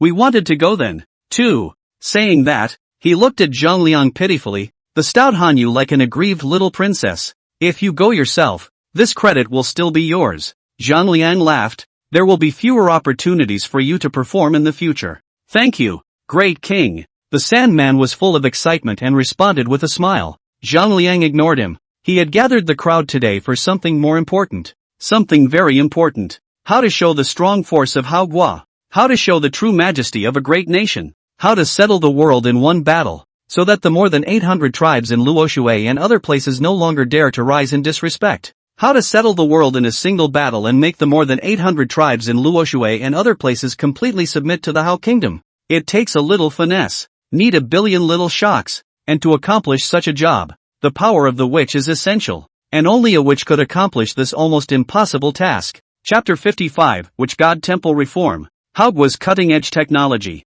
Zhang Liang deliberated, surveying the crowd inside the palace. In addition to shaman, Mian, there are some newer wizards among them. The power of the witch is very interesting. Their growth is not absolutely related to time. Some people have powerful abilities right after awakening, while others may have been awakened for several years and still only reach the level of performing acrobatics. As for why the same wizard, but the performance would have such a big gap, and how wizards could enhance their strength and improve their abilities, it was still a key research project of Haogwa. Zhang Liang's gaze swept over the crowd and finally landed on a short and fat man. He was as round as a disc, white and chubby, full of kind smiles, holding a round belly as if he were the Maitreya Buddha. Yin Shanjun, one of the first new generation wizards to successfully awaken 2 years ago. He is 25 years old and possesses the ability to control fire and objects. Zhang Liang looked at Yin Shanjun and said with deliberation, Yin Aiqing, have the things been prepared? Reporting back to the great king,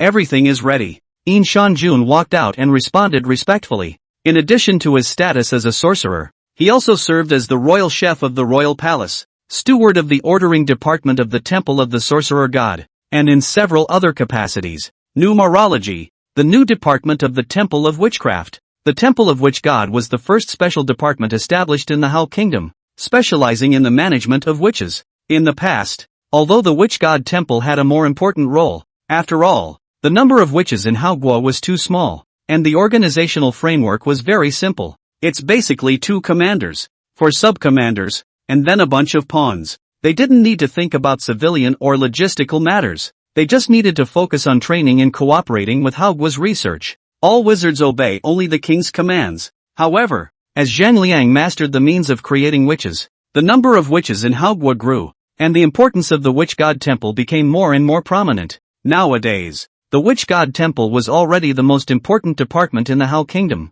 In order to better manage wizards, and to better organize, cultivate, study, and mobilize the power of wizards, the Temple of Witchcraft and Wizardry has made 3 important reforms in just 2 years. 1. Refinement of the organizational framework of the Temple of Witchcraft. In the past, the responsibilities of the Witch God Temple were vague, but now the Witch God Temple had different departments, and different departments were responsible for different things. For example, military issues are handled by the Witchcraft Temple's House of Divine Justice. The supreme head of the House of Sima is the Grand Sima. Under the Grand Secretary is the Young Secretary. Then, for example, political issues, or the management and mobilization of Wu, were handled by the Taihao Palace of the Temple of the Witch God. The Taihao Palace answers only to Zhang Liang, the king of the Hao Kingdom. The king appointed the Star Lord to manage the many chores of the Witch God Temple. The Star Lord is the chief officer, with the help of his deputies, the department that oversees the punishment of witches, on the other hand, is handled by the Thunder Ministry of the Temple of Witchcraft and Wizardry. The supreme leader of the Thunder Ministry is called the Thunder Monarch. Lei Jun's deputies, on the other hand, were the commanders of the teams. In addition to the above departments, the Temple of the Witch God also has a Ministry of Industry that specializes in the study of witch weapons, manufacturing, and related items, and the Department of Numerology, which studies medicine, the study of witchcraft, and the source of the power of the witch itself, the Ministry of Tenrikyo, where witchcraft grows. As far as finances, etiquette, etc. are concerned, they are handled by other specialized departments. The heads of these departments may not be witches, and the above is just the structure of the Temple of Witchcraft in the center. As the number of witches in the Hao Kingdom grew, the rarity of witches decreased greatly, and also moved from the center to the local level to ensure the safety of the local people. It is not yet underway, but it is planned. In the not-too-distant future, the major cities of Hao Country, and even towns and villages, would also set up branch temples of the Witch God Temple. The sub-temple steward was called the Earth Ruler. Under the Earth Ruler, there are also the great wizards, witches, sorceresses, witchfolk, and so on in a much finer division. They are not responsible for local military and financial management, but only for protecting the people, spreading the teachings, and searching for witchfolk who have the potential to become witches. Each sub-temple, each year, possesses a certain number of witchfolk quotas that can be presented to the Witch God Temple. The witchfolk who are nominated will be sent to the Witchfolk Corps in Lingxiao City for centralized management and training. Zhang Liang got an answer and turned to the other witch, a tall woman with a clear face. She was dressed as a noblewoman, with a golden veil on her face and beads and jewels on her head. Jin Xiaoer, a new generation witch who had just awakened last year, was currently a steward in the Ministry of Works of the Witch God Temple. She has a very special ability to give items characteristics. For example, making armor stronger, makes the weapon sharper, even enchanting items to give them superhuman powers. For example, you can make a weapon emit a strong cold aura, give a wooden stick the ability to fire flames, and so on. With her special and rare ability, Jin Xiaoer became a heavenly worker, one of the stewards of the Ministry of Works. In just 1 year after her awakening, her main area of responsibility is witchcraft research. Sorcerer's weapons, implements conceived by sorcerer cultivation, can be endowed with powerful abilities, somewhat similar to magic treasures. But unlike a magic treasure is a powerful force the moment it is completed. Sorcerer's weapons are not powerful items in themselves, they are only tainted with special power because they have been held by a sorcerer for a long time, or used for a long time, and thus become powerful. Zhang Liang looked at Jin Xiaoer and asked, Ai Qing Jin, Has the cloud carriage been tested? Cloud car. A new type of transportation led by Jin Xiaoer, a number of wizards, and many skilled craftsmen. Flyable. Fast. They say it's a car, but there are actually many models. Common type. Acts as a carrier. Can pull people and cargo. Palace type. The main a luxury. Expensive. Is out of the travel. Visit friends and relatives must have. Walk down the street and turn around. Whoever sees it can't help but marvel a few times. It's so handsome. Jin Xiaoer walked out from the queue and stood in the center of the great hall, bowing and worshipping. Reporting back to the great king. The initial generation of cloud car has been tested several times and there is no problem. It's just that the second generation cloud car is still being debugged, and it will take some time before it's finished. Good. The corners of Zhang Liang's lips rose as he smiled and nodded. The cloud car is the cutting edge of House Country. This is something that, not to mention the human tribes in the Luo water basin. Even within the Hao Kingdom, not many people know about the situation. All kinds of research, as well as experiments, for the temple of the witch god are highly classified matters. In the entire Hao Kingdom, except for Zhang Liang, no one could fully articulate the research projects of the witch god temple.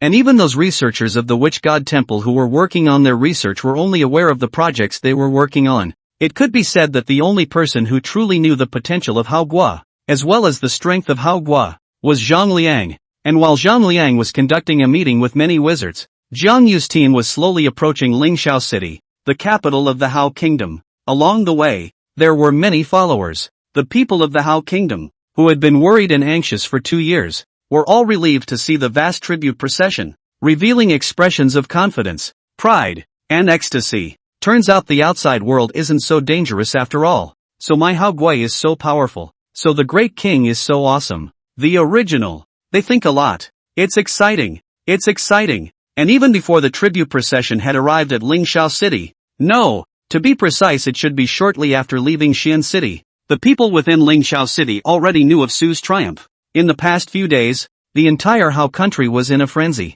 Lingxiao City, a huge city with more than 300,000 people, 1/3 of the population of Hao Guo, was even more joyful and full of flowers. There were even some rich households and nobles who couldn't wait to meet the tribute team directly along the straight road in the direction they came from, just to see the tribute team in advance. The entire legation traveled 5 days on a journey of more than 300 miles. It was only on the morning of the 6th day that the team finally saw the massive figure of Lingxiao City from afar. The city wall was 50 meters high, and was not constructed purely of sand or wood, but was the result of Hao Guo's sorcerers condensing it with their sorcery. The walls were a light greenish color with a metallic sheen and a sandstone texture. From afar, the huge city looked as if it was a green-colored beast prostrate on the ground. Raising its hands and feet could make the earth tremble and the heavens shake. This terrifying city was far beyond the messenger's imagination. They had never seen. No, they should have never thought that a city could still be built so majestically. A wall that was a full 50 meters high and several thousand meters long. That was a feat that was impossible to accomplish with the technology of this era. No matter what, this majestic building also allowed the delegation to feel the powerful national strength of Hao for the first time. This city, no mortal can build it. This was one of the most widely circulated phrases among the envoys after seeing Lingxiao City. And no one has refuted it. And there's no way to refute it. Chapter 56. Arriving at Lingxiao City. Star Ruler welcomes you. Su stood on the ridge of the camel beast's traveling palace, looking out at the Lingxiao City that was vaguely visible in the distance. This is the current Lingxiao City. What a big change. When Su left Lingxiao City more than a year ago, the place was still under construction. The walls of the city were very short at that time. It was only about a dozen meters high, and it wasn't what it looks like now. The original city wall was just a simple fortification made of earth and stone, which could at most defend against some ordinary beasts and stop some of the snakes and insects and such things from entering the city. Ha ha, my Hao Kingdom has a large number of sorcerers nowadays, and the changes can be great. Jiang Yu stroked his beard and laughed, his spine straight, looking toward the distant Lingxiao City, his words full of pride and confidence. He had watched Lingxiao City perfect itself from scratch, little by little. More than that, I saw that with the increase in the number of witches, Hao Gui was ushering in groundbreaking changes in many areas. Architecture is one of them. In the past, it took a lot of manpower and resources to complete the construction of the walls and the maintenance of the roads. And now, only a few sorcerers who had mastered the relevant sorcery were needed to go out, and in a single day, they could accomplish the workload that tens of thousands of ordinary people would need half a month. or even a month, to accomplish. This terrifying efficiency even made Jiang Yu a little worried. Which so powerful? Can you really live in peace with ordinary people? This concern, however, did not remain in his mind for long, because he believed in the king. Trust Zhang Liang. He believed that as long as Zhang Liang was there, Hao Guo would not change.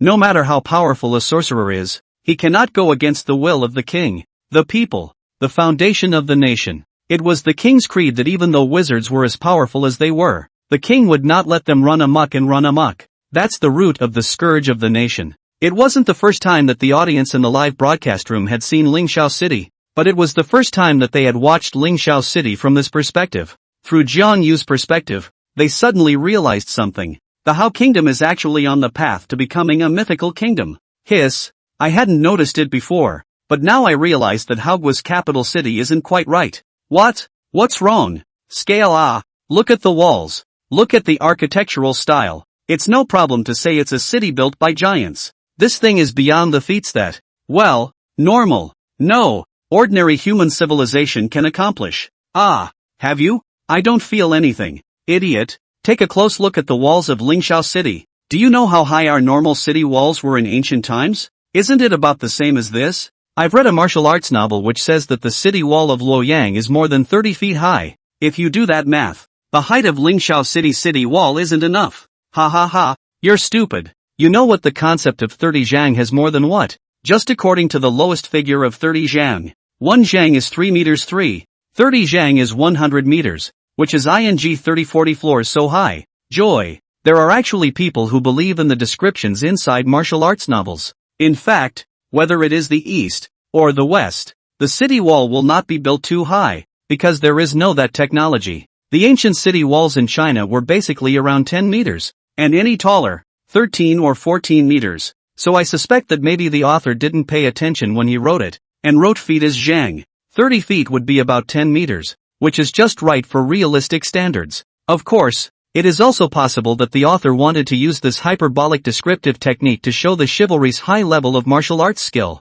Oh, so that's how it is. In that case, the walls of Lingxiao City are truly remarkable. It's not a matter of being marvelous, but rather that Hao Guo's technology has taken a leap forward. If you look at the walls of Hao Kingdom's capital city, the height of this thing is definitely above 40 meters. It's hard to say exactly, but it's definitely not lower than 40 meters. If it's 40 meters, it's actually not unachievable with the technology of that era. The pyramids were taller than that, though not as big. You're right, but think again. It's only been a short time since the Hao Kingdom migrated here. More than 2 years. Less than 3. How many people in Hao Guo? Over 1 million. Understand now? With a population of just 1 million, the Hao Kingdom has not only completed the construction of multiple cities in just over 2 years, but also opened up a national highway that is almost 50 meters wide and several hundred miles long. Oh, it might be more than several hundred miles. Asterisk.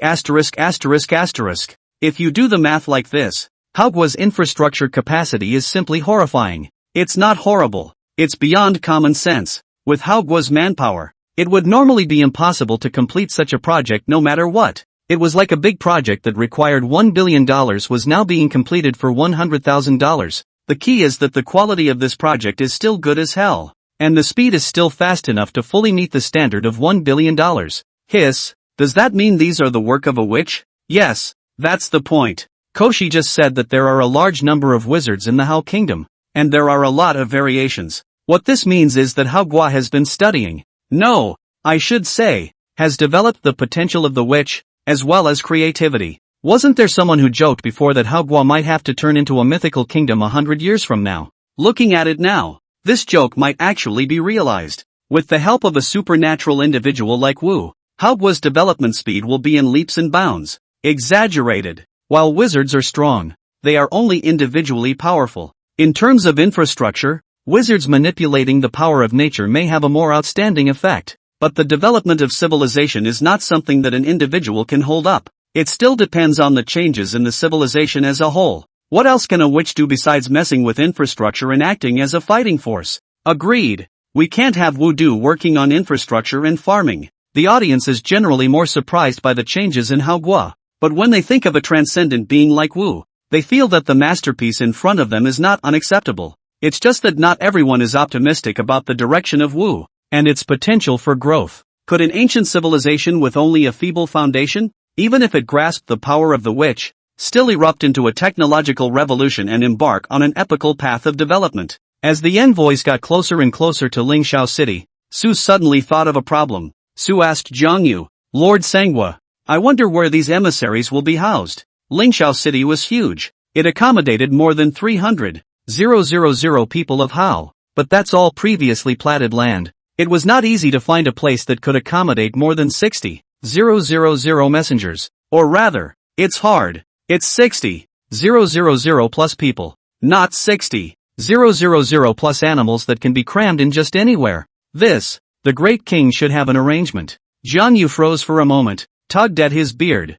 frowned, and replied with some understatement. It wasn't as if the question hadn't crossed his mind. As early as when he received Su and understood the scale of the envoy's mission, Zhang Yu had already had the news fast-tracked to Zhang Liang and made a point of explaining the matter. After all, if people came all the way here, if they didn't even have a decent place to stay, wouldn't they be laughed at? Only Zhang Liang never wrote back. Zhang Yu also didn't know what Zhang Liang had planned. Hearing that, Hux was also a little confused. It's not. We're almost at Lingxiao City, and you're just now saying you don't know about this? Where are we going? We can't just leave the legation outside the city and go back to the city ourselves first, can we? The two looked at each other, and the atmosphere instantly became awkward. The viewers of the live stream laughed at this. Ha ha ha ha, Hux and Koshi won't make a big mess and not think about the placement in advance. Actually, you can't blame them for this. It's over 60,000 people, not 600. It's over. If we don't settle the legation well, Hao will be disgraced. It shouldn't be badly placed. It's hard to say. There are too many messengers coming, and it's not just one tribe. It's over 800 different tribes. Even if they are housed together, if they can't be managed properly, they are prone to problems. It was at this moment that a group of flying white tiger cavalry flew out from the city and landed right above the camel beasts, blocking the team's path. The person at the head, male, aged about 40, elegant and extraordinary. He was dressed in a white robe that was as white as snow. The double sleeves of the robe had cloud patterns, and the front and back of his body were each embroidered with a pattern of stars in gold silk, which was the symbol of the star sovereign of the witch god temple. Seeing the Star Lord appear, Zhang Yu immediately sighed in relief and greeted him with a smile. The Star King is the Maharaja's Chamberlain, his most loyal servant. The appearance of the Star Lord means that the will of the great king has come. Chapter 57 Innate Earth and Wood Sacred Body. Proper Usage of a Witch. This is Beidou Xingjuan, one of the great king's most valued wizards, responsible for managing the small and large affairs of the Temple of the Witch God and coordinating the work of the various departments of the Temple of the Witch God. Zhang Yu walked up to welcome them while making introductions to Su. Hearing that the other party was in charge of managing the Witch God Temple, Su could not help but look solemn and more respectful. In the past few days, he had already learned about the changes in Haoguo from Zhang Yu. One of the biggest changes was the Temple of the Witch God. This is the most powerful department in Haoguo today. As the number of sorcerers in the Hao Kingdom grew, Su keenly captured where the future power center of the Hao Kingdom would be. Temple of the Witch God. The reason is simple. Power. Strength. The power wizards wielded was so powerful compared to ordinary people that they were hardly the same species. The difference between an ordinary person and a witch is greater than the difference between a man and a monkey. A supervisor who manages the most powerful department in Haoguo means something. It means real power in the court. One person under 10,000 people. Good day, Star Monarch. Zhang Yu walked forward and warmly greeted the Northern Dipper Star Monarch. Su meets the Northern Star Sovereign. Su walked forward, not as casually as Zhang Yu, and bowed respectfully, giving a big salute. The Sagittarius as well. Beidou Xingjuan first returned Zhang Yu's greeting, then looked at the respectful Su and smiled in a gentle manner. You're welcome, Special Envoy. The great king often recites you in front of us, praising you as a person with great abilities. Su hurriedly said. Su, I'm frightened to receive it. Ha ha, such a feat. If it is received with shame, wouldn't it make us more ashamed? Beidou Star Monarch flirted. Suk smiled and said no more. It's not easy to talk too much about such topics. The point was that he wasn't clear about Beidou Xingjuan's character. If you say the wrong thing and accidentally offend the other party, you'll be in big trouble later. At this point, it's better to choose silence. Seeing Su's embarrassment, Zhang Yu took the initiative to take over the conversation, easing the awkwardness for him, and asked, Star Lord, I wonder what the great king has planned for the emissaries. Beidou Xingjuan smiled and said, "The great king has already made the arrangements. By the decree of my king, I ask Lord Sagittarius, as well as the messengers, to follow me to the temporary camp." Hearing that Zhang Liang had made arrangements earlier, Zhang Yu completely put down his heart. He smiled. Very good. Very good. Beidou Star Sovereign's order was quickly passed down. The three camel beasts led the way ahead, taking the lead and turning the road in the direction of the west of Lingxiao City. Under the camel beast's guidance, he soon arrived at a flat grassland 500 meters away from Lingxiao City. The surrounding area was desolate and empty of anything. Seeing this sight, Zhang Yu couldn't help but frown. You can't just have people stationed in the wasteland. It wasn't that it wouldn't work. After all the way there, it was also directly stationed in the wasteland. But that was for the sake of catching up. And now that we have arrived at Lingxiao City, the capital of Hao country, it would be a bit unreasonable to still make such an arrangement. If these people went back, how would they have to describe Haoguo to the tribes? And what impression would they create on those who had not come to Haoguo? That's a valuable first impression. Trying to reverse a first impression is much more labor-intensive. It's not worth it. Zhang Yu was not the only one who thought this way. The viewers in the live broadcast room were also abuzz as they saw the scene around them through Zhang Yu's gaze. Rio went too far. Indeed. It's excessive. Where is there such hospitality for foreign guests? It's not that foreign guests must be better than the people of Haoguo, but it's also not as bad as just throwing people into the wasteland. I do feel that this matter, I guess, can't be blamed entirely on Rio. This is more than 60,000 people, not 600 people. It's comparable to the population of a small city in Haoguo. Even if Liang wanted to arrange it, the city would definitely not be able to arrange it. After all, where can we get a place to accommodate more than 60,000 people?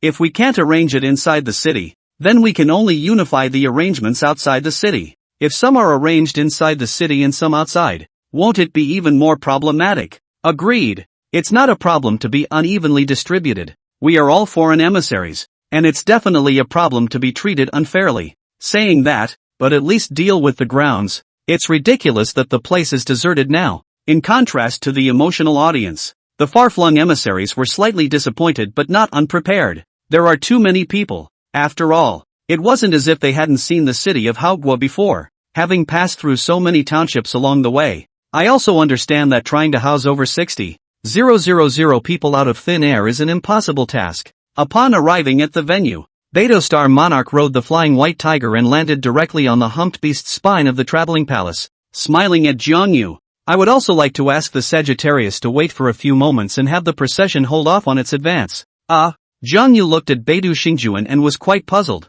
Stop, order the team to pause their advance. Although he was puzzled by the Beidou Star Monarch's purpose, Zhang Yu still conveyed the order to his men. As Zhang Yu's order was passed down, the group quickly stopped. Standing on the balcony of the palace, Beidou Xingjuan ordered his entourage that came with him. Begin. Around the camel beast, a dozen armored soldiers mounted on flying white tigers received the order, nodded slightly in response, and then flew over the wasteland. For in front, first to act, they stood in separate fields over the wasteland. Each one is about 300 meters apart. After arriving at the designated location, they coalesced earth-colored light around their bodies as if they were 4 large fireflies, emitting a glistening luster. Up! All 4 of them raised their arms high at the same time. The ground shook violently along with their movements. In an instant, the earth cracked and the soil and rocks shattered, only to see endless sediments surging out from the cracked cracks in the ground like a flood, covering this 700,000 square meter wasteland in a matter of moments.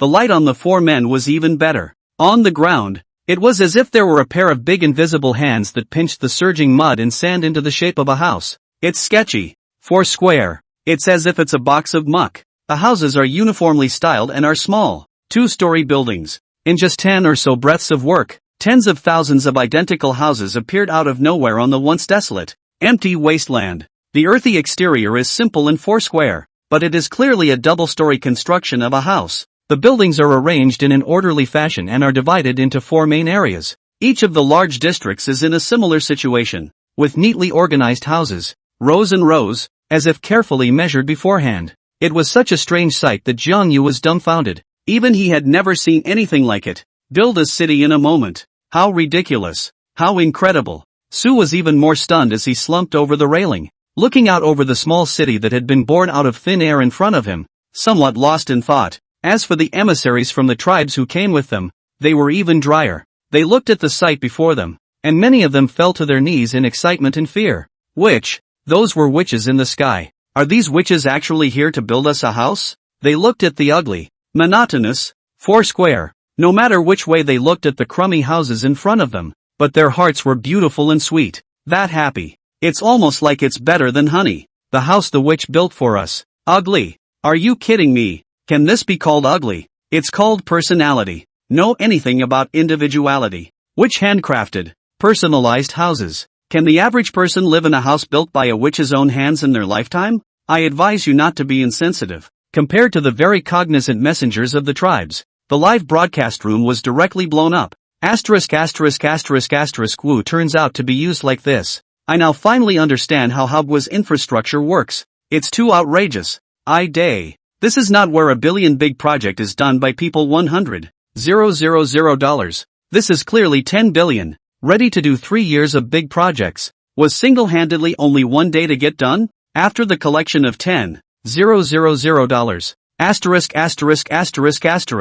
Rio is a bit over the top. It's hard to imagine what these wizards are practicing on a regular basis to get so skilled in house-building techniques. I know. It's the innate earth and wood holy body.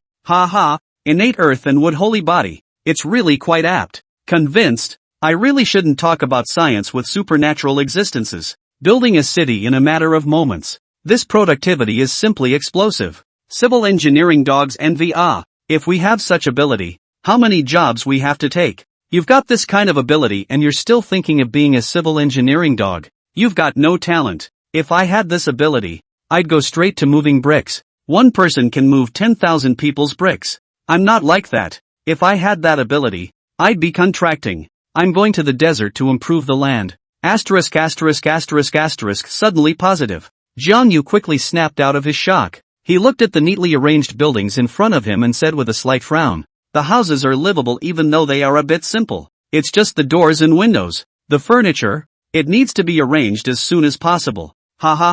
Sagittarius is too eager. This is just the beginning. But it's far from finished. Beidou Xingjuan laughed out loud. As he laughed, the 4 wizards who had just finished building their houses retreated, and 8 more flew over and landed on the ground. Chapter 58 Witches. High-quality productivity for a new era. These 8 were different from the previous 4. They landed on the sandy ground and walked on the neatly organized streets. The street was relatively wide, about 20 meters. Landing on the ground, the 4 wizards walked ahead, each pulling out a black cloth bag. Not much, only the size of a palm. The cloth bag was opened and inside were various seeds. There are soybean-sized, greenish-gray seeds. There are sesame-sized, light gray seeds. There are also peanut-sized, red seeds with hard shells. They took the seeds and swung them up to the sides of the road, only to see the seeds fall on the ground. And in a few moments it seemed like an awakened beast, germinating and growing in a single breath. The soybean-sized seeds landed in the corner of the wall,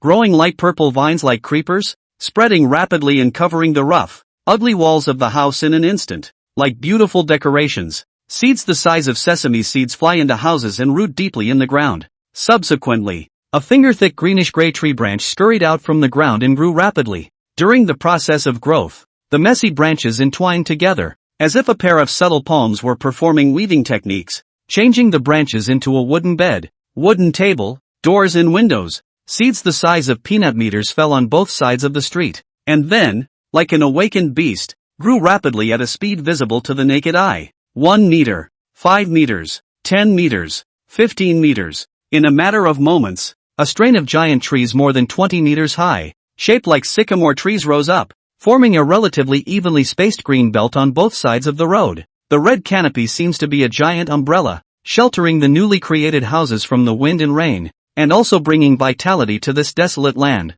As the 4 wizards finished casting their spells, the other 4 wizards opened their arms wide, and there were stars of golden light spreading out from their bodies, spreading to the surrounding houses and the ground. The golden light merged into the ground, the houses, and these pavements, which had just been a little loose, seemed to have been hammered a million times in an instant, and it was as if a layer of concrete had been poured on the outer layer, giving off a rock-like luster. As these wizards continued to make their way towards the center of the city, the green belt spread throughout the city at a rate visible to the naked eye. Half an hour later, the once desolate, ugly city had been refreshed as if it were wearing a new coat. The house is covered in lavender vines, beautiful and vibrant. The streets are like poured concrete, flat and hard. The trees on both sides of the street are tall and straight with a rich canopy. Looking down from a high altitude, the entire city was almost completely hidden under the dense tree canopy. Even if a giant bird flew by, it would be difficult to notice the city under the canopy, which could serve as a hidden, protective feature. Jiang Yu stood on the balcony of the palace and watched with his own eyes as a city came into existence from nothing, so shocked that his mouth could barely close. It's amazing. The emotions of the audience in the live broadcast room were no better than Kong Yu's. I rub. This also comes with greenery. Decoration? Miserable. I want to give these witches a capitalized miserable now. Tertullian is really pulling the value of witches full circle. Looking at the skillful operation of these witches building the city, they should have done it many times before. It's incredible. Creating a city in a moment. Is this sorcery? If there are gods and practitioners in the world, why is it that for tens of thousands of years, for hundreds of thousands of years, it must be a very primitive society, living that kind of simple life? Why don't those practitioners, those shamans, know how to utilize their power to create a better life? Is this reasonable? Yeah, it's so unreasonable it defies common sense. The current development of the Hao Kingdom makes sense. When there were no wizards, the main labor force was ordinary manpower. When there were no witches, the main labor force was ordinary manpower. When there were giant beasts, the main labor force was giant beasts. Now that the number of witches has greatly increased, the main labor force has changed from ordinary manpower and behemoths to witches. I can even imagine now that 100 years from now, the Hao Kingdom will build a powerful civilization with the power of Wu. A civilization that is different from technology but equally cannot be underestimated. Yes, Hao Gui is currently showing signs of this. This is the power of a witch. Sux narrowed his eyes and gazed at the city rising up before him, his voice noticeably more than a little shaky. Excitement, fear, and a little bit of silence. Beidou Xingjuan smiled. This is but a small path. Sagittarius, Special Envoy, please also follow me forward to the king's palace to meet the Great King. The Great King has been waiting for the envoy at the Chaolu Hall for many hours and wants to hear about the envoy's experiences over the past year. Find out what's going on in L.A., water and other places. Here, Sux bowed and hurriedly answered. The king has summoned us. Who dares to be slow? And it's also about the management of places like Rockwater. This is a matter of national importance. Hearing this, the audience in the live stream couldn't help but pay attention. Ooh, is it finally time for the reveal? So curious about how Hux did it. It should be similar to what that history teacher said, advancing step by step and using the manpower of the conquered tribes to form an auxiliary army. It's possible, but not impossible otherwise. Wait and see. I'm now more curious about what Rio will do with the sudden extra land and population. What do you mean? How else can we deal with it? Arrange the officials directly. Idiot. You don't even think about how many people and tribes are in the entire ring belt. Even if Su didn't take all the tribes in the ring belt, just by looking at the size of this envoy, there must be at least half of it. That is, more than 5 million people. How many people are there in the Hao Kingdom in total? And where did they get so many officials when the population size suddenly doubled sixfold? Yeah, it's not easy to train a good official. As far as the current situation of Hao Kingdom is concerned, there are simply not enough officials, and it's unrealistic to expect to directly send out a large number of officials to rule over more distant regions and populations. Jiang Yu and Su didn't dare to be slow when they got the order and instructed their men to patiently place the messengers from the tribes, and then rode away on the flying white tiger. Along with them were Su Sa and Xiao Yuan. Only 60,000 or so messengers were left to enter the makeshift camp and survey and awe the city that had been built from scratch before them. Everything in front of them made them feel the power of Hogwa once again, the kind of power that surpassed their understanding. It also caused them to have a strong curiosity, as well as awe, towards the unseen lord of the Hao Kingdom. What kind of character would a king have to be who could make so many wizards subservient? And how did Hao Gui develop in this forbidden area? This is a realm where no inhuman dares to tread. The royal palace, the hall of the morning dew. Ow, whoa. June stood on Zhang Liang's right shoulder, barking sharply and swearing dirty. As to why, Zhang Liang sat under the gazebo in the garden, holding a bunch of fruits shaped like cherries and teasing Ji Xianer, who was held in his arms. More than 2 years had passed, and the once petite and delicate young girl had grown a few more points, and was close to a head taller than before, already standing at 1 meter 3. It is the once flat and unimpressive body that shows off the obvious curves. Ji Xianer leaned in Zhang Liang's arms, Her small mouth of cherry lips gently opened and contained the fruit that was the size of a grape. The name of this fruit is cherry red. It's the size of a dragon's eye, tart and juicy, and is June's favorite snack. When I first migrated, I left in a hurry and only brought 2 cherry red mother trees from my homeland in Hao. To this day, only a dozen or so of these fruit trees have been cultivated, because the fruit is not very productive. Every spring when the fruit is about to ripen, Toshi guards the area around its fruit tree and no one is allowed to touch it. That's its lifeblood. But today, its lifeblood was touched. The culprit is at hand. So Toshi was angry. Stinky bird, it's not just picking a bunch of your fruits. Where did it come from? Zhang Liang was a little distracted by June's noise and gave it a cross look without any good humor. As he spoke, he seized a fruit and stuffed it into his mouth. Sweet and sour, juicy and refreshing. Yummy. Ow. Toshi angled his head and barked again. You can eat it, but you can't give it to her. She, bad woman, pulling my feathers. Ha, you still remember that. It's been over a year. Zhang Liang was dumbfounded. He thought it was about something, but it turned out to be about what happened a year ago. Ow! Toshi screamed again in displeasure. What happened to 1 year? Master Bird's feathers haven't grown back until now. Do you know how long Master Bird has had low self-esteem because of this? The vengeance of hair pulling can never be forgotten. Patty! Zhang Liang snorted, plucking a fruit and sending it to Xianer's cherry mouth. Xianer obediently took the fruit. Her red lips gently traced over her fingers. Soft, warm. Ow, whoa whoa. Toshi wailed in anger. You give it back to that bad woman. It glared angrily at Zhang Liang and swooped down from his shoulder, snatching the rest of the fruit from the dinner plate and spreading its wings to fly off into the distance. Master Bird just doesn't feed bad women. Chapter 59 Game Theory. Master Tactician. Toshi had just flown away when Jiang Yu and the others walked in. The crowd came to the gazebo and worshipped in unison. I, Jiang Yu, pay my respects to the great king. Chun Xiu, get up. Zhang Liang smiled. All sit. Upon receiving the order, the people then walked up to the gazebo and sat down in front of Zhang Liang respectively. Zhang Liang looked directly at Su and smiled. Su, you have made a great achievement this time. You should be rewarded. But before sealing the reward, I want to hear how you did it. Su hurriedly got up and respectfully said, I don't dare to take credit. The fact that this matter has come to fruition is due to the trust of the great king, the recommendation of the minister, and the help of all my colleagues working hand in hand. Although I am meritorious, I do not dare to hide it from the great king. Seeing this, the broadcast room was immediately filled with praise. Look, this is high intelligence. First thank the highest leadership, and then thank the promotion of their own noblemen,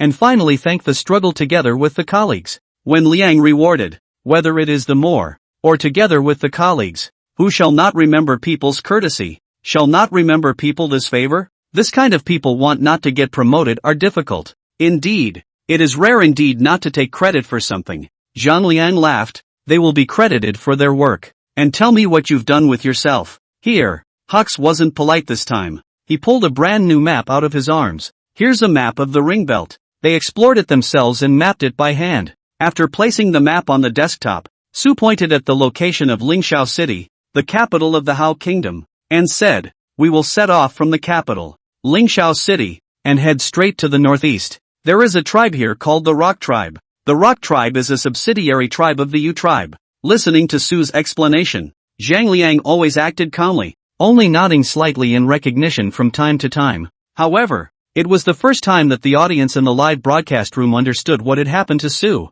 and they couldn't help but gasp in amazement. Asterisk asterisk asterisk asterisk this tactic. Why do I feel a bit familiar? It's kind of like a missionary tactic now, but not really. I don't have much study of history, but I have a little study of game theory, so let me help you analyze it. First, Su took the Lohui Basin, using the prisoner's dilemma and coward's gambit within game theory. The meaning of the prisoner's dilemma is, roughly, as follows. For example, officials took down 2 burglary suspects, but have no evidence at this time. Both suspects confessed to the crime and handed over the stolen goods, whereupon the evidence was conclusive and both were found guilty and sentenced to 8 years imprisonment each. If only one of the suspects confessed and the other did not, but resisted, the sentence was increased by 2 years for obstruction of justice, while the confessor, who was meritorious, had his sentence commuted to 8 years imprisonment, and was immediately released. If both men resisted, the police could not convict them of theft due to insufficient evidence, but they could be sentenced to 1 year in jail each for breaking and entering. Theoretically, the best option would be for both men to remain silent, thus leaving the crown with no hard evidence to convict them. But the fact is that because the two men were held incommunicado, they were unable to communicate effectively. With the passage of time, and the deliberate guidance of the officials, they will develop skepticism towards their fellow man. This is when one of the parties, or even multiple parties, will make the optimal solution based on the current situation, i.e., confessing their crimes in the hope of receiving a reduced sentence. Su pretends to be coerced by Inzhan for this very reason. He created a psychological dilemma for all the tribal leaders, one might even say the nobles. In the Luoshui Valley, there was no way for them to guarantee that they wouldn't be the next Yu tribe, and that they wouldn't meet another Yenshan of their own. At that point they had two choices, either to expel Su or to be baptized and become good citizens. The problem, however, is that while it is possible to expel Sux in the event of their joining forces, they themselves will have to pay a huge price. This is the theory of the coward's game. It can also be said that the narrow way is the best way to win. This theory is as follows. Two people each drive a car toward the same goal. If both choose to go forward, then both are wrecked and have the lowest gain. If one chooses to steer and one chooses to go forward, then there is no accident, but the one who steers will be called a coward and the one who goes forward gets the highest gain. If both choose to steer, then both get a lower gain. The strength that Su wields is far superior to that of the major tribes of the Luo water basin. So inside this game, the two sides are not equal. If the leaders of the tribes in Luoshui choose to fight hard, the probability is that they will finish themselves off, and they may cause some damage to Su. But if they choose to cooperate, not only do they get benefits from Su, but they also get a guarantee, and what they pay for is simply acceptance, or recognition of the power of the house state. In this case, it's not hard to guess what kind of choice the leader of the Lohas will make. XU is using very clever schemes,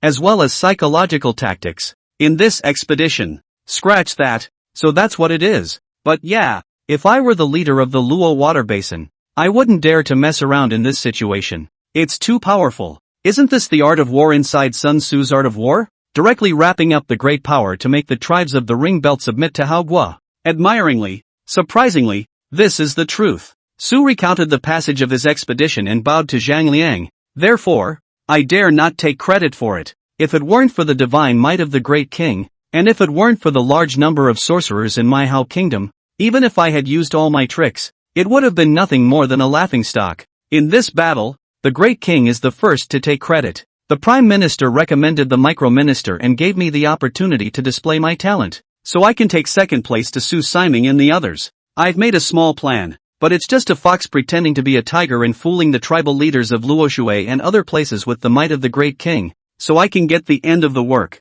Ha ha ha, you are modest. Zhang Liang smiled broadly at his words and was in an extremely good mood. Who can't love a subordinate who can talk like that? Even Jian Yu could not help but laugh and keep stroking his beard. Hux is a real face for this minister. Long face. This tactic. This strategy. Awesome. As the saying goes, return the favor with a peach. Su was so humble. How could Jiang Yu not give the benefit of the doubt? He got up and said, I am but a merit of recommendation. Where do I deserve a secondary merit? Su is courageous and resourceful, and has fulfilled his oath to the great king, so he can share second place with Su Siming and the others. Su Sa, Xiao Yuan, also stood out. I do not dare to take second place in the credit. Had it not been for the Envoys Council, I would not have had the certainty of accomplishing this feat. Good, good. Sit down all of you. Zhang Liang smiled and waved his hand. In an extremely good mood. It wasn't because Su overshot the mark, but because Hao Guo finally had decent talent.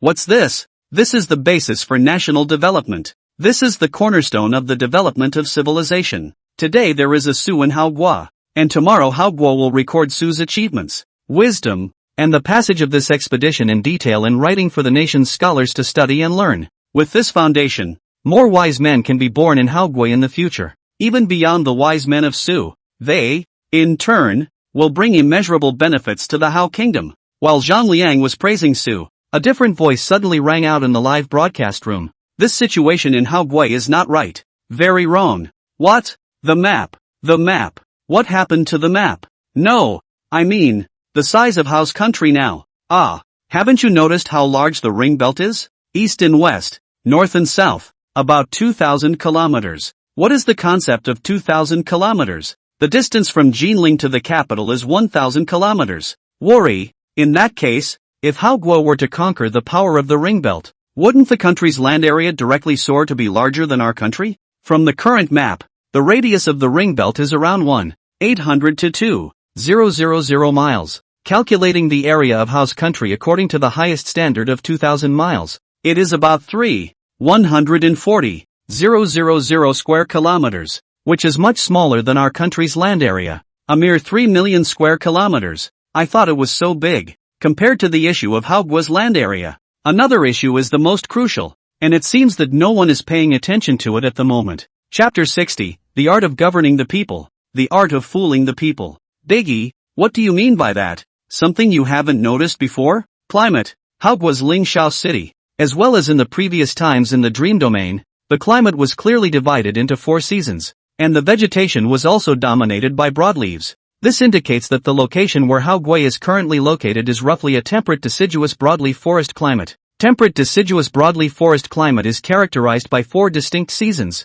with hot, rainy summers and cold, dry winters. This climate, which is predominantly found in the 30-degree and 50-degree N dimension. By analogy, Hao's country, more than 1,000 miles to the north and more than 1,000 miles to the south, should have obvious climate changes. However, from Su's description, the climate change is not obvious. More than 1,000 miles to the north and more than 1,000 miles to the south. It is also obvious temperate deciduous broadleaved forest climate, which is a very abnormal phenomenon. Of course, it's not that sucks lied. One can lie, but the messenger brought back. The advancing front cannot lie. The question I cannot now determine is whether the climate of their time was different from ours, or whether it was something else. Dead geography suddenly attacked me. Awesome. Big Brother is so meticulous in his observations.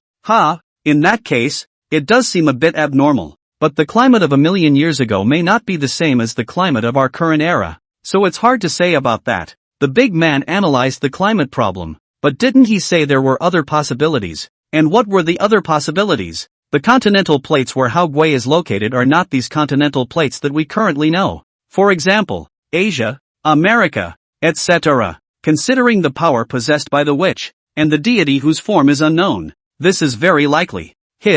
Reminds me of a legend where the sky collapsed and the earth fell in, and Manhwa mended the sky and saved the world. It couldn't be that Hao Guo later went to war with the gods and broke up heaven and earth, could it? So creepy. Come to think of it, this could be a big one. The discussion in the live broadcast room became more and more heated, and there were many opinions on the environment that Hao Guo was currently in, as well as the climate. Of course, that didn't stop Zhang Liang and the others from having a little meeting. When everyone was seated, Zhang Liang smiled and said, "What do you think, Ai Cheng? How should our country manage the ring belt and what should we do subsequently?" Zhang Liang already had a plan for this problem, but he wanted to hear what Hux had to say. Governing is not a one-man game, especially now that the Hao Kingdom was a huge country. Even if Zhang Liang possessed extraordinary abilities, it was impossible for him to incarnate into millions of people and do all the work by himself. Besides, if being a king is about doing more work, what's the point of being a king? Might as well go home and farm. King, it's not fake diligence that you want, but knowing the right people and using the right people. Those at the top labor, those at the bottom labor. Su's expression was relaxed, and he had also prepared a plan long ago. Hearing Zhang Liang's question, he said without hesitation, "The king's wealth is taken from the people. The output of the farmland, 2/10 of it goes to the king. Textile output, 1/10 to the king. On top of that, all kinds of taxes. I don't know how many. When the king takes away the people's wealth, how can the people have no resentment?" The people resented, but did not resist, only because they did not have the power to resist the king, because life was still going on, and for the time being they held back and lived. But this kind of resentment doesn't go away, it only accumulates over time. Even if the king has the power to crown the world, how can he kill all the people in the world? If there are no more people, the king, is he still a king? Su did not immediately answer Zhang Liang's question, but simply and directly clarified his point of view, as well as Hao Guo's current problems. The king, in the name of taxes, robbed the people of their money. Upon hearing this, Zhang Liang's expression was calm, without a single ripple. The nature of the state is a violent machine that exploits the people. No excuse, no lie, can hide that fact. It was just that Zhang Liang was calm, but Zhang Yu, Su Sa, Xiao Yuan and the others couldn't help but be drenched in cold sweat. This sucks. He really has the guts to say anything. But they had already seen the audacity of Su, and were mentally prepared compared to the last time. After a brief pause, Su continued, the people are resentful because the king took directly from them what was rightfully theirs. If the king had not taken directly from them what was rightfully theirs, would they still have resented him? When this question came out, Zhang Yu and the others couldn't help but show a thoughtful look. It seems to make sense, but how do you take it if you don't take it directly? Are they expected to be selfless? Are you kidding me? This question, not only Zhang Yu was curious, the live broadcast room was also lively. Scratch that, it's something I should be listening to. Awesome, Master Su deserves to be called Master Su, seeing the nature of the country at a glance. What? I don't believe that Master Su can still come up with the concept of indirect taxes. What does indirect taxation mean? Taken from the invisible, so that people will not be angry. Guanzi, robbing money directly from the people is a direct tax. Adding taxes to the necessities of life and raising the prices of the necessities of life. The people do not know how much tax is included in the goods they buy. In this way, everyone can't escape from the tax and doesn't know that he or she pays the tax. So naturally he or she doesn't get angry. This is indirect tax. You can interpret this as going from outright robbery to stealing money from the people. By the way, this is the concept that Guanzhong, the famous Prime Minister of China during the spring and autumn period, came up with, leading the world version. Asterisk asterisk asterisk asterisk so ruthless that it is added directly to the price of the necessities of life. It's really taking from the people so that they don't get angry. Hux didn't sell himself short and went on to explain. Nowadays, although most of the tribes in the Ring Belt have submitted,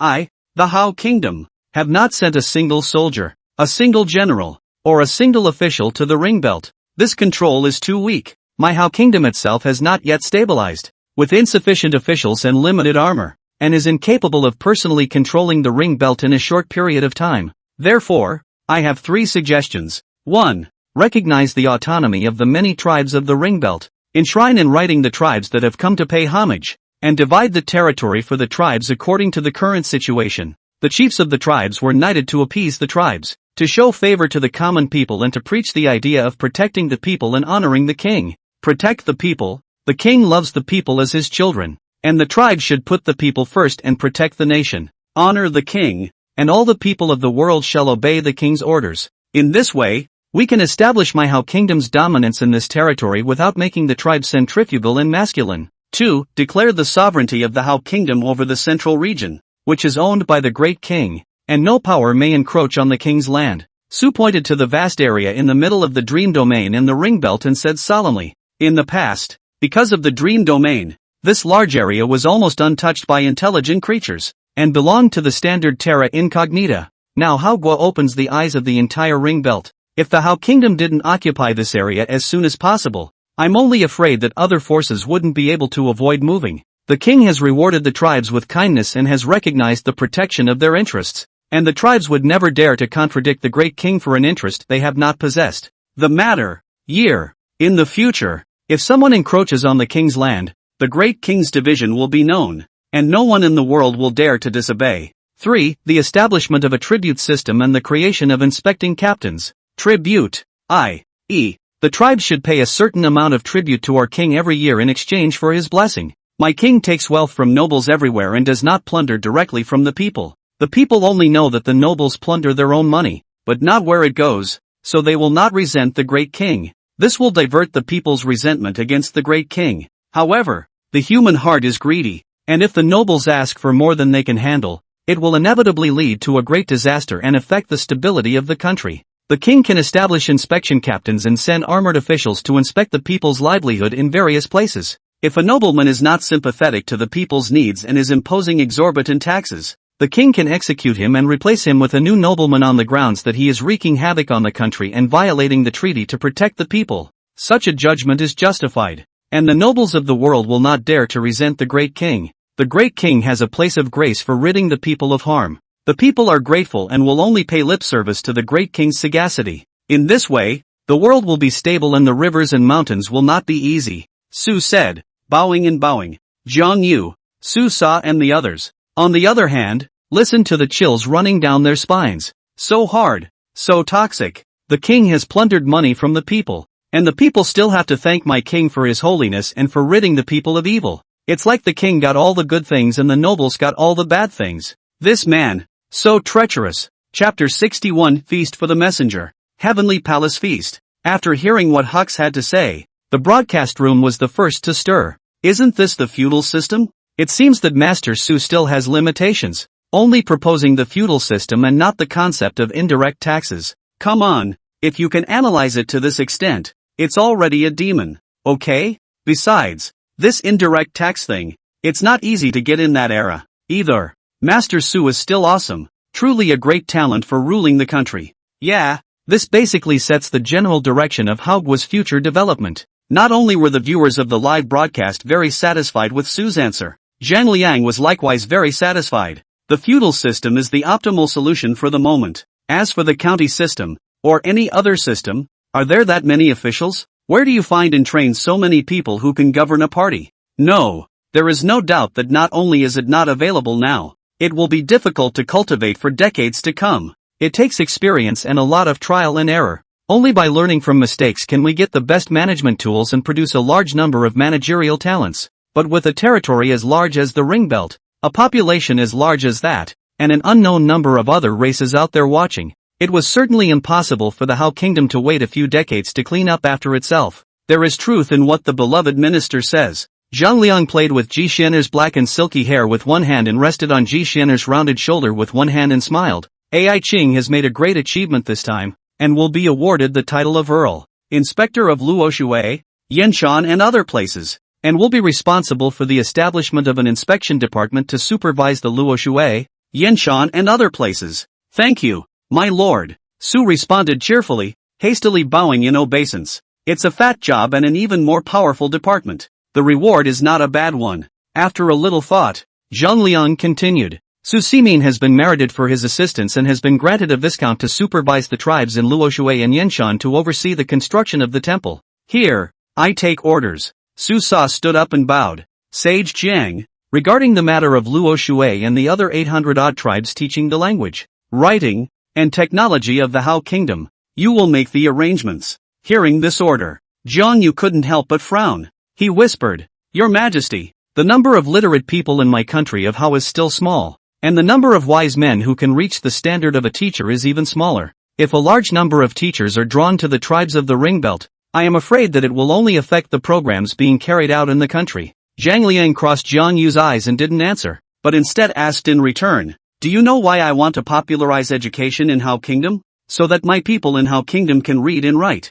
It's the great King Rinxin. Zhang Yu returned decisively. The question had certainly crossed his mind, but it doesn't make sense. Reading and literacy consume a lot of time, and while it is fine for the nobles and the rich, why should the poorer nationals be involved as well? Reduced labor, not to mention reading and literacy, gave these people more ideas than they should have. This is not a good thing. Zhang Liang sighed. Although Zhang Yu was loyal and had followed him for a long time, he was ultimately a bit below par. Kindness? That's a joke. Zhang Liang educated. If I, Hao Gua, want to develop rapidly, I need a large number of wizards. If a witch can't read words, can't reason, doesn't know common sense, how can he decipher the source of his power? How can he explain how marvelous his power is? The first rule of selection for the Witchfolk Corps is that you must be literate. Do you understand? Allowing the people of the Ring Belt to learn the language and writing of the Hao Kingdom will also increase their identification with the Hao Kingdom and reduce the cost of ruling. Zhang Yu suddenly realized.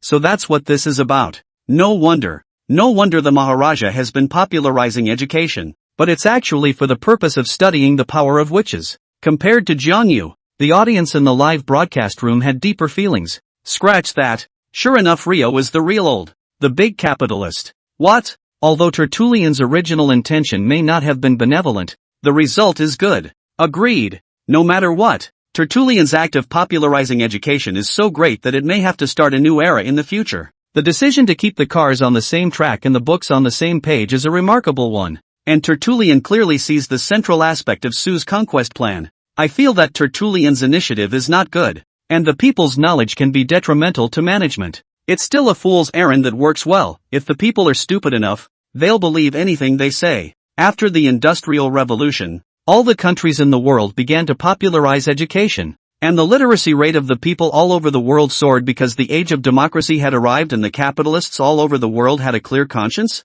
The big mistake is because capital development requires new age cattle and horses, and illiterate cattle and horses can no longer meet the needs of the new age. Cattle and horses with a certain education base can create more wealth for the capital. Now do you understand Liang's intention? The development of How Kingdom needs higher quality oxen and horses. Ordinary oxen and horses can no longer satisfy the development of How Kingdom from a mortal kingdom to a mythical kingdom. Liang can create witches. But in order to analyze the source of a witch's ability and understand the reason for the birth of a witch, the witch itself must possess a certain amount of knowledge so that it can cooperate with the research and get more accurate data.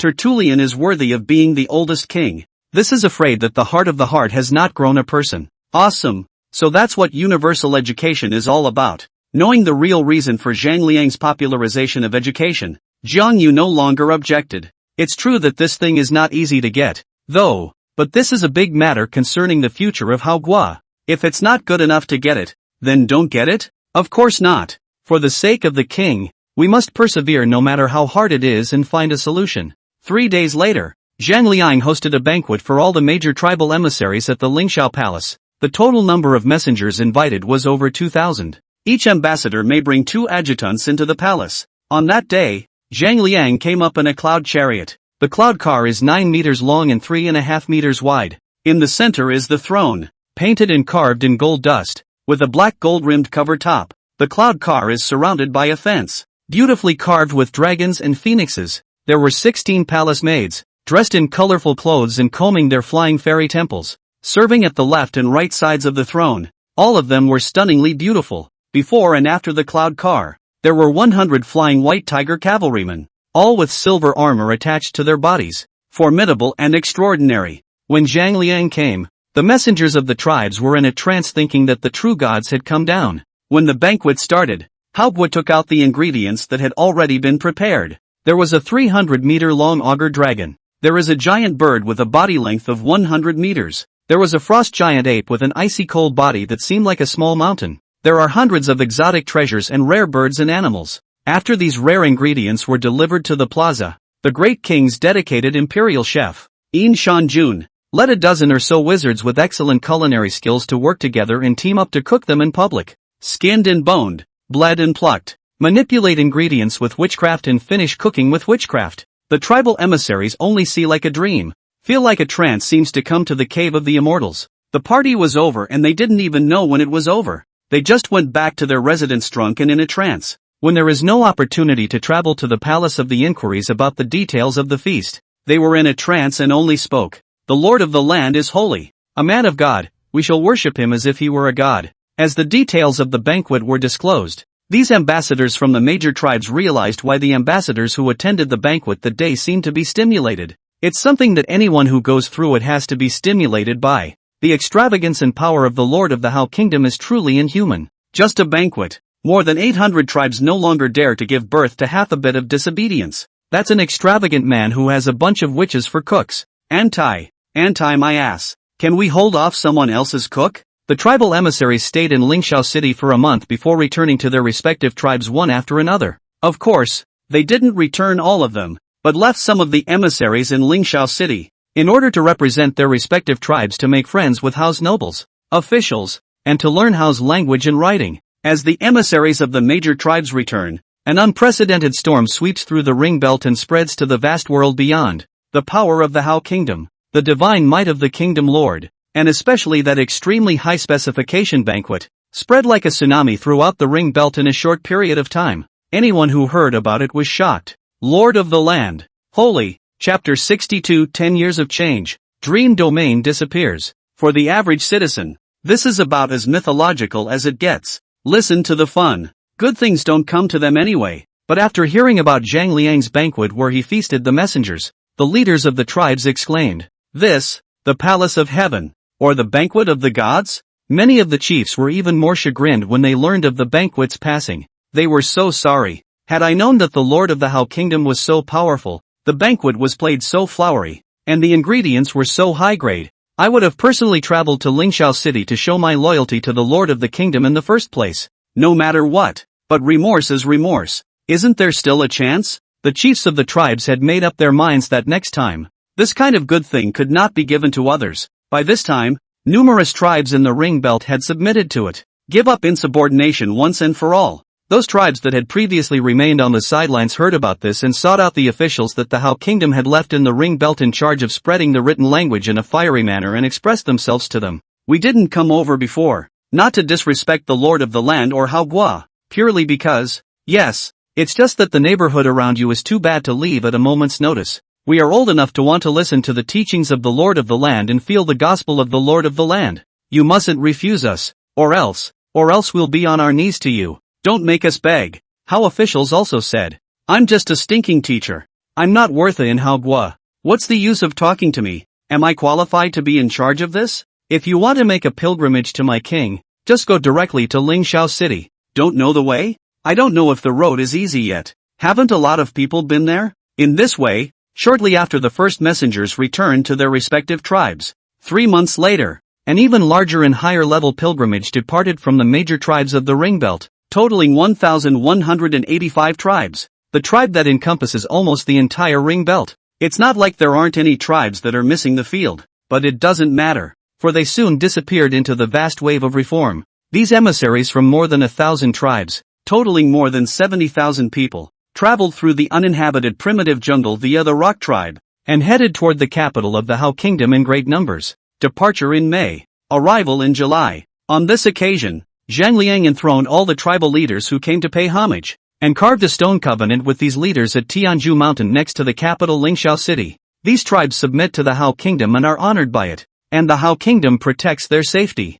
Historically, it is known as the Covenant of the Heavenly Columns. After the covenant, the 536 ennobled chiefs cooperated with the Hao Kingdom to carry out reforms. It is said to be a reform, but in fact, it is just to build a shrine within the tribe to show respect to the Hao Kingdom. At the same time, the temple was tasked with spreading indoctrination. Officials were sent by Hao to temples all over the country to teach the people Hao's writing and language, as well as Hao's many advanced technologies, farming, animal husbandry, casting, and so on. With the help of the Hao Kingdom, the technology of all the tribes in the ring belt has developed by leaps and bounds. In addition to helping the major tribes, the Hao Kingdom itself was not idle. As the saying goes, before the troops move, the food comes first. If you want to control the country effectively, you have to take care of transportation first. Under Zhang Liang's personal command, Hao Gua started the construction of 3 straight roads at the same time. The first one, which led directly to the northern Rock Tribe,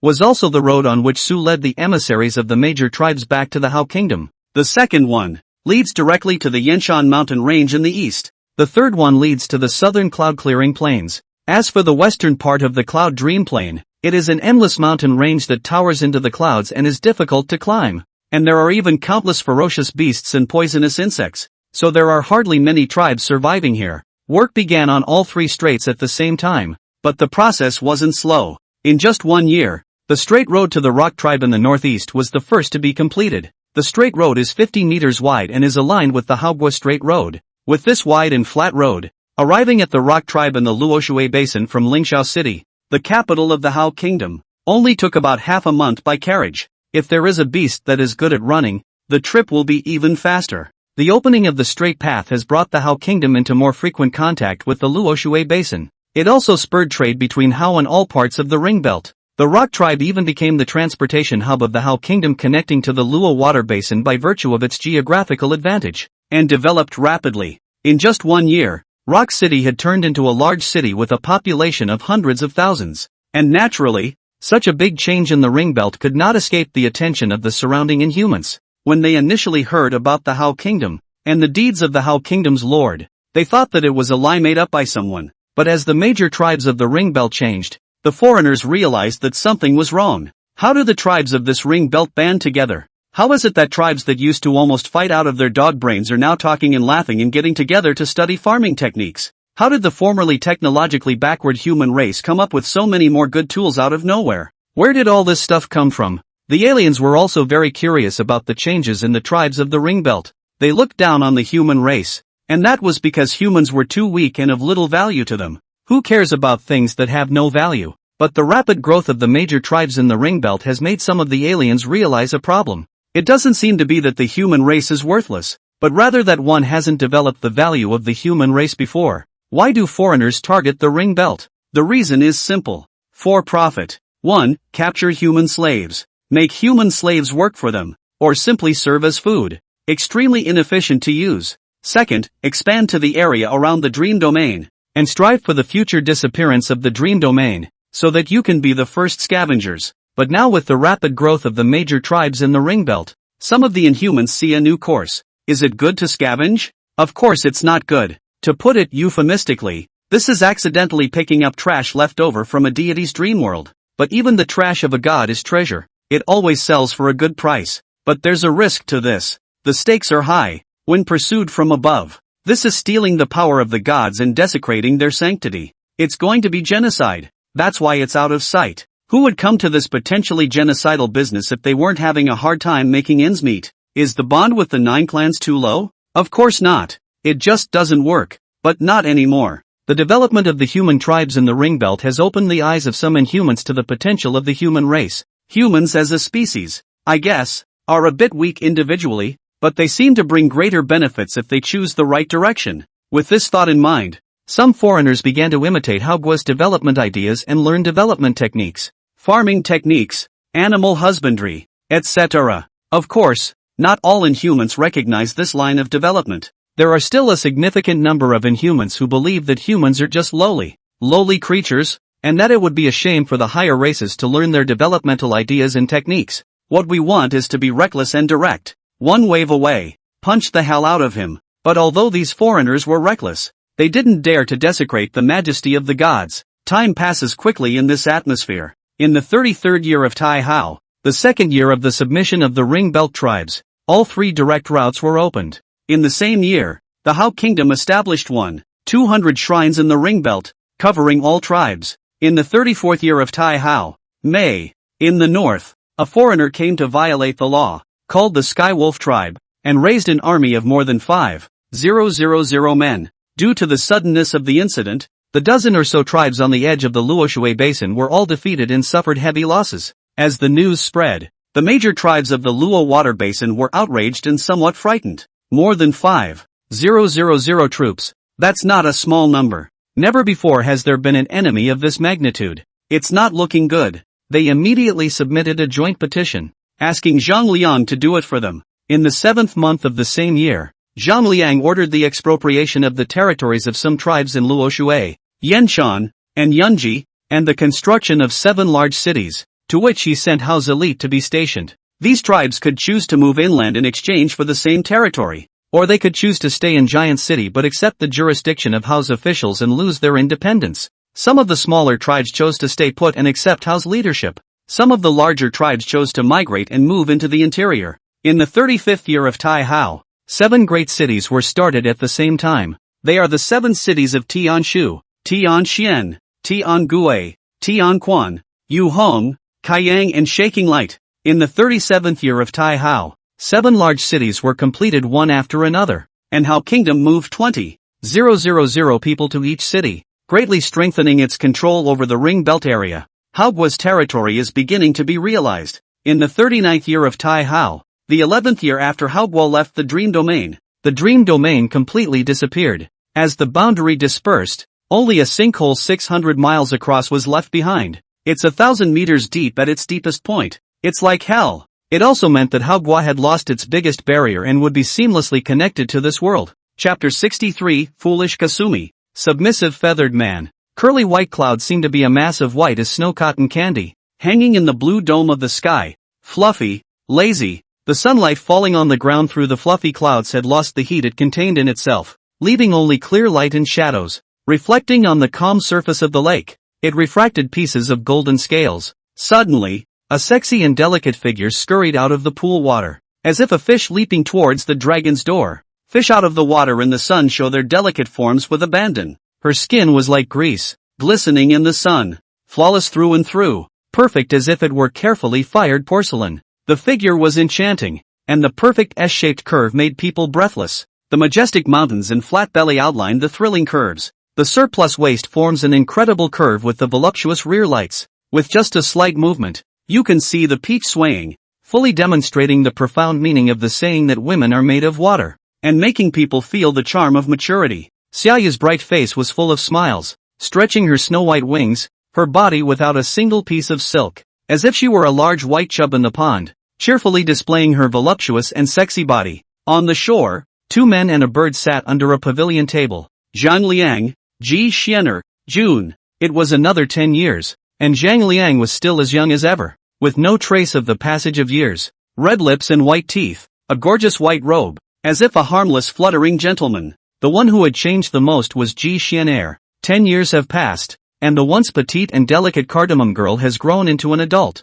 The face is pretty and gentle, red lips and nose, almond eyes and moth brows. The body is exquisite and dimpled, not as hot and breathtaking as Kasumi, but tiny is cute too, isn't she? The surplus is just right. Ji Xianer was wearing a long blue dress, and her eyes were still covered with a silk scarf, but this did not make its elegance greatly reduced, but on the contrary, it was more mysterious atmosphere, so that people want to take a peek at the real elegance. 10 years have passed and Toshi hasn't changed. At 2 feet long, it's just a couple dozen babies. It lay at Zhang Liang's feet, its wings caressing its round belly, just full and singing. Ow, ow, ow, ow, ow. June had fun singing. Rhythm, melody, nothing to speak of, because none of it is right. All emotion, no tricks. Ha ha ha, that was awesome. The xia feather was like a seabird that was preying on its prey, quickly skimming from the calm lake surface and rushing towards where Zhang Liang was. At a closer distance from Zhang Liang, she deliberately trampled on the water surface with her small feet that were as crystalline as jade carvings,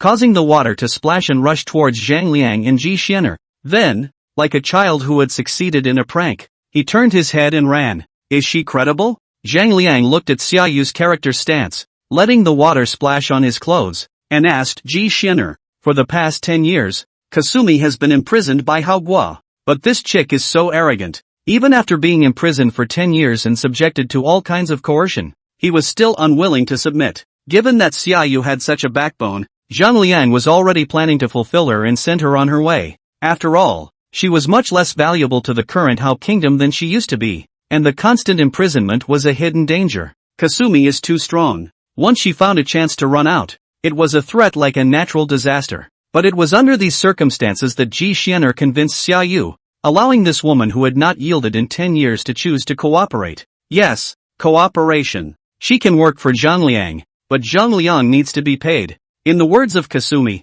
this girl is nicknamed Sky High. The sky is 3 feet high, understand? Even if a bird flies past this girl has to pull down a handful of hair for it.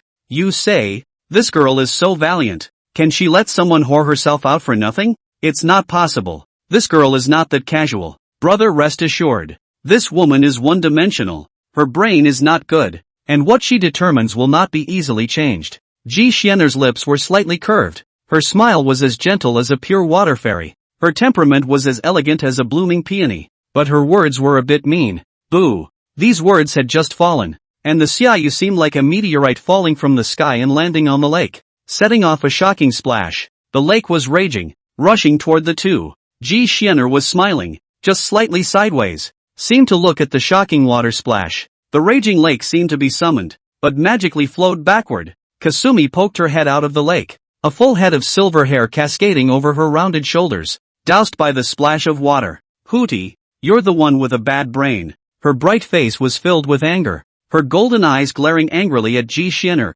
with a look that this girl is giving you the chance to rearrange your language. Zhang Liang nodded slightly, trusting Ji Xianer's judgment. This chick sure is stupid. Hey, what do you mean? Don't look at this girl with such a look of stupidity. This girl is not stupid at all. Xia Yu noticed the change in Zhang Liang's expression and instantly became even more upset. Ah, damn it, 2 lowly creatures dare to mock the elder seed. With her arms wrapped around her, she just walked out of the water with confidence, sunshine, and honesty, stepping on the calm, wave-free surface of the lake and coming to the two of them as if she were a fairy. Afterward, one of her slender legs was raised, her jade foot stepped on the stone bench, and she looked at the two of them angrily in a flowing manner, threateningly saying, this girl is not a fool. Aha! Zhang Liang and Ji Xianer looked at each other and coincidentally revealed amiable, friendly and innocent smiles as they gave their answers. Only this answer made Kasumi Yu even angrier. Kasumi isn't an idiot.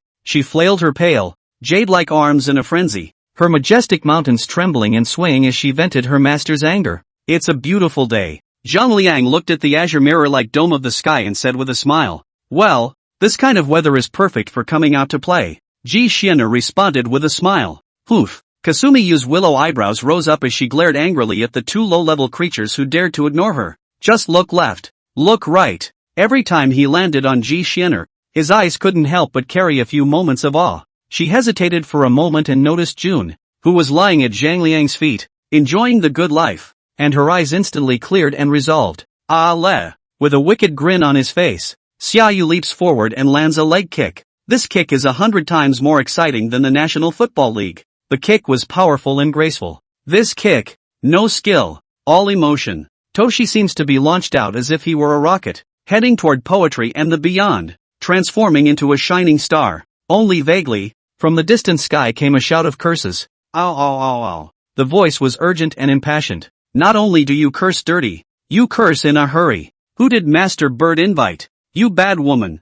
Oof. Kasumi-yu throws a leg kick that just feels refreshing, not to mention comfortable. With a face full of complacency, she sat straight beside Zhang Liang, picked up his cup and gulped down the warm tea inside, then placed the cup in front of Zhang Liang again and knocked on the table. It's like saying, fill this girl up quickly. Ha! Zhang Liang was a bit speechless and had some pity for June. This stupid bird is going to be okay. Apparently, Zhang Liang's worries were redundant. A firelight came from far away and crashed into the gazebo as if it were a meteor. June landed on the tabletop and glared angrily at the smug Kasumi, his huge wings unfurling in a greeting. Ow, ow, ow, ow, whoa whoa. Toshi cursed and grumbled, quite unenthusiastically. Kasumi yawned, her wings stretching out behind her and shaking violently, as if the fallen husky returned to the ground to shake the water. The instant splash. Will Zhang Liang, Ji Xian'er, June, all splashed all over. Ji Xian'er instantly grimaced. Zhang Liang froze for a moment,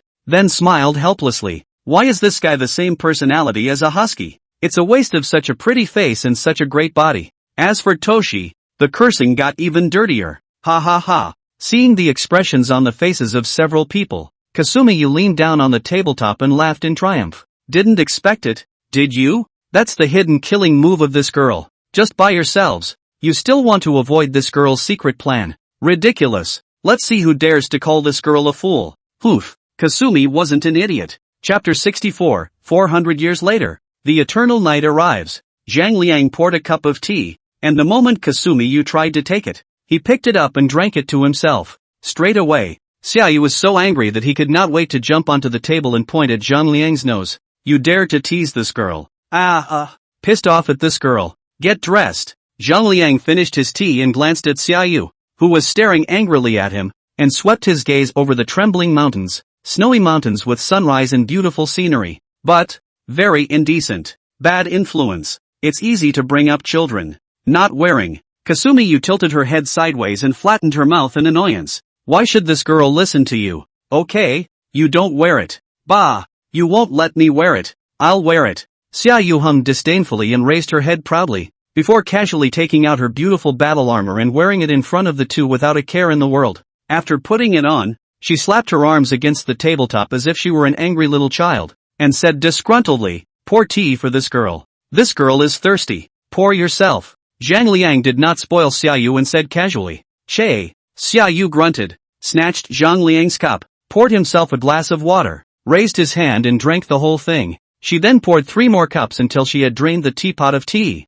and only then did she give up. After being trapped for over a decade, she had just been released from her cage and was happy to see anything, eat anything and be happy. A few people are having a talk. No talk. Zhang Yu leaning on the bamboo staff. Su followed closely beside it, and came to each other. Another 10 years. Zhang Yu was already over 70 years old, with white hair and old eyes, and although he was still the left minister of the Hao Kingdom nowadays, the major events of the country were basically decided by the right minister Su. Yes, there were many more reforms in Hao's country at that time. The biggest change is naturally the change in leadership. Since taking the ring belt, Hao's total population had swelled directly from over 1 million to over 13 million. Such a huge territory, as well as a large number of people, naturally required a large number of officials. In the present Hao Gua, the official positions are close to the division of authority in the latter days. There are 3 dukes, 9 ministers, and the great physicians. In the 36th year of Tai Hao, after inspecting the ring belt for many years, Su was first promoted to 9 ministers, then to right minister. and was honored to be at the core of house power. See the great king. Zhang Yu and Su came outside the gazebo and respectfully paid their respects. Sit. Zhang Liang smiled and invited the two to sit down. And at that moment, the viewers of the live broadcast noticed the mysterious guest. My day. Rio is the one who took in the angels? As I recall, this is the angel Rio captured when he first left the Dreamlands. Idiot. They're feathered men, not angels. Che, maybe it was called the feathered man back then, and then it became an angel nah. It's been a million years, right? Oh, by the way, did you get any results on that thing yesterday? Which thing? Which else could it be? Of course it's that Li Huan thing. Didn't they say they found the Hao capital city? Dara City? Ha, there really doesn't seem to be any news. There is news that Li Huan and the others are said to have disappeared. The whole team can't be contacted. And now the Lobo side has begun to arrange for a search and rescue team. Ah, really? Are you really missing? No. Why do you still need to arrange a search and rescue team? If Li Huan really found Haogua's Dalian city, such a big city, a direct satellite scan wouldn't tell us. Idiot, if it's really that simple, why do you need to say it? People won't. So the Li Huan thing is a lie? It is not easy to say. It is said that night Lobo did appear more bizarre things. Inexplicable sandstorms, and people say that they heard the sound of crying. Anyway, quite evil. When the two sat down, Zhang Liang looked at Xiaoyu and asked right to the point. How much do you know about Neverwinter Nights? Eternal Night. Xiaoyu raised her eyebrows and looked at Zhang Liang in surprise. Things like Neverwinter Nights are not information that is accessible to the average person. Not to mention the human race. Even in the everlasting species, not many people knew about the Eternal Night. Where did you hear about Neverwinter Nights? Instead of answering immediately, Kasumi Yu asked a rhetorical question. It's a strange thing to do.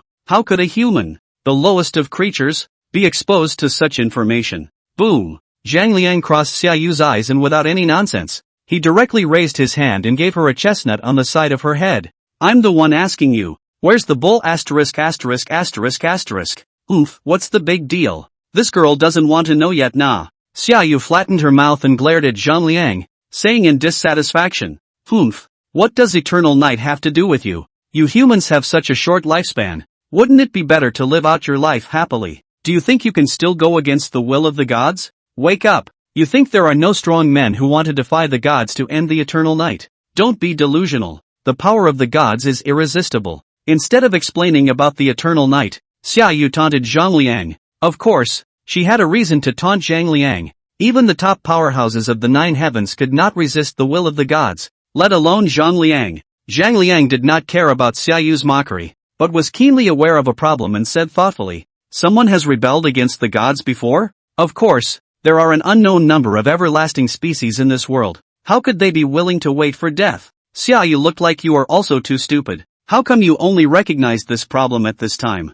Zhang Liang did not take a stand, but was lost in thought. Neverwinter Nights doesn't seem to be highly classified news. There are many beings in this world who know of the Eternal Night. In the long past, there have been people, well, other races I suppose, that have tried to rebel against Neverwinter Nights. It just obviously all failed. In that case, as long as Eternal Night was still reincarnating and going on, there was absolutely no shortage of existences in this world that wanted to rebel against the gods. How long is it until the next Eternal Night? Zhang Liang pondered for a moment and asked the key question. He had to know how long he had to prepare. It was a matter of life and death for him, and indeed for everyone in the Hao Kingdom. 400 years. Xiaoyu looked at Zhang Liang with a smirk. She knew what Zhang Liang was thinking and what he wanted, but she was not at all optimistic about Zhang Liang's future, much less the future of Haogua. The gods are unbeatable. For millions of years, no strong man has ever succeeded. Only 400 years? Zhang Liang frowned.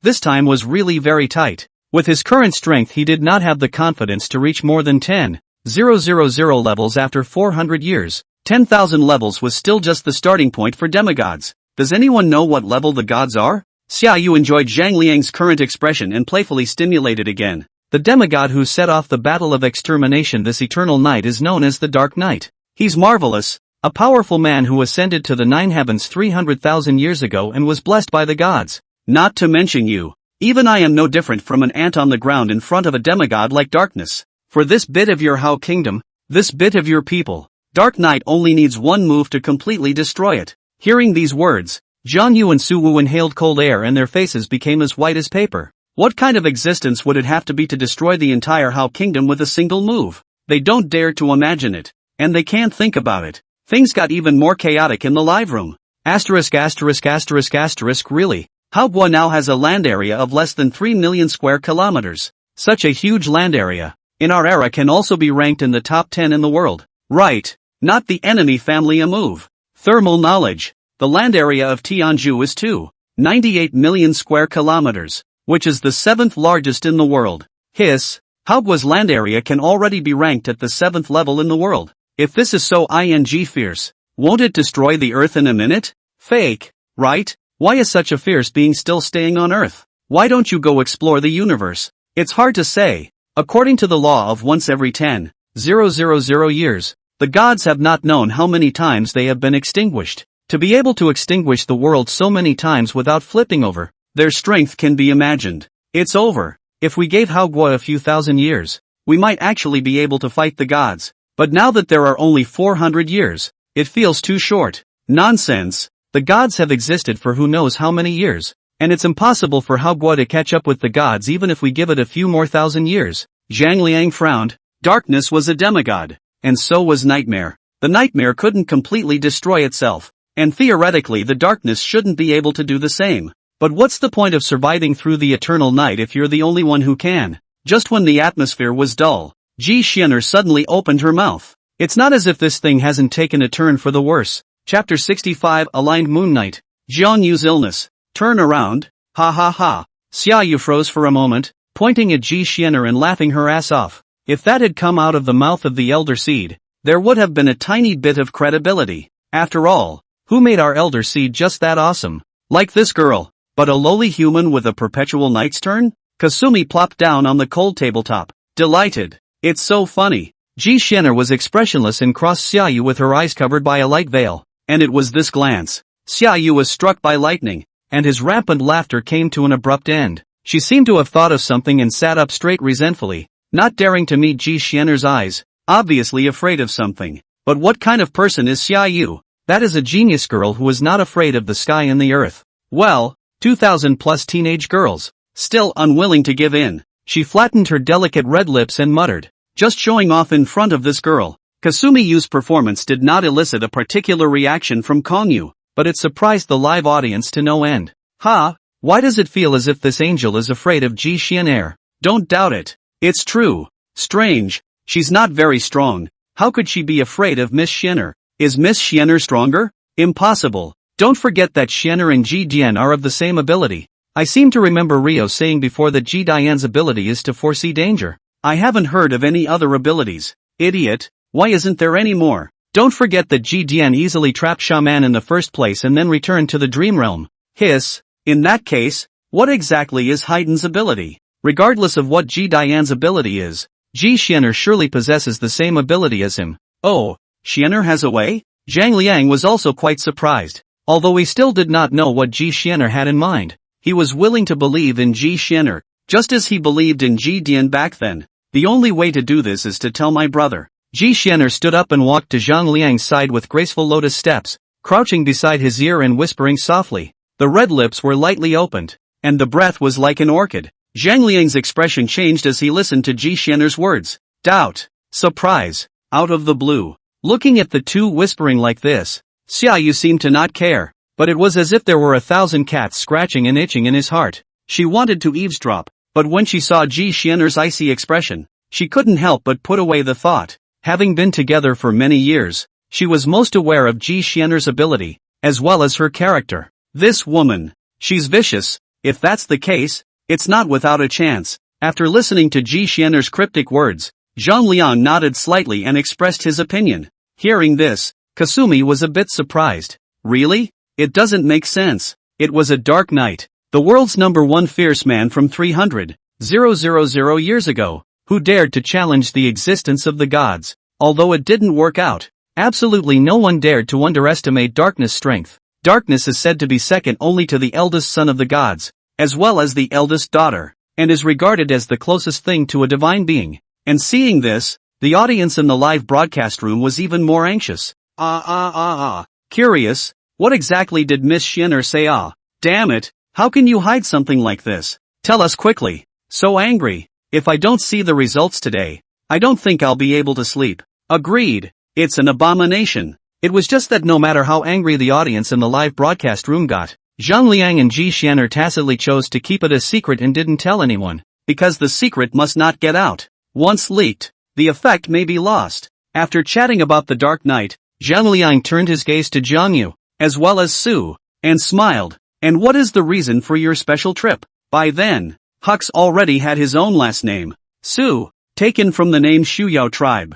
Jiang Yu and Su looked at each other. They were also curious as to what Ji Xianer's approach was, but Zhang Liang didn't mean to explain, so it was not good for them to inquire. After all, it was no longer their turn to care. That's 400 years from now, Su respectfully said. The Moonlit Night Country's envoys wished to come to Lingxiao City to pay a visit to my king. The Moonlit Night Country was located in the northwest of the Hao Country, which was a fertile plain. Speaking of the establishment of the Moonlit Night Country, it was still inextricably linked to the Hao Country. 10 years ago, Hux represented Hao Gui in the ring belt. No one had expected that Hux, with his amazing intelligence and tactics, would bring the entire power of the ring belt into submission in an almost bloodless manner. This incident was discovered by a caravan from the Moonlit Night Kingdom. Oh, and there was no Lunar Kingdom yet, just a lunar tribe. The Lunar Night Tribe is dedicated to the god of the moon, a benevolent goddess. Of course, it wasn't really the god race, but the everlasting race that had mastered the power of the moon, the exact race of which was unknown to outsiders. The Moonlit Night Tribe's caravan had spent a year in the Ringed Belt, and had even followed the tribes of the Ringed Belt to visit and learn from the territory of the Hao Kingdom. It was this tour that opened up a new world for the Moonlit Night Tribe. In the 33rd year of Tai Hao, the Moonlit Night Tribe relied on the farming, animal husbandry and other techniques learned from the Hao Kingdom to complete their reforms. And with the help of the moon god, they annexed many tribes in the hundreds of miles around. In addition to the human tribes, there are some non-human tribes. In the 35th year of Tai Hao, the Moonlit Night Tribe formally established its state. The model is almost copied from Hao Gua, with the Moonlit Night Tribe as the centerpiece. The feudal lords were divided. Its land stretches across 1,000 miles east to west and 600 miles north to south, and borders the Hao Kingdom quite a bit. However, the Moonlit Night Kingdom has never clashed with the Hao Kingdom, and to the east of the Moonlit Night Country and northeast of the Hao Country was the extremely threatening country, the Skywolf Country. It was the Skywolf tribe that formed when they first invaded the Luo water basin. However, the Skywolf tribe had merely exchanged its tribe for a country, and its essence was completely different from the Hao Country, as well as the Moonlit Night Country. In the words of the Wolf tribe, no, the Lord of the Wolf Kingdom, they are all kings. How can we be worse than the humble humans? We must be kings too. And then, the Wolf tribe became the Wolf Kingdom. The purpose is simple. Chiefs where kings sound awesome.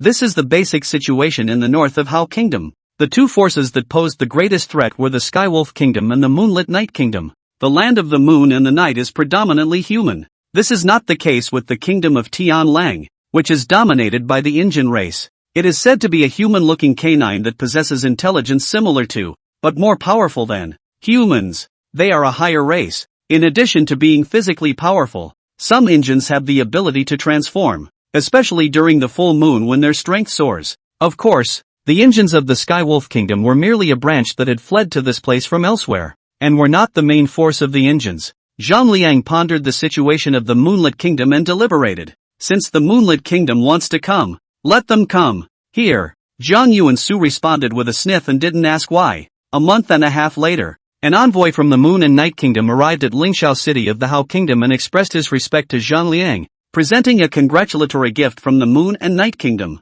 They weren't about declaring war, they were about making an alliance. The Moon and Night Kingdom admired the development of the Hao Kingdom and Zhang Liang's powerful strength, and wanted to sign a non-aggression treaty with the Hao Kingdom and strengthen the commercial and trade cooperation between the two countries. During the negotiation, the messenger stated that the moon god loved the porcelain of Hao, and this technology belongs to the top secret of the Hao Kingdom. Not to mention the Moon and Night Kingdom, even the major tribes in the Ring Belt do not understand. Zhang Liang naturally had no reason to refuse the goodwill of the Moonlit Night Country. What Hao Gua needs now is to develop peacefully and digest its current territory, not meaningless provocation and expansion. Under this tacit understanding, the Hao Kingdom and the Moon and Night Kingdom signed an alliance in September of the 39th year of Tai Hao. Since then the two countries have been in a long-term peace mode. In the 52nd year of Tai Hao, On the 9th day of the 2nd month, Zhang Yu, the first prime minister of Hao, became seriously ill. Chapter 66, The End of an Era. Zhang Yu dies. In the 52nd year of Tai Hao, on the 9th day of the 2nd month, the weather was clear. In early spring, the spring breeze still carries a few chills. The blooming flowers are immersed in the joy of spring, swirling with a strong fragrance that fills the capital city. One can smell the faint fragrance no matter where one walks in the capital. Jiang family, backyard. The two were sitting under the connecting porch of their bedroom. Kang Goshi, Zhang Liang, dressed in fancy clothes. Zhang Yu sat on a log chair and quietly looked at the cloud peach tree in the courtyard. A fruit tree that is similar to the peach tree but has larger flowers and blooms twice a year. The flowers are a light pink color with a fresh fragrance. Today, what a good day. Zhang Yu looked at the blooming flowers of the cloud peach tree, and then to the azure mirror-like dome of the sky. The corners of his lips curled slightly. Does the great king remember? When I stole into the dense forest, it was the same weather. If it wasn't for the great king that day, I would have died in the mouth of the flying white tiger. Zhang Yu looked sideways at Zhang Liang, his bloodshot eyes full of nostalgia, and his pale orange peel-like face had a few more smiles. In the beginning, he himself didn't know where he got the courage to dare to break into that treacherous dense forest. Back then, I wasted a lot of effort in searching for you. Zhang Liang reclined on a chair, resting on his arms. Recalling the scene back then, he also couldn't help but raise the corners of his lips slightly. He was still very low in rank at the time, being only 18 years old. Zhang Yu was even only 6 or 7 years old. At this point, the two men fell into silence one after the other. However, the live broadcast was the opposite, erupting into a discussion that was far more heated than any other period of time, with the number of online viewers reaching a staggering 63,250,000. Because today will be Kangoshi's last live broadcast, all viewers understood what the last live broadcast meant. Hey, this day has finally come. I didn't expect to see Zhang Liang and the others discussing Eternal Night until last night, and today is the last live broadcast. Fortunately, counting the time, Zhang Yu should be 88 years old this year, or 89 years old. Even in our time, it belongs to the end of life. If you do that math, Rio would be 100 years old. In the 52nd year of Tai Hao, exactly 100 years old. It seems that Tertullian really has the potential to live forever. I just don't know if he can survive the eternal night. If Tertullian can survive the eternal night, is it possible for him to live from ancient times to modern times? I also don't know what is the situation of the current Hao kingdom. How many wizards? How many people? How big is the territory? I guess I don't have the chance to know. By the way, does anyone know when the next live broadcast will be? And will we still be able to see the results of Neverwinter Nights? It's hard to say if we'll get to see Neverwinter Nights, but the trailer for the next broadcast was reportedly put up this morning, and there was a mention of Hao Gui in it. Ah, really? You can still see Hao Gui? Really? I've read it, and it does mention Hao Gui. Suddenly, Zhang Yu opened his mouth to break the silence. Brother Rio. Zhang Liang looked sideways at Zhang Yu with some surprise. It's been too long, since I've heard that title. You are ageless and immortal. Not even nightmares can kill you, even if eternal night falls. With Rio brother's strength, he'll definitely be able to survive. Zhang Yu stared tightly into Zhang Liang's eyes, and with the last of his breath, he said the words he had held in his heart for years. Don't learn from Ji Dian. As the words fell, Zhang Yu slowly closed his eyes and leaned back in his chair, his breathing gradually weakening. Only a fool would learn from that idiot Ji Dian. Zhang Liang laughed and stood up, walking slowly towards the outside of the courtyard. The corners of Zhang Yu's lips rose, and his lips trembled slightly. That's good. The last sentence, after all, did not have the strength to say it. As his lips gently trembled and his breathing gradually stopped, the live broadcast finally stopped on the smile on the corner of Zhang Yu's lips, seemingly bidding farewell. What he couldn't let go of in the end was still his brother Rio. Unfortunately, with Rio's character, it's impossible to leave Hao Gui behind. If he leaves Hao Gui behind, he is not Rio.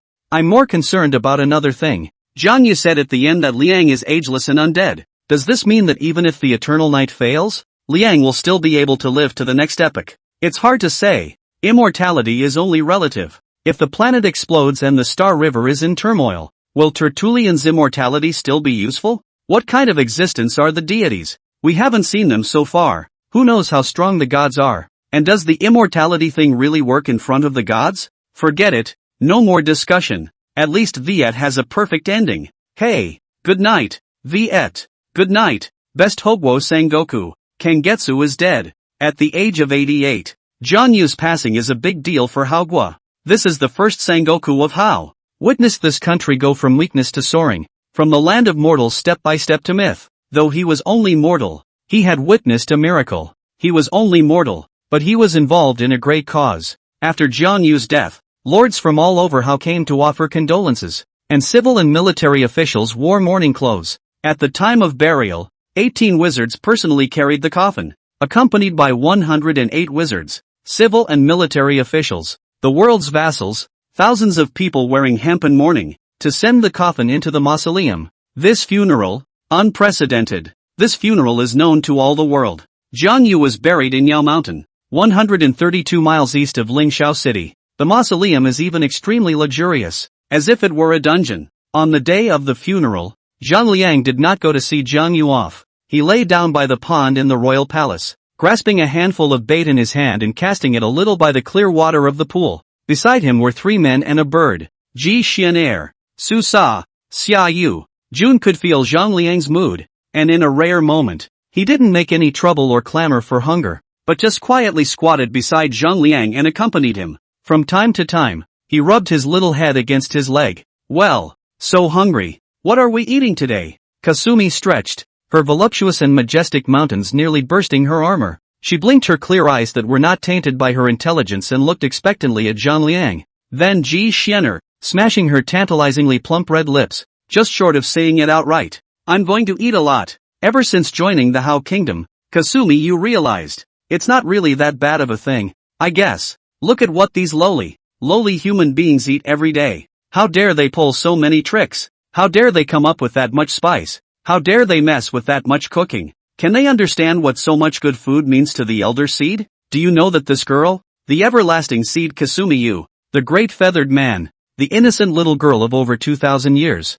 used to eat raw food, at most put it on the fire and roasted it. It's too much for them to be so extravagant. What if I can't eat house food in the future? If this girl can't eat so many delicious food in the future, how can she live her life? They are tempting the girl, but this girl won't tolerate it. Are you kidding? Only a fool would leave good food unattended. Just as soon as Xiaoyu finished saying this, Ji Xianer, Su Sa, and Jun, all threw angry looks at her. Eyeless thing. Dumbass. Kasumi blinked her clear golden eyes, completely unable to see what the hell a few people meant. Isn't this sort of thing commonplace? People die every day who make them so weak. Besides, it's already amazing for the human race to have survived this long. Okay? Zhang Liang sat up, looked at Xiaoyu, and scolded with a smile. You idiot, every day you do nothing but eat, and you're not afraid of getting fat. With that, he stretched and said, I heard that In Shanjun researched a new dish 2 days ago, so let In Shanjun perform well today.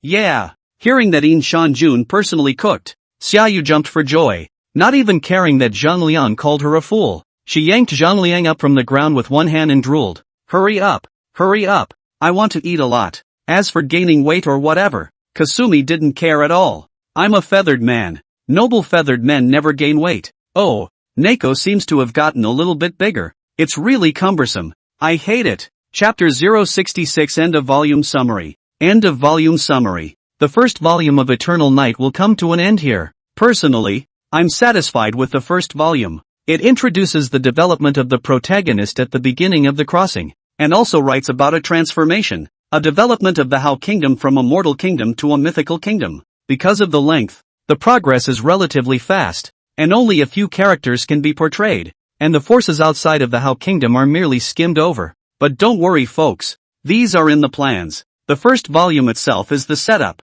a setup for the protagonist, for his development, and for the underlying framework of the world. The main line of this book is to write a brief history of civilization, the development of the human race, and the future. The focus is on the changing of dynasties and the changing of the earth. Of course, it will be interspersed with all sorts of mythological overtones, as with some of the species in the Shanhaijing that I started laying out in the first volume. Kasumi, the feathered people, the Injins, etc. A few questions about the book's follow-up are answered first. 1. Why should the development of the human race be the main focus? A. Because the author is an individual who knows a little bit about the 26 histories, the 100 schools of thought, as well as Eastern and Western thoughts and philosophies. It is easier and more interesting to write through history. 2. the author's first volume on the beginning of the kingdom, on Rio's view of power, of the king, and on Sue's view of the fools and imperialists, is not written in a gutsy, too blunt manner. This is just where we are. The current How kingdom is merely the ancient era, not even the era of the 100 schools of thought and the collapse of rights in music, not to mention the feudal, imperial, and democratic revolutionary eras. The real imperial people, plundering the people means. That is the essence of the development of the inheritance after thousands of years ago. The first volume of the little things written, even not the fur. It gets better and straighter later on. I hope that those of you who enjoyed this book enough to read the back will learn another way of looking at history from the rise and fall of the dynasties in this book. Reading history is not about being sad. It's about learning to love yourself and love life. 3. What sources did the author refer to in writing this book? That's a lot. 26 histories, the 100 schools of thought, Buddhist and Taoist texts, myths and legends, folk tales, the classic of the mountains and the sea, economics, finance, the history of monetary development, game theory, capitalism, the wealth of nations, and so on. Some of the specific titles of economic and financial books will be left out lest anyone think I'm advertising. And, some books seem to be banned. It just seems like it, don't you guys guess? 4. The book follows up on the pacing issue. Well, this book is written as a brief history of civilization. Because there's a lot to write about and a long timeline involved, it's impossible to be too detailed and specific, or else 100 million words wouldn't be enough. Well, that's the answer to the above question and the future direction of the book. Oh, one more question. Double line question. As you can see, my friends should have noticed that the book uses what is actually a two-line parallel approach. One line for the main character, one line for the modern day. The story is told in two simultaneous threads. For now it will be dominated by the main character line. Modern will be written. But it's not the point. As for the connection between the two threads, keeping it a secret for now. Well, that's it for the summary of Volume 1.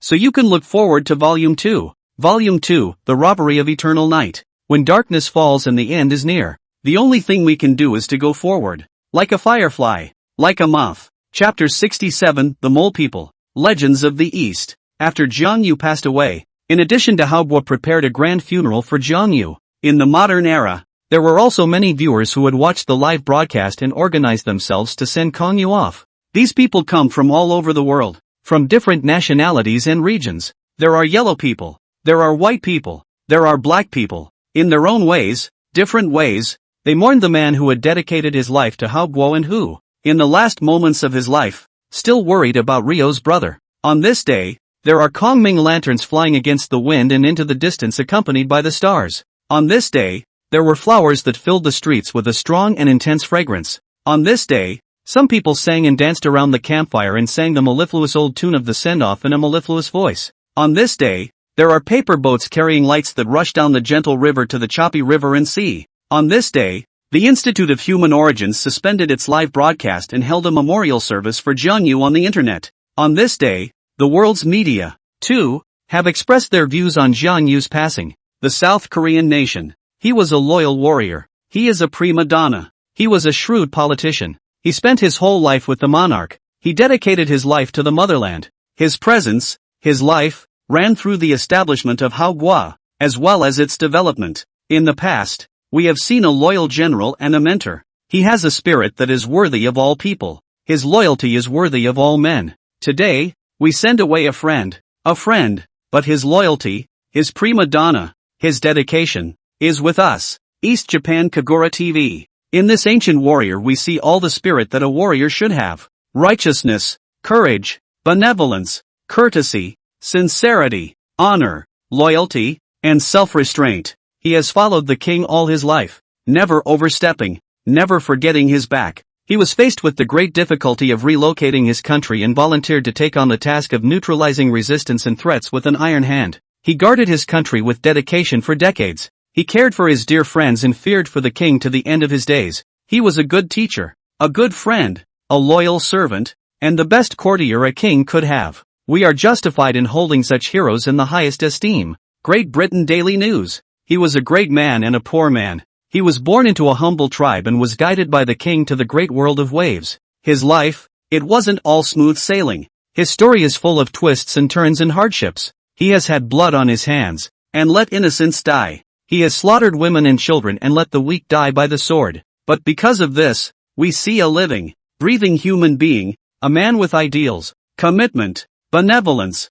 loyalty and courage, as well as weaknesses. We can't judge his life, his choices. Today is not the anniversary of his death, but for us, we lost a very special friend today. Echo Kong, go well. The official media of the world have commented on the departure of Jiang Yu, and while the world is talking about Kong Viet, several teams are searching for the missing Li Huan and others in the deserted Lap Nor. The largest contingent had 25 vehicles and close to 100 people. The smallest group had 6 cars and 23 people. There are official people. There are folk too. Ever since Li Huan uploaded his findings about Haoguo de Liang City, someone had their eyes on them. Just before those people could act, Li Huan and the others disappeared into thin air. Not only that, but their satellite phones couldn't search for half a signal. This is an unusual situation. Li Huan wasn't brainless. On the contrary, he's smart. He understands the consequences of playing with traffic, especially with something like this. But if it's not an intentional hype, this whole thing is worth playing around with. What happened to Li Huan and the others? What secrets are hidden in Haoguo de Liangchang? How did this city that should have disappeared into the belly of the nightmare manage to be preserved and come to this day? Millions of years later. A million years. That's long enough to change too many things. How can an ancient, ordinary city withstand the ravages of a million years of light? Too much of it doesn't make sense. Too many doubts. Makes the whole thing seem very fake. Fake, just like the background of that. But it's precisely because this whole thing is so fake that it becomes funny. If Dara City is real, does this coincide with Qi Den's reminder? Find the hidden secrets. Ji Dian returned to the dreamland at the last minute. Why did he go back? There's no reason for him to go back. But he went back, with the determination to die. Ji Dian entered the dream domain and disappeared without a trace along with the ancient homeland of Hao. Is there a secret hidden here that Qi Den is supposedly hiding? Is this the place where Haydn gives the audience? The human race millions of years from now. A final guide. No one knew, but under the threat of eternal night, and at the moment of the strange disappearance of the ancient civilization, those who held the most resources did not dare to gamble, nor did they want to. Even if there was only a 1 in a million chance, they had to find Daliang City and find Ji Dian's so-called secret. Of course, this was done in secret and all the searchers kept a low profile. The day after Jiang Yu left, the Institute of Human Origins released a new live stream, a live broadcast still related to Haoguo. Wide open crypts, waving campfires, orange-red flames lit up the dark world, banishing the cold, the damp, and the darkness. In this setting full of primitive flavors, the rock walls of the caves are covered with toddler-style murals. The mural is simple. Roughly, it's trapping, pilgrimage, as well as scattered ancient accounts. Inside this cave lives a group of mole people. Of course, they weren't moles, they were proper humans. It was just a thin, short body with a maximum height of 1 meter 4. Restricted by their strength, they could only live in underground caverns for years, and gradually came to be known as the mole people. They didn't feel bad about it either. On the contrary, they consider it an honor. For in the long past they have witnessed the death of one, and another, already unknown number of neighbors, or become a snack for ferocious beasts, or disappear into thin air, or they were exterminated by other tribes because of competition for territory. And they, the mole people, have survived and grown to be a large tribe of tens of thousands. This is a very large force in the area. Even if the individuals were weak, the huge total was enough to put the surrounding enemies in awe. The burrow, to be precise, this is the mole man's nursery. Because of their own weakness and the harshness of the outside world, the mole people have a habit of raising human pups together. They would gather all the cubs born at the same time period and have them cared for, fed, and taught the knowledge to be able to live in this world. And usually the people in charge of teaching the young children are the wisest of the mole people. For example, the current generation of Elder Purple Sand. He was the pride of the mole people. Alabaster was born in the family of the common mole man. At the age of 14, he left the mole people tribe following a far-flung trader. Since then, Zisha and his friend have been on a long journey. In the passing years, he had been to the great swamps of the south, to the ice fields of the north, over the mountains of the east, and seen the rivers and seas of the west. He has seen thousands of tribes, and even more ancient and incredible beings that have been mysteriously blessed. It was that ancient and mysterious blessing that gave him a far longer lifespan than the average mole man. And now, Zisha is 185 years old. In the group of mole people, whose average life expectancy is less than 60 years, Alabaster has become not only an old lifer, but also a living totem. But even with the blessing, he was only a human after all, a not-so-special human being. As he grew older, Zisha's body became stooped and thin. Even when he stood up, he was only about a meter. Long white whiskers hang to the ground. That's a symbol of wisdom and Zisha's most cherished treasure. He leaned back on a carpet woven of hay and amiably told his story to the hundreds of 5- and 6-year-olds in front of him. In the Far East, there is a mysterious and powerful country, Manhwa, a nation formed by men. That is, a race like ours. Chapter 68, live streaming started again. The protagonist of a new era. The official website of the Human Origins Institute's livestream had a full 46 million viewers waiting for the new stream to open. They can't wait to find out who the new protagonist really is. What does the new protagonist have to do with Manhwa? They were even more curious to know what was the situation of that Liang, who had created the Hao Kingdom and the pride of the human race, and whether he was still alive at this time. They wanted to know how long it had been since the time of Jiangyu. They wanted to know if the Hao Kingdom had completed its transformation from a mortal kingdom to a mythical kingdom. They have too many problems. They have so much to look forward to. These questions, these expectations, all turned into a pop-up screen, cleansing the yet-to-be-opened live room. A little nervous. I wonder how Manhwa has developed since then. There shouldn't be much of a problem. After all, Rio is a man who can create Wu. According to the rate of development of the Hao Kingdom in the beginning, as well as the change in population, the future of the Hao Kingdom is promising. TSK, I'm more curious about one thing than this one. What? When will the Hao Kingdom be able to research the source of the power of witches? And is it possible for immortality cultivation to emerge? That. It doesn't feel like it's out of the realm of possibility. To be precise, it should be very possible. If one has studied the development of technology, one would know that much of the technology we use today is inspired by nature. We don't have supernatural technology, not because we don't have that ability, it's just that the real world hasn't found a similar template yet. If our world had the many Pokemon from Rio's era, our technological level would definitely be able to rise dramatically. Asterisk goddamn Pokemon. Ha ha ha ha. Laughing. Pokemon can. That's what I said. But Manhwa is different from us. We have gone through thousands of years. Probably more than thousands of years of accumulation before we realized the role of technology. How many years did it take for the Hao Kingdom to go from a tribe to a kingdom in total? And the birth of writing was just a few more years. So it doesn't feel like it's that easy to develop a civilization of sorcery. I don't know if it's easy to tolerate, but I have a feeling Rio that old won't give up. Agreed. As long as Liang is still alive, Manhwa will certainly not fall. Speaking of which, I'm a bit irritated. What exactly is Shin-Sama's plan to change the eternal night? Seeing how Rio's expression changed, it should be very feasible. You don't say. I haven't slept well for 2 days in a row because of this. Am I the only one who wants to see Toshi that whatchamacallit, and Kasumi that idiot? Ha ha ha. Fellow travelers, I'm also here to see the two idiots, Kasumi and June. Speaking of which, I do remember. Kasumi Yu is a feathered human race, and is said to be able to live for thousands, even tens of thousands of years. Theoretically, isn't Kasumi the one who can accompany Rio the longest? I have a feeling that Toshi is the one who accompanied Rio the longest. I'm not like you guys. I want to see other races. Jiangyu's last few live streams showed the Night Moon Kingdom, and the Sky Wolf Kingdom, and other intelligent races. It's super curious if there were still fox spirits in that era, and there were races like mountain spirits and wild monsters and such.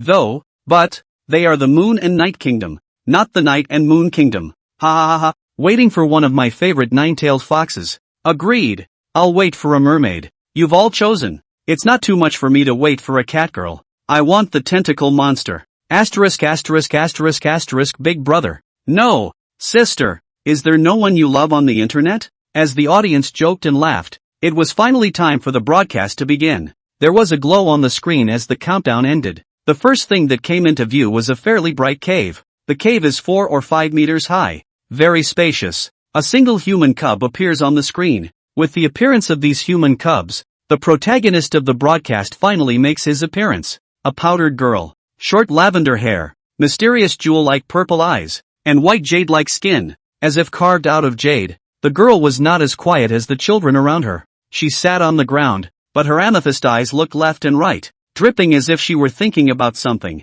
as did the small, restless hands, fiddling with a few stones. Knock knock. Suddenly, a crisp voice came from outside the cave. Along with the voice, a short old man with white whiskers and a beard that hung down to the ground walked in. He was on crutches and dressed in gray robes, much like a wizard in a Western movie. Well, except for the lack of a tall hat. Hello, elder. The children immediately laughed happily and shouted affectionately along with the old man's arrival. Elder Zisha is the most popular person in the Mole People tribe. Adults and children alike love the adventures of Elder Zisha and yearn for them beyond measure. Good boy. All sit down. Elder Zisha, on his crutches, greeted the children amiably. Seeing this, the live broadcast room was in an uproar. Ha, isn't this guy a little too short? Could it be the legendary dwarves? It doesn't look like it. Dwarves aren't supposed to be big and thick. And looking at him, he could probably blow away in a gust of wind. Who knows? Nah. Let's wait and see. But the main character this time is so cute and a girl, yeah.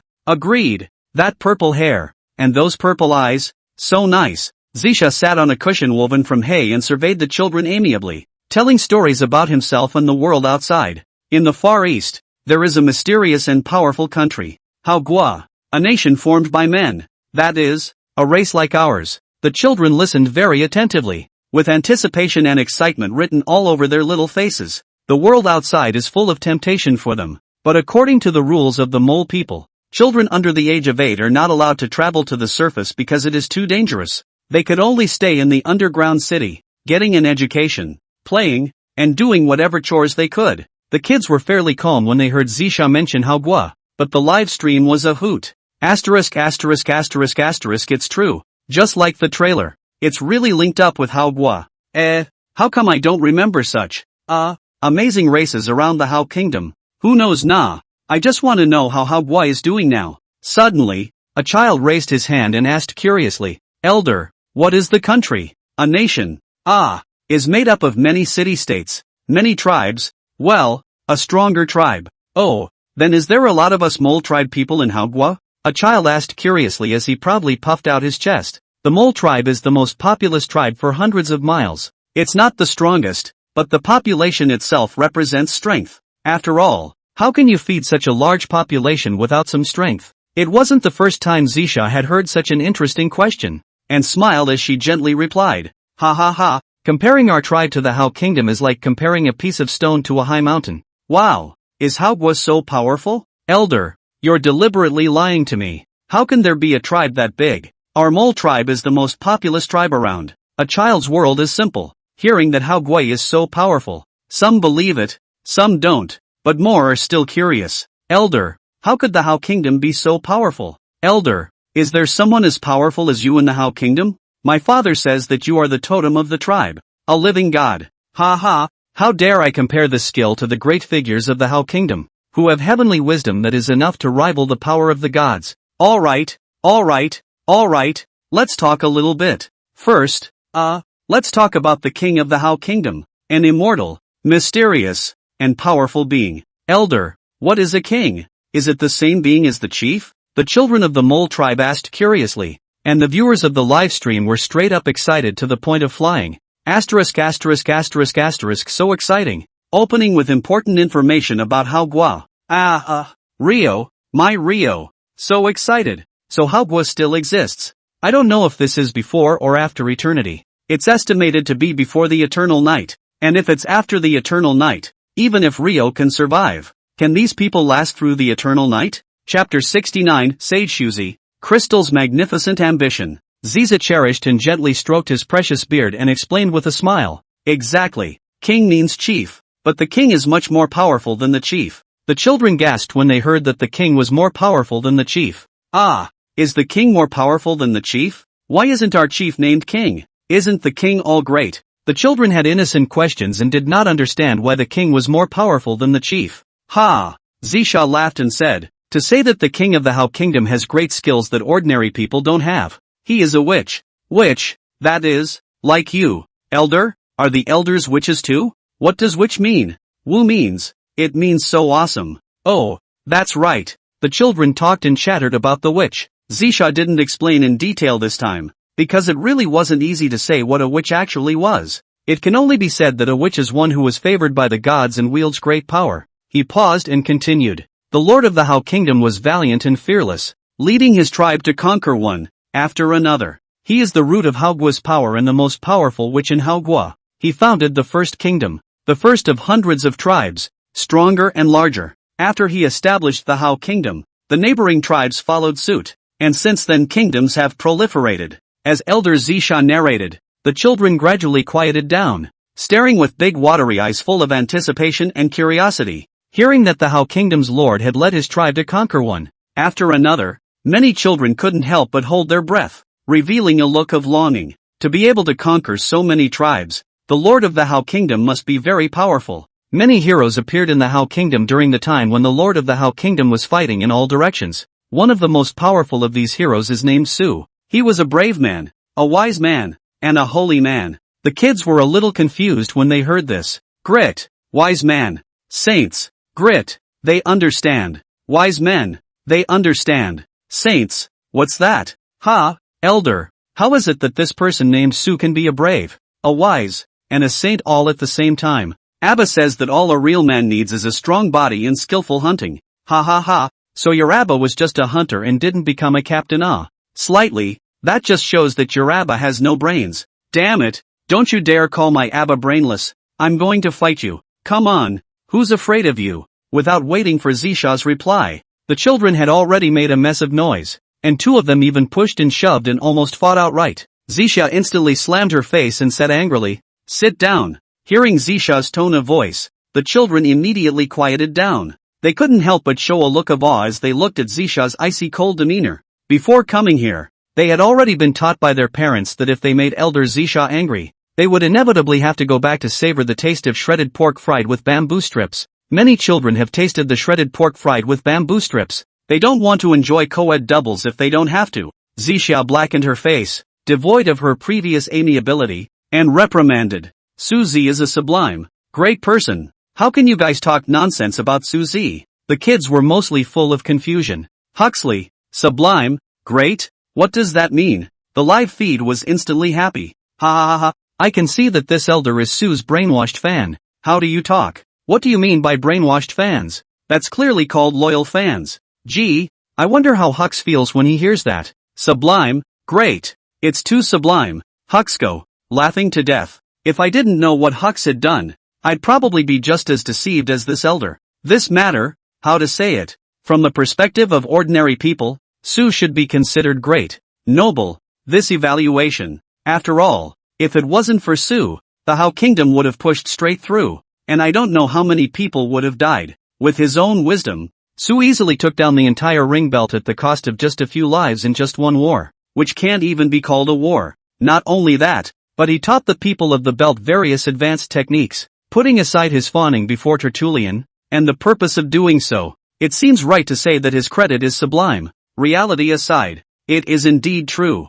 I know. It was at this moment that the protagonist of the new era who had never spoken, the little powdered girl, raised her hand, held her head high, and proudly said, "The writing we use in the mole tribe, and the nests we grow, and the various small animals we raise, and the dungeons we build, are all techniques we learned from Shuzi." Before the elder brought back Shuzi's handwritten notes, our mole tribe was so weak that we could only hide underground and languish. It was Huxco's handwritten notes that allowed us to grow gradually to our current size. One of the deities enshrined in our city's temple is Shuzi. Elder, is Crystal right? The girl's name is Crystal. As the name suggests, it dazzles among the children. She comes from a rich family in the mole tribe. Her grandfather was once the leader of the mole tribe, and although her father is not the leader, he still has a strong influence in the mole tribe. Influenced by her family's environment, Crystal grew up with access to a lot of knowledge that ordinary children don't know. Yes, ha ha ha, well said, well said.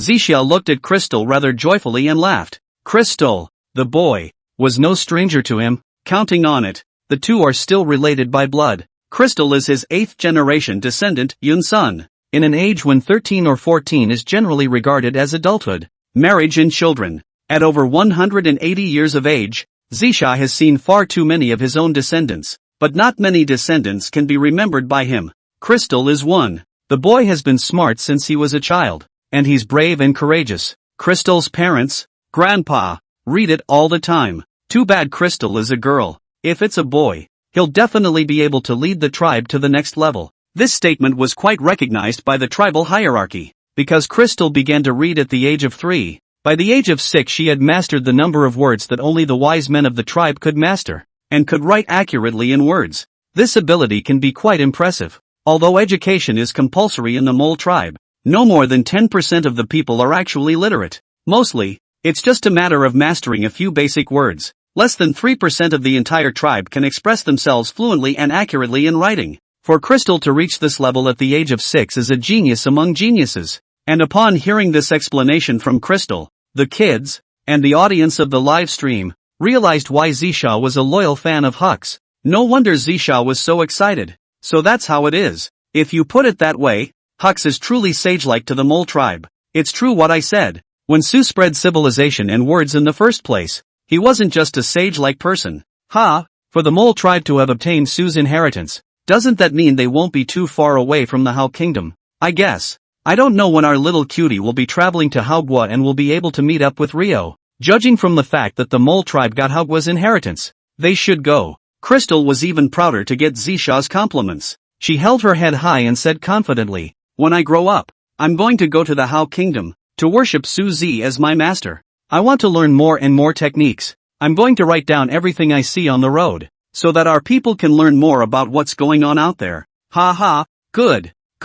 But it's not that easy to travel to the Hao kingdom. You'll have to work your way east, through swamps, over mountains, across rivers, and across prairies, and it takes a strong, agile body, and a smart mind. Crystal can definitely do it. I will fulfill the elders' regrets and travel to the Hao kingdom, to that mysterious kingdom, to meet Su Zi, to meet the king of the Hao kingdom, the immortal holy lord. Crystal wasn't intimidated by the difficulties Zisha described and remained firm in her reply. Upon hearing this reply, Zisha had no words. Back in the day, so did he. So firm, wanting to travel to the Hao kingdom, to that mysterious country, to meet Shuzi, who possessed infinite wisdom, and the immortal Hao kingdom lord. But in the end, he couldn't let go of the tribe, couldn't let go of everything here. He chose to stay, relying on Shuzi's wisdom to help the tribe thrive. He was also very pleased with his choice whenever he saw the tribe in such great splendor. There are just times when it's hard not to feel regret.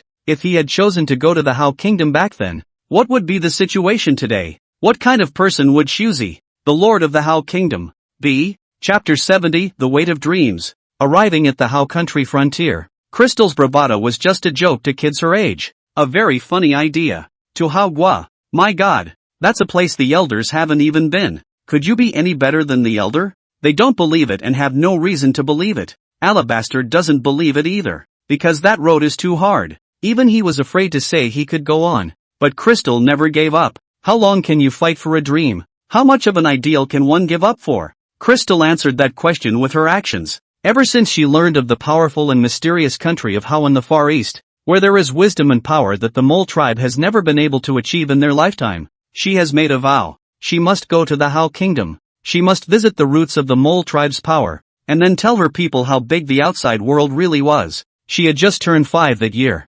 Since then, she'd worked hard to learn the Hao's language, honed her various means of hunting, hiding, and learning what dangers lay around the tribe, and further afield. Day after day, year after year, Crystal lived each day to the fullest, and her efforts were not in vain. At the age of 13, according to the rules of the mole tribe, Crystal was supposed to find a husband in the tribe, get married, and have children. This is her future. But she rejected the tradition. She doesn't want to stay with the tribe. She was going to the outside world, to the distant and mysterious Hao kingdom. She wanted to know, wanted to see, what Haogwa was really like. If it was as the elder said, she wanted to see if Shuzi was truly wise beyond her wildest dreams, and if there was no answer in the world that Shuzi didn't know. She wanted to see if the lord of the Hao kingdom, the king who had created the most powerful kingdom of the human race, was as ageless and immortal as the legends said. She thinks a lot, but it didn't work. When you are born into the tribe, you must follow the rules of the tribe,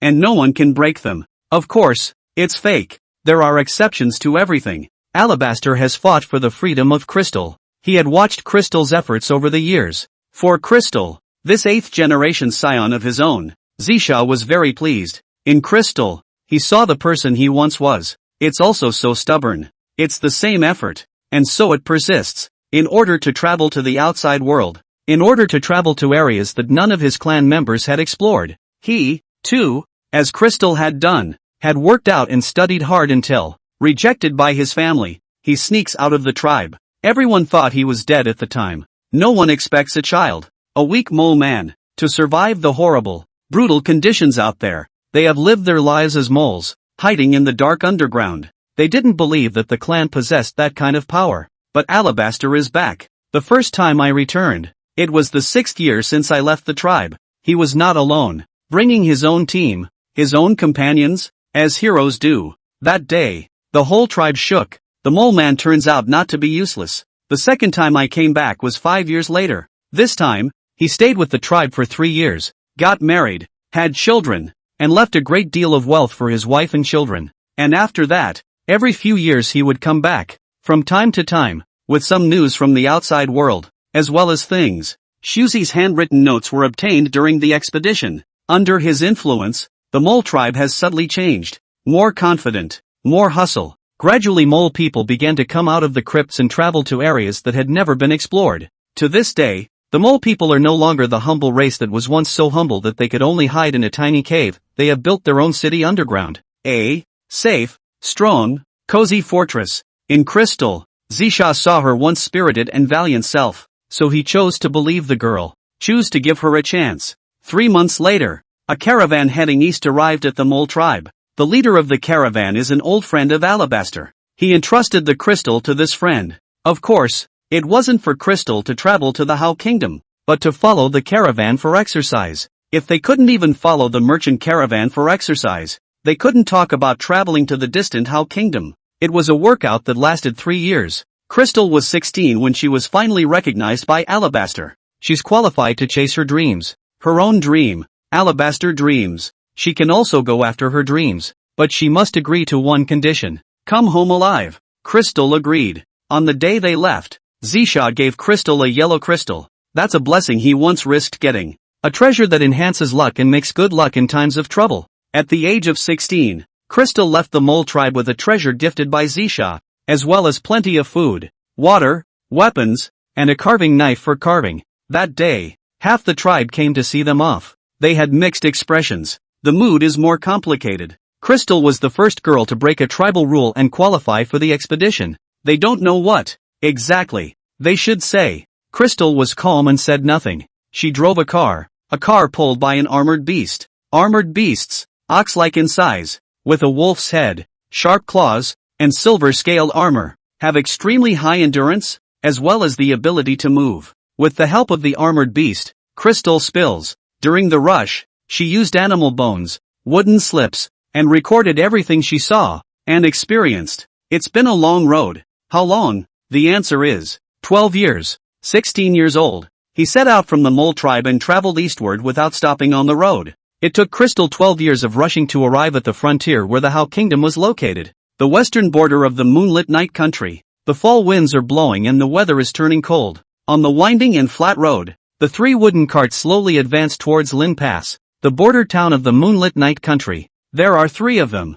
The person in the lead was none other than Crystal. In addition to Crystal, there were 2 others. 1 male, 1 female, a human male, to be precise, a real mole people. She was petite and delicate, with a delicate and somewhat childish face, looking like a young girl of 11 or 12. Long gray hair was tied in a ponytail and fell behind her. The young girl was humanoid in shape, but had a pair of very large mouse ears, as if she were a long-eared mouse. Her name is Nui Nui. He was originally a human, but because he mistakenly ate a strange and ferocious beast, he turned into this appearance. It looked young, but it was in its 30s, older than Crystal's age. Men are weird too, silent and cold. He was stocky and had a green tattoo on the left side of his face that resembled a fierce tiger, giving his otherwise handsome face a somewhat cold, unfriendly look. Faceless. He named it himself. As for the past, he never mentioned it, and Crystal never asked. 9 years ago, Crystal and Nui Nui found a dying Faceless in a swamp and saved him out of the goodness of their hearts.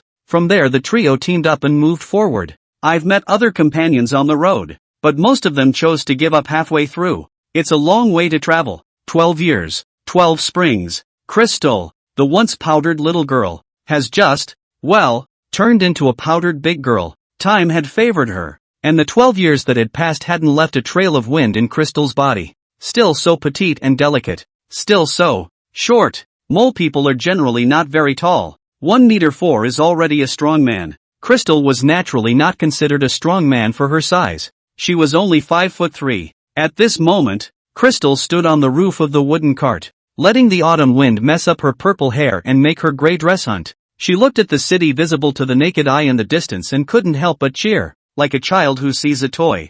In front of us is the moonlit night country. After that, is the legendary How country? We're finally arriving. Nui Nui sniffed. Her toes flicked on the ground, and she easily jumped to the roof of the car, which was more than 2 meters high. She wasn't quite as tall as Crystal, being only about 5 feet 2 inches. However, because of the misuse of foreign beasts in his early years, his body is extremely powerful. Tearing tigers and leopards alive is as easy as a handful. Crystal has come a long way from the mole tribe, and Inuyasha deserves a lot of credit for that. The Inamorata stood on the roof of the car, looking out over the city in the distance, her long mouse ears perked up and not letting her guard down. However, the audience of the live broadcast couldn't help but get excited when they saw this. Asterisk is finally here. Hey, to be honest, I didn't even think Crystal could come to Haogua. Yes, who would have thought that the mole tribe is actually so far away from the Hao kingdom? And how many perils along the way. I also don't know how many years it is now in Taihao. And what is the situation in the Hao kingdom? Chapter 71 Arrival at the Moonlit Night. The notorious Crystal. It's not 20 long years for a modern audience, but it's 12 days. In those 12 days, they witnessed Crystal grow up and travel far and wide. Witnessed her companionship with one, after another, inhuman being, traveling all the way east, spring and fall. I don't know how cold or hot it is. I traveled to this place. 12 years. They had never thought that the mole tribe would be so far away from the Hao kingdom, so far away that it even made them feel a little unreal. How did Sue's handwritten notes get here over such a long distance? And how long did it take to get here? More than once while watching the live stream, they speculated if Crystal was returning, if it was the end of this long journey. And now Crystal had given them a satisfactory answer.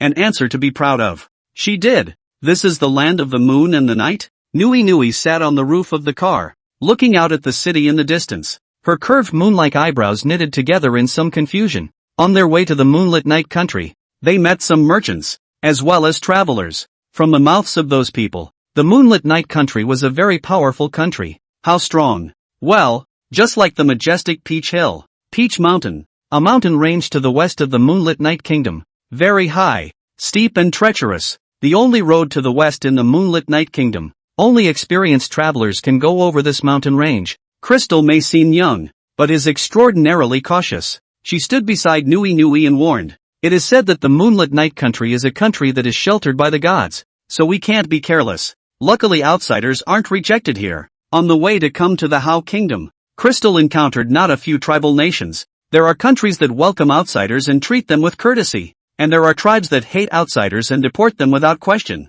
or even hunt them down. Before coming to the moonlit night country, Crystal and the girls had deliberately inquired around to make sure that the moonlit night country didn't hate outsiders, and only then did they dare to come straight towards the border towns of the moonlit night country. Anyway, I'm just curious about how the legendary Hao kingdom is. If the people of this moonlit night country obediently let us go, I'll be fine. If they dare to stop us, I will definitely let them taste my power this time. Nui Nui laid leisurely on the roof of the car, crossing her legs, her tender face glancing across the moonlit night country's heavy town of Linguan, her words full of disdain. It's just that with her childish appearance saying these threatening words, there's really no deterrent. Instead, it's easier to get some special enthusiasts excited. But Nui Nui has such an arrogant backbone. She's no ordinary person. The dangers encountered along the way were mostly solved by Nui Nui. She had also killed a few witches. Hearing these words from Nui Nui, Crystal sighed somewhat helplessly. I really don't know when Nui Nui will learn to keep a low profile, but the viewers of the live stream didn't feel the same way. Love the Inamorata. Valiant. That's not true. If it wasn't for Nui Nui on this journey, with Crystal, and Faceless, I'm afraid I don't know how many times I would have died. That said, of the three of them, Crystal is considered the weakest. Yes, No Face is not as good as Nui Nui, but he's not an ordinary person, and his ghost face isn't weak. That's why it's not cocky for my Inamorata. It's called confidence. Che, have the guts to fight with Rio. Asterisk asterisk asterisk asterisk. You've gone too far. Is that pervert Rio comparable to a human? As the live chat went on, Crystal had already led her team to the bottom of the city. The city wall was very high, 40 to 50 meters, a dozen stories high, and very thick. It was also unknown what materials were used for the city walls, glowing with a faint metallic luster, and there were various traces on the mottled walls, which had obviously experienced a tragic war. The gates of the city were wide open, and underneath them were columns and columns of heavily armed soldiers. In front of the city gates, there were not a lot of people who were waiting, and there were hundreds of other teams in front of the crystals. Hundreds of people. Some are individuals, some are multi-person teams. Although there were a lot of people, the soldiers guarding the gate checked quickly, and in less than 10 minutes it was Crystal's turn for the three of them. Where from? Where to? What for? Any credentials? The leader stepped forward and swept the three, his eyes finally landing on Faceless as he questioned. He was lanky, with a full beard, bronzed skin, and granite-like muscles that just about had ferocity written all over them. This questioning, the aura was extremely strong, and ordinary people would never dare to resist. Of course, asking directly to Faceless doesn't blame the leader of the group for recognizing the wrong person. Crystal, who was 5'3" and petite. Nui, who was 5 feet 2 inches tall, tiny and delicate. Both of them even had a few childish faces. It's hard for anyone, no matter who they are, to see the trio for the first time and tell that the leader is Crystal. It's too small. Faceless was silent, not even frowning. He just looked coldly at the leader with those dark, deep eyes. The leader's scalp tingled as he watched, his brow furrowed, and his right hand unconsciously pressed against the hilt of his sword. Just as the atmosphere was very stiff and awkward, Crystal sighed helplessly and hastily stepped forward. Well, right up to the leader's waist. She owed her foot, signaling for the other to look at her, and eagerly explained, "Hello, I'm the leader of this team. My name is Crystal. I'm from the Mole tribe, and I want to travel to the How Kingdom through your country." Crystal, your name is Crystal. Upon hearing Crystal's self-introduction, the leader froze for a moment, then exclaimed as he sized up the trio with wide eyes. "You're Faceless. You're Nui." He then looked to Faceless, and Nui, and called out the names of all three precisely. Upon hearing the leader's voice, the guards who were checking behind them also gathered around, sizing up the trio in surprise. "This is Crystal, Faceless, Nyan. So it's such a small one. I thought it was going to be big, strong men but it turned out to be two little bitty ones. Did they really travel 12 years from the far west to come here? I don't know." The guards were extraordinarily enthusiastic and had no qualms about talking about it in front of a few people. It made Crystal rather puzzled. It was also extremely upsetting to Nui. "You, what's so small about me? I'm a big girl, okay?" And the transformation of the scene has made the live audience extra curious. What's going on? They look like they've known Crystal and the others for a long time. I think I've heard about Crystal and the others from other people, or from the mouths of the merchants. Ha. These people are violating Nyan's taboo. Nyan hates it when people say she's small. Joy. But then again, Inamorata is indeed a tiny one. Not only were the viewers of the live stream puzzled, but Crystal was equally puzzled. She was keenly aware that there was no malice in the crowd and asked curiously, "You know me?" "No, of course. The entire Moonlit Night country, even the How country, knows about you," the leader said with bravado. Hearing that her name had already spread to How Gua, Crystal couldn't help but be a bit at a loss for words, and her tender and pretty face swished as if it were a ripe apple, red in color. Not waiting for Crystal to continue her question, the leader explained briskly, "Back in the last year, a merchant caravan spoke of you. It says that in the west, on the opposite side of the Peach Mountain Range, there is a very strange procession coming from the far west, that has been traveling for 11 years, just to look for the How Kingdom. It was a pretty big deal at the time." "Why?" Crystal asked suspiciously. 11 years? No, it has to be 12 now. You guys really came all the way from the land of the far west? The leader was astonished at Crystal's doubt, and even more so, he felt unbelievable. The How Kingdom was so famous that every year, people traveled to the How Kingdom from the west, the north, and even the east bypassing the Moonlit Night country. But I've never heard of anyone walking for 12 whole years in order to travel to the How Kingdom. 12 years.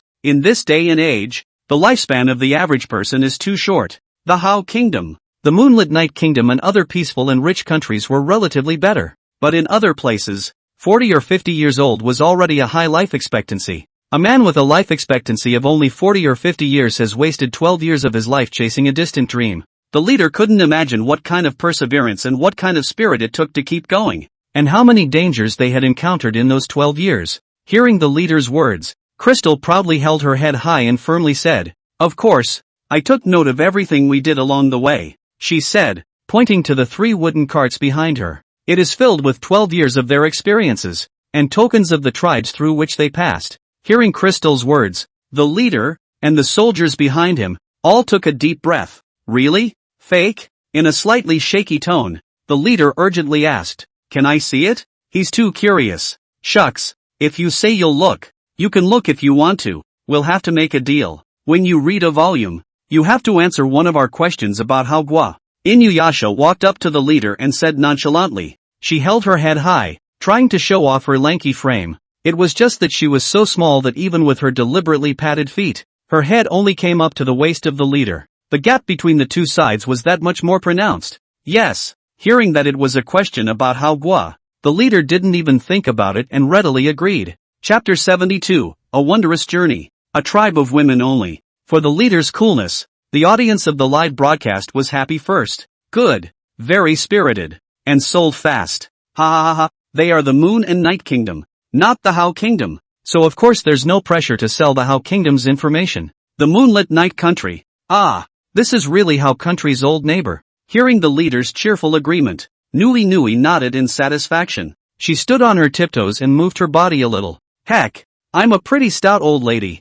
When the Inuyasha moved out of the way, Crystal apologized with an apologetic bow. "I'm sorry for the trouble my companion has caused you." She didn't want to offend the Moonlit Night Kingdom for no reason. After 12 years of traveling, she was about to reach her goal. And if something went wrong here, it was no longer a matter of whether Crystal would cry or not. She would go crazy. "Ha ha ha, your teammates are funny." The leader laughed bashfully and cheerfully. He looked to the wooden cart behind the trio and said expectantly, "May I see your records?" "You're too kind. Which part would you like to see?" "You have come from the west. Have you passed through the Evil Breath Country?" The leader was filled with a bold smile, but his eyes were narrowed. Wicked Breath Country. A country extremely far to the west of the Moonlit Night Country. It was also the farthest country from the Moonlit Night Kingdom that he knew of. The Evil Breath is not a big country, but it is very unique. The people there revere fire, and both men and women, at the age of 12, are branded with a branding iron, and the totemic symbols of the Evil Breath Kingdom are branded on their arms, or their backs, or their chests. In addition to their beliefs, their habits are very interesting. The Evil Resting Country worships the idea of not eating at noon, and only eats 2 meals a day, a late night meal and a daytime meal. Every day at midday they would meet and worship the sun. Wicked Breath Country. That's a record from 4 years ago. Crystal thought for a moment, turned around and got into the wagon behind her, quickly moving a wooden crate out of the wagon, feet long and wide. The outside of the crate also has a coat of red paint. She opened the wooden crate, only to see stacks of carefully bundled wooden slips laid out inside. As you can see, the wood chains are made of different materials. Crystal rummaged through the wooden slips and quickly pulled out a red scroll. She handed the wooden slip to the leader and said, "This is the scroll from the Evil Breath Kingdom." The leader took the wooden slip and flipped through it carefully. The contents are written in Hauguo script, but there are many typos. Some words are clearly missing parts. It looks a little obscure, but the leader had expected this. There were not a few seekers who had come to look for the How Kingdom over the years, basically speaking the rather distinctive How Kingdom language, as well as the even more distinctive How Kingdom script. One place, one thing. There wouldn't be a standard. The main focus is on personalization. Crystal's writing, which was full of characterization of the How Kingdom, was perfectly understandable, and even seemed normal to him. Isn't it obviously problematic for a remote tribe that is unknown how far away from the How Kingdom to learn the original How language and script? The leader flipped through it for a few moments, but eventually gave up. There are so many typos and gibberish that it hurts to read. He handed the wooden slip to Crystal and politely said, "The characters on this are slightly different from the How Kingdom script we use. Is it convenient for Miss Crystal to tell me directly about this experience?" Crystal's pretty face blushed slightly. She didn't realize at first that she wasn't learning the original Hauguo script, but as they traveled all the way east, they came into contact with more tribes, more countries, and encountered other countries that were learning to imitate Hao's writing. Then, Crystal realized how everyone was using different Hauguo characters. It's not completely different, and you can still see quite a bit of similarity in the font forms. There are also a lot of words of the same form, with all their meanings changed. And as the journey continued, Crystal came to realize, whether it was himself or those tribes and countries that learned to imitate Hao's writing, I am only afraid that what they learned was no longer the real Hao's writing. Crystal mused, taking the wooden slip and explaining her journey, and what she had seen on that journey. At that time, there were not 3 of them, but 8. There weren't many twists and turns on the journey through the land of Evil Breath, because among the 8 people, there was an indigenous person from the Evil Breath country. With the help of that indigenous teammate, they easily passed through the territory of the Evil Breath country. Not only that, Crystal had been gifted by the Lord of the Evil Breath Kingdom, a special crystal like a ruby. It can set grass on fire in the sun and gives off a soft glow at night. The leader listened to Crystal's description, nodding slightly from time to time. The details are really right on. It was basically no different from the Evil Breath country he knew. There's even a little more detail. The Kingdom of Evil Rest not only worships the sun, but also the moon. But not a pilgrimage to the daily moon. They only pilgrimage to the full moon. In the inheritance of the Evil Breath Kingdom, the full moon was an incarnation that had absorbed the essence of the sun and gained the divine power of the sun. So when they said they were making a pilgrimage to the full moon, it would be better to say they were making a pilgrimage to the sun's incarnation. Hearing about the journey, the leader was 80% convinced. I don't think it would have been possible to say so clearly if I hadn't been to the Evil Breath country myself. What an interesting journey, the leader exclaimed as he listened. Hearing the leader's words, Nui Nui immediately jumped out. Is really jumping out at me? She popped up in front of the leader, trying to use it as a way to show that she wasn't a dwarf. Humph. Now isn't it your turn to answer one of our questions? Ha ha. Since. The leader laughed boldly. Hearing that the leader was so forthcoming, Nui Nui decisively asked, how far away is this place from Haogua? From here, go east, turn southward, and take the straight road for about 1700 miles. You can enter the territory of the Hao Kingdom through Artsangshan Pass. 1700 miles. Nui Nui was quite shocked to hear this from the leader. How long this unit in Ri represents, Nui knows very well, because besides the Moonlit Night country, many of the countries on the west side of the Peach Mountain Range also borrowed directly from Hao's language, writing, and weights and measures. The length of a mile is similar,